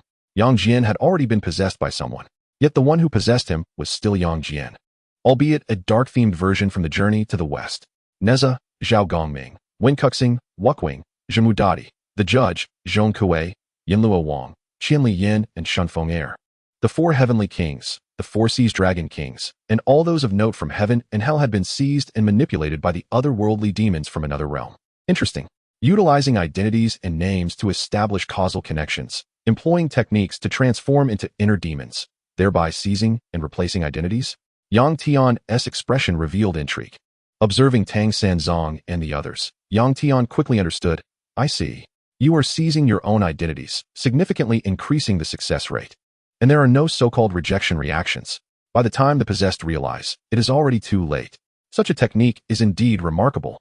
The Jade Emperor's face darkened. No wonder.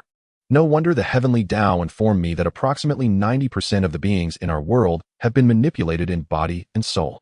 This mode of world invasion is truly terrifying. Fortunately, the heavenly Tao is still attempting to save itself and has not been completely occupied. Yang Tian shook his head slightly. No, the heavenly Tao of this realm is no longer the original heavenly Tao. It has long been seized and replaced. I fear that the moment it conveyed this message to you was its final struggle. Hearing this, Tang Sanzong erupted in laughter. It seems you are quite perceptive. No wonder this is the 81st journey to the West world. Strong beings still remain. Sun Wukong's expression shifted. What? Is this world the 81st that you have invaded? What transpired in the world before? Sun Executioner let out a cold laugh.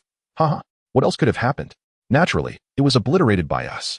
Without further ado, we were dispatched to this realm by the Buddha, and this is merely the 81st trial. It would be prudent to annihilate this world swiftly. Tang Sanzong cast a casual glance at Sun Executioner. Wukong, why waste words with them? Just strike directly. I am the monk Tang Sanzong, the one who buries heaven, bury the earth, bury all living beings. Today, I invite you all to your demise. With that, Tang Sanzong brandished his skeletal staff, aiming a strike at Yang Tian's head. Since Yang Tian appeared to be the strongest here, attacking him would undoubtedly be the right course of action. Chapter 51. Annihilation of the Dark Journey to the West. Seeking death. Foolish. Audacious. Unaware of the impending doom. A chorus of furious shouts erupted. Gu Chensha, Xiao Huahua, Gao Yao, Peter Parker, and others all sprang into action. Time stop. Gu Chensha effortlessly halted the flow of time throughout the journey to the West world. Xiao Huahua and the others remained motionless. Yang Tian regarded the frozen Tang Sanzong with indifference. With a mere thought, he replicated all the abilities of the Dark Journey to the West group present. Ding! Congratulations! You have successfully replicated all abilities of Tang Sanzong and others, and all replicated abilities have been enhanced a trillion-fold. Once the replication was complete, Yang Tian casually lifted the time stop state imposed by Gu Chensha. There was no need to utilize time stop against such an opponent. Watching the skeletal staff hurtling towards him, Yang Tian raised his right hand, extending a finger to effortlessly block the strike. Observing Yang Tian, who remained unscathed, Tang Sanzang's expression shifted.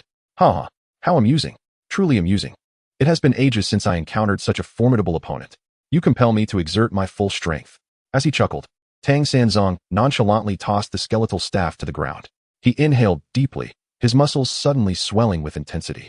A series of crackling sounds echoed as he transformed, his figure expanding to a towering 5 meters. His chest, neck, arms, and legs bulged with muscles. He appeared as if about to burst from sheer physicality. Muscle bulges adorned his entire body. Even his face was lined with muscular contours. This visage was both fearsome and terrifying, imposing immense psychological pressure. The body of the 8 realms trembles with excitement. It has begun. This is the Master's ultimate form, the golden body of Sanzong, the mysterious burial. It's coming. I witnessed the Master's ultimate form once more. I recall when he invaded a journey to the West world. He obliterated it with a single punch in this very state. Even the heavenly Tao was annihilated. Back then, he pulled me from the 5-Finger Mountain and asked whether I would accompany him to the West or be sent there myself. It was a true peril. I nearly perished from a single blow. Just recalling it sends chills down my spine. I never imagined that after so long, the Master would again unleash this ultimate form. Sun Executioner, apprehensive, thought, this is assured. As long as the Master adopts this form and strength, none shall stand against him. Even the Buddha may be challenged. Tang Sanzong grinned savagely. Benefactor, since you cannot comprehend the profound teachings of Buddhism, allow me to demonstrate my understanding of martial arts. I shall transcend you all. With that, Tang Sanzong clenched his fist and hurled a punch towards Yang Tian's head. To hell with you. Yang Tian struck Tang Sanzong down to the ground with a single slap. Trash. With such arrogance in your speech, how could you possibly live? Yang Tian lifted his right foot and forcefully stomped down upon his head. With a resounding pop, the skull shattered, blood gushing forth, and life extinguished. Even if he possessed an immortal body, resurrection was utterly impossible. Crushing Tang Sanzong was no more challenging than squashing an ant. No, impossible. The Master is so strong. How could he perish like this? He possesses an immortal body. He is invincible. He cannot die. Sun Executioner struggled to accept the scene unfolding before him. Damn it. The Master must be feigning death. I once witnessed him being killed by a coalition of the supreme beings from a journey to the West world, Tathagata, the Jade Emperor, Zhen Yuanzi, Yuan Shi Tianzun, and Laozi, but he revived in an instant. I firmly believe he will resurrect again, declared Zhu Beiji resolutely. He will. The Master is invincible. He is merely pretending to be dead. Furthermore, under his guidance, we have obliterated 80 journey to the West worlds. What grand scenes have we not witnessed? He lies there simply to toy with us, said Xiao Wujin with unwavering confidence. What are you babbling about? You all go down to accompany him. Yang Tian's hand descended, effortlessly slaying Zhu Beiji, Xiao Wujin, and Sun Executioner. Yang Tian waved his hand, employing the powers of the Omni King to erase their lifeless forms. As Tang Senzang's skeletal steed mournfully charged at Yang Tian, Gu Qinsha acted swiftly, obliterating the steed. Loyal creature, indeed. Following that, Yang Tian casually eliminated the external demons within the bodies of Yang Jian, Li Jing, Neza, and other celestial beings. With the chaos restored, Li Jing and Yang Jian regained their senses.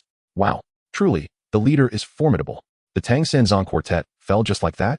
Impressive. Zhang Chulan remarked in awe. Indeed. Your strength is commendable. Yang Tian nodded. Subsequently, with a mere thought, Yang Tian eradicated all external demons from this journey to the West world. Only the heavenly Tao remained, still enveloped in darkness. Very well, now I need only to annihilate the heavenly Tao, and the external demons will be completely expelled. Yang Tian stated calmly. Thank you. Taoist Yang Tian. The Jade Emperor bowed respectfully to Yang Tian. It is merely a service rendered. Had it not been for the monkey's plea, I would not have idly wandered into this realm. He then prepared to eliminate the heavenly Tao. At that moment, a bone-chilling voice resonated. Halt. You possess quite the audacity to dare slay so many of my kin, and now seek to eradicate the heavenly Tao? Have you grown weary of life? Suddenly, the sky split open. A colossal rift appeared in the heavens, resembling a single eye. From this rift emerged a dark and foreboding Buddha, towering in stature. The Tathagata of the dark journey to the West world. System. Replicate the abilities of the Tathagata. Ding. Congratulations. You have successfully replicated all abilities of the Tathagata from the dark world, and all replicated abilities have been enhanced a trillion-fold. Feeling a slight surge in his power, Yang Tian could not help but curse. What utter garbage. Never mind, even an ant's thigh is still meat. Unholy wretch, you nearly thwarted my plans. Perish. The Tathagata aimed a palm downwards at Yang Tian. This strike contained the power of the heavenly Tao, a force that would compel ordinary saints to retreat in fear. Trash. Each one of you is pitifully weak, yet your bravado is astounding. Yang Tian gently exhaled towards the Tathagata. In an instant, a terrifying phenomenon occurred. The Tathagata's form began to disintegrate, his colossal body shattering into sand. His essence gradually transformed into ash, swiftly scattering in the wind. Within a single breath, nothing remained. No. The Tathagata let out a final, indignant roar before completely dissipating. Now, may the heavenly Tao meet its end. With a snap of his fingers, Yang Tian erased the heavenly Tao. Following that, with a mere thought, he recreated a new heavenly Tao. In the realm of the dark journey to the West, although it stands robust compared to the traditional journey to the West, it pales in comparison to even a single hair of our esteemed group leader. With a cheerful demeanor, Xiao Huohuo remarked, Gu Qinsha, I kindly request you to embark on a journey to locate that dark journey to the West and obliterate it. Yang Tian issued this directive. Rest assured, revered group leader. The annihilation of worlds, the slaying of the destined ones, and the crushing of protagonists are tasks I, Gu Qinsha, excel at. Gu Qinsha bellowed with laughter, and in an instant, his figure vanished. Within less than a minute, Gu Qinsha returned. Esteemed group leader, the matter has been resolved. This dark journey to the West is quite cunning. Hiding amidst the crevices of the multiverse, Gu Qinsha smiled subtly. Meanwhile, the chat group displayed a video uploaded by Gu Qinsha. In the video, his imposing figure loomed large. A colossal hand reached out among the myriad stars of the universe, ultimately locking onto a dark, massive life star. This star appeared several times larger than the entire Milky Way, deserving to be described as a small universe unto itself. Furthermore, surrounding the star were 80 remnants of dead stars, slowly rotating. These remnants were remnants of the journey to the West world previously vanquished by Tang San and others, gathered as trophies of war for all to see. Witnessing this, Gu Qinsha's massive hand seized the star, instantly refining it. During this process, the Jade Emperor of the Dark Wind, Zhen Yuanzi, Yuanshi Tianzuan, Lingbao Tianzuan, and Taishang Laojun burst forth from their planetary abode, attempting to thwart the colossal hand. However, tragically, the immense hand merely tightened its grip, causing the entire star to explode into oblivion. At that moment, all nearby celestial bodies were engulfed in an instant, vanishing in a catastrophic explosion. Zhang Chulan exclaimed, wow, Gu Qinsha's power is indeed formidable. Gao Yao added, strong as he may be, he cannot compare to our esteemed leader. Xiao Huohuo acknowledged, I must admit, Gu Qinsha possesses considerable strength. Gu Qinsha humbly replied, not too shabby. Yet, I am still far from our esteemed leader. At this juncture, a notification of task completion resonated within the chat group. Ding. Congratulations on completing the group task. This task involved assisting group member Sun Wukong in expelling or exterminating the outer demons, restoring the world to its rightful course. The chat group verified that the participating members had brilliantly accomplished the group task through teamwork. Task settlement complete. Each member received 1,000,000 points as a reward. Yuan Daegu exclaimed, wow, another 1,000,000 points. Are tasks this generous now? Gu Yaina remarked, the chat group is incredible. The group leader is magnificent. Evil Sword Immortal declared, I adore the chat group, but I cherish our group leader even more. Uchiha Sasuke mused, before long, I should be able to elevate my strength to that of a great Luo immortal, right? Sun Wukong expressed gratitude. Thank you, esteemed group leader, for your assistance. Thanks to all my brothers and sisters in the chat group for their help. Peter Parker chimed in, Sun Wukong, that dark journey to the West lacks martial ethics. They nearly stole your home. Sun Wukong retorted, damn. Though I fear them not, I dread being homeless. An issue arose. The 47th duplicate could not be deleted, and he had to find a way to amend that entry. Chapter 52. The arrival of Pangu the Great in the group. Yang Tian, with a thought, returned to the world of Dragon Ball. Having completed the task, returning was quite reasonable. The other group members dispersed, returning to their respective worlds. Fortunately, we had you summon such a powerful being, Wukong. Otherwise, our world would have been in peril. Master Pewdie lamented. Hee, Master. I would never idly watch our world face destruction, for I too was born within this realm. Sun Wukong replied with a smile. Wukong, it would be best for you to take on the role of the heavenly sovereign. Your virtues merit such a position. The Jade Emperor smiled. Sun Wukong waved his hand dismissively. No thanks. I prefer the tranquility of my flower and fruit mountain. Why take on the role of the Jade Emperor? Too many obligations. With that, Sun Wukong transformed into a beam of golden light and departed. In the Dragon Ball world, Yang Tian lay on his bed, deep in contemplation. Now that I am invincible, have I truly experienced the utmost bliss of the world? While I find joy in foot massages and helping group members rewrite their destinies, I have yet to embrace greater pleasures. For instance, perhaps I could seek out more beautiful companions to indulge in? Yang Tian immersed his consciousness into the realms of myriad worlds. He extended his omnipotent mind, seeking out more exquisite beauties to serve as his attendants. Little Poison Fairy, a beauty to create and enjoy. With a wave of his hand, a striking maiden clad in a flowing white garment, resembling a celestial being descending to earth, appeared before him. Her exquisite visage and elegant, softly arched brows exuded a gentle charm, undeniably presenting a youthful grace. Greetings, Master. Excellent. Come here and wash my feet. Massage my body to relieve my fatigue. As you wish, esteemed guest. The Calamity Poison Fairy Technician is at your service. 2 hours later, Yang Tian felt rejuvenated and invigorated. With a wave of his hand, the little poison fairy vanished into thin air. From now on, I shall create more attendants to pamper me. Experiencing a myriad of local customs, Yang Tian murmured. The following day, Yang Tian, feeling leisurely, sat by the pond watching a volleyball match. It was an exhilarating competition featuring 18, Bardos, Macaulay, and Keisai, divided into 2 teams. They volleyed a white volleyball back and forth. Ultimately, 18 and Bardos emerged victorious. Though their volleyball skills were not particularly refined, their raw strength was formidable enough to secure the win. Wonderful. Technician 18 and Technician 6. You two will assist me with a 2.5-hour massage today. Yang Tian smiled. Of course, Lord of all. The 2 women smiled gently as they fetched a basin of water. They first washed Yang Tian's feet before proceeding with a bathing massage. This was an essential daily indulgence for Yang Tian. At that moment, a voice resonated from the chat group, catching Yang Tian somewhat off guard. Ding. The Primordial Chaos has joined the chat group. Charcoal. Primordial Chaos. Welcome to the group. Zhang Chulan. Primordial Chaos. Welcome to the group. Saitama. Primordial Chaos. Welcome to the group. After the group members uniformly welcomed the newcomer, they began speculating about the identity of the new member. Xiao Huohuo inquired, by the way, does anyone know who this newcomer is? Is it God? Or perhaps Pangu? Or a creator deity? Or merely a minor character? Uchiha Sasuke replied, Xiao Huohuo, I have no idea. I'm just a kid. What do I know? Xiao Huohuo retorted. Uchiha Sasuke, I'm not asking you. Go play in the mud.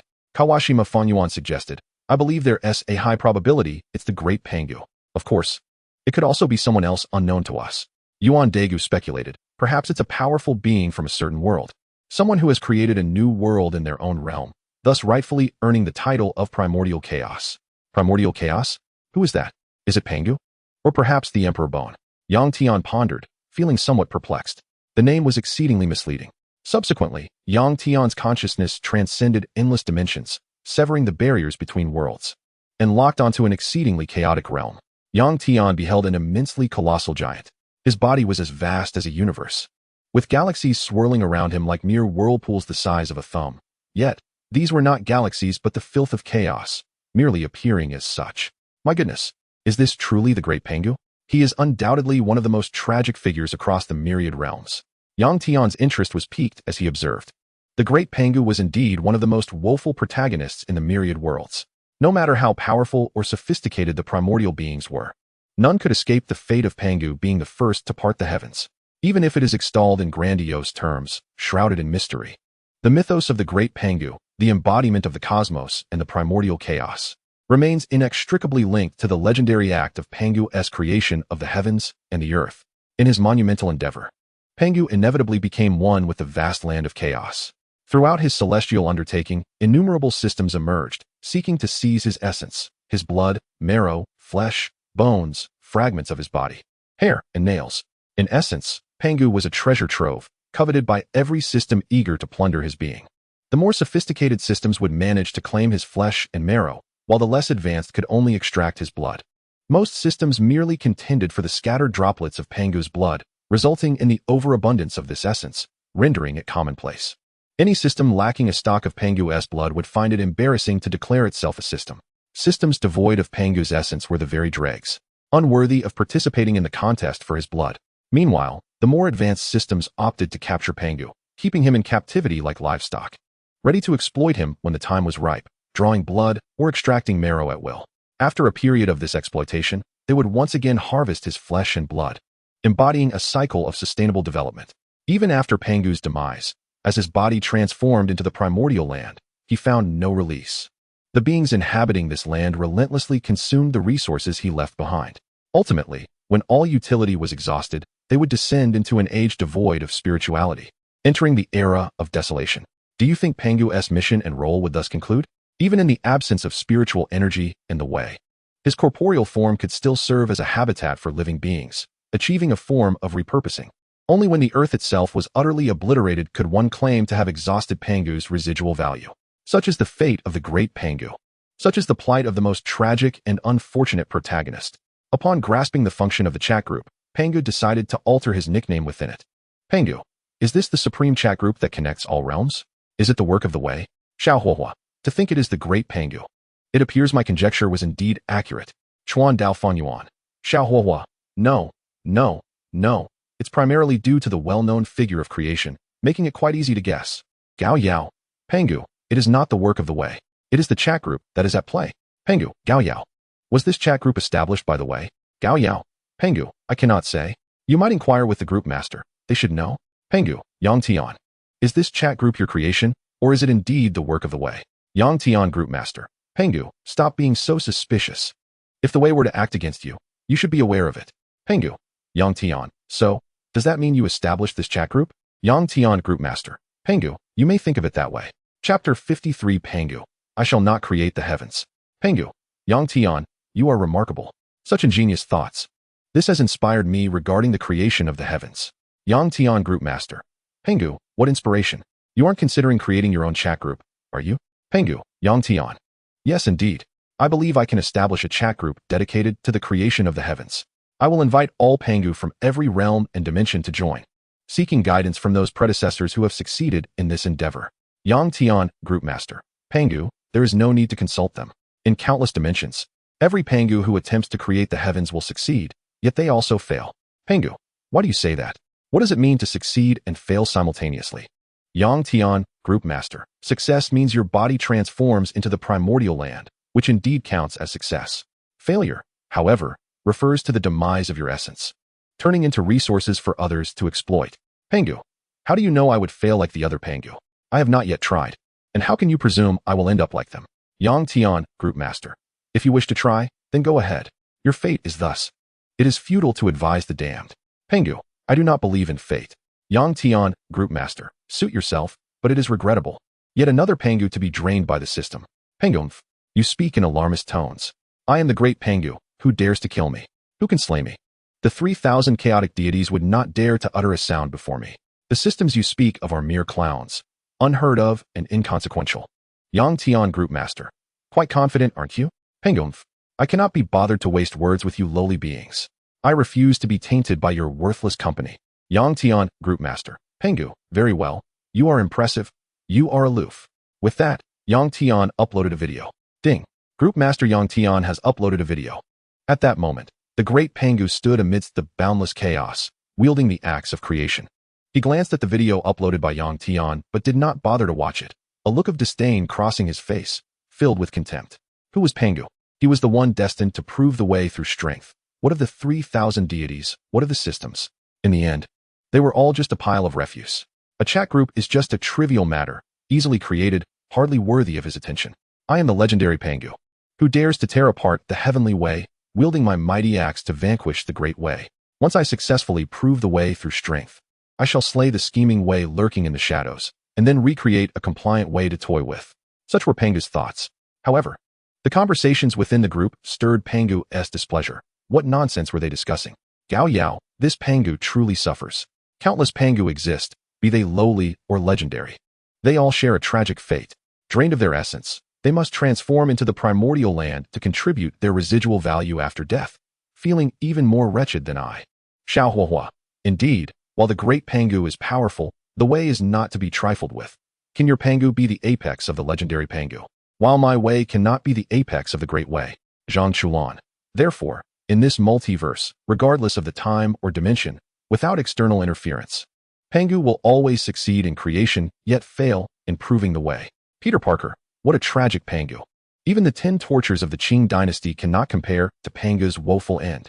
Yuan Daegu. Indeed, why are there so many systems draining his blood? Some systems even keep him as a resource for rebirth. Uchiha Sasuke. These so-called systems are truly wicked, deliberately seeking out various Pangu to exploit. Evil Sword Immortal. The key is that Pangu is genuinely formidable, wielding the axe of creation, nearly slaying the 3,000 chaotic deities, and even in a state of exhaustion. He could still cleave through chaos. Though ultimately he perished from exhaustion, he was indeed powerful. Zhao Ling. Had he not fought with the 3,000 deities before creating the heavens, he might have truly succeeded in proving the way through strength. At that point, tearing apart the Great Way would also be quite possible. Zhang Chulan, what a pity. Our group's great Pangu seems overly arrogant, somewhat disdainful of the rest of us. I fear he may not need our assistance, and is likely to fail in proving the way. Gao Yao, whether he succeeds or not is of no concern to us. As long as the group master is here, can he be stronger than the group master? Guchen Sha. This is a cycle, with each birth of a Pangu. The way, the systems, and the 3,000 deities await their opportunity to extinguish Pangu. The so-called creator deity Pangu is merely a puppet manipulated by the great Tao and the system, not much different from livestock. I harbor grave suspicions that Pangu is nothing more than a product of the ultimate source of the Tao, raised on a production line. Otherwise, how could the system continuously extract Pangu's essence? Why would Pangu remain so fixated on the act of opening the heavens and evolving the primordial chaos? To put it mildly, he seeks to validate the Tao through power. To speak more bluntly, he is merely fulfilling the tasks and missions orchestrated by the great Tao. Upon encountering the remarks of his companions, Pangu's rage surged uncontrollably. Damn, a bunch of rubbish dares to discuss me? Nevertheless, he decided to first observe the video uploaded by the group leader, this buffoonish figure. Contemplating this, Pangu immersed his consciousness into the chat group. Instantly, a multitude of images flashed through his mind. Scenes replayed in a synchronized loop within his consciousness. The visuals depicted countless giants named Pangu, wielding colossal axes to part the heavens. There were low-tier, mid-tier, high-tier, ultra-high-tier, and ultimate mythic versions of Pangu, encompassing a spectrum of strengths. In essence, all Pangu were engaged in the same endeavor. They awakened from chaos, prepared to enact the monumental act of creation to validate the Tao.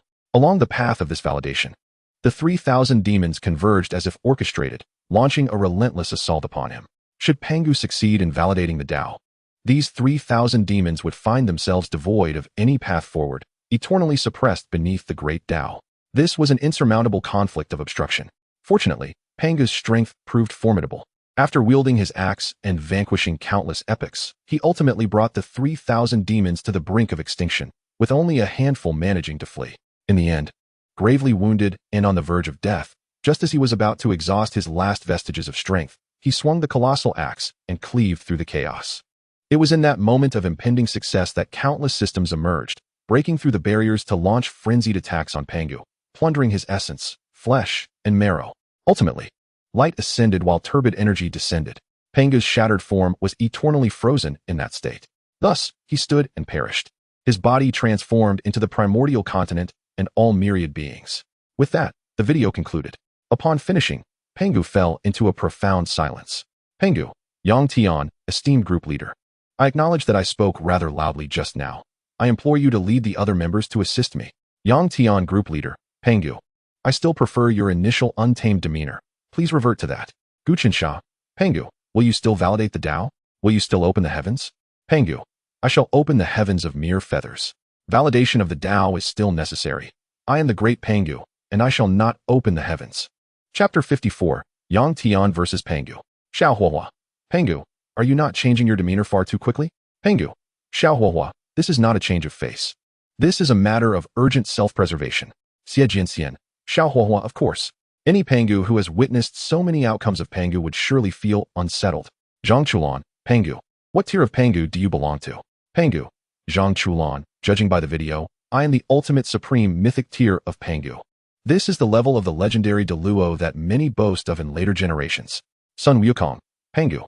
I recall that the Deluo mythic figures tear apart the heavens, kick the Tao, manipulate the river of time, and create the Tao and the great Tao at will. How is it that you cannot accomplish even this? You are quite shameless to boast so. Pangu, Sun Wukong. How dare you overlook that my great Tao is also of the supreme mythic tier? Sun Wukong. Pangu, if you are lacking, practice more. Saitama. Pangu, huh? If you are lacking, stop making excuses. Fortunately, the point shop within the group has Pangu's flesh for sale. I shall purchase some to make soup or braised meat to replenish my depleted body. Pangu. Saitama, you insignificant ant. You are courting death. Saitama. Pangu. I am not courting death. I am genuinely able to purchase Pangu's flesh from the point shop. I can even buy Pangu's bones and marrow. Zhang Chulan. Pangu. Do not be so angry. About half of the group members have consumed Pangu's meat and drunk Pangu's essence. Why not procure some of Pangu's bones for yourself? And use them to make soup and extract the marrow as nourishing supplements? Pangu. Zhang Chulan. Saitama. To hell with you. I can pinpoint and locate your world. Do you think I fear confronting you in reality? Yang Tian. Pangu. There is no need for such confrontation. Zhang Chulan has indeed consumed Pangu's flesh. He has also drunk Pangu's essence. Zhang Chulan. Pangu, I firmly believe you can find my world coordinates, but the chat group forbids members from harming one another. If you truly wish to kill me, I have no quarrel, but first, you must get past the group leader. Saitama. Pangu indeed. You may first attempt to see if you can defeat the group leader. If the group leader loses to you, then I will have no complaints about being punished afterward. After all, it would be my lack of skill. Yang Tian group leader. Pangu, go ahead. You may challenge me first. If you can defeat me, the chat group shall naturally be yours, and the lives and deaths of the group members will be in your hands. Pangu. Zhang Chulan. Pangu. What say you? Do you wish to challenge the esteemed group leader? What if you win? Losing is no shame. It is normal to have victories and defeats. Pangu, very well. Then I shall engage in battle with the group leader. Let us see who is stronger and who is weaker. Yang Tian group leader. Pangu. Let us go. The chat group has a dedicated martial arts arena. It will simulate all abilities and strengths from the outside world. Dying here will not affect your physical form in the outside realm. It will merely result in the loss of a thought. Yang Tian divided a fragment of his consciousness and entered the chat group's martial arts arena. Pangu likewise stepped into the arena. The martial arts arena expanded continuously, otherwise, Pangu would have no place to stand. Zhang Chulan, it begins. After such a long time, someone is finally challenging the group leader again. Pangu versus the group leader. What a fantastical opening. Guqinsha, I believe Pangu will still be swiftly defeated. Han Fei, absolutely. Just unconditionally trust the group leader. Gao Yao, I think Pangu should be able to withstand at least one move. Zhao Ling, or not even one move. Xie Jianxian, you all hold Pangu in too high a regard. As a delicacy on the majority of tables, being able to withstand one attack is already a miracle. Sun Wukong, it is decided, if Pangu loses, he shall make a big bone broth. Or perhaps some steamed Pangu ribs would suffice. Tian Bao, are you all too confident? Have you not considered whether the group leader might lose? Xiaohuahua, Tian Bao, get lost. Pangu gazed at the diminutive Yang Tian, akin to a microorganism, and furrowed his brow. Group leader, can you withstand even one of my strikes? Pangu inquired. He posed the question intentionally. He could diminish his own size. But there was no need to do so, simply to allow the group leader to perceive the disparity between an elephant and an ant. No matter. When in doubt, invoke the heavens and the earth. Yang Tian uttered a firm command, and his form expanded instantaneously to match Pangu's stature. This was a divine ability previously copied from Sun Wukong, which he had hardly employed. System, replicate all of Pangu's abilities. Ding. Congratulations, you have replicated all of Pangu's abilities. Acquiring the supreme mythic cultivation of the great Luo Golden Immortal, the Axe of Creation, the primordial Blue Lotus, and all of Pangu's powers and strengths.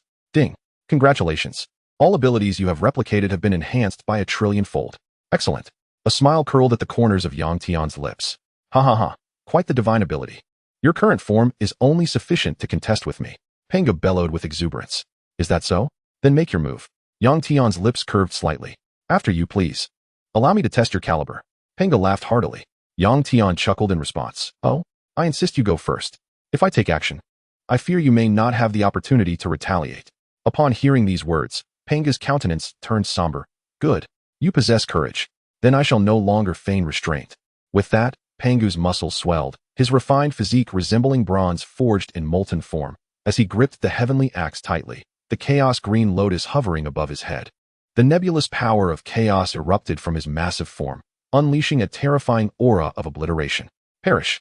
Pangu bellowed, bringing the axe crashing down towards Yang Tian's head. Before the axe even descended, it shattered the fabric of time and space, piercing through the river of time. This strike was omnipresent, transcending the past, present, and future, gathering the ultimate power of all existence. Astonishing phenomena surged forth. As the universe was reborn, the heavenly path disintegrated, realms collapsed, and countless multiverses crumbled, manifesting various apocalyptic scenes. It is you who shall die? Yang Tian smirked slightly, raising his right hand and clenching it into a fist. With a powerful strike aimed at Pangu, chaos was reignited, and the great path was extinguished. Thousands of laws were obliterated, and innumerable dimensions were shattered. Time itself was fragmented, and all realms met their doom. As the heavenly and great paths were instantaneously severed and reconstituted countless times, an overwhelming sense of suffocation washed over Pangu.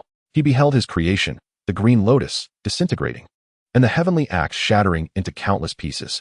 Then, pain coursed through his body, plunging him into eternal darkness. In the next moment, the great Pangu found himself in the audience seats. After a brief moment of confusion, realization dawned upon him. Had I been instantaneously defeated in that moment? How could such power be wielded? The great path is merely this, is it not? Pangu found himself in a state of bewilderment. Chapter 55.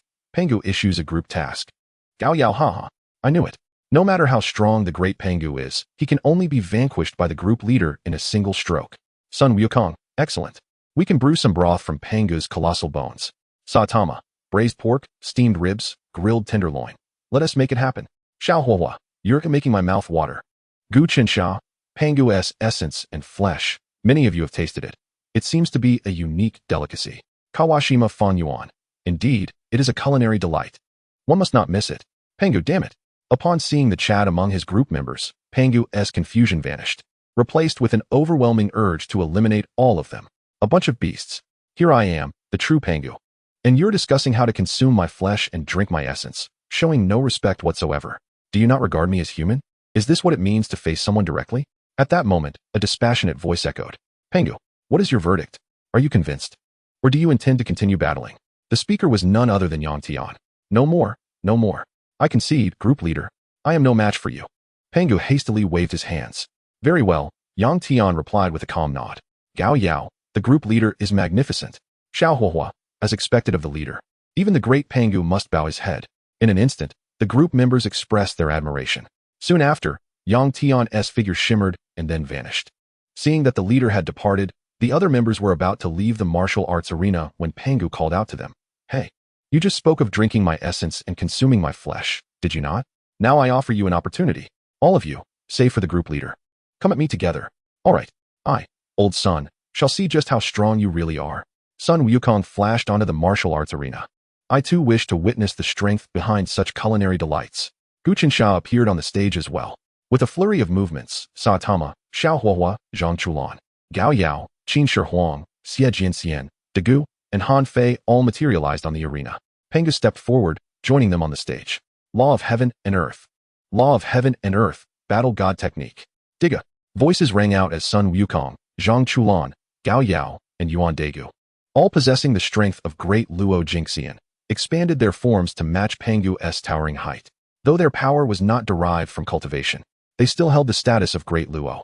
As for Gu Qinsha, his innate strength, bolstered by his self-created techniques, placed him within the realm of mythic great Luo. Only Gu Qinsha relied entirely on his own capabilities to reach such a level. Attack! Gu Qinsha initiated the assault, slapping towards Pangu. Buddha's Wrath, Fire Lotus.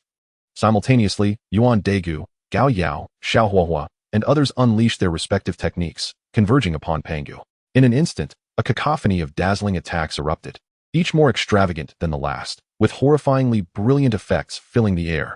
Pangu remained unfazed, channeling the laws of strength within him, and casually swung his axe. He cleaved through Gu Qinsha, ending his life instantaneously. Then, Pangu drew a deep breath and forcefully exhaled towards Xiao Huahua and the others. Boom! A tempest swept through the arena. Wherever the gale passed, Xiao Huahua and the others were reduced to ash, leaving not a trace behind. Swish! Gu Qinsha and the others reappeared in the audience seats. It was evident that the group members could not withstand a single strike from the great Pangu. They were no match at all. Ants, you are far too weak. Only Gu Qinsha possesses a modicum of strength, Pangu remarked. So, do you still wish to consume Pangu's flesh and drink his essence? Who else dares? Pangu bellowed. The group members fell silent, observing their sudden quietude. Pangu's confidence surged once more. Ha! Why the silence? Come, let us battle for another 300 rounds. Pangu laughed heartily. Who else? It is evident that you are but mere ants. How dare you contemplate drinking Pangu's essence? If I hear you speak of consuming Pangu's flesh or essence again, I shall slay you, Pangu declared arrogantly. At that moment, a colossal hand descended, striking Pangu with immense force. Damn it, you're too full of yourself. What can drinking Pangu's essence truly accomplish? The assailant was none other than Yang Tian, who did not manifest in person but sent forth an attack. Pangu found himself transported back to the audience seats, staring at his group members with newfound clarity. Zhang Chulan, Pangu, I concede that I am outmatched. Yet I shall still drink your essence. Sun Wukong, Pangu, although you can slay us at will, we can consume your essence whenever we please. Saitama, I have decided that as long as I earn points, I will feast on Pangu's flesh at every meal. Gu Qinsha, it seems I must add Pangu's essence to my list of gourmet beverages. With that, the group members began to depart the martial arts arena. Once everyone had left, Pangu stood in silence for a moment before breaking into a bemused smile. Beyond the heavens, there are greater realms. Losing is not a disgrace. Furthermore, there is no need to concern oneself with the opinions of mere ants. Within this chat group, I only respect the group leader, Pangu murmured. Then, in a flash, he withdrew his divine consciousness, returning to his own world. Pangu stood amidst the boundless chaos, embarking on a journey of introspection. It was unfathomable. The group leader's power was astonishingly formidable. If I have the leader's assistance, I shall certainly have hope in achieving enlightenment. Previously, I was far too arrogant. Dismissing all, this lesson has opened my eyes to the existence of those stronger than myself. According to the videos uploaded by the group leader, I, as Pangu, regardless of my strength, would inevitably face a tragic end. I must avoid being drained by those systems. According to the announcement of the group, if any member encounters difficulties, they are permitted to post a task requesting assistance from fellow members. Why not try issuing a group task? Pangu pondered. Ding. As the group member Pangu foresaw the future and wished to avoid becoming a mere livestock for exploitation, he urgently required the help of his companions, thus triggering a group task. Group task. Assist member Pangu in successfully achieving enlightenment and prevent the myriad realm systems from persecuting him. Accept or decline. This task can only be undertaken by members of formidable strength. Upon completion of the group task, a substantial amount of points can be earned. Saitama, Pangu, what the hell kind of ridiculous task have you posted? I can't even accept it? Sun Wukong, Pangu, I can't accept the task either. It seems Pangu's strength is indeed considerable. Zhang Chulan, Pangu, I too cannot accept the task. Does this imply that I am weak? Han Fei, same here. Zhao Linger, same here. Pangu, I consider myself quite powerful, yet in comparison to the group leader, I appear less formidable. Ding. Gu Qinsha has accepted the group task. Ding. Yang Tian has accepted the group task. After a moment of waiting, Pangu realized only the group leader and Gu Qinsha had accepted the task. Pangu, thank you, group leader. I am grateful to you, Taoist Gu, for your willingness to assist me. Gu Qinsha, Pangu, this is intriguing. I wish to witness what this so-called system truly is. It can precisely identify Pangu for torment and plunder. Yang Tian, group leader, Guqinsha, there are indeed many classifications of systems. Some adhere to rules, while others are conceptual deities, and some systems are even more outrageous than omnipotent gods. In short, systems are inherently enigmatic. You shall discover this upon your visit. Ding. Guqinsha has requested to enter your world. Do you agree? Agree. With a mere thought, Pangu consented. In an instant, a figure appeared beside Pangu amidst the chaos. It was Guqinsha. Pangu gazed at Guqinsha and remarked, "Your strength is commendable. However, it pales in comparison to mine.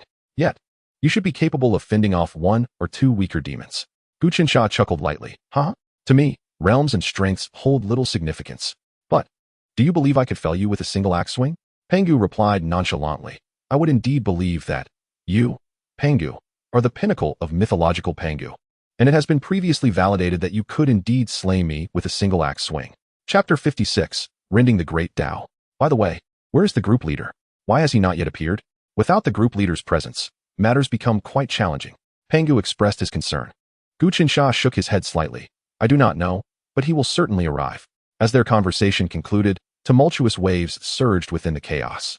The thick, viscous chaos energy was violently stirred, and a pitch-black rift was torn asunder by a pair of colossal hands. A figure emerged before them. "I have met the group leader." Guqinsha slightly cupped his hands in greeting. "Group leader, you have finally arrived." Pangu also wore a smile. Yang Tian nodded slightly. "Now, you may commence your enlightenment." With a thought, a formidable axe materialized in Yang Tian's hand. It was the heavenly opening axe replicated from Pangu, only enhanced a trillion-fold. "Use this axe to slay enemies and attain enlightenment," Yang Tian declared with a smile. Pangu was somewhat puzzled. "Is this the heavenly opening axe? But I already possess one. If you do not wish to use it, then so be it." Yang Tian retracted the axe. After a moment of contemplation, Pangu suddenly realized that the group leader knew he possessed the heavenly opening axe, but still chose to present it, indicating its exceptional nature. Recognizing its immense potential for himself, Pangu hastily reached out for it. "I want to use it. I never said I wouldn't." Observing Pangu's eagerness, Yang Tian smiled slightly and retrieved the axe once more. "Here, use it for your enlightenment. This is not a gift, but merely a loan," Yang Tian stated calmly. As Pangu grasped the axe, a jolt of overwhelming power surged from it, enveloping him entirely. Upon sensing the axe's might, his face was instantly filled with astonishment. "What on earth? Why is this axe so incredibly powerful? I feel as though I am holding not an axe, but the essence of the 3,000 great Taos. With this axe, not only could I open the heavens, but I could also cleave the great Tao itself, couldn't I?" Pangu was utterly astounded. Pangu, wielding the axe, charged forth. "Open the heavens and attain your enlightenment as you wish. Should the great Tao intervene, I shall act when the time is right." Yang Tian stated indifferently. Pangu nodded solemnly. "Very well. Do not intervene on my behalf. I alone can contend with the 3,000 demon gods. However, if I find myself unable to withstand it, I ask you, group leader, to step in at the opportune moment." "Understood." Yang Tian nodded slightly. Subsequently, Pangu took a deep breath and bellowed. "I am Pangu. Today I shall open the heavens. I shall transcend the 3,000 great Taos with the power of the great Tao. I will use strength to attain enlightenment. If I succeed, I shall suppress the great Tao and constrain all paths." Upon uttering these words, they resonated throughout the boundless chaos. Indeed, in an instant, the great Tao responded. The trial of the great god Pangu was subtly enacted by the great Tao. Within the chaos, all beings of chaos became aware of this development, and the response from the great Tao permitted Pangu to pursue enlightenment. If Pangu successfully attained enlightenment through strength, the 3,000 demon gods of chaos would face eternal despair. In a flash, numerous figures emerged in unison. All 3,000 demon gods gathered, not a single one absent. "Pangu, do you dare to pursue enlightenment through strength? If you succeed, we shall be left with no path to tread. To obstruct the Tao is akin to slaying one's parents. I shall surely kill you. Pangu, if you wish to attain enlightenment, first survive our onslaught. Beasts, I shall slay you. Pangu, prepare to die. Remember my name. I am the chaos-devouring demon god. Chaos. I am the chaos-annihilating demon god, Luo Ho. I am the chaos-dark demon god, Dark Ink. Pangu, surrender your life to me. Today, all 3,000 demon gods shall unite, and Pangu shall undoubtedly perish." In an instant, the 3,000 demon gods surged forward, charging at the great god Pangu. "Humph. Since you have come, then all of you shall remain." Pangu sneered coldly, wielding the heavenly opening axe and casually swinging it. With a single swing, he cleaved through the oncoming chaos demon gods. Swish. In that instant, the axe split the chaos apart. The foremost dozens of chaos demon gods were cleaved in half. Yet, soon after, the chaos began to heal itself. The fallen chaos demon gods gradually revived. A bunch of worthless trash. No matter how many there are, they are ultimately just ants. Pangu laughed wildly, swinging his axe. Thud. In an instant, over 100 demon gods were once again cleaved in two. Though these chaos demon gods could recover, they could not withstand being casually slain repeatedly. The more they were killed, the closer they came to true death. Damn it! How can Pangu be so powerful? Attack together. We shall wear him down with our numbers. Is that so? Pangu responded with a cold laugh, becoming serious. Gripping the axe tightly with both hands, he roared and unleashed his full strength, striking at the 3,000 demon gods. Thud. In that moment, it was as if he were harvesting wheat. The 3,000 demon gods were all cleaved in two under his overwhelming might. This scene utterly terrified the 3,000 demon gods. What the hell? We, the 3,000 demon gods, united, have been cleaved in half by you with a single axe swing. How can we fight now? Even if we can recover, we cannot retaliate in the slightest. Quick, flee. Escape from here. Pangu cannot be judged by ordinary standards. We are not even a match for him. It is impossible to fight back. With a single swing of his axe, he could annihilate all 3,000 demon gods. How monstrous. Is the path of strength truly so terrifying? Flee. After today, his power will likely overshadow all others. In an instant, the 3,000 demon gods regained their senses and fled in a tumultuous panic. Ha! Wretched creatures. Do you think you can escape? Pangu cackled wildly, wielding the divine axe of creation, chasing down the fleeing demon gods. Before long, under Pangu's relentless onslaught, the 3,000 demon gods suffered catastrophic losses, leaving only a few chaotic demon gods who barely managed to escape. A handful of cats and mice. Pangu paid them no heed. In a flash, he returned before Yang Tian. Ha! Leader, your divine axe of creation is truly remarkable. Slaying these beasts is as effortless as butchering chickens. Pangu laughed heartily. Yang Tian nodded slightly. Very well, continue. Since you have passed the first trial of the Great Path, the next challenge lies ahead, to cleave through the chaos, using your mighty form to uphold heaven and earth, preventing the chaos from healing. Ha! I have precisely that intention. Pangu's expression turned solemn as he grasped the divine axe of creation. Suddenly, he summoned all his strength and swung at the boundless chaos. Whoosh! Under the overwhelming might, the universe was reborn, and chaos was split in two. The pure essence ascended while the turbid sank, illuminating the entire chaotic realm. As chaos was cleaved, earth, water, fire, and wind surged violently, with fierce winds and spatial rifts proliferating endlessly. Still, Pangu, with the primordial blue lotus atop his head, supported the heavens with his hands and the earth with his feet, separating the realms. The divine axe radiated boundless power, forcibly maintaining the separation of the unstable heavens and earth, preventing them from merging once more. At that moment, the heavens and earth shifted hues. A brilliant array of colors enveloped the cosmos. Countless radiant orbs of myriad colors surged toward Pangu. Meanwhile, the Great Path also struck, launching a powerful surprise attack against him. In response, Yang Tian sneered and effortlessly deflected the assault. With a single hand, he grasped the entirety of the Great Path. System, duplicate this Great Path. Ding. Congratulations. You have copied the supreme divine myth path. You have acquired all the abilities of the Great Path. Ding. The Great Path you have duplicated has been enhanced 10 trillion times. Excellent. A smile curled at the corners of Yang Tian's mouth. This path encompasses all 3,000 paths. Let us demonstrate the tearing of the Great Path. Yang Tian seized the Great Path and effortlessly tore it asunder. The Great Path let out a wail and instantly dissipated. Those countless radiant orbs were, in fact, systems. Chapter 57. Captured countless systems. Task completed. These myriad systems radiating with vibrant colors rampaged uncontrollably, disregarding martial ethics, besieging Pangu. This was a most tragic affair. Even though Pangu had felled 3,000 chaotic demon gods, he was ultimately beset by an uncountable number of systems breaking through, extracting his essence, siphoning his marrow. Ha! Another Pangu. I am the supreme and exalted system of fortune. I shall draw forth several tons of his essence. I am the strongest sign-in system of the myriad heavens. I shall seize his marrow. I am the mightiest villain system. I demand Pangu's heart. The invincible and unparalleled harem system of the heavens is here. Whoever dares to vie for Pangu's kidneys shall face my wrath. The divine choice system, at your service. I am the super god synthesis system. Today, I shall extract Pangu's essence and synthesize the most potent divine blood. I am the omnipotent system. Is it too much to ask for a bit of Pangu's essence? To slay Pangu, how could I miss out on being the strongest devouring system? I am the unbeatable system right from the start. My demands are modest. Just 100,000 pounds of Pangu's flesh and blood will suffice. I am the mightiest copying system.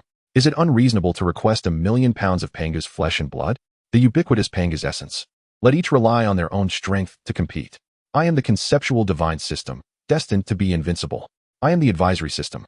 I am the fisherman's blessing. The strongest fishing system of the myriad heavens is here. I am the laid-back system. In that moment, countless systems went into a frenzy, charging toward Pangu. Pangu found himself momentarily dumbfounded. So these are the systems. Each one a path unto itself. Even the weakest system could rival the heavenly path. So this is the third trial of the great path. Only by enduring this trial can one succeed in proving their path through strength. No wonder so many Pangu have fallen at the hands of systems. Such a hellish difficulty. Without powerful external assistance, one would surely meet their doom. Pangu muttered. Moreover, in addition to the colorful systems, there were also dazzling 9-colored systems, radiant and vibrant, black and white. All manner of systems emerged. An endless variety swarmed forth. There were countless types of systems, each more diverse than the last, surrounding Pangu. This surpassed the 3,000 chaotic demon gods by far. The demon gods merely sought to kill him, while the systems left no room for survival, intent on extracting and draining every ounce of value. Damn it. I only wish to prove my path through strength. Why must so many systems come? Pangu erupted in a furious tirade. With a thought, Pangu activated the divine acts of creation to thwart these systems. Though his hands were occupied supporting the heavens and the earth, he could still manipulate the axe and the primordial blue lotus with his divine will. If he could endure the assault of the systems, he would complete the process of proving his path. System. Duplicate all systems in this realm. Is that possible? Yang Tian pondered. Ding. Congratulations. You have copied billions of systems. Ding. Congratulations. All systems you have copied have been enhanced 10 trillion times. Excellent. With this, I possess countless systems, all enhanced a trillion-fold. A smile graced Yang Tian's lips. The nature of my system, while seemingly outrageous, is rather simple. Its ability lies in duplication and enhancement by 1,000,000,000,000 times. There are no restrictions or complex elements. It aligns with the realm of the conceptual divine. In essence, it can replicate and amplify by 1,000,000,000,000 times, no matter the circumstances. It is entirely independent of strength, the great path, the rules, or even the supreme. It is profoundly idealistic. Leader, save me. I can barely hold on. Do not just watch, Guqinsha. Hurry and assist me. Pangu cried out, in a pitiful state, his body riddled with wounds. The systems swarmed around him like a horde of relentless flies, attacking him fiercely, seeking to extract his essence and gnaw off chunks of flesh. Very well, I shall assist you. Guqinsha responded heartily. No worries, I shall intervene. Yang Tian said calmly. With that, Yang Tian unleashed his power. He reached out with his right hand, grasping the multitude of systems assaulting Pangu and binding them in place. Suppress. Yang Tian spoke softly. Then he clenched his massive hand tightly. The luminous orbs of the systems could not escape, all captured within his grasp. With a thought, Yang Tian opened the chat group. He placed all the captured systems into the points marketplace, clearly pricing each system at 100 points. Each system could be purchased for just 100 points in the chat group store. However, each member could only buy one system. No more would be sold. Yang Tian mused. This could be considered a welfare distribution for the members. What Yang Tian did, though lengthy in description, occurred in the blink of an eye. What the hell? These systems were just suppressed like that. Leader, you are incredible. Guqinsha stood there, utterly astonished. What the hell? Incredible. Pangu found himself momentarily stunned. Somewhat dazed. The fact that such a multitude of powerful systems could be effortlessly subdued by the leader was truly a terrifying spectacle. I was nearly annihilated by this formidable group of systems. How could such a powerful apparatus be effortlessly subdued by the group leader? Does this not cast me in a pitiful light? Pangu pondered. What are you dawdling for? Hurry and stabilize the heavens and the earth, and complete your path to enlightenment. Yang Tian remarked nonchalantly. At his words, Pangu felt a sudden jolt of determination and promptly summoned all his strength to elevate the heavens. Utilizing the primordial blue lotus and the heavenly opening divine axe, he anchored the cosmos, ensuring its complete stabilization. Moments later, the separation between heaven and earth grew ever wider. Chaos fully dissipating as Pangu's hands were liberated. With the heavenly opening divine axe and the primordial blue lotus at his disposal, all factors causing instability were eliminated. This signified that Pangu had successfully opened the heavens. Once the primordial world was fully stabilized, a terrifying power erupted from Pangu's being. His aura surged, transcending all paths. Standing upon the path of heaven, he overwhelmed all other paths. Thus, Pangu, the great god, successfully validated his enlightenment through strength. At the moment of his enlightenment, the path of strength supplanted the previous path that Yang Tian had torn asunder. It transformed into a brand new path embodying the utmost strength. Across the myriad realms, from ancient to modern, the singular being who validated his enlightenment through strength was none other than Pangu. The legendary sage of the path, Pangu, was thus born. I am Pangu. Today, I have successfully validated my path through strength. My path of strength shall surpass all others. His declaration reverberated throughout the cosmos. Following this, Pangu retrieved his heavenly opening divine axe and positioned it alongside the primordial blue lotus. With a forceful fusion, the two treasures melded into one, ultimately evolving into the primordial continent. Gazing at the continent he had created, Pangu could not help but burst into joyous laughter. Ha! I have succeeded. I am no longer merely a remnant of my body transformed into the primordial realm. This primordial continent has emerged from my treasured artifacts, and from this day forth, I, Pangu the great god, am invincible. Invincible? Did you just declare yourself invincible? Yang Tian shot a sidelong glance at Pangu. And no, great leader, you are the true invincible one. Pangu hastily refuted. By the way, this is your heavenly opening divine axe. Pangu returned the axe to Yang Tian. Yang Tian nodded indifferently, stowing the axe away. System. Copy all of Pangu's abilities. Ding. Congratulations. You have successfully copied the abilities of the great god Pangu, gaining the mythic cultivation of the path of strength, along with all of Pangu's powers. Ding. Congratulations. All copied abilities have been enhanced by 100 trillion times. Excellent, excellent. A faint smile graced Yang Tian's lips. His strength further refined. The chat group simultaneously concluded the task. Ding. Congratulations on completing the group task. This task involved assisting member Pangu in validating his path, preventing the systems of the myriad realms from persecuting him. After evaluation, the chat group determined that the participating members had brilliantly completed the task through teamwork. Task settlement complete. Each member receives 10 billion points as a reward. Guchen Sha, what the hell? 10 billion points. Pangu. Zhang Chulan, what the hell? I'm so envious. The chat group must have a bug, right? 10 billion points. How many group tasks must one complete to earn that?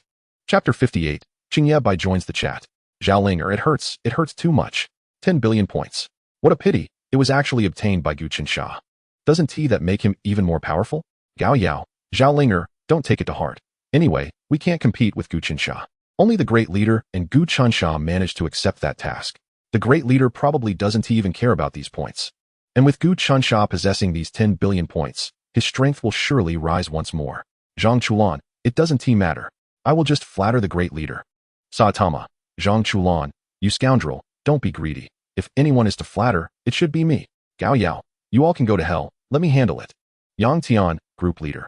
All members, I'm not into that. If you're bored, you might as well find a prison to sit in for a while. Gao Yao, Zhang Chulan, Ri Chuan Fong Yuan.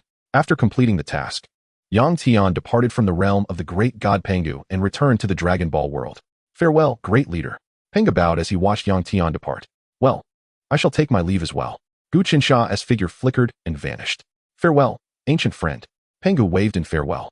Then, with a flash, Pangu shrank in size and plunged into the primordial continent he had created. Within this primordial realm, many beings had yet to be born. As the sole entity who validated his path through strength, Pangu found it exceedingly simple to create life. As for the dragons and phoenixes, they were birthed from the four primordial elements of earth, water, fire, and wind, requiring no direct creation from Pangu himself. Subsequently, he refrained from interfering with the developmental trajectory of the primordial continent, allowing it to unfold naturally. Hongjun, Kuanpeng, Yang Mei, and the ancestor of Red Cloud, among others, immersed themselves in the newly established primordial realm. Pangu, transforming into a robust man, traversed the primordial continent. In the Dragon Ball world, on Earth within the 7th universe, Cell had finally gathered all 7 Dragon Balls. Come forth, Shenron. Cell shouted at the Dragon Balls on the ground. Boom. In an instant, the sky darkened. Ominous clouds rapidly gathering. A beam of golden light erupted from the 7 Dragon Balls. The golden light coalesced into a golden lightning bolt, shooting skyward. When the heavens were completely shrouded in darkness, a dragon with a green back and a yellow belly appeared in the sky. Come forth, gatherer of the 7 Dragon Balls. State your desire. I can grant any wish. Upon hearing this, Cell's fists clenched in excitement. All right, bring back Android 17 and 18. The dragon, after a moment of contemplation, replied, I'm sorry. Android 17 and 18 are not deceased. That wish cannot be fulfilled. I see. So they are indeed still alive? Cell mused. Then can you bring them to me? Cell inquired. Certainly. The dragon's eyes flashed with red light, and the wish was granted. All right. Your wish has been fulfilled. Now farewell. With that, the dragon vanished, transforming back into the 7 Dragon Balls, which scattered across 7 different locations on Earth. The sky returned to its normal hue. Whoosh. 2 figures appeared out of thin air before Cell. These 2 were none other than androids 17 and 18. How did I suddenly end up here? I still have to give the Omni King a foot massage later. I can't waste time here. Android 18 frowned. Damn it. Ugly creature, did you bring us here? Android 17 glared at Cell. Hearing this, Cell laughed maniacally. Ha! 17, 18. You 2 have finally appeared. Come, be absorbed by me. It's quite pleasurable to merge with me. Get lost. How dare an ugly insect speak so arrogantly? Android 17 unleashed a powerful punch into Cell's abdomen. Pow! In an instant, Cell's entire body was pierced through, the fist penetrating his form. A spray of purple blood erupted from his mouth. No, this is impossible. How could your strength be so formidable? Cell shrieked in terror. Humph! Ugly creature. Die. Android 17 concentrated energy into a blast. The energy sphere exploded violently. In an instant, Cell was obliterated to the point of leaving no trace behind, deceased beyond any hope of revival.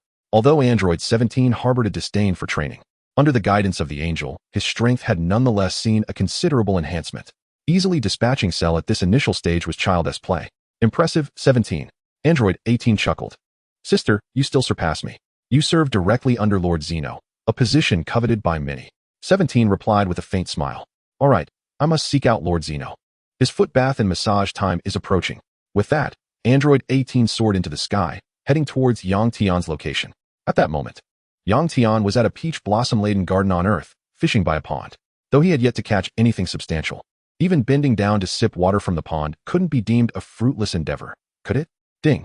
Qing Yi Bai has joined the chat group. Qing Yi Bai? Who might this be? I have not heard of them. Yang Tian furrowed his brow. Subsequently, he probed into Qing Yi Bai's world, discovering an exceedingly ordinary human on Earth. From Yang Tian's perspective, Qing Yi Bai was currently working on an assembly line, his eyes devoid of spirit, his expression numb, having lost all enthusiasm and hope for life. Merely functioning in a state of apathy. What on earth? How could the chat group invite such an ordinary person to join? This is someone I have never even heard of. Yang Tian found himself perplexed. Nevertheless, he welcomed the new member. Yang Tian Group Master, Qing Yi Bai. Welcome to the Multiverse chat group. Zhao Linger, Qing Yi Bai welcome. Beizhong Tan, Qing Yi Bai welcome. Gu Yina, Qing Yi Bai welcome. Shi Huangdi, Qing Yi Bai welcome. Pangu, Qing Yi Bai welcome. Guchen Sha, Qing Yi Bai welcome. At that moment, on Earth, in a dark factory, Qing Yi Bai had just finished his shift, concluding another monotonous and numbing day. Aimlessly returning to his rented room, he suddenly discovered a talking chat group in his mind. The Supreme Multiverse chat group? Intrigued, he clicked to enter. What in the world? Guchen Sha, the Great Pangu, Ultraman Tiga, Gao Yao, Zhang Chulan. All the members of this group are characters from films, animations, or novels that I am familiar with. I am taking off. Qing Yi Bai was instantly filled with excitement. Furthermore, this chat group also boasted a points mall, where a versatile system was available for sale. It only required 100 points. Who on earth is the group master? How could they be so impressive? Qing Yi Bai pondered. A glimmer of hope sparked in his dulled eyes, illuminating the path toward a brighter future. Qing Yi Bai, to all members, esteemed seniors. You are the individuals I admire most. It is an honor for me to join this chat group. I hope you will guide me in the future. Happy New Year. Chapter 59. Yi Hei joins the chat group. Ri Chuan Fong Yuan. Qing Yi Bai, from your tone, it seems you are quite familiar with us? Qing Yi Bai, Ri Chuan Fong Yuan, familiar indeed. I greatly admire the immortal Lord. Who does not know of him? Those who cannot compose poetry surely cannot attain the status of a lord. You are my most respected figure. Your perseverance is truly commendable. Yuan de Gu, Qing Yi Bai. Does that mean you recognize me as well? Qing Yi Bai, Yuan de Gu indeed. Ultraman Tiga, you are my most esteemed figure. It was I who lent you my radiance, leading to my own dark future. Sun Wukong. Qing Yi Bai, it appears you know everyone in this group? Pangu. Qing Yi Bai, have you heard of my tale? Guchen Sha. Qing Yi Bai, do you know me as well? Qing Yi Bai, Sun Wukong, Pangu. Guchen Sha, yes. I am familiar with everyone in the group. However, I have no impression of the group master named Yang Tian. Xiao Huahua. Qing Yi Bai. If I mention the group master's other name, you should be aware, right? He is also known as Vegeta. Qing Yi Bai, Xiao Huahua, Flame Emperor. With that clue, I can deduce that this group master named Yang Tian is likely a traverser who has become Vegeta, yet he still uses his original name.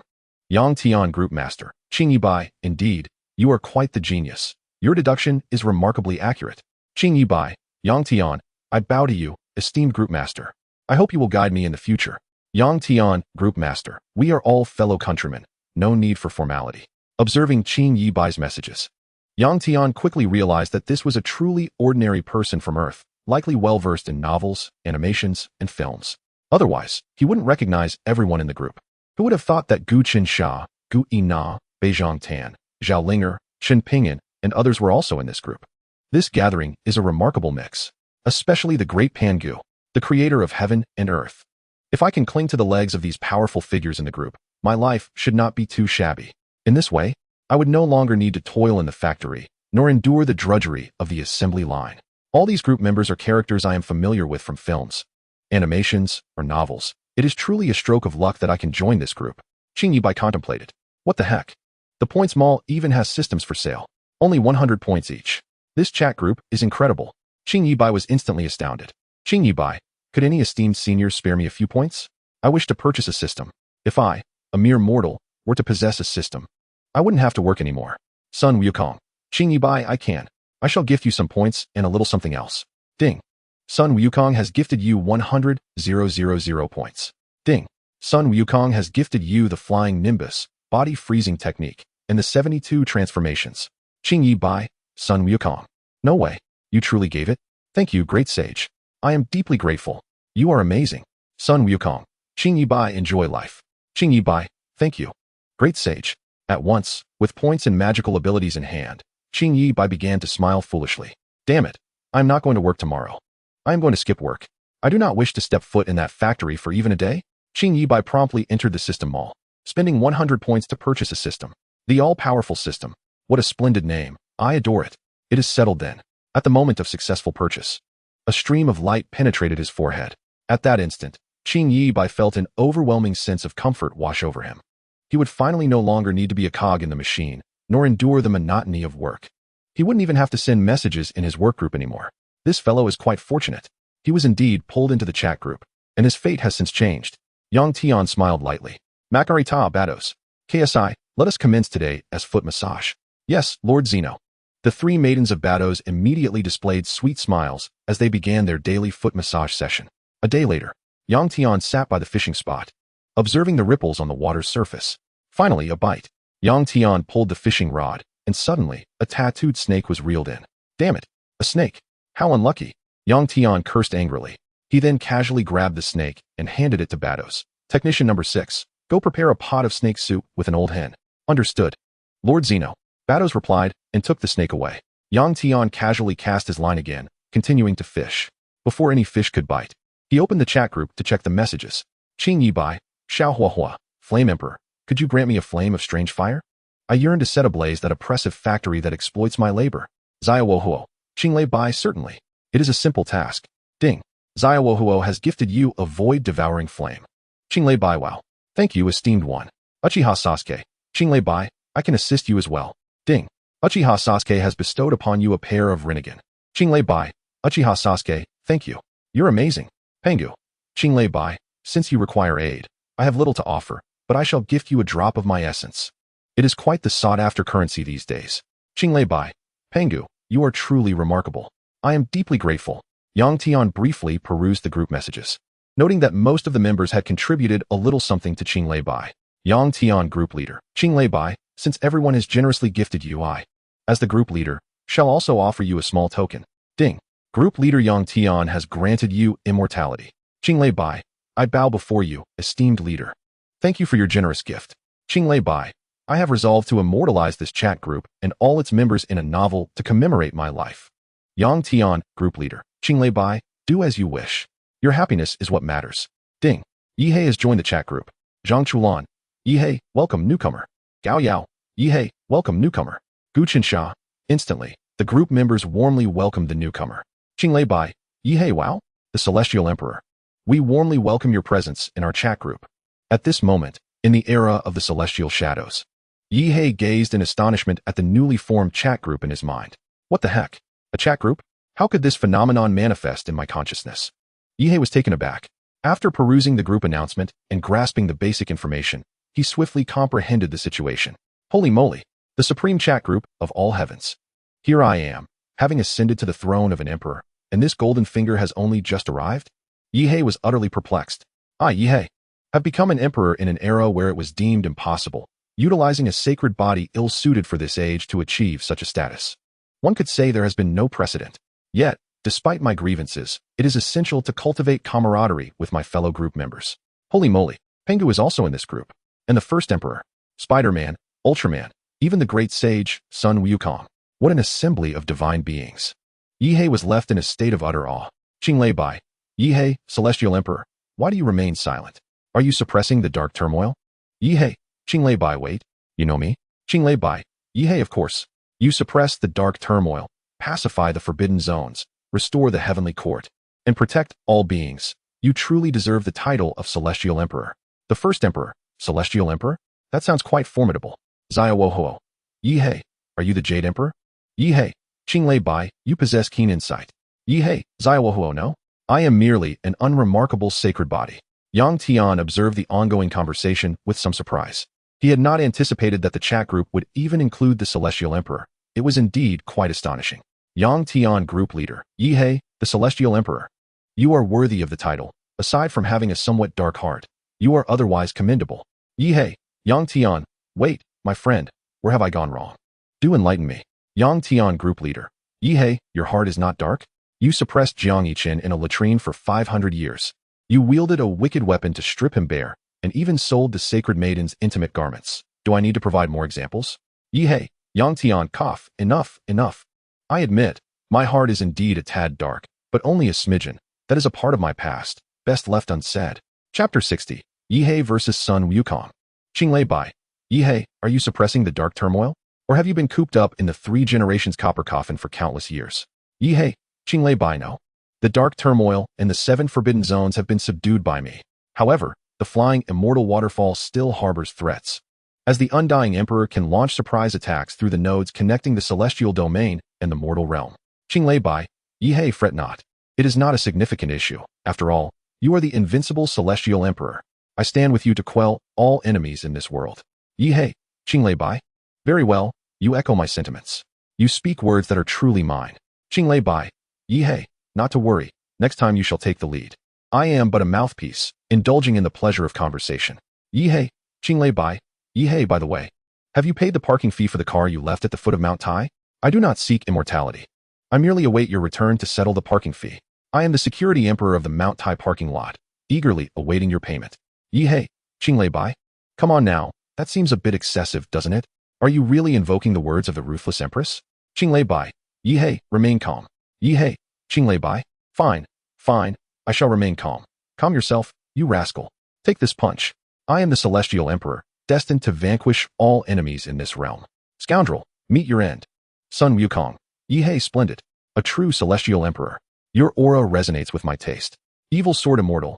Yihei, indeed. To utter such words and possess such spirit. You are the true Celestial Emperor. Fushi is nothing but a fool. Yihei, evil sword immortal. I know you. You are the antagonist from the legend of the swordsman. Fushi is still mightier than you. Evil sword immortal. Yihei, nonsense. I have already dispatched Fushi.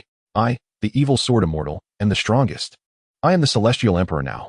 Yihei, evil sword immortal, if I am not mistaken, you joined this chat group to alter your fate, didn't you? Evil sword immortal. Yihei, you are indeed astute. You have uncovered my secret. I, the evil sword immortal, possess righteous energy, yet it has become excessive and turned wicked. Yihei, evil sword immortal, my goodness, your audacity knows no bounds. Righteous energy turning wicked? Zhaoling. Yihei, I too am a Celestial Emperor. However, my carefree brother is currently being groomed to become a Celestial Emperor. I must pass this position to him. Yihei, I see in that case. The destinies of our group members can no longer be viewed as previously known. If all goes well, the destinies of my fellow members shall inevitably change. My own fate will also be transformed by joining this chat group. Yang Tian, group leader. Yihei, I never expected the Celestial Emperor to be so insightful. A true understanding of the mortal realm. Yihei, Yang Tian indeed. I am the Celestial Emperor, destined to vanquish all enemies in this realm. Yihei, Sun Wukong. Great sage, I wish to engage in a contest of strength with you. What say you? Sun Wukong. Yihei haha? That sounds delightful. I shall play with you. Yihei. Sun Wukong. Very well. Then let us meet at the martial arts arena. With that, Yihei manifested in the martial arts arena. The group members hurried to witness the event. Qinglei Bai hooray. We can witness the clash between the Celestial Emperor and the Great Sage. Such an outrageous duel could only occur in a remarkable little workshop. I never imagined I would witness it firsthand.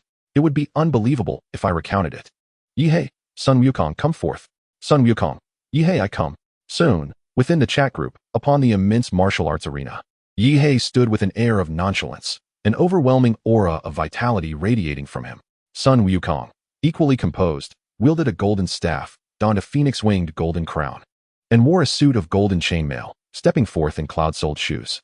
This was the ensemble of the Great Sage, exuding an imposing presence and unparalleled charm. Meanwhile, in the audience, Yang Tian and the other 23 members had gathered. Yihei, make your move. If you do not strike now, the opportunity may slip away. Sun Wukong smiled.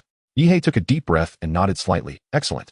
Just in time. I too wish to test the might of the Great Sage, to ascertain just how formidable he truly is. With that, Yihei focused his thoughts and summoned his celestial cauldron, forged from 9 types of divine metals, which floated majestically above his head. He unleashed his self-created technique, the Heavenly Emperor Fist. In an instant, the unique phenomena of the sacred body manifested around him.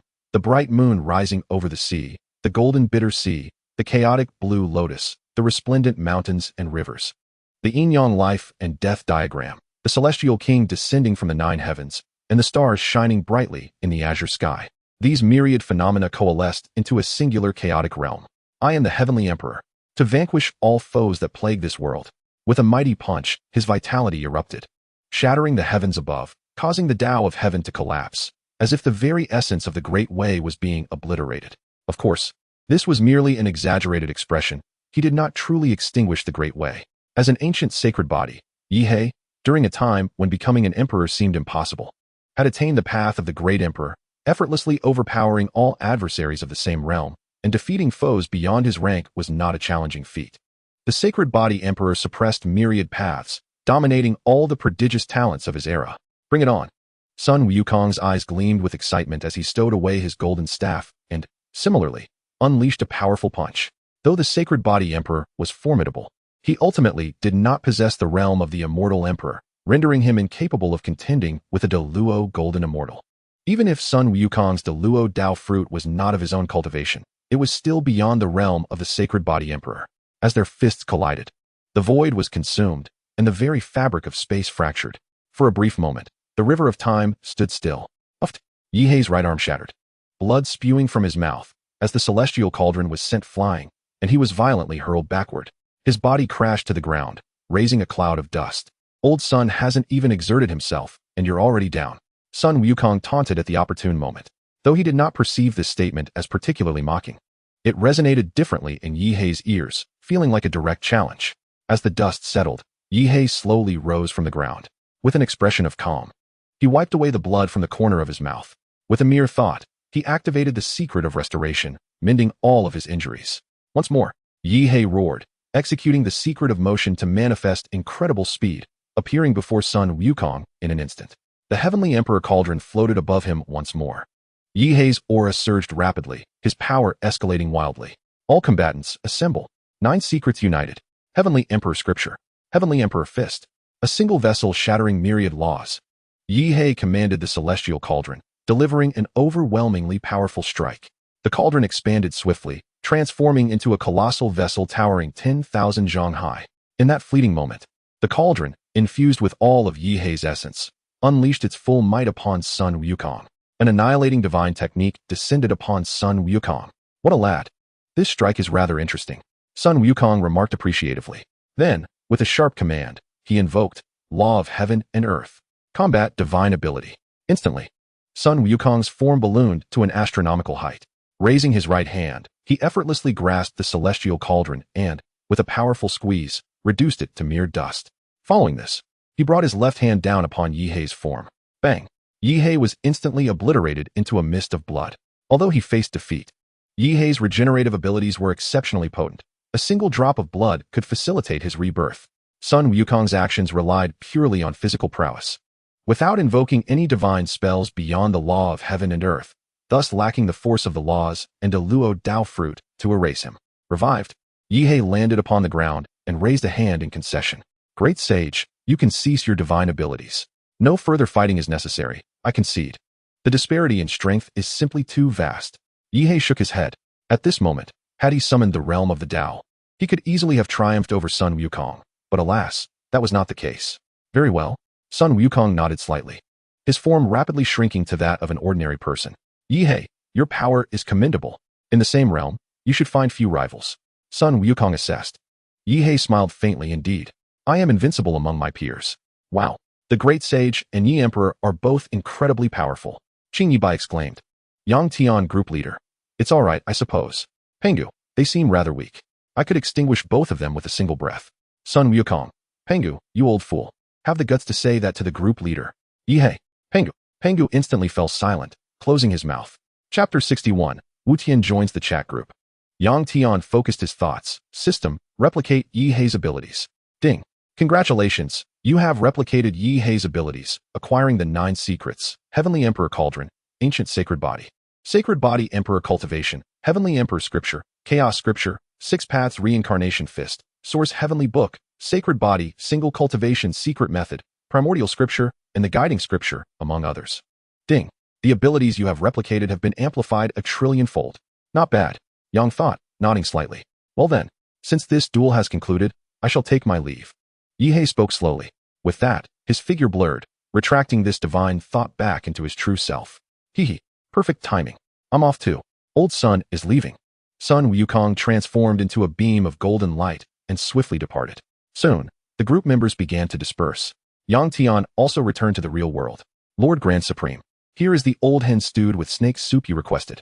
Bateaus approached slowly, cradling a pot of steaming soup, its vibrant color and rich aroma making it exceedingly appetizing. Looks quite good. Just set it down.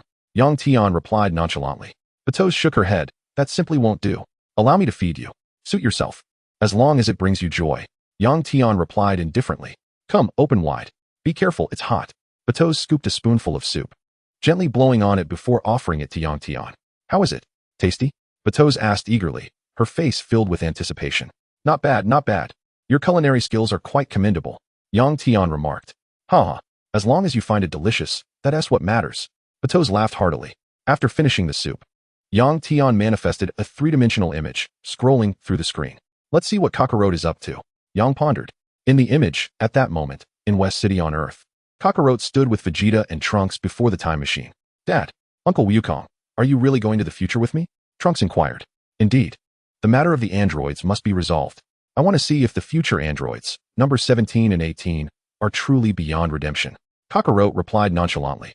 Leave number 18 to me. I have already surpassed that puppet. Vegeta sneered. He sought vengeance for the previous humiliation he suffered. And while he could not confront the 18 of this timeline, he could certainly take his chances with the one from the future. Otherwise, all his training would be for naught. All right, then let's go. But the time machine can only fit 2 people. What about the third? Trunks asked. Simple. Vegeta can hang on to the outside of the time machine. That way, he can time travel too. Kakarot stated matter-of-factly. Trunks scratched his head. While that is indeed possible. Kakarot, don't make decisions for me. Vegeta retorted, visibly displeased. All right, Trunks, let us set off. Before anyone could react, Kakarot leaped into the time machine. Trunks, feeling helpless, followed suit, while Vegeta, in a fit of rage, clung to the machine's leg. Soon, the time machine activated. As it soared into the sky, a flash of white light enveloped the 3, transforming them into a streak of white and vanishing from sight. Time has leapt from the present into a future timeline. Upon their arrival in this desolate temporal realm, Trunks and his companions are met with a scene of utter devastation and societal collapse. The world is riddled with scars. The land is charred, devoid of even the faintest trace of life. Those accursed androids. They have ravaged the earth to such an extent. How many lives have been extinguished? This is infuriating. Kakarot seethes with rage. At that moment, a burst of laughter echoes through the air. Ha! So what if we did the killing? Trunks, where have you been hiding? The speaker is none other than Android 18 from this future timeline. Android 17 and 18 approach leisurely. Damn those androids. Die! Trunks roars. His eyes bloodshot, overwhelmed with fury. In an instant, he transforms into a Super Saiyan. His golden hair stands on end, golden eyebrows framing his vibrant green eyes. muscle swell, exuding an overwhelming sense of power. Gathering a sphere of energy in his hand, he hurls it at Android 17. Boom. A blinding flash of white light erupts, and Android 17 is obliterated into nothingness. The reason for sparing Android 18 is simply to leave her for Vegeta to deal with, as he had expressly instructed. Android 18. Perish. Vegeta bellows. Huh. Destruction energy blast. He conjures a purple energy sphere with both hands, thrusting it toward Android 18. Boom. A piercing shriek escapes Android 18 as she is reduced to mere dust. Ha! I have finally surpassed 18. I, Super Vegeta, am the mightiest. Vegeta exclaims with triumph. The androids have finally been vanquished, and Trunks is filled with immense joy. Who goes there? Kakarot suddenly turns to look behind him. He spots a creature with green skin, dotted with black spots, and sporting wings, a being known as Cell. He had intended to ambush Trunks and seize his time machine to travel to the past, but unfortunately, Kakarot's sharp senses detected him. I've been discovered. Cell gasps in horror, turning to flee. Humph. Once you arrive, you shouldn't think of escaping. Vegeta sneers. Big Bang attack. Vegeta shouts, launching an energy blast towards Cell. Boom. A brilliant light flashes, and as the dust settles, Cell is left in utter ruin. Vegeta, you are truly despicable. I hadn't even made a move, and you've already eliminated 2 foes. This is outrageous. Kakarot complains. Humph. I am now Super Vegeta. Dealing with a few weaklings is child's play. If it were you, it would have taken ages. Vegeta retorts with pride. Alright, now that the androids are dealt with, let us return. Trunks proposes. Trunks, would you be so kind as to escort us back? Vegeta adds. Father, it's no trouble at all. Thank you for agreeing to help me with the androids from my timeline. Trunks beams with gratitude. Thus, Trunks activates the time machine and makes the return trip. Upon witnessing this, Yang Tian decides he no longer wishes to observe. Since the androids have been vanquished, allow me to bestow a small gift upon you, Trunks. Yang Tian whispers. With a wave of his hand, he restores the future timeline to its former glory. The fallen warriors, Gohan, Kakarot, Vegeta, Piccolo, Krillin, Master Roshi, Yamcha, Kaiot, and Tien, along with all of humanity, are revived. What is happening? My world has returned to its original state. Has the Omni King intervened? Trunks murmurs. Omni King, I hope you can hear me. I am eternally grateful for your kindness. Thank you. Trunks exclaims, tears of gratitude brimming in his eyes. Yang Tian casually shuts off the scene. Android 18, let us commence today as foot massage. Certainly, esteemed guest. I, Android 18, shall attend to your needs. She replies. Adorned in a sleek black professional outfit, her face graced with a sweet smile. After a lengthy session of foot massage, Yang Tian exhales deeply, feeling utterly rejuvenated. Ding. Wutian Buddha has joined the chat group. Wutian? Intriguing. A character from the sequel of Journey to the West? Yang Tian ponders. This fellow seems fortunate. Jingye Bai, Wutian. Wow. Salutations, Wutian Buddha. For 33 years, you have presided over the 3 realms, battling the antiquated Tathagata. You are the one I admire most. Wutian, what is this? Who speaks within my mind? Jingye Bai, Wutian, dear Buddha, please familiarize yourself with the group announcement before speaking. Wutian, Jingye Bai, understood. Chapter 62, Slaying Tathagata. At this moment, within the realm of the Journey to the West sequel, in the Grand Hall of Ling Mountain, atop the highest seat, sits a man clad in black. His long straight hair cascading down as he meditates upon a black lotus. This man is Wutian Buddha. With his eyes closed, he perceives the chat group within his mind. Ah, so this chat group can connect all realms. Every flower signifies a world. There truly is wisdom in that saying. Wutian reflects, having gleaned the essence of the group announcement and its purpose. According to the announcement, I can seek assistance from my fellow group members to alter my predetermined fate. Destined to preside over the 3 realms for only 33 years, I shall defy this ordained fate. I will ensure that Tathagata never returns. I shall reign eternally over the 3 realms. Wutian whispers. Wutian, Jingye Bai, I have read the group announcement and gained some understanding of this chat group. Jingye Bai, Wutian. Wutian Buddha, you are the one I admire and respect the most. You are correct. Tathagata is in the wrong, and Sun Wukong has merely been utilized by him. Wutian, Jingye Bai, you are familiar with my tale? Jingye Bai, naturally. Tathagata foresaw his return 33 years hence and fled in panic. His return is his predetermined fate. Sun Wukong and the deities of the 3 realms have always stood by Tathagata's side. They believe you to be a demon, while Tathagata represents righteousness.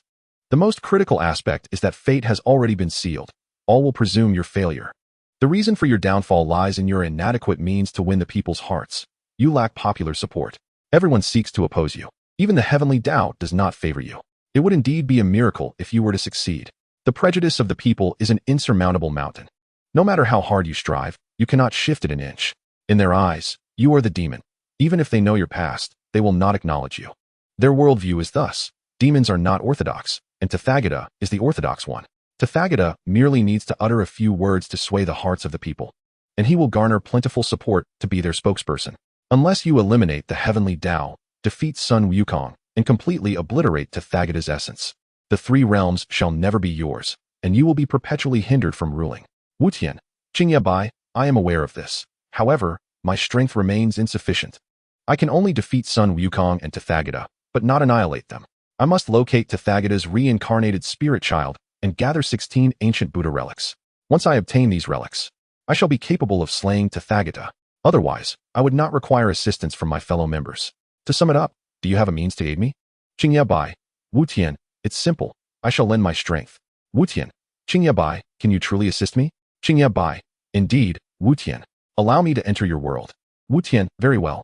Xiao Huahua, Qingye Bai, hold on, my friend. Do you truly possess the strength required? How long have you been part of this chat group? Don't rush in there and meet your demise. Zhang Chulan, indeed, Qingye Bai, your abilities seem rather inadequate. You have yet to participate in a single group mission. I fear you may not be able to tackle the challenges posed by the Buddha of no heaven. Qingye Bai, fear not. The great Pangu has bestowed upon me his divine blood. I have refined and absorbed it using the omnipotent system. Furthermore, I have been granted the gift of immortality and eternal youth by our esteemed group leader, along with the binding technique and the 72 transformations from the great sage. I have even expended 100,000 points to barely step into the tribulation stage. My physical cultivation is formidable enough to rival the saints of the heavenly path. My strength is indeed considerable. Pangu, is that truly the case? Qingye Bai? Qingye Bai, yes, do not be afraid. I shall commence a live broadcast, if necessary. I can summon our esteemed leader. Allow me to give it a try. Wu Tian, Qingye Bai, splendid.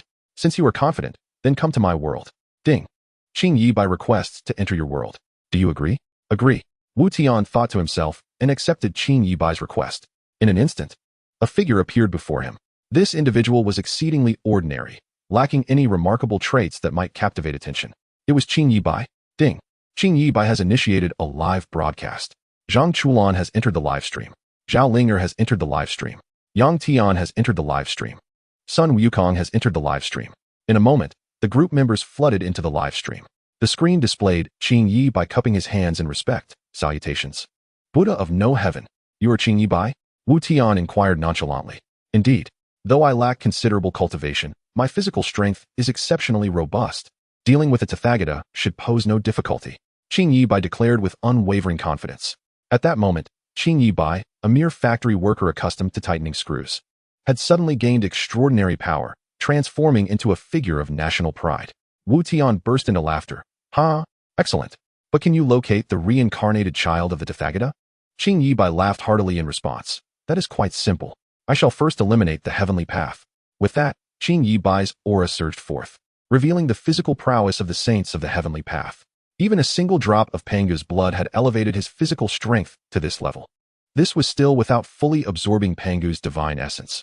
Were he to do so, mastering the great Tao would be effortless. Yet, he was not a mythological saint of the great Tao. He soared into the sky, delivering a powerful punch. Bang! The heavens tore open, creating an unhealable wound. Qingye Bai's figure darted into the rift, seizing the heavenly path and swiftly refining and absorbing it. In an instant, the heavenly path perished. Qingye Bai's consciousness radiated outward, recreating a new heavenly path. Fellow Taoist, incredible! You truly obliterated the heavenly path.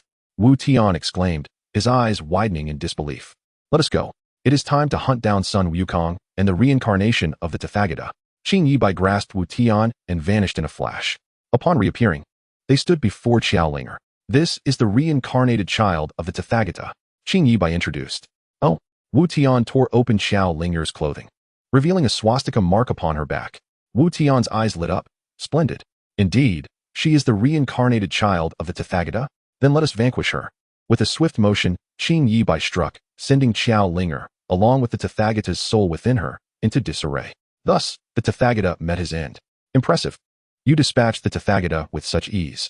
I am truly in awe. You are among my most esteemed. Wu Tian praised. Let us seek out Sun Wukong. Qingye Bai once again seized Wu Tian and they vanished.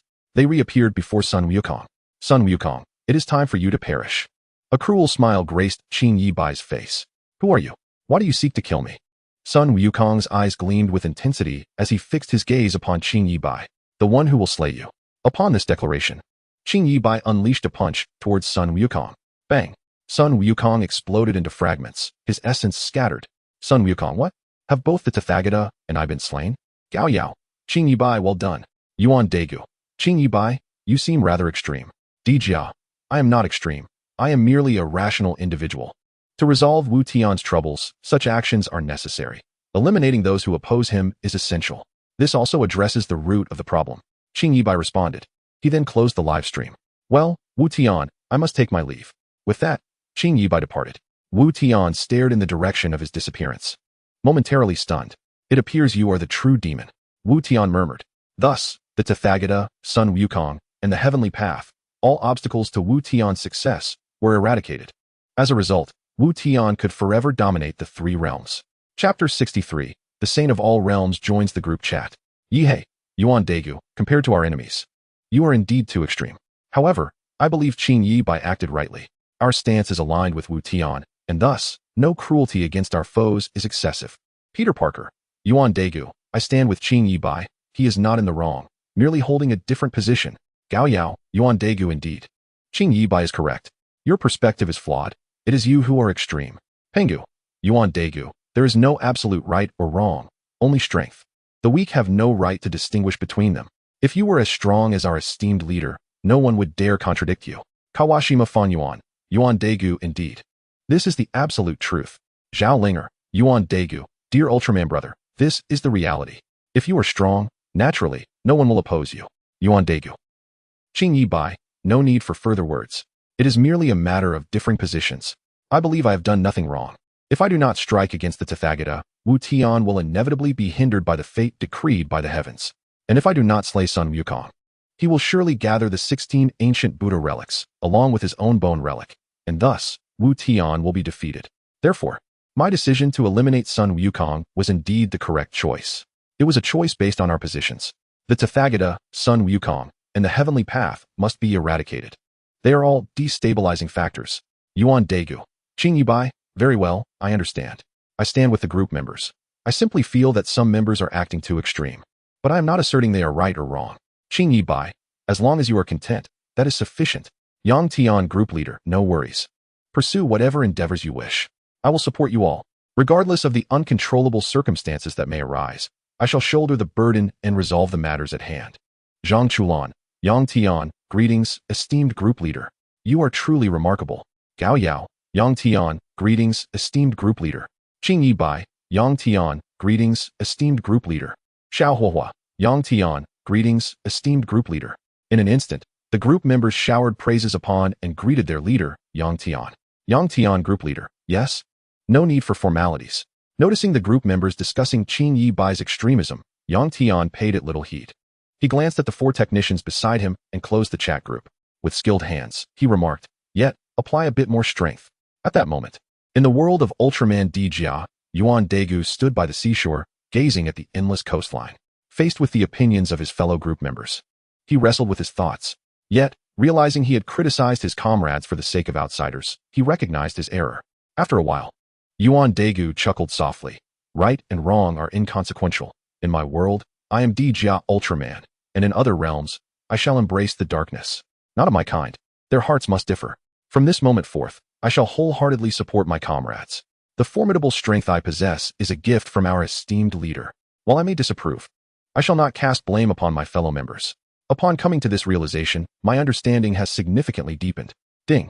The multiversal sage has joined the chat group. As Yang Tian beheld the newly joined moniker, his spirits lifted considerably. The multiversal sage? Ah, it is Lin Fengjiao. As the guide for the vast majority of transmigrators in their novice stages, it is indeed fitting to bestow upon her the title of multiversal sage. Yang Tian nodded in silent acknowledgement. Yang Tian, welcome to the group, multiversal sage. Bei Changton, welcome to the group, multiversal sage.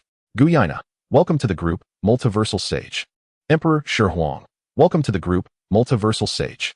Yihei, welcome to the group, multiversal sage. In an instant, group members extended their warm welcomes to the newcomer. Qing Yi Bai, multiversal sage. Wow. Is that you, Uncle Gio? Uncle, you are the person I admire most. Yi hey, Qing Yi Bai, chill out. Just because someone enters, you declare them your idol? That's absurd. Qing Yi Bai, Yi hey, remain calm. Every member of this group is someone I hold in high regard. Yi hey, seriously, you are truly outrageous. Multiversal sage. Qing Yi Bai, have you heard my tale? Qing Yi Bai, of course, multiversal sage. You are the most dashing Taoist of Maoshan. Who wouldn't he know you? Truly, who in the world does not recognize you? At this moment, in the world of Mr. Zombie, Uncle Gio appeared utterly bewildered. Is my fame truly so grand that it has reached the extent of being universally acknowledged? Yet, how am I unaware of such renown? Subsequently, Uncle Gio perused the group announcements and familiarized himself with the concept of a chat group. He also took the liberty of changing his name to Lin Jiao. As for Lin Fingjiao, he would never admit to that. With so many witnesses in the group, it would be quite embarrassing for a man of such vigorous energy to adopt a name so delicate. My Uncle Gio values his reputation too much to lose face like that. Observing the nicknames of his fellow group members, Uncle Gio was left in a state of shock. The existence of a chat group is truly inconceivable. The creator, Pangu, Emperor Shi Huangying Zheng, Han Fizi, and the legendary son Wukong. All these illustrious figures reside within this group. How astonishing. Lin Jiao. Qing Yi Bai, I cannot possibly have such fame, can I? Qing Yi Bai, Lin Jiao, indeed you do. If I say you do, then you assuredly do. Yi hey, Lin Jiao, are you the Uncle Gio from Rinjia Town? Lin Jiao. Yi hey, yes, have you heard my story? Yi hey, Lin Jiao, you were once the person I admired the most. Yang Tian, group leader, Lin Jiao. I feel the same. You have also been one I admired greatly. Lin Jiao, is my fame really this significant? Uncle Gio was filled with immense doubt. Ding. Qing Yi Bai uploaded a series of Mr. Zombie videos. Reward, 1,000 points. Zhao Linger, let us catch up on the series. Xiao Huahua, revisiting the Mr. Zombie series is quite delightful. The group members eagerly clicked to watch. The Mr. Zombie series? Let me see what this is about. Uncle Gio curiously clicked in. In an instant, a torrent of information flooded into his mind, as if being directly implanted into his memories. The opening scene depicted a Taoist clad in a bright yellow robe, radiating righteousness. A poem accompanied the imagery. Half a bowl of clear water reflects the universe. A talisman commands spirits and deities. Stepping on the Yin-Yang Bagua, wielding a wooden sword to slay demon souls. With tears shed and wine poured upon the spirit ground. The Taoist essence lingers through heaven, earth, and humanity. The red thread and glutinous rice still remain, yet the ghost catcher of Ur is nowhere to be seen. This referred to none other than Uncle Gio himself. After finishing, Uncle Gio stood frozen, his heart unable to find peace for a long while. It's over. My disciple Qianhe is dead. My senior brother has also perished. How could things have escalated to this point? Uncle Gio's expression revealed his distress. Those two, Qiuxing and Wentai, are truly disappointing. Alas, my Maoshan has ultimately fallen. With a heavy sigh, Uncle Gio, upon learning of his future, felt a profound sense of loss. However, Uncle Gio soon regained his determination, his gaze resolute. These events of the future, I must not allow them to repeat. My senior brother and disciple must live on. The chat group can issue tasks, so I shall muster my courage to post a request for my comrades to rewrite this tragic future. Ding. Due to group member Lin Jiao's concern over the potential repetition of a tragic future, a group task has been urgently initiated. Group task. Assist group member Lin Jiao in rewriting the desolate future. Accept or decline. This task is open to all group members. Completing the group task will yield substantial points. Qing Yi Bai, I accept. I'm all in. Pangu. Never mind, such a task isn't necessary for me. I'll leave it to the others. Accepting would diminish my stature. Gu Qinsha, I shall also refrain. I have no need for points at this moment. Uchiha Sasuke, if you don't accept, I will. Zhao Linger. I, too, will partake. Sun Wukong. I, too, will join. Kawashima Fanyuan. Even a fly's leg is still meat. I'll accept. Qing Yi Bai has accepted the group task. Bei Changton has accepted the group task. Tianbao has accepted the group task. Tree Brother has accepted the group task. Yishio has accepted the group task. Yang Tian chose not to accept, as points hold no significance for him. However, he could traverse the myriad realms, merely allowing a wisp of divine thought to descend into Uncle Gio's world, treating it as a leisurely excursion. In truth, there were many intriguing experiences yet to be explored, which Yang Tian had not yet indulged in.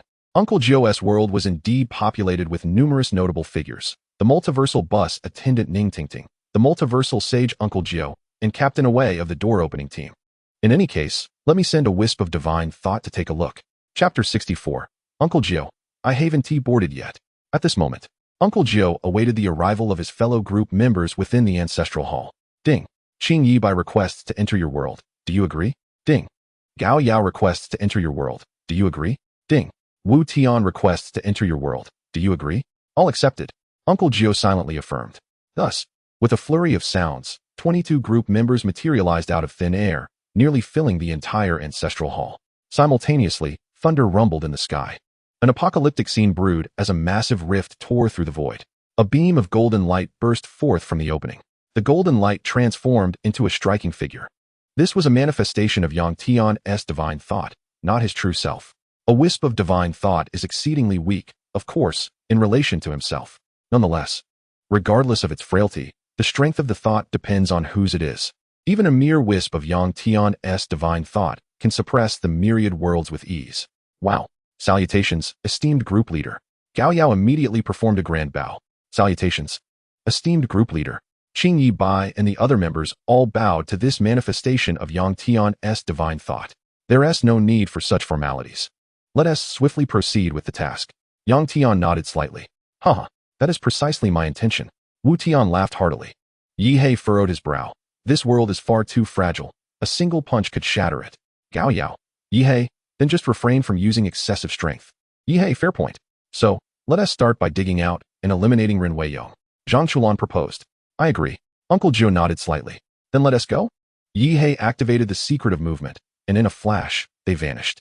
Upon reappearing, they found themselves atop a mountain. This was the burial site of Ren Weiyong, where the corpse of Qiu Sheng lay, along with Dong Xiaoyu. However, the most formidable entity on this mount was the zombie, Ren Weiyong. Xiao Huahua let out a hearty laugh. Leave this minor task to me. With a gesture, Xiao Huahua used his suction technique to pull Ren Weiyong from the earth. Fire palm. Flames erupted from the palm of his hand, incinerating Ren Weiyong in an instant. Xiao Huahua employed a rudimentary, low-tier combat technique. Yet in this age of dwindling power, it proved to be exceedingly effective. And the female specter, come to me. With a swift motion of his palm, he drew in the soul of Dong Xiaoyu, refining and absorbing it. Ba, this task is rather mundane, isn't it? There's no challenge at all. Wu Tian sighed. Then let's not waste any more time. Let us complete the task instantly. Yang Tian nonchalantly waved his hand. All malevolent demons, monsters, and zombies in this realm were eradicated and purified. It has been said that in this age of decline, no wicked entities are permitted to gain sentience. Thus, it is far better to obliterate all evil presences. Having accomplished this, the voice of the chat group echoed in response. Ding. Congratulations on completing the group task. This time's group task, assist group member Linjiao in rewriting a tragic future. The chat group acknowledged that the participating members had excelled in their teamwork, successfully completing the group task. Task settlement complete. Each member was awarded 100,000 points as a reward. With all demons and monsters in this world eradicated, the tragic fate of Jiu would naturally be altered. Moreover, an immeasurable mastery of Taoist arts, an immortal body, unbreakable fortitude, and eternal life were bestowed upon him. Yang Tian pointed towards Jiu, granting him boundless Taoist powers. Consequently, in this world, Jiu would become an invincible presence. Whether facing celestial masters descending from the mountains, or newly birthed evil beings, or even malevolent cultivators, Jiu would effortlessly handle them all. Thank you, esteemed leader, exclaimed Jiu, overwhelmed with excitement. Wu Tian remarked, are we truly here to complete a task, or merely going through the motions? Xie Jinxian replied, Wu Tian, if there are points to be gained, then just enjoy it quietly. Sun Wukong added, indeed. Every time we undertake a task, having our esteemed leader present makes it exceedingly easy. Zhang Chulan interjected, I must add that even if the leader were absent, there are still powerful beings like Pangu and Gu Chinshao among us, and our current strength is not to be underestimated. We are all formidable in our own right. Bei Changton asked, so, are we to return to our respective worlds now? Yang Tian, the leader, responded, there is no rush to return. First, let us submerge that island adorned with cherry blossom trees before heading back. If we don't deal with that island, then why bother coming here? Gao Yao laughed heartily. I was thinking the same. Zhang Chulan concurred, I support this. That island must be sunk. Otherwise, I'll feel unsettled returning. Xiao Huahua declared, I must incinerate the beasts on that island. Otherwise, I won't be able to sleep tonight. Lin Jiao inquired. Which island? Yi He answered, Lin Jiao. If you don't understand, it's best not to ask too many questions. Just watch. Yang Tian waved his hand, and the scene shifted. They found themselves over a vast ocean, with a small island before them.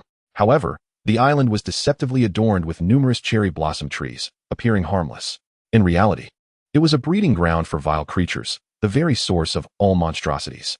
Initially, the term beast did not exist. It was only after this island birthed its grotesque inhabitants that the term came into being. Nothing more to say. Buddha's wrath ignites the lotus. Xiao Huahua unleashed his signature move. Boom. An explosion resounded as flames engulfed the island, and a towering wave of heat surged skyward, obliterating the entire landmass. Annihilate. Yihei casually struck the remnants of the island with a punch. Instantly, the void shattered, and a torrent from the void emerged, consuming the island entirely. The sea was swallowed by this void current, forming an unfathomable abyss. With the pressure of the surrounding air, the space began to slowly mend itself. The sea water continuously filled the abyss, and at this rate, it would be filled within mere minutes. Wow. Incredible. One punch created such a commotion. If he were to exert a bit more force, wouldn't the entire world shatter? Jiushu's eyes widened in astonishment. Qing Yibai glanced at Jiushu and explained, calm down. With Yihei's strength, capturing stars and moons is a mere trifle. He could even pierce through the cosmos, so it's nothing to be overly amazed by. Incredible. Are all the group members this formidable? Jiushu felt as if he were dreaming. Jiushu, once you spend more time in the group, you'll understand, Zhang Chulan chuckled. All right. Since the island has been destroyed, I shall take my leave. Yang Tian transformed into a golden light and broke through the boundaries. The group members then utilized the chat group's teleportation feature to return to their respective worlds. Jiushu stood suspended over the ocean, momentarily dazed. Wow. I haven't boarded the vehicle yet.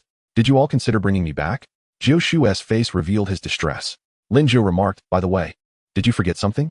Yihei asked, Linjiu forget what? Surely not. Linjiu replied, you didn't send me back. I'm still on the ocean. How do I return?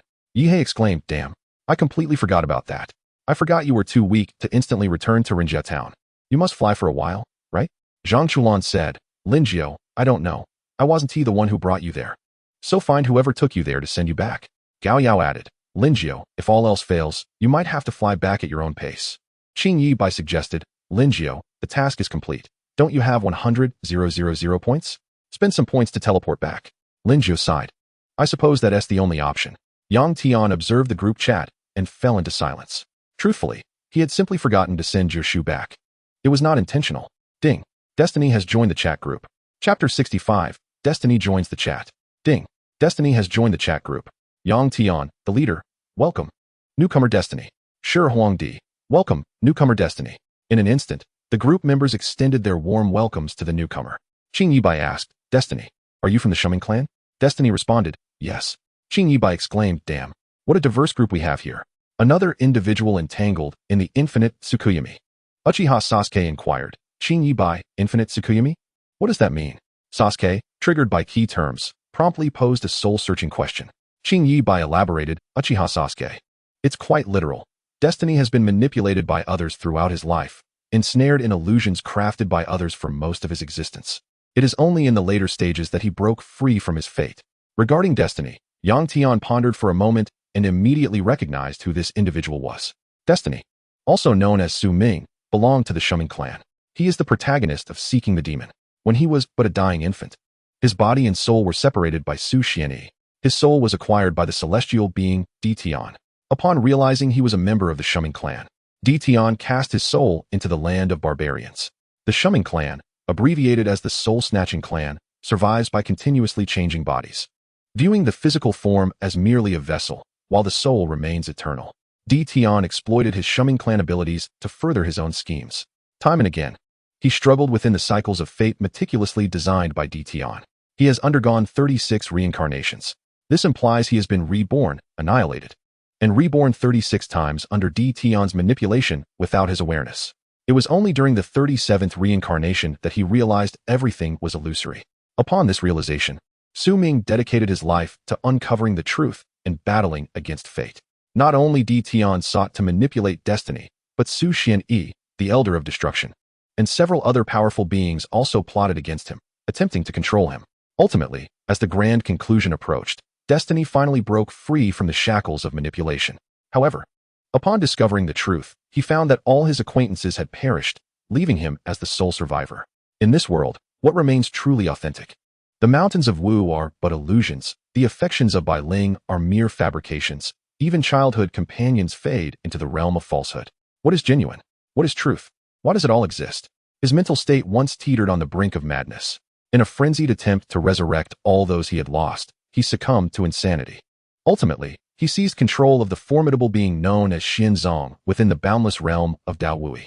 Fortunately, he succeeded in this possession. With the body of Xianzong, he ascended to the apex of the world of demon-seeking, known as Dao Wui. If the world deems me a demon, then so be it. From henceforth, my destiny is to be that of a demon. Subsequently, in his quest to revive all, he sacrificed himself. His corporeal form and all his powers coalescing into a realm known as the barbarian god world. His consciousness transformed into the heavenly Tao. In the narratives of Saiyan and I wish to seal the heavens, and one thought eternal, the entity of fate is mentioned. He did not perish, but ultimately returned to life.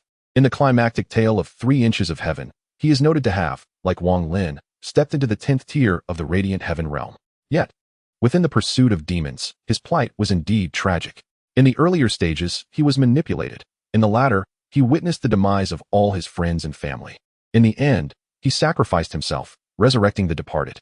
He too faced a death that extinguished his essence. Yet, he returned once more. His experience bears a resemblance to the quasi-immortal emperor realm within the perfect world. Even if I am destined to fade away, there will come a day when I shall return. However, unlike others, fate sacrificed himself to return, a reasonable act. If one were to be utterly defeated, their return becomes uncertain. Conversely, should Huang be slain, he would undoubtedly resurrect, rendering the two experiences incomparable, with a vast disparity between them. Ding. Qing Yi Bai uploaded the Tale of Fate. All group members eagerly clicked to view. Upon absorbing the story of fate, tears streamed down the faces of many. Bei Zhongten exclaimed, "Whoa, the life of fate is so tragic. Far more so than my own." Gui Na added, "Indeed, this is the ultimate version of hell. It cannot merely be termed a pursuit of demons. It is the tale of an extraordinarily pitiful and devoted individual, driven to madness." Yihei concurred, "Truly, fate embodies immense magnanimity. He cannot be labeled a demon." Su Xian, Di Tian, and Miesheng conspired against him. Yet he sought not revenge, but the resurrection of his lost loved ones. Such is the essence of great love. Zhang Chulan concluded, "Understood. Fate is the embodiment of the great love of the immortal sovereign." Chuan Dao Fang Yuan questioned. Zha Ling Air remarked, "In this entire chat group, there is none more tragic than fate, save perhaps for Gao Yao, who might rival him." Yuan Degu lamented, "Such a life, my goodness, nearly plunged me into depression." Shi Huang Di echoed, "Same here. Next time, I shall inquire about the life experiences of group members before deciding to delve into their fates. Else, I risk descending into despair myself." Qing Yi Bai inquired, "Fate, what stage are you currently in? Have you escaped your destiny?" Fate responded, "Qing Yi Bai, I have taken control of Xianzong. I have discovered traces of all my departed friends and family, yet I cannot locate the bald crane. I have searched the nearby realms, yet my friend, the bald crane, remains elusive." Qing Yi Bai reassured him, "Fear not. Miesheng will assist in bringing back the bald crane." In Xian and the bald crane reincarnated as Tian Yunzi, who was once Wang Lin's mentor. Interestingly, Wang Lin's Lu Mo avatar was sent back in time, having seized the destiny compass and the heavenly reverse pearl, leaving the latter for Wang Lin's true self. Thus, Lu Mo could be regarded as Wang Lin's protector. Ding. Due to the group member Fate preparing to sacrifice himself to resurrect his friends and family, an urgent group mission has been triggered. Group mission: assist Fate in resurrecting all his friends and family. Accept or decline. This mission is exclusive to the strong. Upon completion, a substantial reward of points awaits. Gu Qinsha declared, "Only the strong may participate? I shall accept it and see. Resurrecting many should be a simple task." Pangu interjected, "I shall not accept. This mission holds no meaning." Ding. Gu Qinsha accepted the group mission. At this moment, in the realm where fate resides, amidst the infinite starry expanse, his colossal form sat cross-legged upon a compass known as the Destiny Compass, which currently lacked a pearl. That pearl is the 7th bead from Fate's bracelet. It must be placed at the center of the compass to become the heavenly reverse pearl. Suddenly, the void tore open. A figure appeared before Fate. It was Gu Qinsha. "Are you Fate?" he inquired with a smile. Gu Qinsha could pinpoint the location of Fate's realm through his own strength, requiring no aid from the chat group for cross-realm teleportation. Although this method consumed time, having observed the grand entrance of the group leader, he decided to emulate it. "Yes, I am Fate. And you are?" Fate responded with a hint of confusion. Gu Qinsha introduced himself. "I am Gu Qinsha from the chat group. I have come to fulfill the group mission. Reviving your friends and family is quite simple. Where are their traces imprinted?" Fate remained expressionless, neither joyful nor sorrowful. All right, I understand. Leave it to me. Gu Qinsha smiled faintly, raising his right hand to touch Fate. A surge of power flowed into his inner world. In an instant, an indescribable force erupted, and all of Fate's friends and family were resurrected. Meanwhile, Fate remained unscathed. I can feel it. My relatives, my friends, they have all revived within my inner world. Fate exclaimed, his tone tinged with excitement. Do you need assistance in locating the bald crane? Gu Qinsha asked. Fate shook his head. No need. You have already helped me immensely. I will find the bald crane myself. Very well. If there is nothing else, I shall take my leave. With that, Gu Qinsha vanished in a flash, returning to his own realm. The notification of mission completion resonated in his mind. Ding. Congratulations on completing the group mission. This mission, assist Fate in resurrecting all his friends and family. Following verification by the chat group, you have excellently fulfilled the mission. You are rewarded with 100,000 points. TCH. Such a paltry amount of points. Gu Qinsha shook his head slightly. These points offered little assistance to him. The chat group also echoed the notification of Gu Qinsha's task completion. Qing Yibai remarked, Gu Qinsha, as expected of you, completing the mission so swiftly. With this, Fate has rewritten his tragic fate. He not only resurrected his loved ones, but also survived. Beizhong Tan added, this is quite good. Gao Yao commented, I enjoy witnessing the fates of our group members being rewritten. Chapter 66. Wang Lao Mo joins the group chat. Ding. Wang Lao Mo has joined the chat group. Qing Yibai exclaimed, Wang Lao Mo wow. Just as we resolved Fate's situation, you enter the group. Welcome Wang Lin. Wang Lao Mo asked, Qing Yibai? Have you heard my story? Qing Yibai replied, Wang Lao Mo, I have not, but your visage tells a tale. Moreover, you are one of my most revered figures. Xiao Huahua interjected, Qing Yibai, come on. Is every newcomer someone you admire? Qing Yibai retorted, Xiao Huahua, you know the truth. Why state it? Zhang Chulan exclaimed. Gao Yao questioned, is it common for group members to join so frequently? It feels as if there is no pause. Akin to infinite nesting dolls. Yihei pressed Qing Yibai, admit it. Did you invite Wang Laomo into the group? How come you can identify every newcomer? Qing Yibai protested, what can I do? I can't help it if I know them.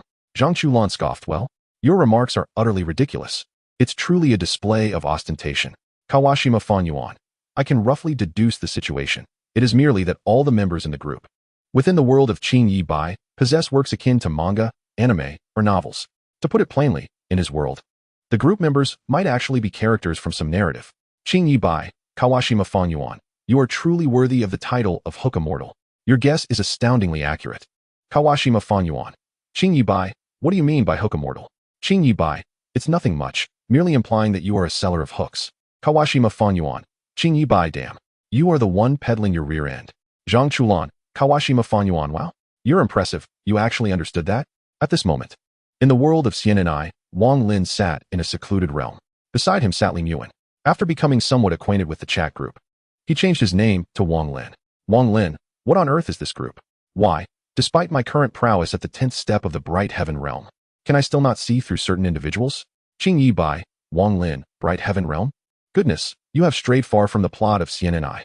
The ultimate stage in Xian and I is merely the 4th step of the sky-treading realm, and you are already at the 10th step. You have completely transcended your fate. Wang Lin. Qing Yibai, is it not normal to transcend fate? Why do you find it strange? Zhang Chulan. Wang Lin, he merely seeks to show off. If you were still a cultivator below the 4th step, he could reveal your fate and flaunt it before you. Wang Lin, Zhang Chulan, oh, is that so? Qing Yibai, oh no, the level of pretentiousness is plummeting. I thought it was already incredibly extraordinary for someone who had just achieved a boundless path to join the chat group. And yet you have outdone him by joining with the strength of the Bright Heaven realm. It's truly beyond comprehension. Yang Tian, group leader, Qing Yibai, can you guess why he joined the chat group only at the 10th step rather than at the weakest stage? Qing Yibai, Yang Tian, now that you mention it, I seem to grasp it a bit. In my world, writing also involves copyright distinctions. If I write on a certain platform and infringe upon another's work, it will either be modified or taken down. Does that imply Wang Lin falls under such a circumstance? Yang Tian, group leader, Qing Yibai, who knows? Wang Lin, Yang Tian, group leader, what is your strength? Shall we engage in battle? Gao Yao, how intriguing. It is indeed amusing. Another reckless soul wishes to challenge the esteemed group leader. Gu Qinsha, Wang Lin, I advise you to forego challenging the group leader. If you are determined to do so, you may first challenge me, for I am not yet strong enough to be dismissed with a mere slap from the group leader. If you can defeat me, I shall allow you to challenge him. Pangu, Wang Lin, I too am here. If you can overcome me, it is permissible. I am the second strongest in the chat group. Yet my strength pales in comparison to the group leader's single finger. Wang Lin, Gu Qinsha, Pangu, excellent. Then I shall first vanquish the two of you, lest you feel discontent. Pangu, Wang Lin, splendid. You possess courage. Gu Qinsha, Wang Lin, enough of idle chatter. Let us proceed to the martial arts arena of the chat group. Wang Lin, Gu Qinsha, very well. Fate, impressive. We shall witness your duel. This is delightful. Yihei, I predict Gu Qinsha will emerge victorious. With his strength, defeating Wang Lin should pose no challenge. Qing Yibai, Yihei, I am certain. Rest assured, the Heavenly Emperor, Gu Qinsha, will undoubtedly win. Yihei, Qing Yibai, I hope that is indeed the case. Lin Jiao, it appears this will be a grand confrontation of formidable powers. It is not to be missed. Soon, the group members who had the time gathered at the martial arts arena. Wang Lin, clad in white, stood upon the stage with an air of calm. Gu Qinsha maintained a similar demeanor. Wang Lin, make your move. If you do not strike now, you shall never have the opportunity again.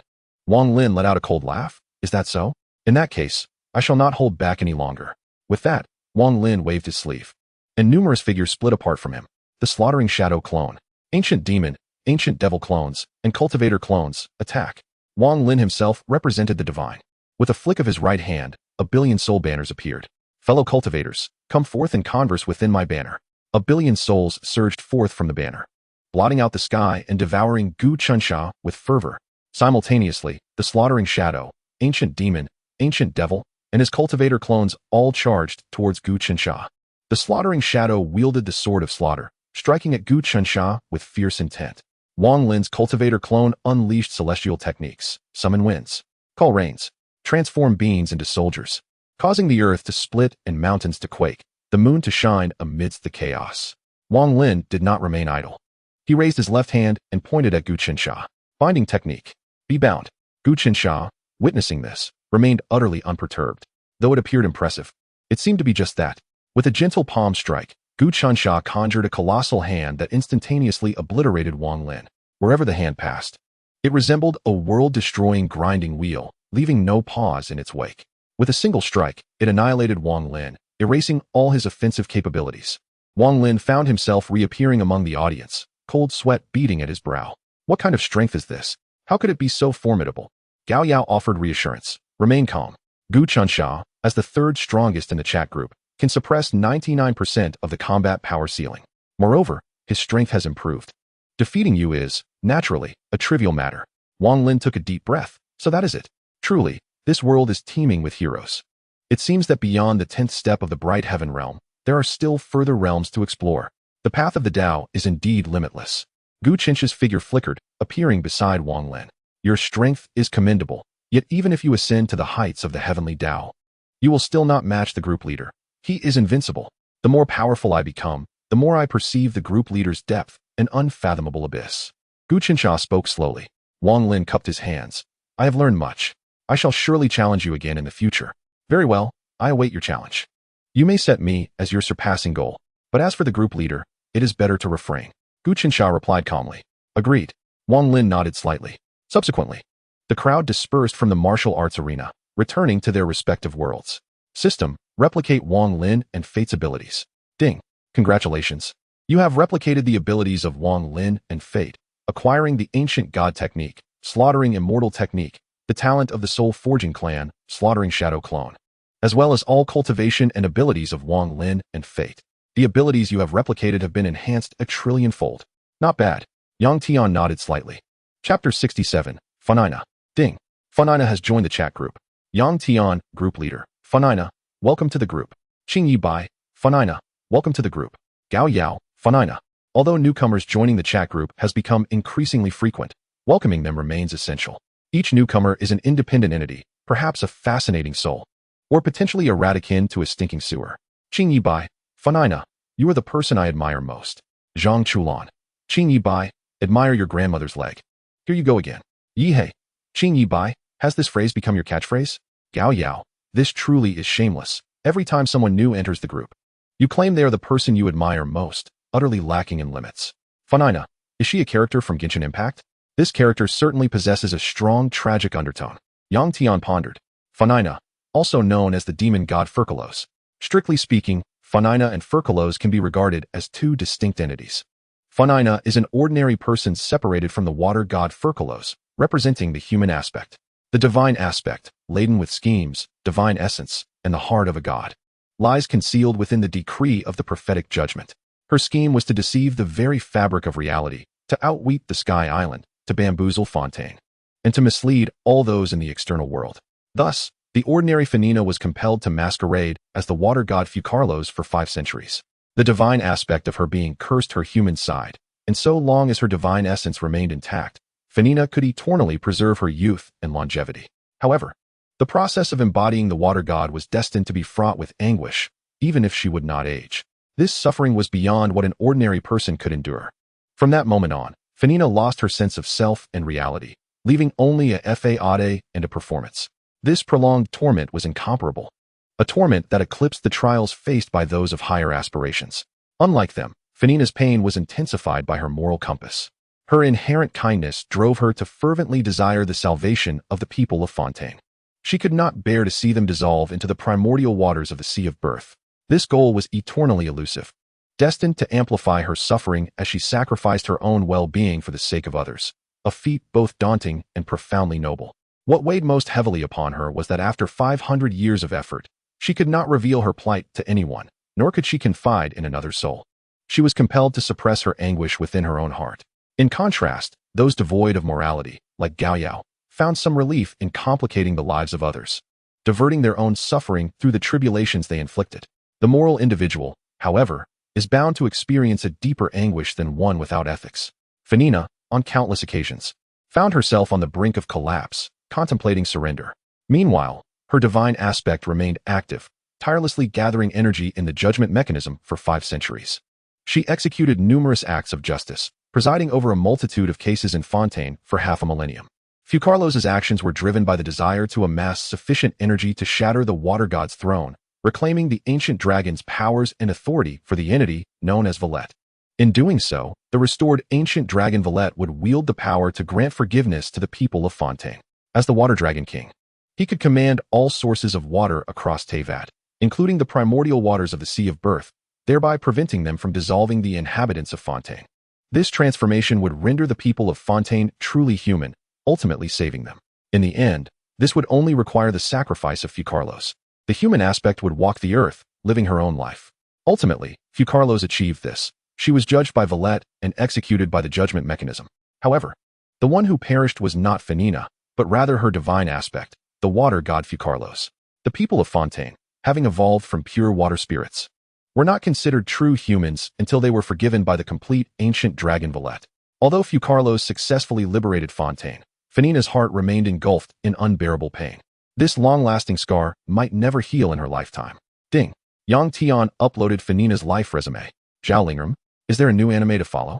Qing Yi Bai, just a heads up, Fanina's story is quite harrowing. If you're not afraid of tears or melancholy, feel free to watch. Sure Huangdi, Qing Yi Bai. When I mentioned almost being depressed last time, I was joking.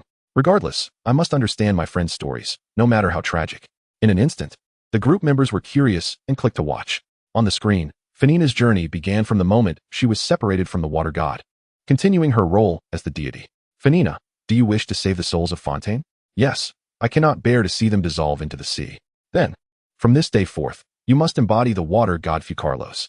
As long as you maintain this facade without being discovered, Fontaine will be saved. Are you willing to do this?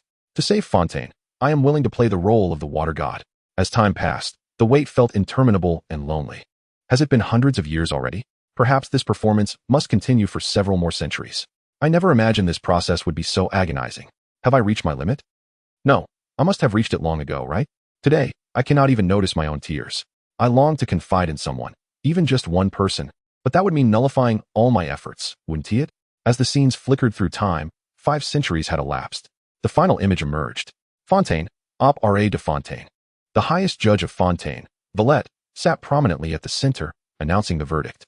In the name of the highest judge, I hereby declare Fanina guilty of masquerading as a deity in human form and deceiving the populace.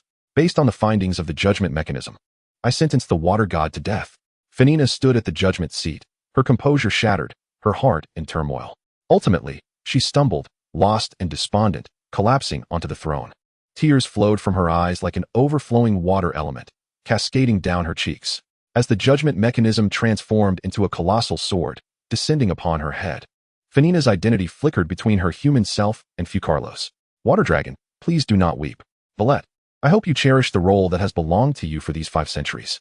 Farewell. With a thunderous crash, the azure sword fell. A blinding white light flashed.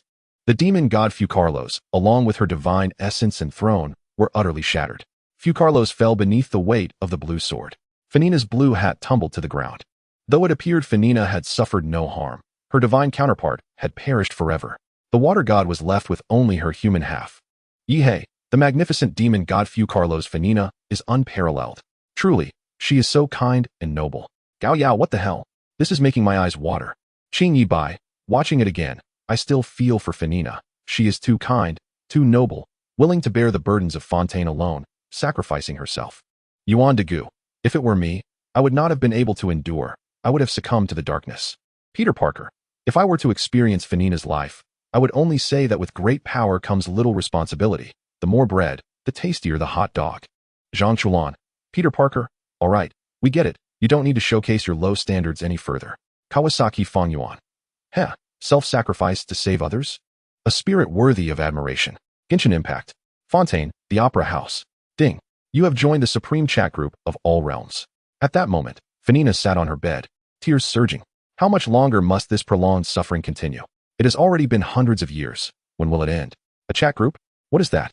Fanina wiped her tears and looked closely. If that is the case, can I seek help from my group friends to assist me in saving Fontaine? Is that possible? Fanina pondered.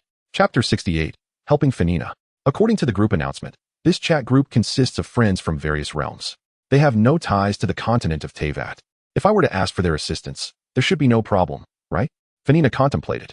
Yet, the reflection in the mirror reminded her that she must not let anyone know she was masquerading as the water god. Otherwise, all her efforts would be in vain. What should I do?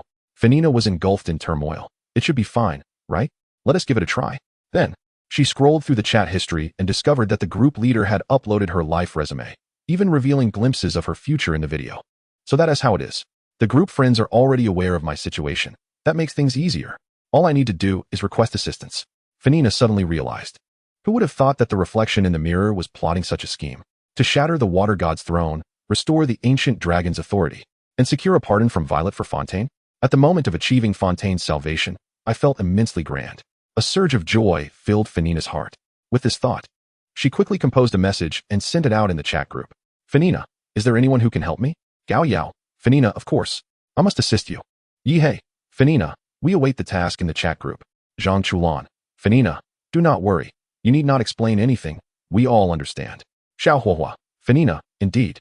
Rest assured, we will support you. Fanina, thank you all. It is truly wonderful to have your understanding. Ding. Due to the group member Fanina's suffering for 5 centuries, she urgently requires the assistance of her friends, thereby triggering a group task. Group task. Assist Fanina in saving Fontaine, prevent the death of the water god, and allow Fanina to replace the heavenly principle. Accept or refuse. This task is open for all group members to participate. Upon completion of the group task, substantial points will be awarded. Xiao Huahua accepted the group task. Beichong Tan accepted the group task. Qing Yibai accepted the group task.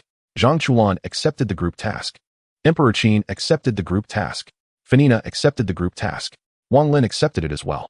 In an instant, all 27 members of the group, aside from Yang Tian, had accepted the group task. Yang Tian did not need to accept the task. Points from the shop held no significance for him. His points were infinite.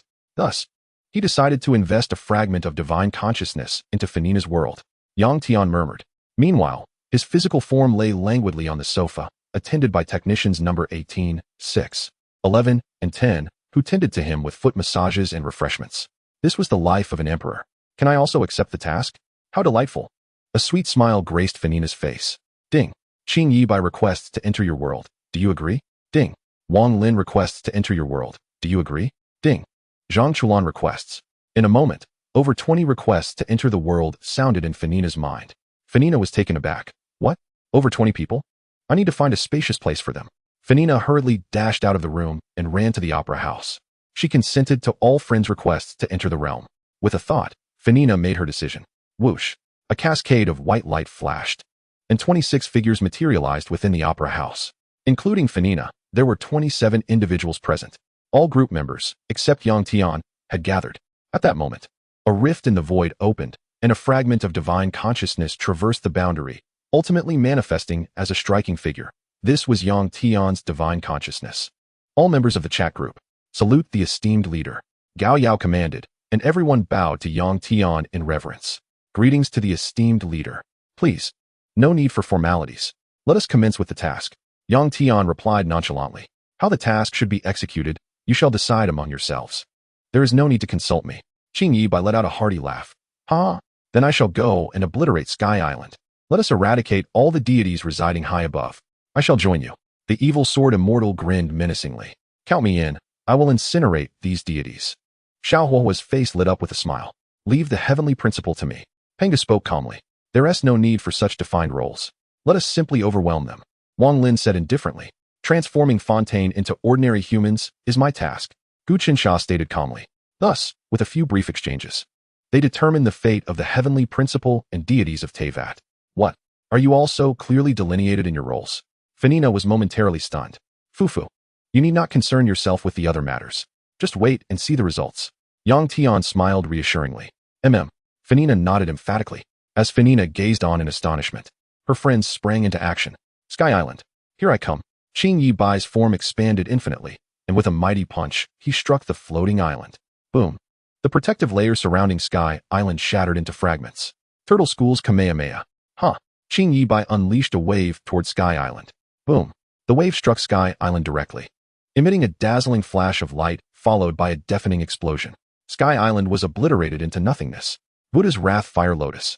Xiao Huohua conjured a fire lotus, incinerating the deities high above Sky Island, leaving no one to escape. The heavenly principle? What a worthless thing. Pangu inhaled deeply, exhaling a breath toward the sky. Instantly, an unimaginable phenomenon occurred. This breath transformed into an eraser in the cosmos. Wherever it passed, the sun, moon, stars, the heavenly path, and the great principles were all obliterated. In the end, aside from Teyvat, all planets, star rivers, and galaxies turned to dust. Pangu, you have overdone it. The sun and moon have been destroyed. Yihei cautioned. Never fear. I shall recreate them. Pangu's eyes gleamed. He shot forth 2 beams toward the sky. One became the moon, while the other transformed into the sun. Now, let me create a new heavenly principle. With a thought, Pangu manifested a new heavenly principle. Heavenly principle. From this moment forth, you shall be Fanina's daughter. Whatever she commands, you must comply. Otherwise, you shall cease to exist. Pangu decreed this rule and restriction to the newly created heavenly principle. Should the heavenly principle disobey, it would naturally dissolve. Transform all Fontaine inhabitants into true humans. Gu Qinsha waved his hand, scattering a sprinkle of starlight. This light infused every Fontaine inhabitant, including Fanina, fully transforming them into genuine humans. The primordial waters could no longer dissolve the people of Fontaine. As for the demon god Fukalos, I grant you a new body, allowing you to exist as the true water god. Gu Qinsha spoke with indifference. His words became law. Fukalos emerged from the Judgment Council, her face lighting up with joy as she sensed the changes in Fontaine. All Fontaine inhabitants have truly transformed into genuine humans. How was this achieved? Zhang Chulan chuckled mischievously. Then I shall go deal with the star-eating whale beneath the deep sea of Teyvat. With that, Zhang Chulan's figure flashed, and he arrived at the ocean floor. Here lay the source of the primordial waters. A massive, menacing whale was voraciously gulping enormous quantities of seawater. You drink seawater, I shall consume you. Zhang Chulan opened his mouth wide and swallowed the whale whole. Once inside, it was instantly refined. Observing the endeavors of his friends, Yang Tian's lips curled into a slight smile. The task was nearing completion. Then Fanina, I bestow upon you the authority of the heavenly principle. I grant you eternal life, immortality, and boundless divine power. Yang Tian's grand hand gently stroked Fanina's head. Thank you all. Fanina was overwhelmed with emotion. Fanina, are these all your friends? What have they done? Fukalos soared into view. Fanina, brimming with joy, shed tears of happiness. In the mirror, that is me. These are all my wonderful friends. They have helped me save Fontaine. They have vanquished the deities, and now I have replaced the heavenly principle. I shall no longer masquerade as the god of water. From this moment forth, I shall be my true self. Fukalos embraced Fanina tightly, expressing his apologies. Fanina, I am truly sorry. For the past 5 centuries, you have borne a heavy burden on my behalf. It was my duty, and I have imposed too much upon you. I apologize. Fanina, in high spirits, reassured him. We were originally one and the same. There is no need for you to apologize. This was my own decision. I wished to save Fontaine. However, now, I shall be myself. I will live my own life. At that moment, the completion notification for the task echoed within the chat group. Ding. Congratulations on completing the group task. This task involved assisting Funina in saving Fontaine, preventing the death of the god of water, and allowing Funina to replace the heavenly principle. According to the assessment of the chat group, the participants successfully completed the task through exemplary teamwork. Task settlement is complete. Each member receives 1,000,000 points as a reward. Chia by 1,000,000 points? That's not too shabby. Uchiha Sasuke, 1,000,000 points will significantly enhance my strength. Funina, thank you all. Thank you. Group leader, thank you to all my friends. I am immensely grateful to you all. Without your support, I do not know how long I could have held on. I am profoundly thankful. Chia by Funina, there is no need for gratitude. Aiding you is a strong desire within my heart. Yihei, Funina. Enjoy the life that lies ahead. Zhao Linger.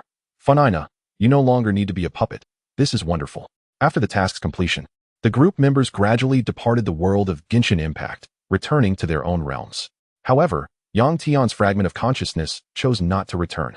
He wished to explore this world, to travel and experience the exotic allure it offers. Seeking companionship with a few foot masseuses also appeals to him, as this world is not lacking in beauty. Chapter 69. The Emperor of Cans joins the group. Yang Tian's figure flashed and vanished, only to reappear before a yellow-haired girl.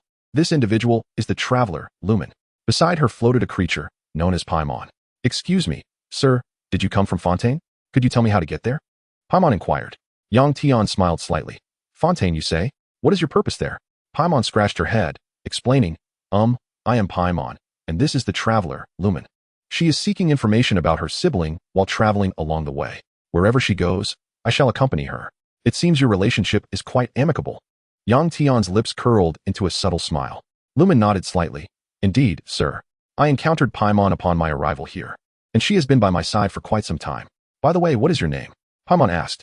You may call me Yang Tian. As for Lumen's sibling, I can bring him here. Once you reunite, will you continue your journey across Teyvat? Yang Tian inquired. Certainly. I will travel with my brother. Lumen replied with determination. Indeed. A true traveler. Yang Tian admired. Do you possess the ability to bring him here? If so, please do. Lumen's expression grew serious. Then, let us bring your brother here. Whether he wishes to travel with you is his own affair, Yang Tian stated nonchalantly. With that, he concentrated, and Lumen's brother, Ether, was summoned into their midst. Where am I? How did I suddenly appear here? Ether exclaimed, bewildered. Brother, Lumen joyfully called out. Ether was taken aback. Lumen, did you bring me here? Yes. I asked this gentleman to relocate you. Lumen beamed. Lumen, it is not yet time for us to meet. Did we not agree to reunite at the journey's end? Until the heavenly principle and the 7 gods are vanquished, I shall not leave this world. Ether's expression was indifferent. However, as far as I know, the remaining 7 gods did not participate in the destruction of Kenria, did they? It was all the doing of the heavenly principle. Yang Tian interjected. Ether was taken aback. What? I had heard the Abyss Order say that the heavenly principle and the Sky Islands no longer exist. At first, I did not believe it, but now it seems true. Who did this? I must express my gratitude in person. That individual is Funina, the god of water from Fontaine. Dissatisfied with the heavenly principle and the Sky Islands, she somehow replaced the heavenly principle and obliterated the Sky Islands. Yang Tian explained. Ether gasped in astonishment. Funina, the god of water, is truly formidable. I must make it a point to meet her and express my gratitude. The god of water from Fontaine, is that impressive? Lumen was equally stunned. Paimon shook her head slightly. Well, Paimon is unsure, but it does seem that the heavenly principle has indeed been replaced. Allow me to send you before her, and we shall part ways here. Yang Tian concentrated once more, teleporting Paimon, Lumen, and Ether before Funina. Yang Tian then vanished in a flash. He reappeared in Liyue. I am in pursuit of foot masseuses. Keqing, Ganyu, Xiangling, Raiden Shogun. Prepare yourselves. I shall seek you out as my personal technicians. Yang Tian wore an unsettling grin. Thus began Yang Tian's journey in Teyvat, seeking foot massage companions. In the Dragon Ball world, Yang Tian's true self remained unconcerned with the activities of that fragment of consciousness. Android 18, your skills are improving remarkably. Well done. Yang Tian complimented with satisfaction. Thank you, Lord Grand Supreme Kai, for your praise. Android 18 responded with a professional smile. Ding. The Emperor of Cans has joined the chat group. Zhao Linger. Welcome, new member, Emperor of Cans. Xie Jianxian. Welcome to the Supreme Chat Group. Emperor of Cans. Fanina, welcome. Welcome. A warm welcome. Saitama, welcome to the group, Emperor of Cans. Chia Bai, welcome, human trafficker, to the chat group. Yihei, welcome newcomer. In an instant, the group members surged forth to welcome the new addition. Ah, the Emperor of Cans? The one who paved the way for future generations, traversing the heavens and the earth, vanquishing all foes of the past, present, and future? It seems it indeed is this fellow. Yang Tian quickly discerned his identity. The Emperor of Cans, whose true name is Chu Feng, is the protagonist amidst impotence. Also known as the Emperor of Chu, the human trafficker, the Tao ancestor of cremation, Chu Lowly, Chu Demon, and a war correspondent. He is known by many titles, but the most recognized are the Emperor of Cans and the human trafficker.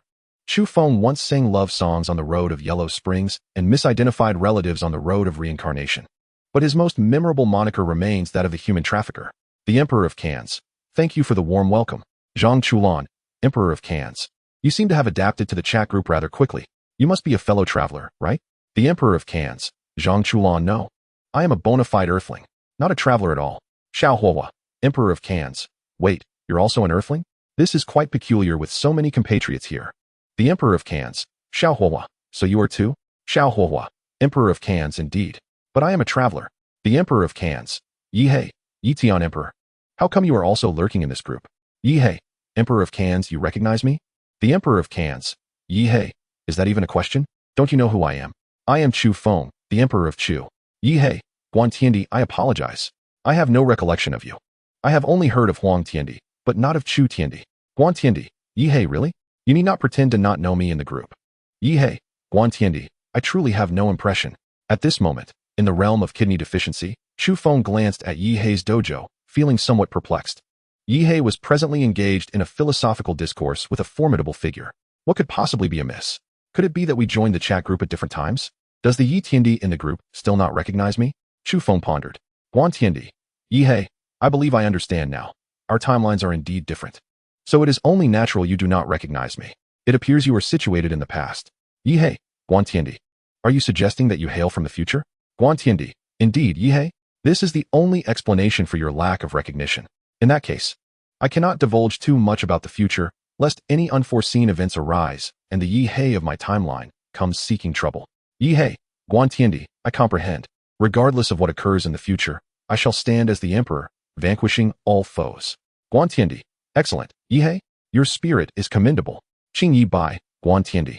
You rascal, what is your current cultivation level? Guan Tiandi, Qing Yi Bai, my realm?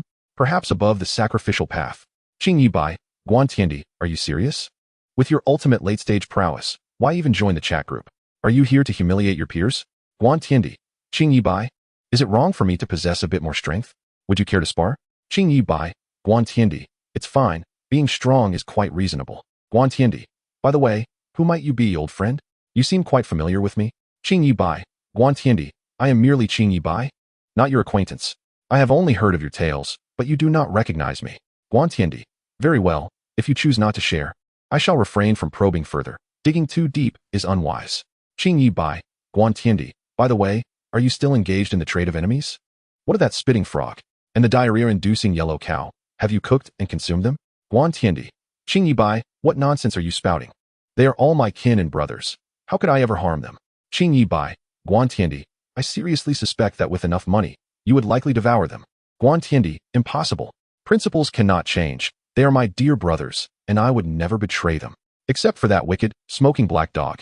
Yihei, are you referring to He Huang? Guan Tiandi, yes. That dog emperor. Such a wicked creature is truly rare. It nearly rivals my own misdeeds. Zhang Chulan, Guan Tiandi, impressive. You scold yourself. Guan Tiandi, bah? My unscrupulous disciple is the real rascal. I am not at all lacking in virtue. Chapter 70, Han Pao Pao. Lord Luo, Superman. Yihei, Guan Tiandi, you are not a good person. Is the son you speak of Duanda? Guan Tiandi, Yihei, indeed it is. Yihei, he is indeed lacking in virtue. But how did he become your son? Guan Tiandi, he was reincarnated as my son. Is that unreasonable? Yihei. Yang Tian perused the group messages and closed the chat. A group of idlers boasting impressively. Yang Tian was momentarily speechless. In the chat group, randomly invite 3 individuals to join. Yang Tian's mind stirred, and he issued the command. Okay, most esteemed group leader. The chat group responded immediately, pulling 3 newcomers into the fold. Ding.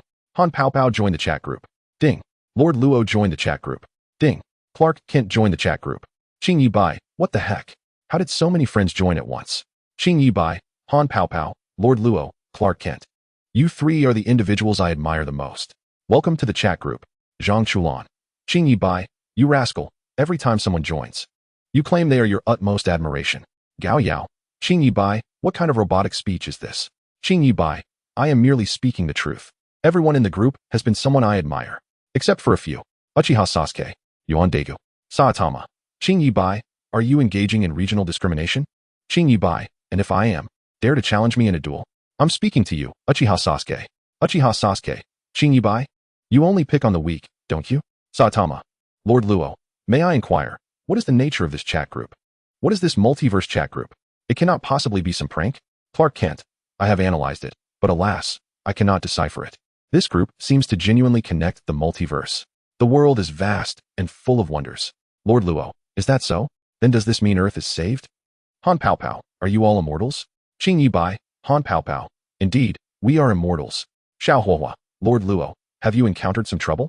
Lord Luo, in my world, monstrous beasts are rampant, and humanity now faces a critical moment of life and death. Ding. Due to group member Luo Feng facing an extinction crisis from beasts, urgent assistance is required. A group task has been triggered. Group task. Assist Luo Feng in protecting Earth from the assault of the golden-horned giant beast. Accept or decline. All group members may participate in this task. Completing the group task will yield substantial points. Ding. Qing Yi Bai has accepted the group task. Ding. Funingna has accepted the group task. Ding. Guan Tiandi has accepted the group task. Ding. Yihei has accepted the group task. In an instant, group members eagerly accepted the group task. Qing Yi Bai, hold on. I will upload some materials, and you will understand what kind of world Lord Luo is in. Ding. Qing Yi Bai uploaded Swallowing the Starry Sky, Mortal Cultivation, DC Universe. Congratulations to Qing Yi Bai for earning 3,000 points. Lord Luo, did this upload our 3 destinies? Qing Yi Bai, indeed. Everyone clicked on the files and videos uploaded by Qing Yi Bai. In an instant, the experiences and futures of Lord Luo and the others were transmitted into their minds. Lord Luo, I see. My fate is indeed thrilling and tumultuous. Clark Kent, wait. I will battle Batman in the future? That seems absurd. He is so weak, relying solely on kryptonite and technology to match me. I simply do not wish to kill him. Otherwise, he would not have a chance to face me. Am I truly that evil after my dark transformation? Han Pao Pao, the benevolent Han Tianzuan, perfectly embody my fantasies of cultivation. However, I have just found a small green bottle, and I did not expect that old Mo actually intended to harm me. I must strategize on how to deal with him. Meanwhile, in the world where Luo Feng resides, he stood atop the highest infrastructure by the sea, his face alight with hope for the future. Ding. Yihei has requested to enter your world. Do you agree? Ding. Funingna has requested to enter your world. Do you agree? Agree. All requests accepted. Luo Feng consented to all entry applications. In an instant, a brilliant light flashed. Over 20 figures appeared before Luo Feng. The sky tore open with a deafening sound. An immensely powerful figure, exuding invincibility, crossed over. Salutations, esteemed group leader. The group members bowed in unison. No need for such formalities. Yang Tian spoke calmly. Wow, so many group members? I am immensely grateful for your willingness to assist me. Luo Feng exclaimed, filled with excitement. There is no need for gratitude. It is merely a task of the chat group. Chuanshima Fanyuan replied, without reservation. Regardless of the reason. Your willingness to help me through this crisis makes you all my benefactors. Luo Feng declared earnestly. Lord Luo, I must impart a word of caution. Do not forge a friendship with this Feng Yuan, lest you find yourself unaware of your own demise. He is quite malevolent. Reminded Yuan Daegu. Feng Yuan scoffed coldly. Ultraman Digga, this is merely your personal bias against me. I have never harmed my fellow group members. Amidst the squabbles of the group, Yang Tian remained indifferent. No matter how heated the arguments became, violence was an impossibility, as the rules he had established loomed large. They dared not breach the regulations of the group. Golden-horned beast, come forth, Yang Tian commanded, extending his hand to summon the still youthful golden-horned beast. He then erased its consciousness and handed it over to Luo Feng. Luo Feng, the consciousness of the golden-horned beast has been obliterated. You may now seize its body with your spiritual will. Yang Tian spoke nonchalantly. Thank you, esteemed group leader. Luo Feng exclaimed, his excitement palpable. Do not be overly excited. Even greater surprises await. Yang Tian smiled. The chat group is equipped with a system. You shall acquire what is necessary for your growth. With a wave of his hand, a beam of light descended into Luo Feng's being. I bestow upon you an eternal, undying form. You may pursue the enhancement of your powers without restraint. Thank you for your generous gift, esteemed group leader. Luo Feng bowed in gratitude. As for the other monsters on Earth, their resolution would prove exceedingly simple. The group members would undoubtedly attend to them. Yang Tian stated with indifference. Indeed. Yi Hei pointed towards the ocean. Instantly, a terrifying force erupted, resembling an apocalyptic grinding wheel, crushing countless monsters within the sea. In mere moments, it annihilated the vast majority of sea creatures. Ding! Congratulations on completing the group task. This task involved assisting Luo Feng in protecting Earth against the onslaught of the golden horned beast. The chat group has verified that the participating members accomplished the task with outstanding teamwork. Task settlement complete. Each member receives 1 million points as a reward. Sun Wukong remarked. 1 million points is still too meager. The further we progress, the more arduous I find it to enhance my cultivation. I have been stuck at the great Luo Golden Immortal Realm for quite some time. Zhang Chuan added, same here. Without a few 100 billion points, I cannot possibly attain the mythical great Luo Golden Immortal. Yang Tian group leader, no worries. Whether or not you achieve the mythical great Luo does not matter. Han Pao Pao lamented, I genuinely feel weak. Qing Yibai reassured, Han Pao Pao, fret not. When participating in group tasks, simply furrow your brow and shield your fellow members. Chapter 71, The Perilous Omnipotent God. After completing the task, the group members returned to their respective worlds. Yang Tian, too, returned to his own realm. At this moment, in the journey to the West World, Sun Wukong was relishing life on Flower and Fruit Mountain. Suddenly, he heard a voice proclaim, the plot and trajectory of this world have deviated significantly from the intended theme. Such a world has no necessity for existence and should be deleted and obliterated. This was the last thing Sun Wukong heard before losing consciousness. The entire journey to the West World vanished as if it had been erased from existence.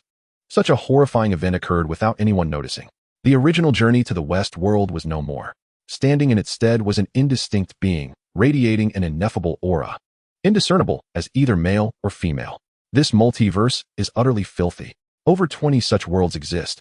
What could have transpired? Is a malevolent, omnipotent God disrupting the order? With that, the indistinct figure vanished, as if it had never existed. At this time, not only the journey to the West World faced such calamity.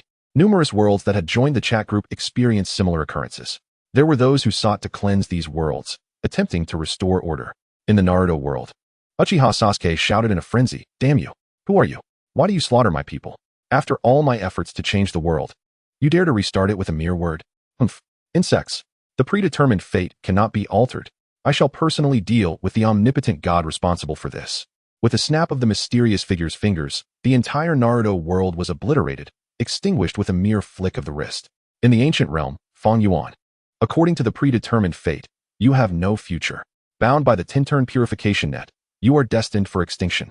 Chuan Dao Feng Yuan furrowed his brow at the mysterious figure before him. So, you are a representative of fate? If I alter my destiny, does that mean my world is rendered unnecessary? The mysterious figure nodded slightly. I shall reshape the world.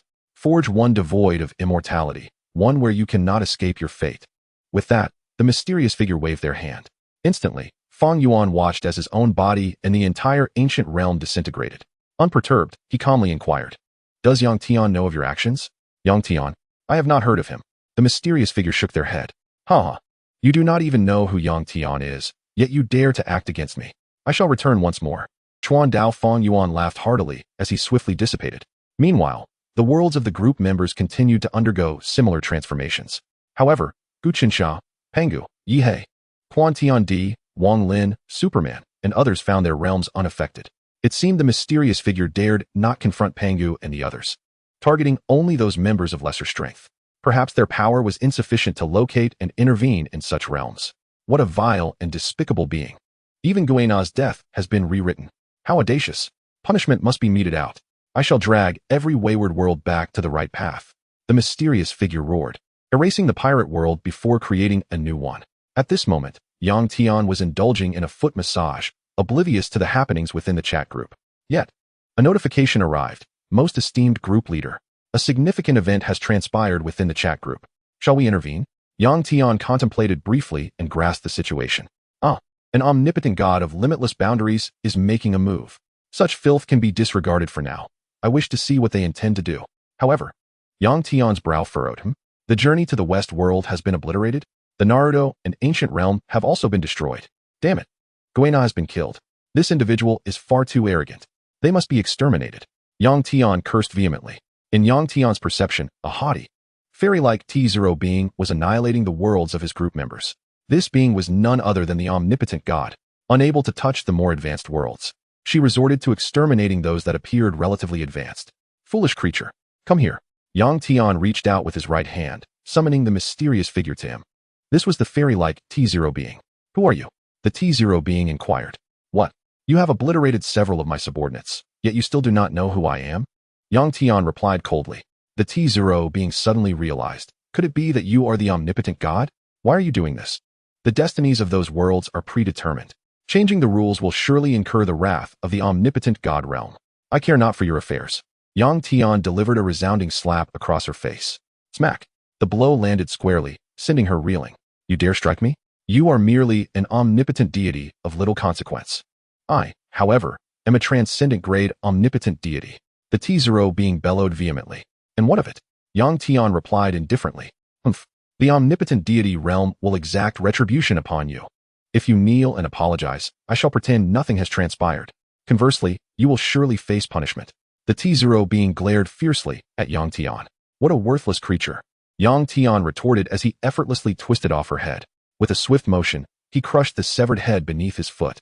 Yet, almost instantaneously, her head regenerated.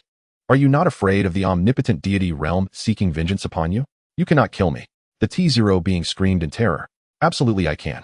It is a simple task. Have you not yet realized your blunder? You have slain several of my subordinates. Thus you too must perish. Yang Tian's expression remained utterly apathetic. No, spare me. I was wrong. I should not have obliterated the world under your jurisdiction. The T0 being cried out in fear.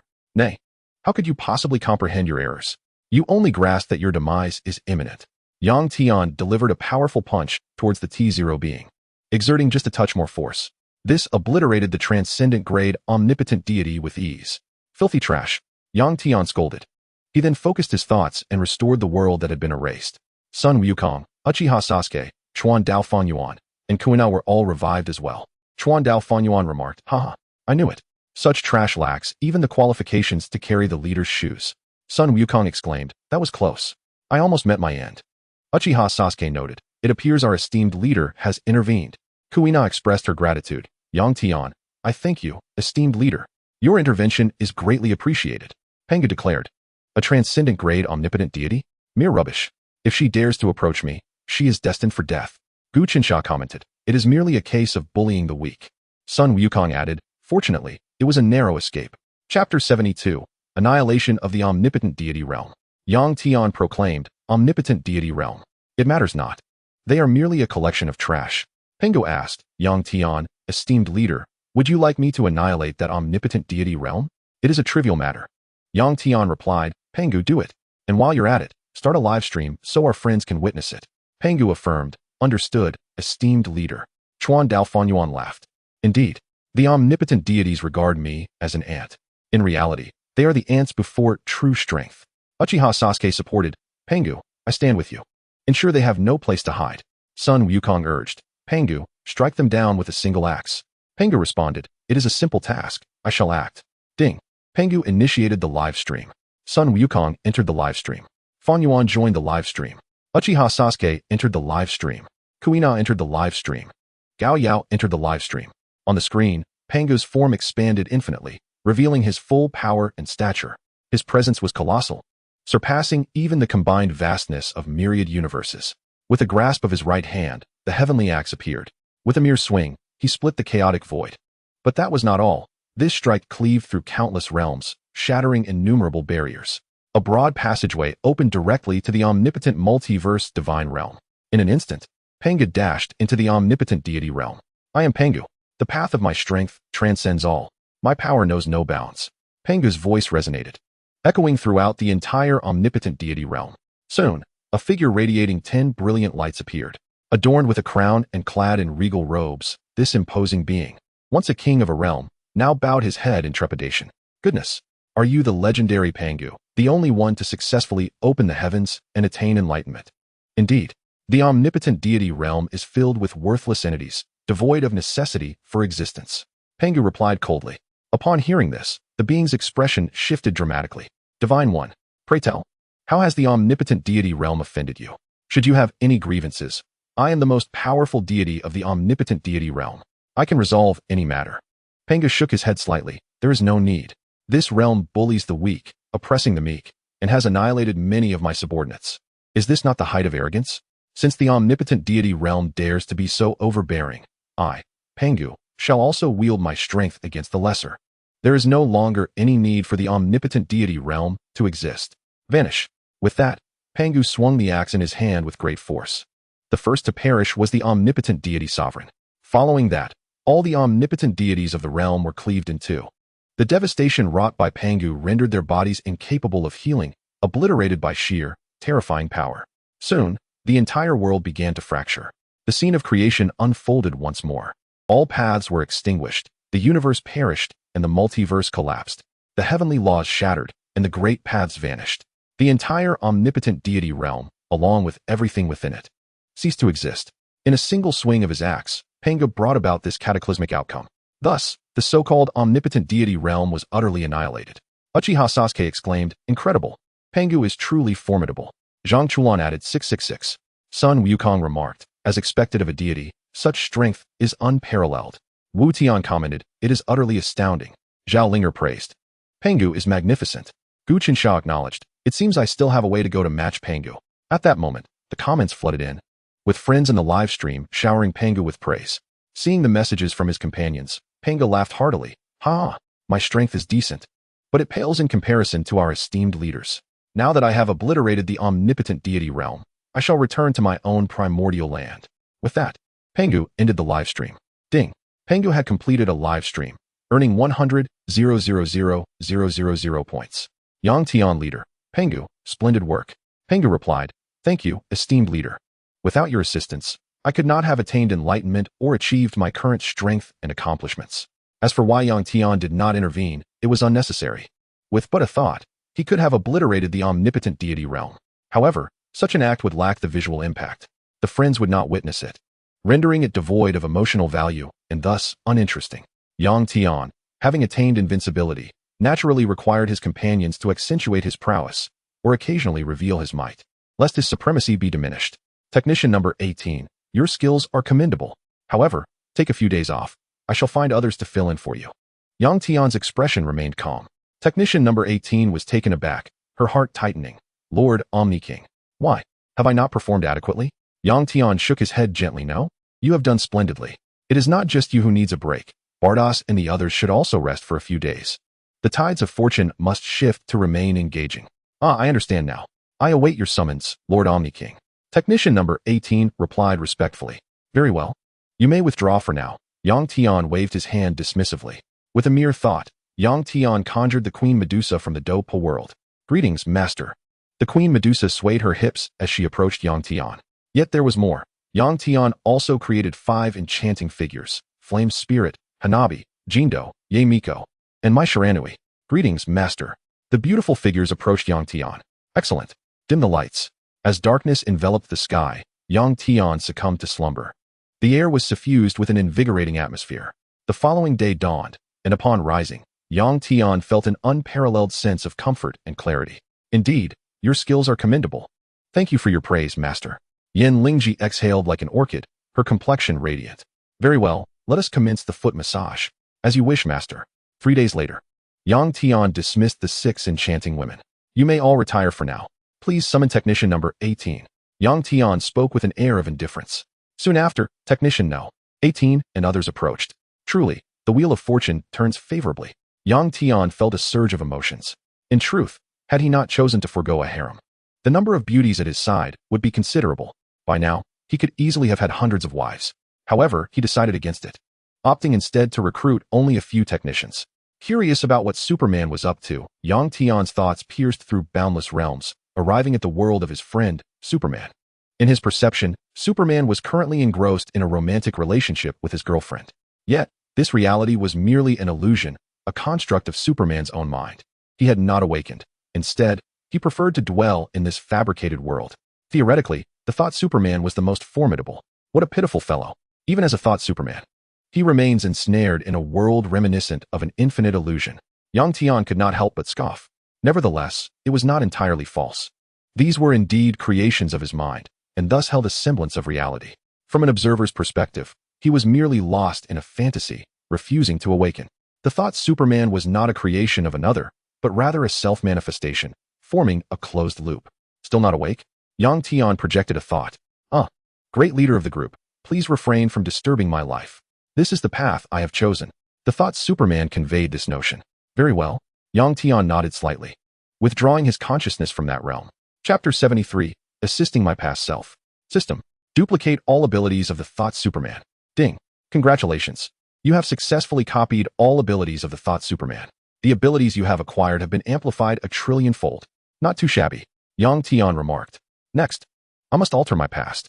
My childhood was far from pleasant, and it must be changed. With that thought, Yang Tian sprang into action. He instructed Technician No.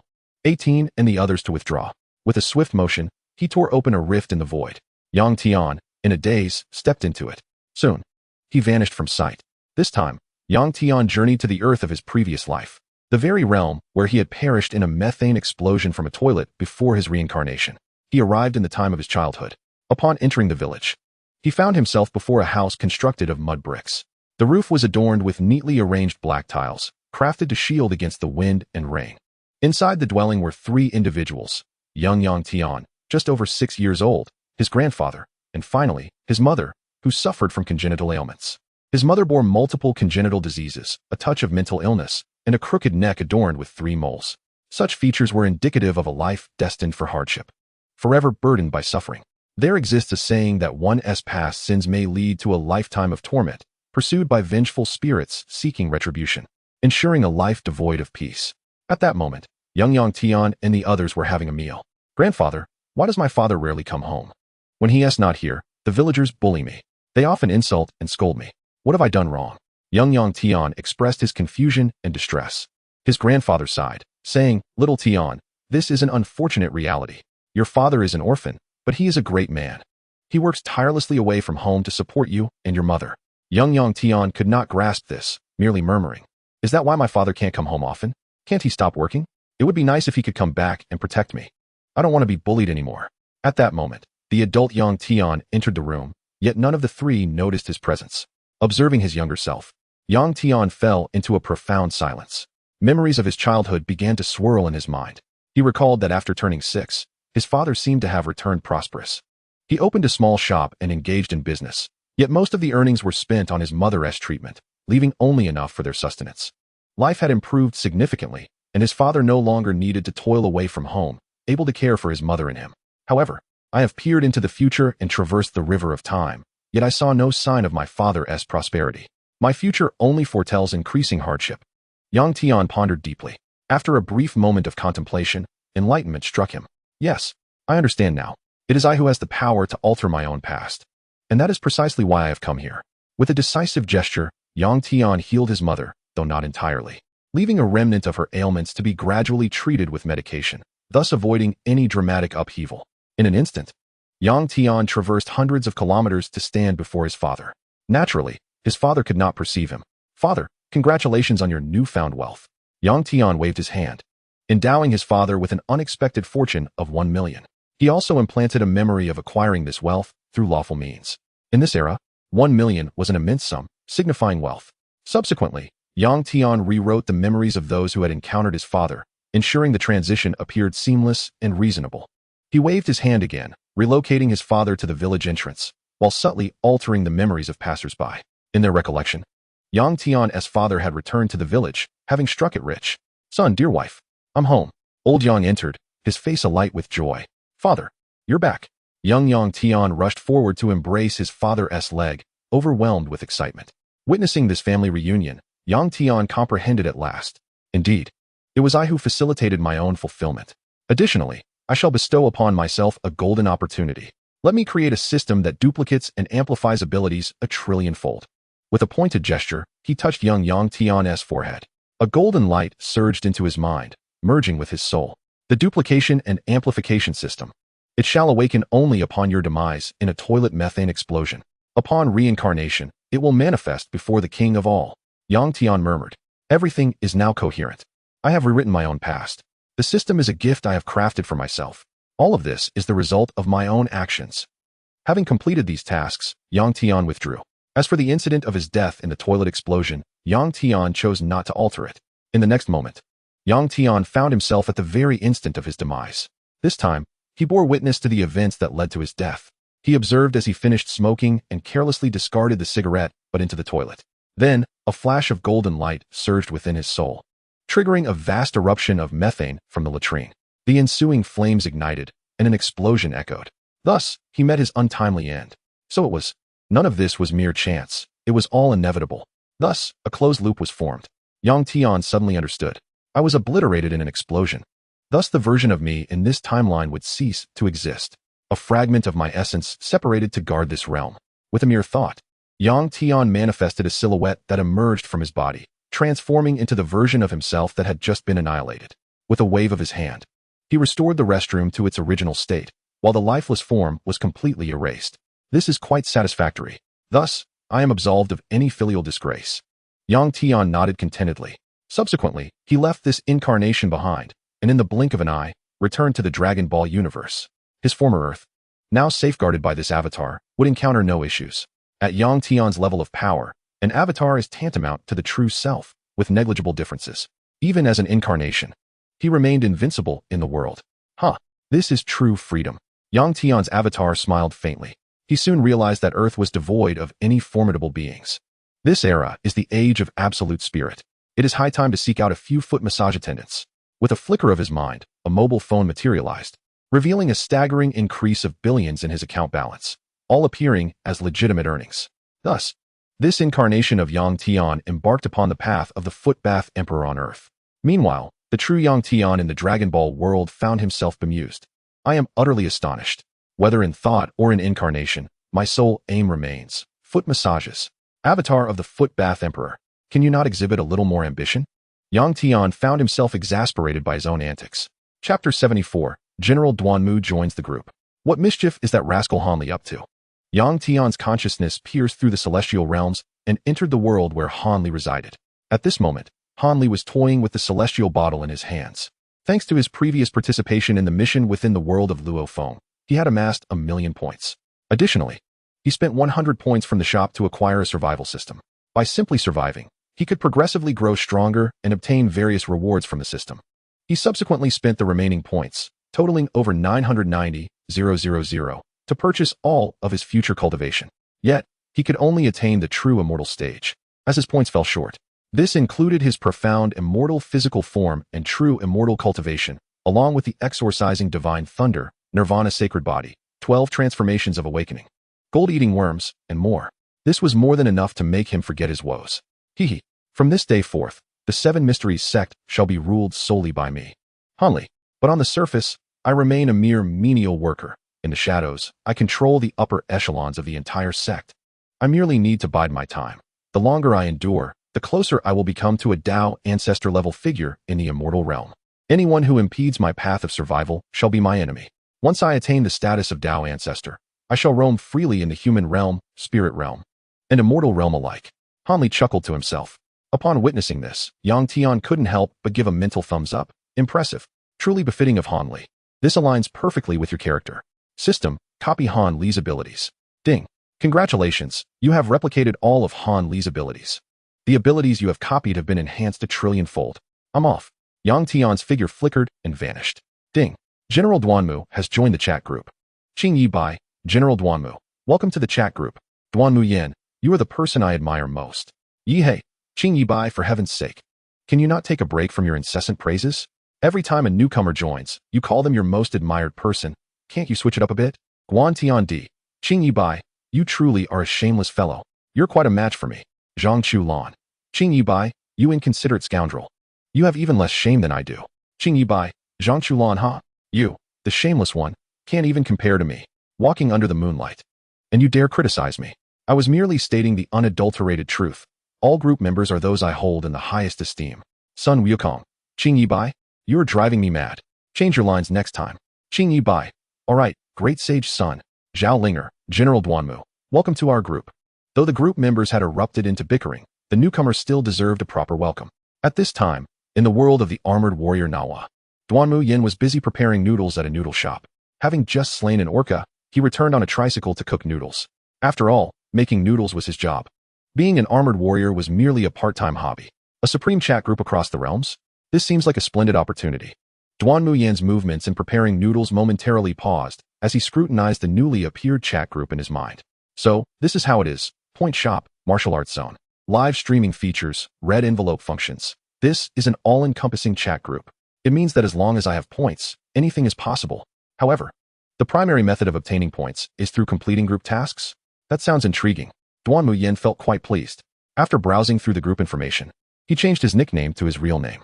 He also took a moment to watch videos uploaded about various group members. Watching these videos would not waste time, as they would be transmitted into his brain through memory infusion. Thus, he quickly finished viewing them and gained a fair understanding of his fellow group members. After completing these tasks, he casually replied to the group. Duan Muyan, thank you for the warm welcome from friends across various worlds. Today, I joined this big family, and I hope we can coexist harmoniously. Please take care of me. Zhao Linger, Duan Muyan, rest assured, I will look after you. Qing Yi Bai, Duan Muyan, well said. General Duanmu, is there anything you need assistance with? You can post group tasks. You can even revive your father if you'd like. Duan Muyan, Qing Yi Bai, wow. I never considered that I could revive my father through the chat group. Thank you for the reminder. By the way, do you know who I am? Qing Yi Bai, Duan Muyan, of course, I know you. Ding.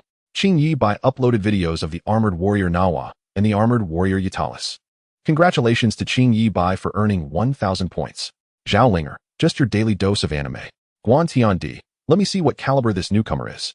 Qing Yi Bai, Duan Muyan, what I just uploaded encompasses most of your life experiences. What the hell? Who is this Qing Yi Bai? How does he know my exploits? Duan Muyan clicked in to take a look. Instantly, the memories were infused into his mind. After digesting the information, Duan Muyan felt a wave of pride wash over him. I had no idea my prowess was this formidable. Most of the orcs were dealt with by me, which aligns perfectly with my character. Out of 6 sets of armor, I occupy 3, while one teammate has gone abroad, another has transformed into an orc, and the last is in jail. Out of a total of 39 orcs, I soloed 31 of them. Truly, I am exceptional. Duan Muyan felt as if he were on the brink of invincibility. Meanwhile, the group members, having viewed General Duanmu's exploits, began to discuss fervently. Zhang Chulan, what the hell? Is this guy a paragon of justice? How can one person be so audacious? Is there no one to reprimand General Duanmu? Zhao Linger, can you hear what he is saying? What does it mean to not bother reasoning with you because you're not worthy of it? More villainous than a villain. Truly astonishing. Yihei, impressive. Even if you beg me, I won't spare you. Xie Jianxian, I actually admire him. He resonates with me. This is true righteousness. Too much righteousness can lead to evil. Yuan Degu, General Duanmu, seems to be a bit extreme, but I must admit, he has done exceptionally well and is a model of righteousness. Unfortunately, he cannot compare to my handsomeness. Duan Muyan, Yuan Degu, I disagree. I am definitely more handsome than you. Qing Yi Bai, Yuan Degu, Duan Muyan, you both are quite handsome. You are also among those I admire the most. Duan Muyan, Qing Yi Bai, you, with your incessant rambling, understand nothing about true handsomeness. Satama, engaging in this futile debate is pointless. I believe you should settle it with a duel. The stronger one shall be deemed more impressive. Yuan Degu, I concur. Duan Muyan, what nonsense. How could I possibly defeat Ultramantiga? Just look at his stature. Is that not a form of bullying the innocent? Duan Muyan, enough of this. I shall post a group quest instead. Ding. Due to group member Duan Muyan's urgent need to resurrect his father, assistance from group members is required, thus triggering a group quest. Group quest. Assist group member Duan Muyan in resurrecting his father. Accept or decline. This task is limited to one participant. First come, first served. Upon completion of the group quest, a substantial number of points will be awarded. Ding. Yuan Degu has accepted the group quest. Yuan Degu. Such a simple task shall be entrusted to me. It wouldn't be a problem to crush a few oxers along the way. Duan Muyan, Yuan Degu, wait. You wouldn't be thinking of dragging me into a real fight, would you? Yuan Degu, Duan Muyan, I'm not that dull. Nor do I harbor a penchant for bullying the weak. Chapter 75, The Arrival of Jizun Bao. Ding. Yuan Degu has applied to enter your world. Do you consent? A voice prompt echoed in Duan Muyan's mind. Consent. I am eager to witness the true extent of Ultraman Tiga's power. Duan Muyan was keen to experience the might of Ultraman firsthand. Standing at the entrance of the ramen shop, a flash of white light appeared, revealing a striking figure before him. This was a handsome man donned in the attire of the Victory Squad. His hair was neither long nor short, and he exuded an undeniable charm. Are you Yuan Degu? Duan Muyan scrutinized the man before him. Yuan Daegu smiled slightly. Indeed. Greetings, General Duanmu. Hello? The two exchanged polite handshakes. However, Duanmu Yan's expression rapidly changed. Whoa, let go. Your grip is incredibly strong. Haha, I apologize. Your physique is rather frail, and I may have miscalculated my strength. Yuan Daegu wore an innocent and bashful visage. Daegu, you must be doing this on purpose. This is personal revenge. Duanmu Yan shook his hand to alleviate the pain. Yuan Daegu smiled gently. Enough of that. I shall not indulge in further trivialities. Completing the task is of utmost importance. With that, Yuan Daegu concentrated and accessed the system's points marketplace within the chat group. Resurrecting Duanmu Gushin. Ding. The resurrection of Duanmu Gushin requires the expenditure of 5,000 points. Do you wish to spend 5,000 points for the resurrection? Yes. Yuan Daegu focused his thoughts. A sound resonated nearby, and a figure materialized before them, none other than the resurrected Duanmu Gushin. In truth, he had merely been pretending to be dead, having remained hidden. Thus it was as if Yuan Daegu had simply expedited his appearance by spending some points. Father, you have finally returned to life. Duanmu Yin exclaimed with exhilaration. Duanmu Yin, have I truly been resurrected? Is this your doing? Has technology advanced to such an extent? Duanmu Gushin was visibly astonished. As his son believed him to be deceased, he decided to play along with the narrative. It is not merely the power of technology. I have encountered a fortuitous event, enabling me to resurrect you. Such fortune is not something everyone can attain. Duanmu Yin deflected with a vague reference to his adventure. Duanmu Gushin quickly comprehended. So that is the case. However, I have unfinished business. I must investigate matters regarding the Oxers. I shall be off now. I will seek you out when time permits. With that, he hurriedly departed. No need to rush, is there? Duanmu Yin was momentarily taken aback. At that moment, Yuan Daegu also received a notification of task completion. Ding. Congratulations on completing the group quest. This group quest. Assist group member Duanmu Yin in resurrecting his father. The chat group has determined that you have exceptionally completed the group quest. Task settlement is complete. Congratulations, you have earned 100,000 points. Would you like to return to your world? Not just yet. I wish to slay a few Oxers first. Yuan Daegu thought to himself. Duanmu Yin, let us proceed to the Tianxiao group and eliminate some Oxers. This is precisely what you intended to do. I consider this as aiding you in clearing a few foes. Yuan Daegu stated nonchalantly. Upon hearing this, Duanmu Yin naturally did not refuse. All right. I am eager to see the extent of your prowess. Let me witness your strength. Let us go. Yuan Daegu grasped Duanmu Yan's shoulder, and in an instant, they arrived at the Tianxiao group. There, in Ma Tian's office, were not just Ma Tian but also Li Zi, Li Xiaoqiu, and Ma Qingshan, 4 individuals in total. Among them, Ma Tian and Li Xiaoqiu were the ultimate bosses, while Ma Qingshan and Li Zi were relatively more ordinary Oxers. Duanmu Yin stared at the individuals before him, utterly bewildered. Dude. Did you really bring me here so quickly? It was but a fleeting moment. Can you teleport? Yuan Daegu smiled coolly. Just a basic skill. You're impressive. Duanmu Yin gave a thumbs up. Duanmu Yin, how did you end up here? Ma Qingshan interrogated sharply. Ma Qingshan, I know you two are an Oxers. Oxers deserve to perish. Duanmu Yin scoffed disdainfully. You are trespassing. Ma Qingshan retorted furiously. Duanmu Yin smirked dismissively. Humph. I can't be bothered to reason with you. You are unworthy of listening. With that, he produced a voice changer. Flame of Naba. Devour the power of raging flames. Unite. With a flash of fire, Duanmu Yin transformed into the Naba armor. You are far too arrogant. Ma Qingshan shouted angrily, morphing into an Oxers adorned with 2 horns. Duanmu Yin, you seek death. Li Zi also transformed into a clown Oxers. Humph. Even if you beg, I shall not spare you. Raging flame assault. Duanmu Yin swung a punch toward Ma Qingshan. Seeing this, Yuan Daegu did not draw his transformation device. Instead, in his human form, he raised his hand and slapped the clown Oxers. Smack. A loud sound reverberated as the clown Oxers was sent flying sideways, incapacitated and reverting to human form. Such a commotion caused everyone to halt their actions, staring dumbfounded at Yuan Daegu. What the heck? Daegu, what kind of power is this? You incapacitated an Oxers without transforming? Duanmu Yin was left speechless. Calm down. Calm down. Yuan Daegu replied nonchalantly. Then, in another flash, he delivered another slap. A resounding bang echoed as Ma Qingshan, transformed into a horned Oxers, was also rendered incapacitated, reverting to his human form and collapsing onto the ground, unable to move. Incredible. 1 slap for each Oxers. How impressive. Duanmu Yin immediately exited his transformation state. With Yuan Daegu by his side, there was no need for him to transform.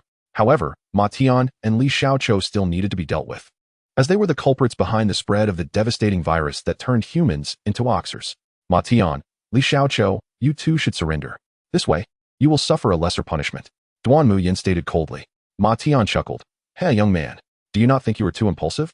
Duan Muyin sneered. Nonsense. Is it not the essence of youth to be fervent? You brought this upon yourself. Ma Tian roared, transforming into an oxers. Heh, Duan Muyin, today marks your demise. Li Xiaoqiu also morphed into an oxers. These two formidable bosses simultaneously transformed and approached Duan Muyin and Yuan Degu. What a bunch of trash. Yuan Degu stepped forward, his figure flashing as he casually unleashed two slaps. Smack, smack. The so-called Oxers Kings fell unconscious, completely dismantled. Two slaps shattered the dreams of the Oxers Kings. Oh my, Degu, you are amazing. Your power is simply astonishing. You merely resolve these Oxers with a mere slap, without even transforming? You've incapacitated them. What am I to do now? Duan Muyin found herself momentarily taken aback. Yuan Degu let out a hearty laugh. Ha! Do you finally admit that I am more handsome than you? Once you've mingled in this chat group long enough, your abilities will surely catch up with my prowess. My strength, in this chat group, is still rather modest. If you were fortunate enough to witness the group leader's might, that would truly be formidable indeed. Duan Muyin nodded. Very well. I hope to witness the group leader's grandeur in the future. General Duan, it is time for me to take my leave. With that, Yuan Degu waved his hand and vanished into thin air, returning to his own world. The omnipotent chat group is truly wondrous. Duan Muyin marveled. She then dialed Officer Shi's number to escort Li Xiaoqiu and Ma Tian to the police station. Knowing her future, Duan Muyin found it quite straightforward to convict Ma Tian for his tomb-raiding exploits. Moreover, his funding of Li Xiaoqiu's research on the virus and the spread of oxers would suffice for a conviction. Duan Muyin remarked. Yuan Degu, I must concede. You are indeed very handsome. Yuan Degu replied. Duan Muyin, it is a given. Zhang Chulan interjected. Duan Muyin, have you been affected by reality offline? Gao Yao added. Duan Muyin, if you're being threatened by Degu, just blink. Duan Muyin. Ding. Supreme Treasure has joined the chat group. Chapter 76. Group Task. Overthrow the Celestial Deities. Ding. Supreme Treasure has joined the chat group. Yang Tian Group Leader. Supreme Treasure, wow. Supreme Treasure? Impressive. Zhao Langer, even the group leader is astonished. Who is this Supreme Treasure? Zhang Chulan. I'll take a wild guess. Another powerful figure. Otherwise, the group leader wouldn't speak with such awe. Gao Yao. Supreme Treasure, welcome to the group. Tian Bao. Supreme Treasure, welcome, esteemed one. Brother Shu. Supreme Treasure, great one. Today we shall not only determine our standings, but also our fates. Just kidding, of course. Yi Xiao. Supreme Treasure, welcome. The group members eagerly welcomed the newcomer. To everyone's view, someone who astonished even the group leader must be a figure of great strength. However, at that moment, a rather absurd comment shone brightly within the chat group. Qing Yibai, Supreme Treasure, you are my most revered idol. Qing Yibai, for heaven's sake. Not again. Qing Yibai. Qiyu, bold one. I've merely altered the lyrics. Zhang Chulan. Qing Yibai, change it for your grandpa. Is there even a difference? Qing Yibai, just say whether it's altered or not. The crowd. Supreme Treasure, what in the world is this? Am I imagining things? Why is someone speaking in my mind? At this moment, in the world of a Chinese Odyssey, Supreme Treasure had just awakened, feeling quite bewildered, as he had just been told by the Buddha that he had called out Zixua's name hundreds of times last night. Today, Supreme Treasure was to marry by Jingjing. The time was drawing near for Chun Sanyin to find the Spider Spirit Cave and kill Supreme Treasure. How could I fall in love with someone I despise? What madness! Supreme Treasure dismissed it. Ding. Congratulations on joining the Supreme Chat group. Supreme Treasure was initially taken aback, then he glanced at the group announcement, grasping the concept of a chat group. Wow, it can traverse through time and space, spanning countless realms. Could such a thing truly exist? That would be akin to a deity. Supreme Treasure pondered. Yang Tian Group Leader. Supreme Treasure, it seems your demise is imminent. Do you wish to don the golden hoop and become the great sage equal to heaven, or forsake immortality to be with Zixia? Supreme Treasure, Group Leader. I don't know. I only know that today I am to marry by Jingjing. Yang Tian, Group Leader. Supreme Treasure, you shall not marry today. Zixia is seeking a heroic figure who rides the rainbow clouds to wed her, and you fit that description perfectly. However, alas, once you don the golden hoop, you shall no longer be yourself. Supreme Treasure, Yang Tian, what do you mean? Ding. Yang Tian uploaded a Chinese Odyssey. A Chinese Odyssey? I must see what the group leader is up to. Driven by curiosity, Supreme Treasure clicked on the video. Instantly, a flood of memories surged into his mind. He understood everything that was to transpire in the future. His expression changed, becoming one of struggle and anguish. Zixia, if I were the golden hoop, I cannot love you. Yet, if I wish to love you, I cannot save you. What am I to do? The most painful thing in the world is none other than this. Tears began to trickle down the corners of Supreme Treasure's eyes. Supreme Treasure, Yang Tian, I feel such profound pain. What should I do? Is there a way to have it all? If given a choice, I would certainly abandon my identity as Sun Wukong. Yet doing so would mean failing to save Zixia. Moreover, after becoming Sun Wukong, I still couldn't save Zixia. That is too hard to bear. Yang Tian, Group Leader. Supreme Treasure, do not fret. There are indeed solutions. Yihei, Supreme Treasure, do not fear. With so many people in the group, someone will certainly assist you. Xiaohuahua, Supreme Treasure. Now that you have joined the chat group, even if your situation is troublesome, there are members who can resolve it for you. Gao Yao, Supreme Treasure, rest assured. The group leader will help shoulder the burden. Even if the sky falls or the world crumbles, it matters not. Ding. Due to group member Supreme Treasure's impending demise, urgent assistance from group members is required, triggering a group task. Group task. Overthrow the celestial deities. Defeat the Western Spirit Mountain. Escape the fate of manipulation. And help Supreme Treasure achieve a blissful marriage with Zixia. Accept or decline. All group members may participate in this task. Upon completion, a generous reward of points will be granted. Zhang Chuan accepted the group task. Xiao Huahua accepted the group task. Duanmu Yin accepted the group task. Yihei accepted the group task. Guantian Emperor accepted the group task. Gao Yao accepted it. Supreme Treasure, huh? Group task? Wow. Thank you, magnificent chat group. Thank you, incredible group leader. Thank you, esteemed ones. Observing his fellow group members one by one accepting the task to assist him, Supreme Treasure's heart ignited with warmth. Ding. Yihei requests to enter your world. Do you agree? Guantian Emperor requests to enter your world. Do you agree? Xiaohuahua requests. Receiving nearly 30 requests to enter. Supreme Treasure was overwhelmed with excitement. Approve. Approve the requests from group members. Whoosh. As beams of white light flashed, 29 figures stood before Supreme Treasure. The vast spider spirit cave was filled to capacity. All group members, including Yang Tian, numbered 34. However, Pangu, Guchen Sha, and the Thinking Superman did not participate in this task. Thus, only 29 were present, and with Supreme Treasure and Yang Tian arriving later, the total would be 31. Yi Tian Emperor, your strength has improved. Given time, surpassing me will be no problem. Guantian Emperor jested. Yihei smirked. Haha. I fear that the version of me from your timeline has long since surpassed you. Guantian Emperor quickly denied. That is not the case. I am the Emperor of Chu. And we are on par with each other. There is no question of superiority. Yihei scoffed. Haha. I could accept that you say we look like three brothers. But to claim our strengths are comparable is something I cannot believe. However, at that moment, a thunderous roar echoed, and a massive rift tore open in the void. Yang Tian's figure gradually emerged from the fissure. Though he appeared to move slowly, each step he took seemed to cover 100 paces. Salutations to the great group leader. Gao Yao was the first to speak. The other group members echoed in agreement. Just then, the Buddha hurriedly approached. Upon seeing so many people within the cave, he was taken aback. Wow, how could there be so many? The esteemed Ji Zun Bao introduced. These are my brothers. Do you have any objections? None whatsoever. I come bearing a message. Miss Bai Jing Jing has left a letter for you. The letter was handed to Ji Zun Bao by the elder Puni. Ah, I understand. Ji Zun Bao replied, and then, with the flicker of candlelight, he incinerated the letter on the spot. At this moment, the venerable ancestor of grapes discreetly withdrew. Boss of the group, it seems that Chun San Shinyang is also on her way. Ji Zun Bao cautioned. I am aware. Let her come. She is merely a spider spirit, easily subdued. Yang Tian responded indifferently. Subsequently, he raised his right hand and, with a mere gesture, a figure appeared out of thin air and was seized by the neck. The individual in question was none other than Chun San Shinyang. Yang Tian declared coldly. You shall either perish or submit to Ji Zun Bao.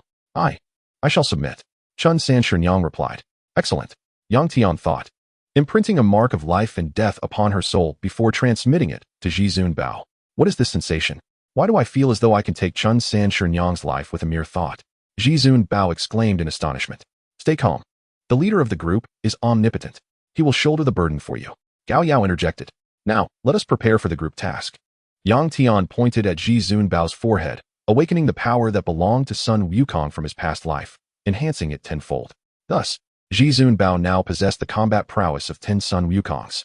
The strength that rightfully belongs to you has been restored, along with a slight enhancement. Now, let us commence the group task. Yang Tian stated nonchalantly. I can feel the power within me. Thank you, leader of the group. Ji Zun Bao replied, visibly exhilarated. Let us set forth. First, We must rescue the fairy Zixia. Meanwhile, on another front, the Bull Demon King was preparing for a wedding. He intended to forcibly wed fairy Zixia. However, he was oblivious to the impending confrontation. Ha! Fairy Zixia, no one will come to your rescue. You shall obediently marry me. The Bull Demon King bellowed. Is that so? I happen to be craving beef. Came a cold voice. Chapter 77. Seizing Zixia, eating beef. Before the person arrived, their voice had already reached the ears of many. The heavens darkened, and thunder erupted in the sky. A furious wind arose, and a massive, multicolored auspicious cloud swiftly gathered. 31 figures gradually appeared in the sky, each standing upon the vibrant clouds. The one who had expressed a desire for beef was none other than Yang Tian.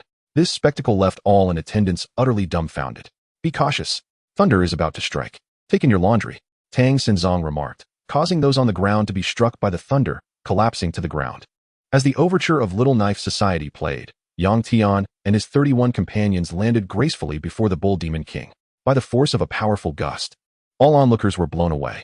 Observing this formidable aura, Fairy Zixia's eyes sparkled with admiration. Zhizun Bao, you have finally arrived. Zixia, I am here to save you. Zhizun Bao responded. I knew you would come to rescue me.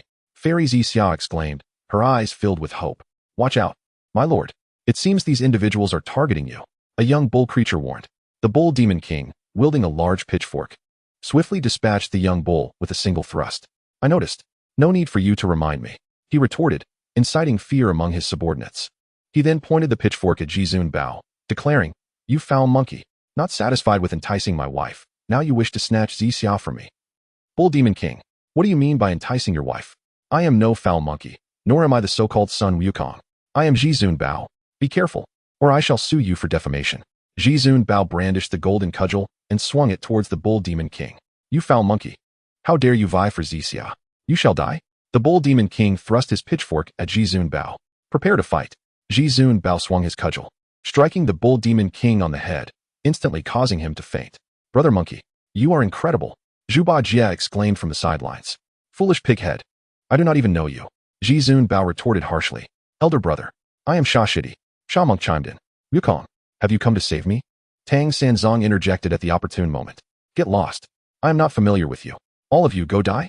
Zhizun Bao huffed, sending Tang Sanzong and his companions sprawling. Without even glancing at the fallen Bull Demon King, Zhizun Bao rushed to Fairy Zixia's side. Zixia, I am here to save you. Zhizun Bao, this is wonderful. I knew you would be my destined hero, arriving on a rainbow to wed me. Fairy Zixia exclaimed, embracing Zhizun Bao. Zixia, Zhizun Bao, Yang Tian and the others looked on, suddenly overwhelmed by an urge to strike the two. Well, now that we have rescued Zixia, the task of toppling the celestial deities can commence, Yang Tian said coolly. Indeed, leader of the group. Zhizun Bao quickly ushered Fairy Zixia forward. Zixia, this is our leader of the group. All of these individuals are my friends. Come, pay your respects. Greetings, esteemed ones. Fairy Zixia formally bowed. Yang Tian nodded slightly. Then, with a gesture of his right hand, he reached out to the fallen Bull Demon King. Grasping his neck, with a slight exertion, he snapped it. Upon the Bull Demon King's demise, he immediately transformed back into his true form, a great black bull. Time for beef. Let the stakes commence. Yang Tian snapped his fingers, swiftly skinning the black bull. In an instant, perfectly cut steaks appeared, neatly arranged in the air. Set up the fire. A massive grill materialized, and the steaks fell onto it, beginning to cook automatically. Yindi, add the fire. Yang Tian remarked casually. Of course. Leader of the group. Xiao Huohuo replied, tossing a flame onto the grill to commence the barbecue. Before long, the steaks were perfectly cooked. Yang Tian took out a jar of chili powder and cumin, generously sprinkling them over the steaks. In an instant, an enticing aroma filled the air. Not bad. Let's see how it tastes. Yang Tian exclaimed, taking a large bite of steak. Everyone dig in. Stop just staring. He mumbled through his food. Delicious. This is really tender. The crowd praised. Truly, the Bull Demon King's meat is exquisite. It surpasses ordinary beef by far. Fairy Zixia exclaimed, her mouth glistening with juice. A heavenly delight. Zhizun Bao nodded in agreement. I do not eat beef. Just kidding. Qing Yibai chuckled. At this moment, behind a concealed door panel, 3 heads peeked out. Master, do these people not resemble bandits? They are roasting and eating the Bull Demon King. Sha Monk whispered. Indeed. I must admit, I am salivating. Tang Xinzong swallowed hard. Hee. It looks absolutely delectable. I am drooling. Zhuba Jia wiped the drool from his chin. Before long, Yang Tian and the others had consumed the entire bowl. Master, should we not leave quickly? These fellows are far too ferocious. What if they become hungry and decide to slaughter old pig for a meal? Zhu Bajie voiced his concerns. Monkey brother has completely changed. Must we continue waiting for him? He hesitated. Pighead, what are you whispering about? Don't think I can't hear you. The figure of the supreme treasure flickered, and he brandished his staff, appearing before Zhu Beiji. Monkey brother, it's nothing. We shall depart at once. With that, Zhu Beiji and his companions fled with astonishing speed, vanishing in an instant. Let us proceed. We must continue our tasks. Yang Tian declared. However, as soon as his words echoed, a thunderous roar erupted from the sky, transforming it into a blood-red hue. A radiant beam of multicolored light descended, revealing a woman standing on white clouds, clad in a flowing white gown and holding a jade bottle. This was none other than the Bodhisattva Guanyin. Her lips moved slightly, and a commanding feminine voice resonated. Wukong, your sins are profound. Not only have you slain the Bull Demon King, but you also dare to aspire to wed the fairy Zixia. Such acts are impermissible across the three realms. Deities must not engage in romantic entanglements. Furthermore, you bear the heavy responsibility of seeking the scriptures. Associating with these dubious friends is unacceptable. Upon hearing this, the Supreme Treasure was immediately incensed. What business is it of yours? Who do you think you are? Coming here to dictate what can or cannot be done. Do you even have the authority to meddle? He retorted furiously. Guanyin, upon hearing his words, was both enraged and amused. Very well. You have committed grave errors, and instead of repenting, you dare to insult me. This time, even if Tang Sung pleads on your behalf, I shall not hesitate to take your life. As the Supreme Treasure gripped his golden staff, ready to retaliate, another presence moved even more swiftly. In the blink of an eye, Gao Yao had slapped Guanyin across the face. He shook his hand and cursed, "Get lost. What pretense do you put on? Is Guanyin truly so formidable?" At that moment, Guanyin was momentarily stunned. How dare this person strike her? She had not even reacted. You wretched insect. You've enraged me. I shall take your life. Guanyin's fury ignited instantly. Thousand-hand Guanyin. With that, she unleashed a transformation, manifesting 1,000 arms that swung toward Gao Yao, aiming to deliver 1,000 slaps in retaliation. However, Gao Yao countered with a single punch, unleashing a terrifying force. In that instant, Guanyin felt her demise approaching. With a resounding crash, she was sent flying, her arms shattering. Her body crashed violently to the ground. Gao Yao descended with a flash, bringing his foot down hard upon her head. Blood gushed forth, spraying over a meter high. In a horrifying sight, Guanyin's head had been obliterated. With a casual wave, Gao Yao reduced her body to ashes. Damn, you actually defeated her. The Supreme Treasure exclaimed in shock. Huh. Such trash. Not even a true immortal, unworthy of the title Guanyin. Gao Yao scoffed. Well done. Yang Tian praised. Next, we shall head to the Spirit Mountain and topple it. We will slay all the deities and Buddhas. From the foot of the mountain to the Great Hero Hall, let us depart. Yang Tian declared coldly. With that, 32 figures soared into the sky, heading straight for the Spirit Mountain. Meanwhile, at the Spirit Mountain, in the Great Hero Hall, Buddha Tathagata sat upon a lotus seat, his expression darkening ominously. A change indeed. Even Guanyin has perished. Who could have done this? His face paled as he attempted to calculate the situation. With a sudden cough, he spat out a mouthful of blood. Clearly, he had suffered a severe backlash. Cursed beings.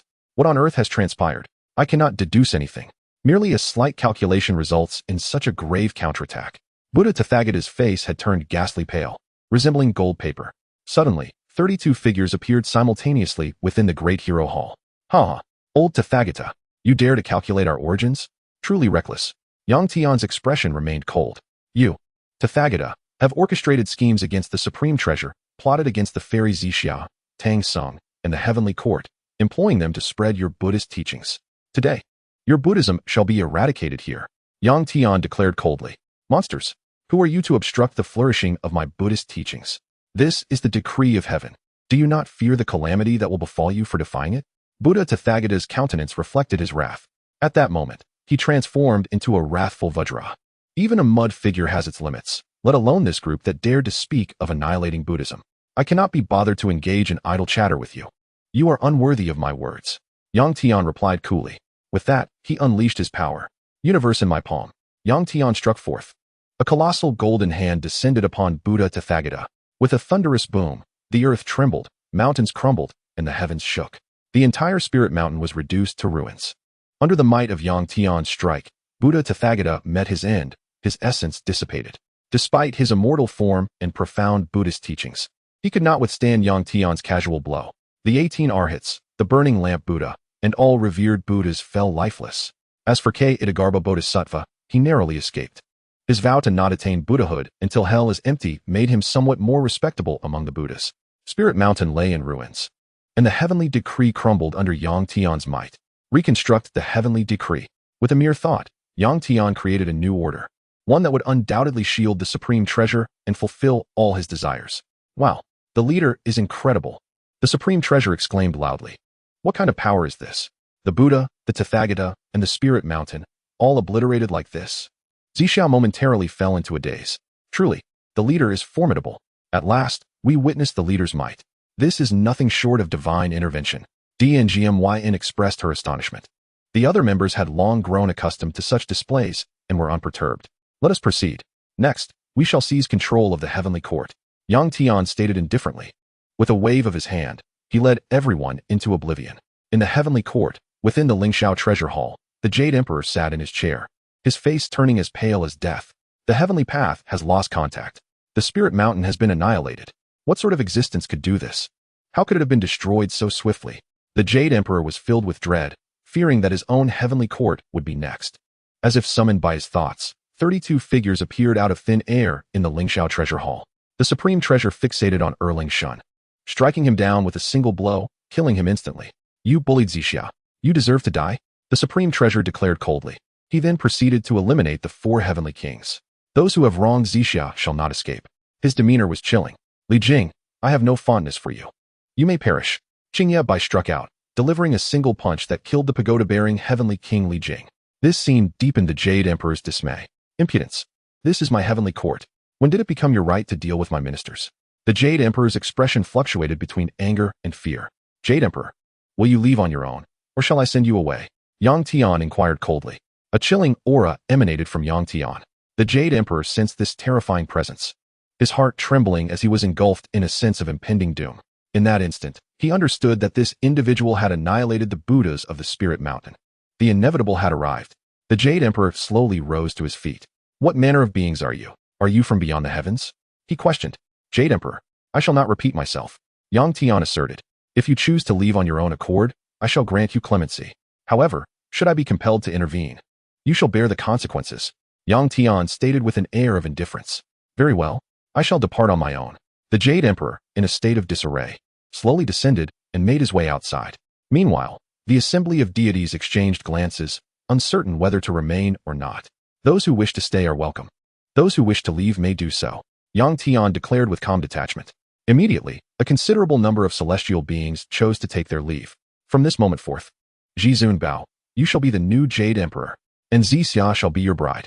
I hereby officiate your union. May your hearts be eternally intertwined, sharing in both glory and sorrow. Upon concluding his pronouncement, Yang Tian invoked the powers of the law. At that moment, a notification resonated through the chat group. Ding! Congratulations on completing the group task. This task involved: overthrow the celestial beings, defeat the Western Spirit Mountain, liberate yourselves from manipulated fates, and assist Zhizun Bao and Zixia in achieving a harmonious marriage. The chat group acknowledged that the participating members had successfully accomplished the task through exemplary teamwork, and as a result, each member was rewarded with 1,000,000 points. Chapter 79, Tony Stark.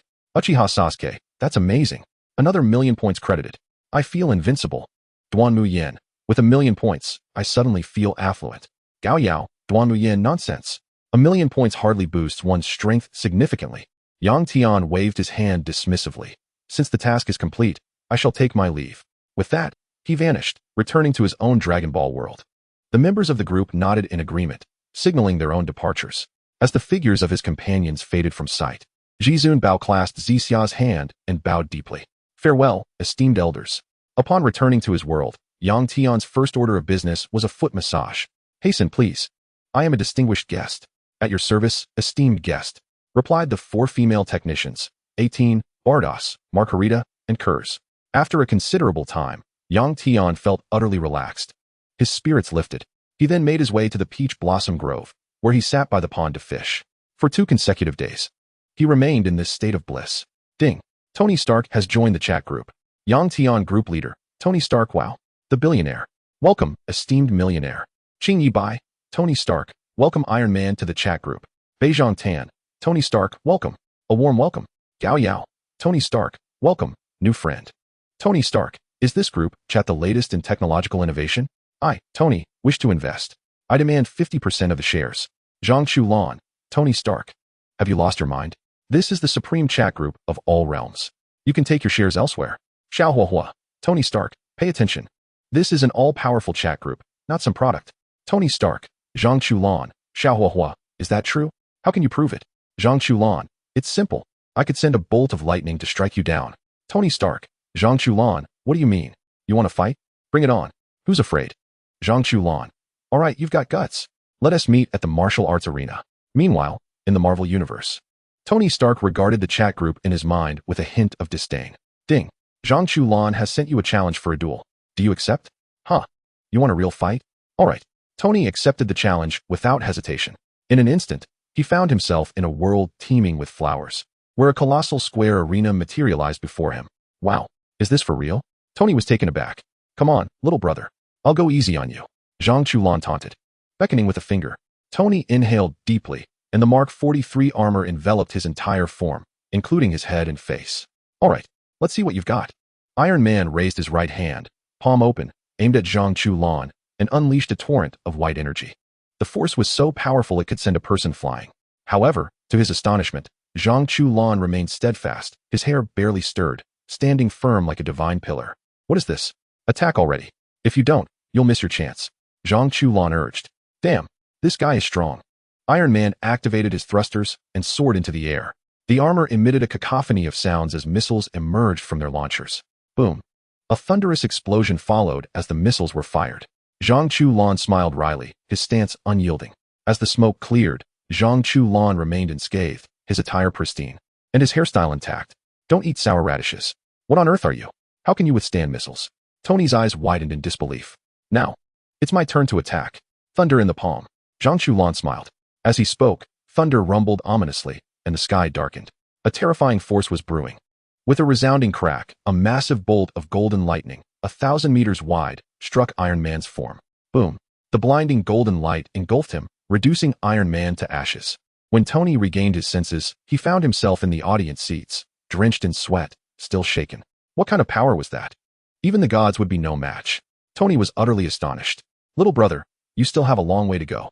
More practice is needed. Zhang Chulan declared triumphantly. Saitama, Zhang Chulan. Bullying inexperienced newcomers. How pathetic. Zhang Chulan. Saitama, don't be so sour. I defeated Tony Stark purely on strength. Xiao Huahua, Zhang Chulan. As expected, you have no shame, flaunting your dominance over newcomers. Why not challenge the great Pangu instead? Zhang Chulan. Xiao Huahua. Let's be real. My strength is limited.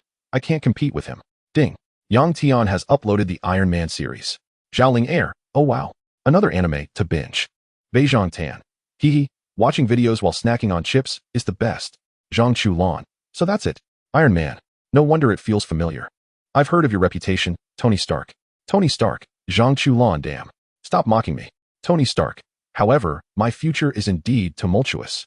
To be regarded as a mere human, yet compared to the divine. Qing Yi Bai. Tony Stark. What phase of the plot are you currently in? Tony Stark. Qing Yi Bai. According to the flow of fate, I am in the period of researching Ultron. Soon, that rogue AI should emerge, right? But artificial intelligence is perilously dangerous. Yet with all of you in the chat group, I believe we can overcome any situation. Yang Tian group leader. Indeed, Tony Stark. We can resolve any issue. Just to ensure your safety, allow me to bestow upon you a small gift. Tony Stark, a small gift? Ding. Group leader Yang Tian has sent you a red envelope. Congratulations. You have received immortality, along with the powers of DC's Superman. As the surge of power coursed through him, Tony was left utterly flabbergasted. Tony Stark. Yang Tian, what the hell? You call this a small gift? Thank you, esteemed group leader. I am immensely grateful. Yang Tian group leader. Tony Stark, huh? No need for thanks. It is indeed a trivial gift. Tony Stark. Yang Tian, you're incredible. From now on, I, Tony, will be your most devoted supporter. Gao Yao. Tony Stark, step aside. I am the most loyal subordinate to the esteemed leader of our group. Chapter 80. Li Xingyun. Huolin Fei, Grey Wolf. Zhang Chulan. Regarding the matter of being the strongest lackey to the esteemed leader of our group, I have something to declare. Let me clarify. Zhang Chulan, and the true loyal servant of the esteemed leader. Xiaohuahua, Zhang Chulan, go to hell. I am the one. I am the mosaic of the group leader. Peter Parker. Then I am the esteemed leaders. Well, you know, Yang Tian group leader. Peter Parker, Xiaohuahua, you both are incredibly boring. Appearing as if you have nothing better to do, go cool off for a bit.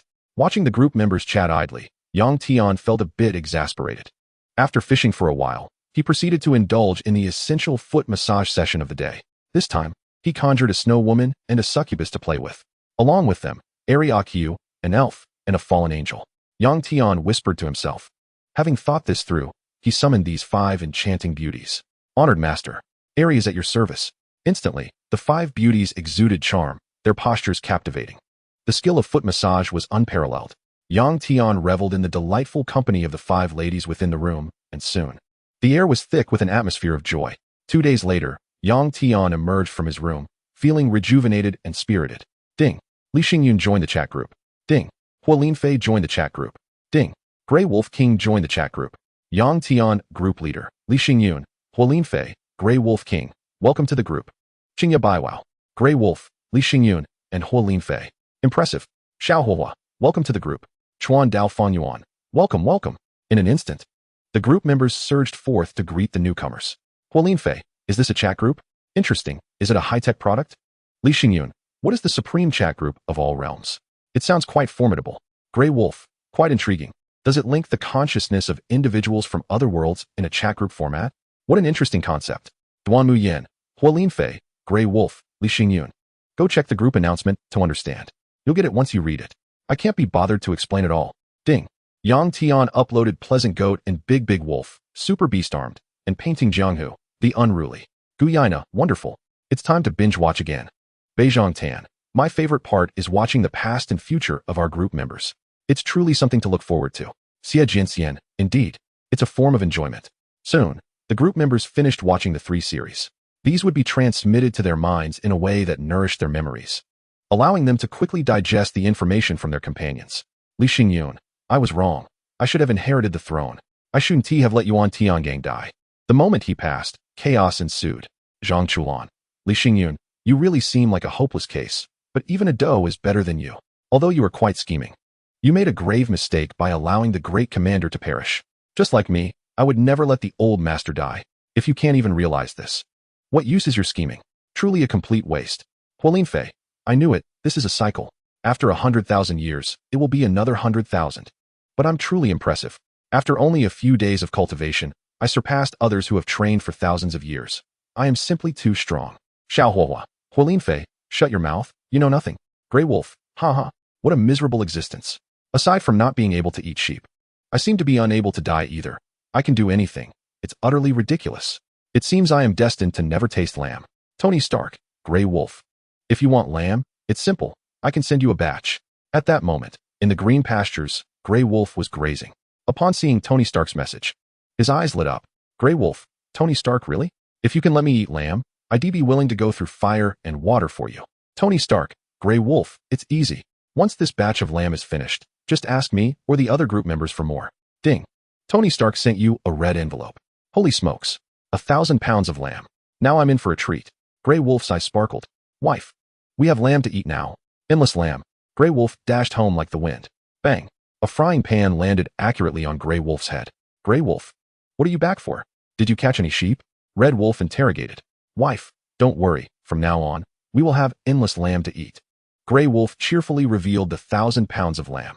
With the existence of this chat group, once he finished this lamb, he could simply ask the group members for more. Just thinking about the future filled him with immense happiness. Wow. Hubby, you're amazing. You managed to get so much lamb. Red Wolf's eyes sparkled with hearts. Soon, they lit a fire and prepared some grilled lamb chops. Finally, they enjoyed some lamb. The lamb was delectable. Tears of joy streamed down Red Wolf and Grey Wolf's faces. Grey Wolf, Tony Stark, thank you. Thank you. If you ever need help, feel free to ask me. And the other group members too. If there's anything Grey Wolf, can do, I will surely help. Li Xingyun, wow. It seems I need to change my approach.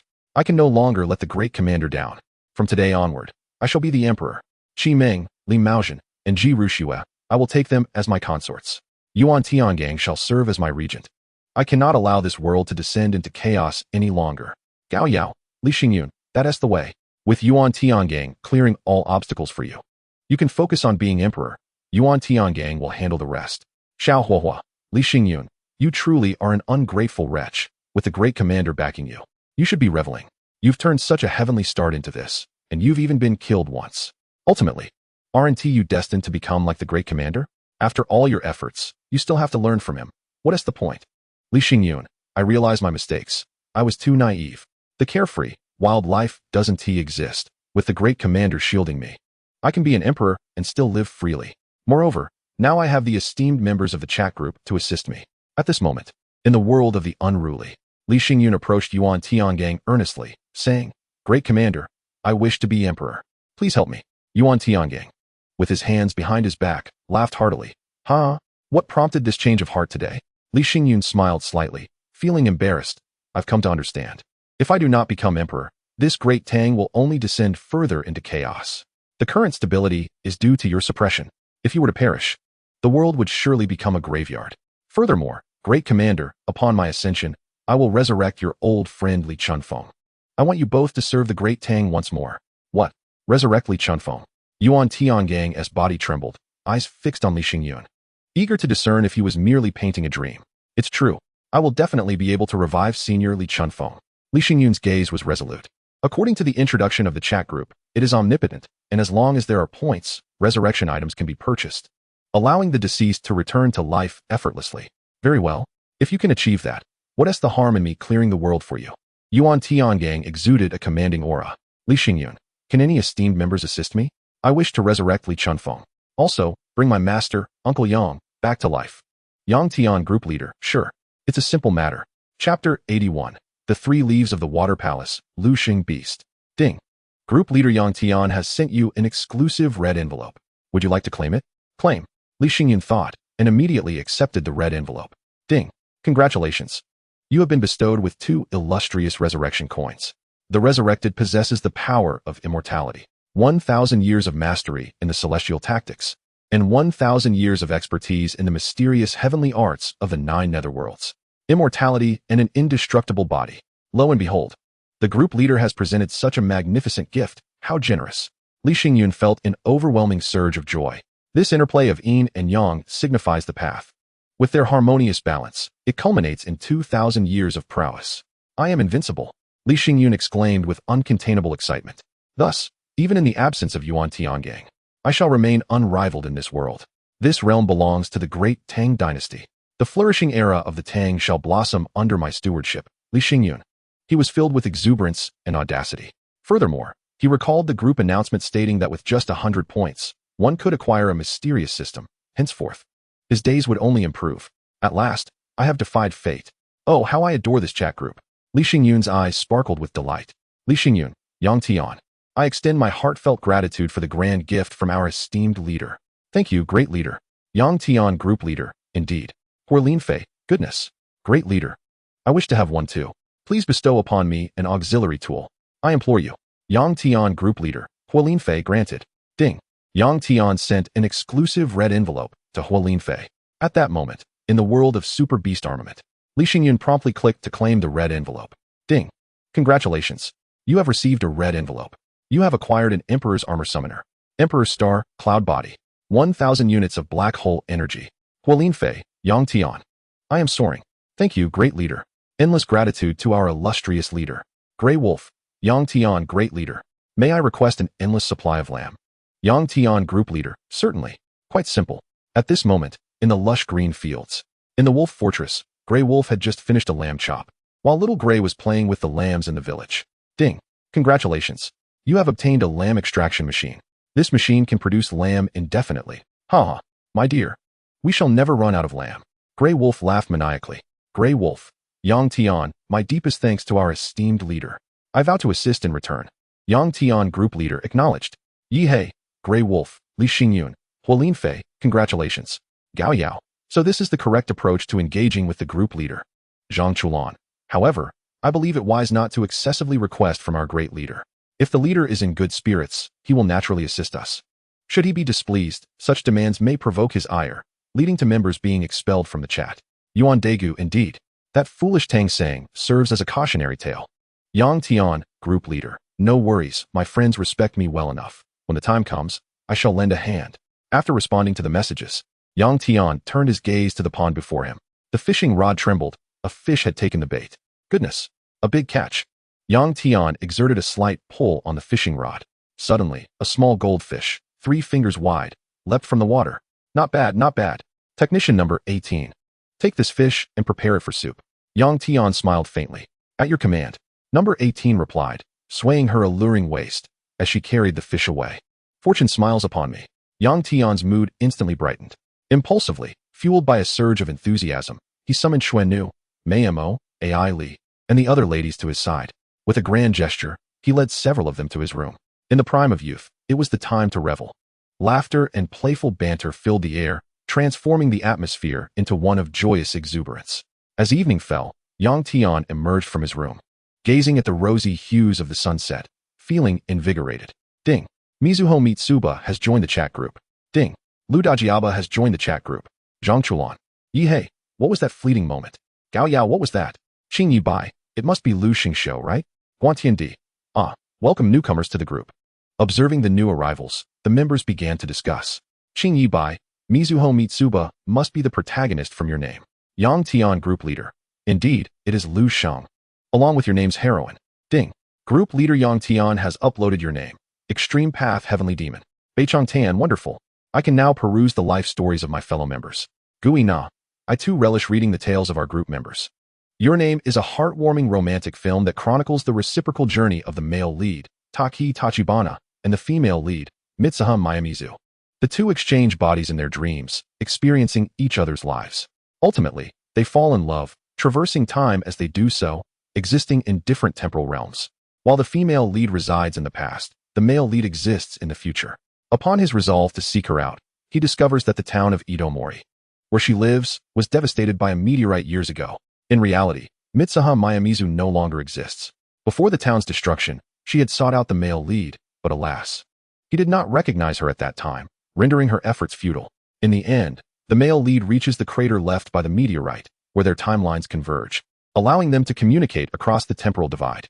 Encouraged by him, she strives to survive and meet him in the future, successfully leading the villagers to safety and averting catastrophe.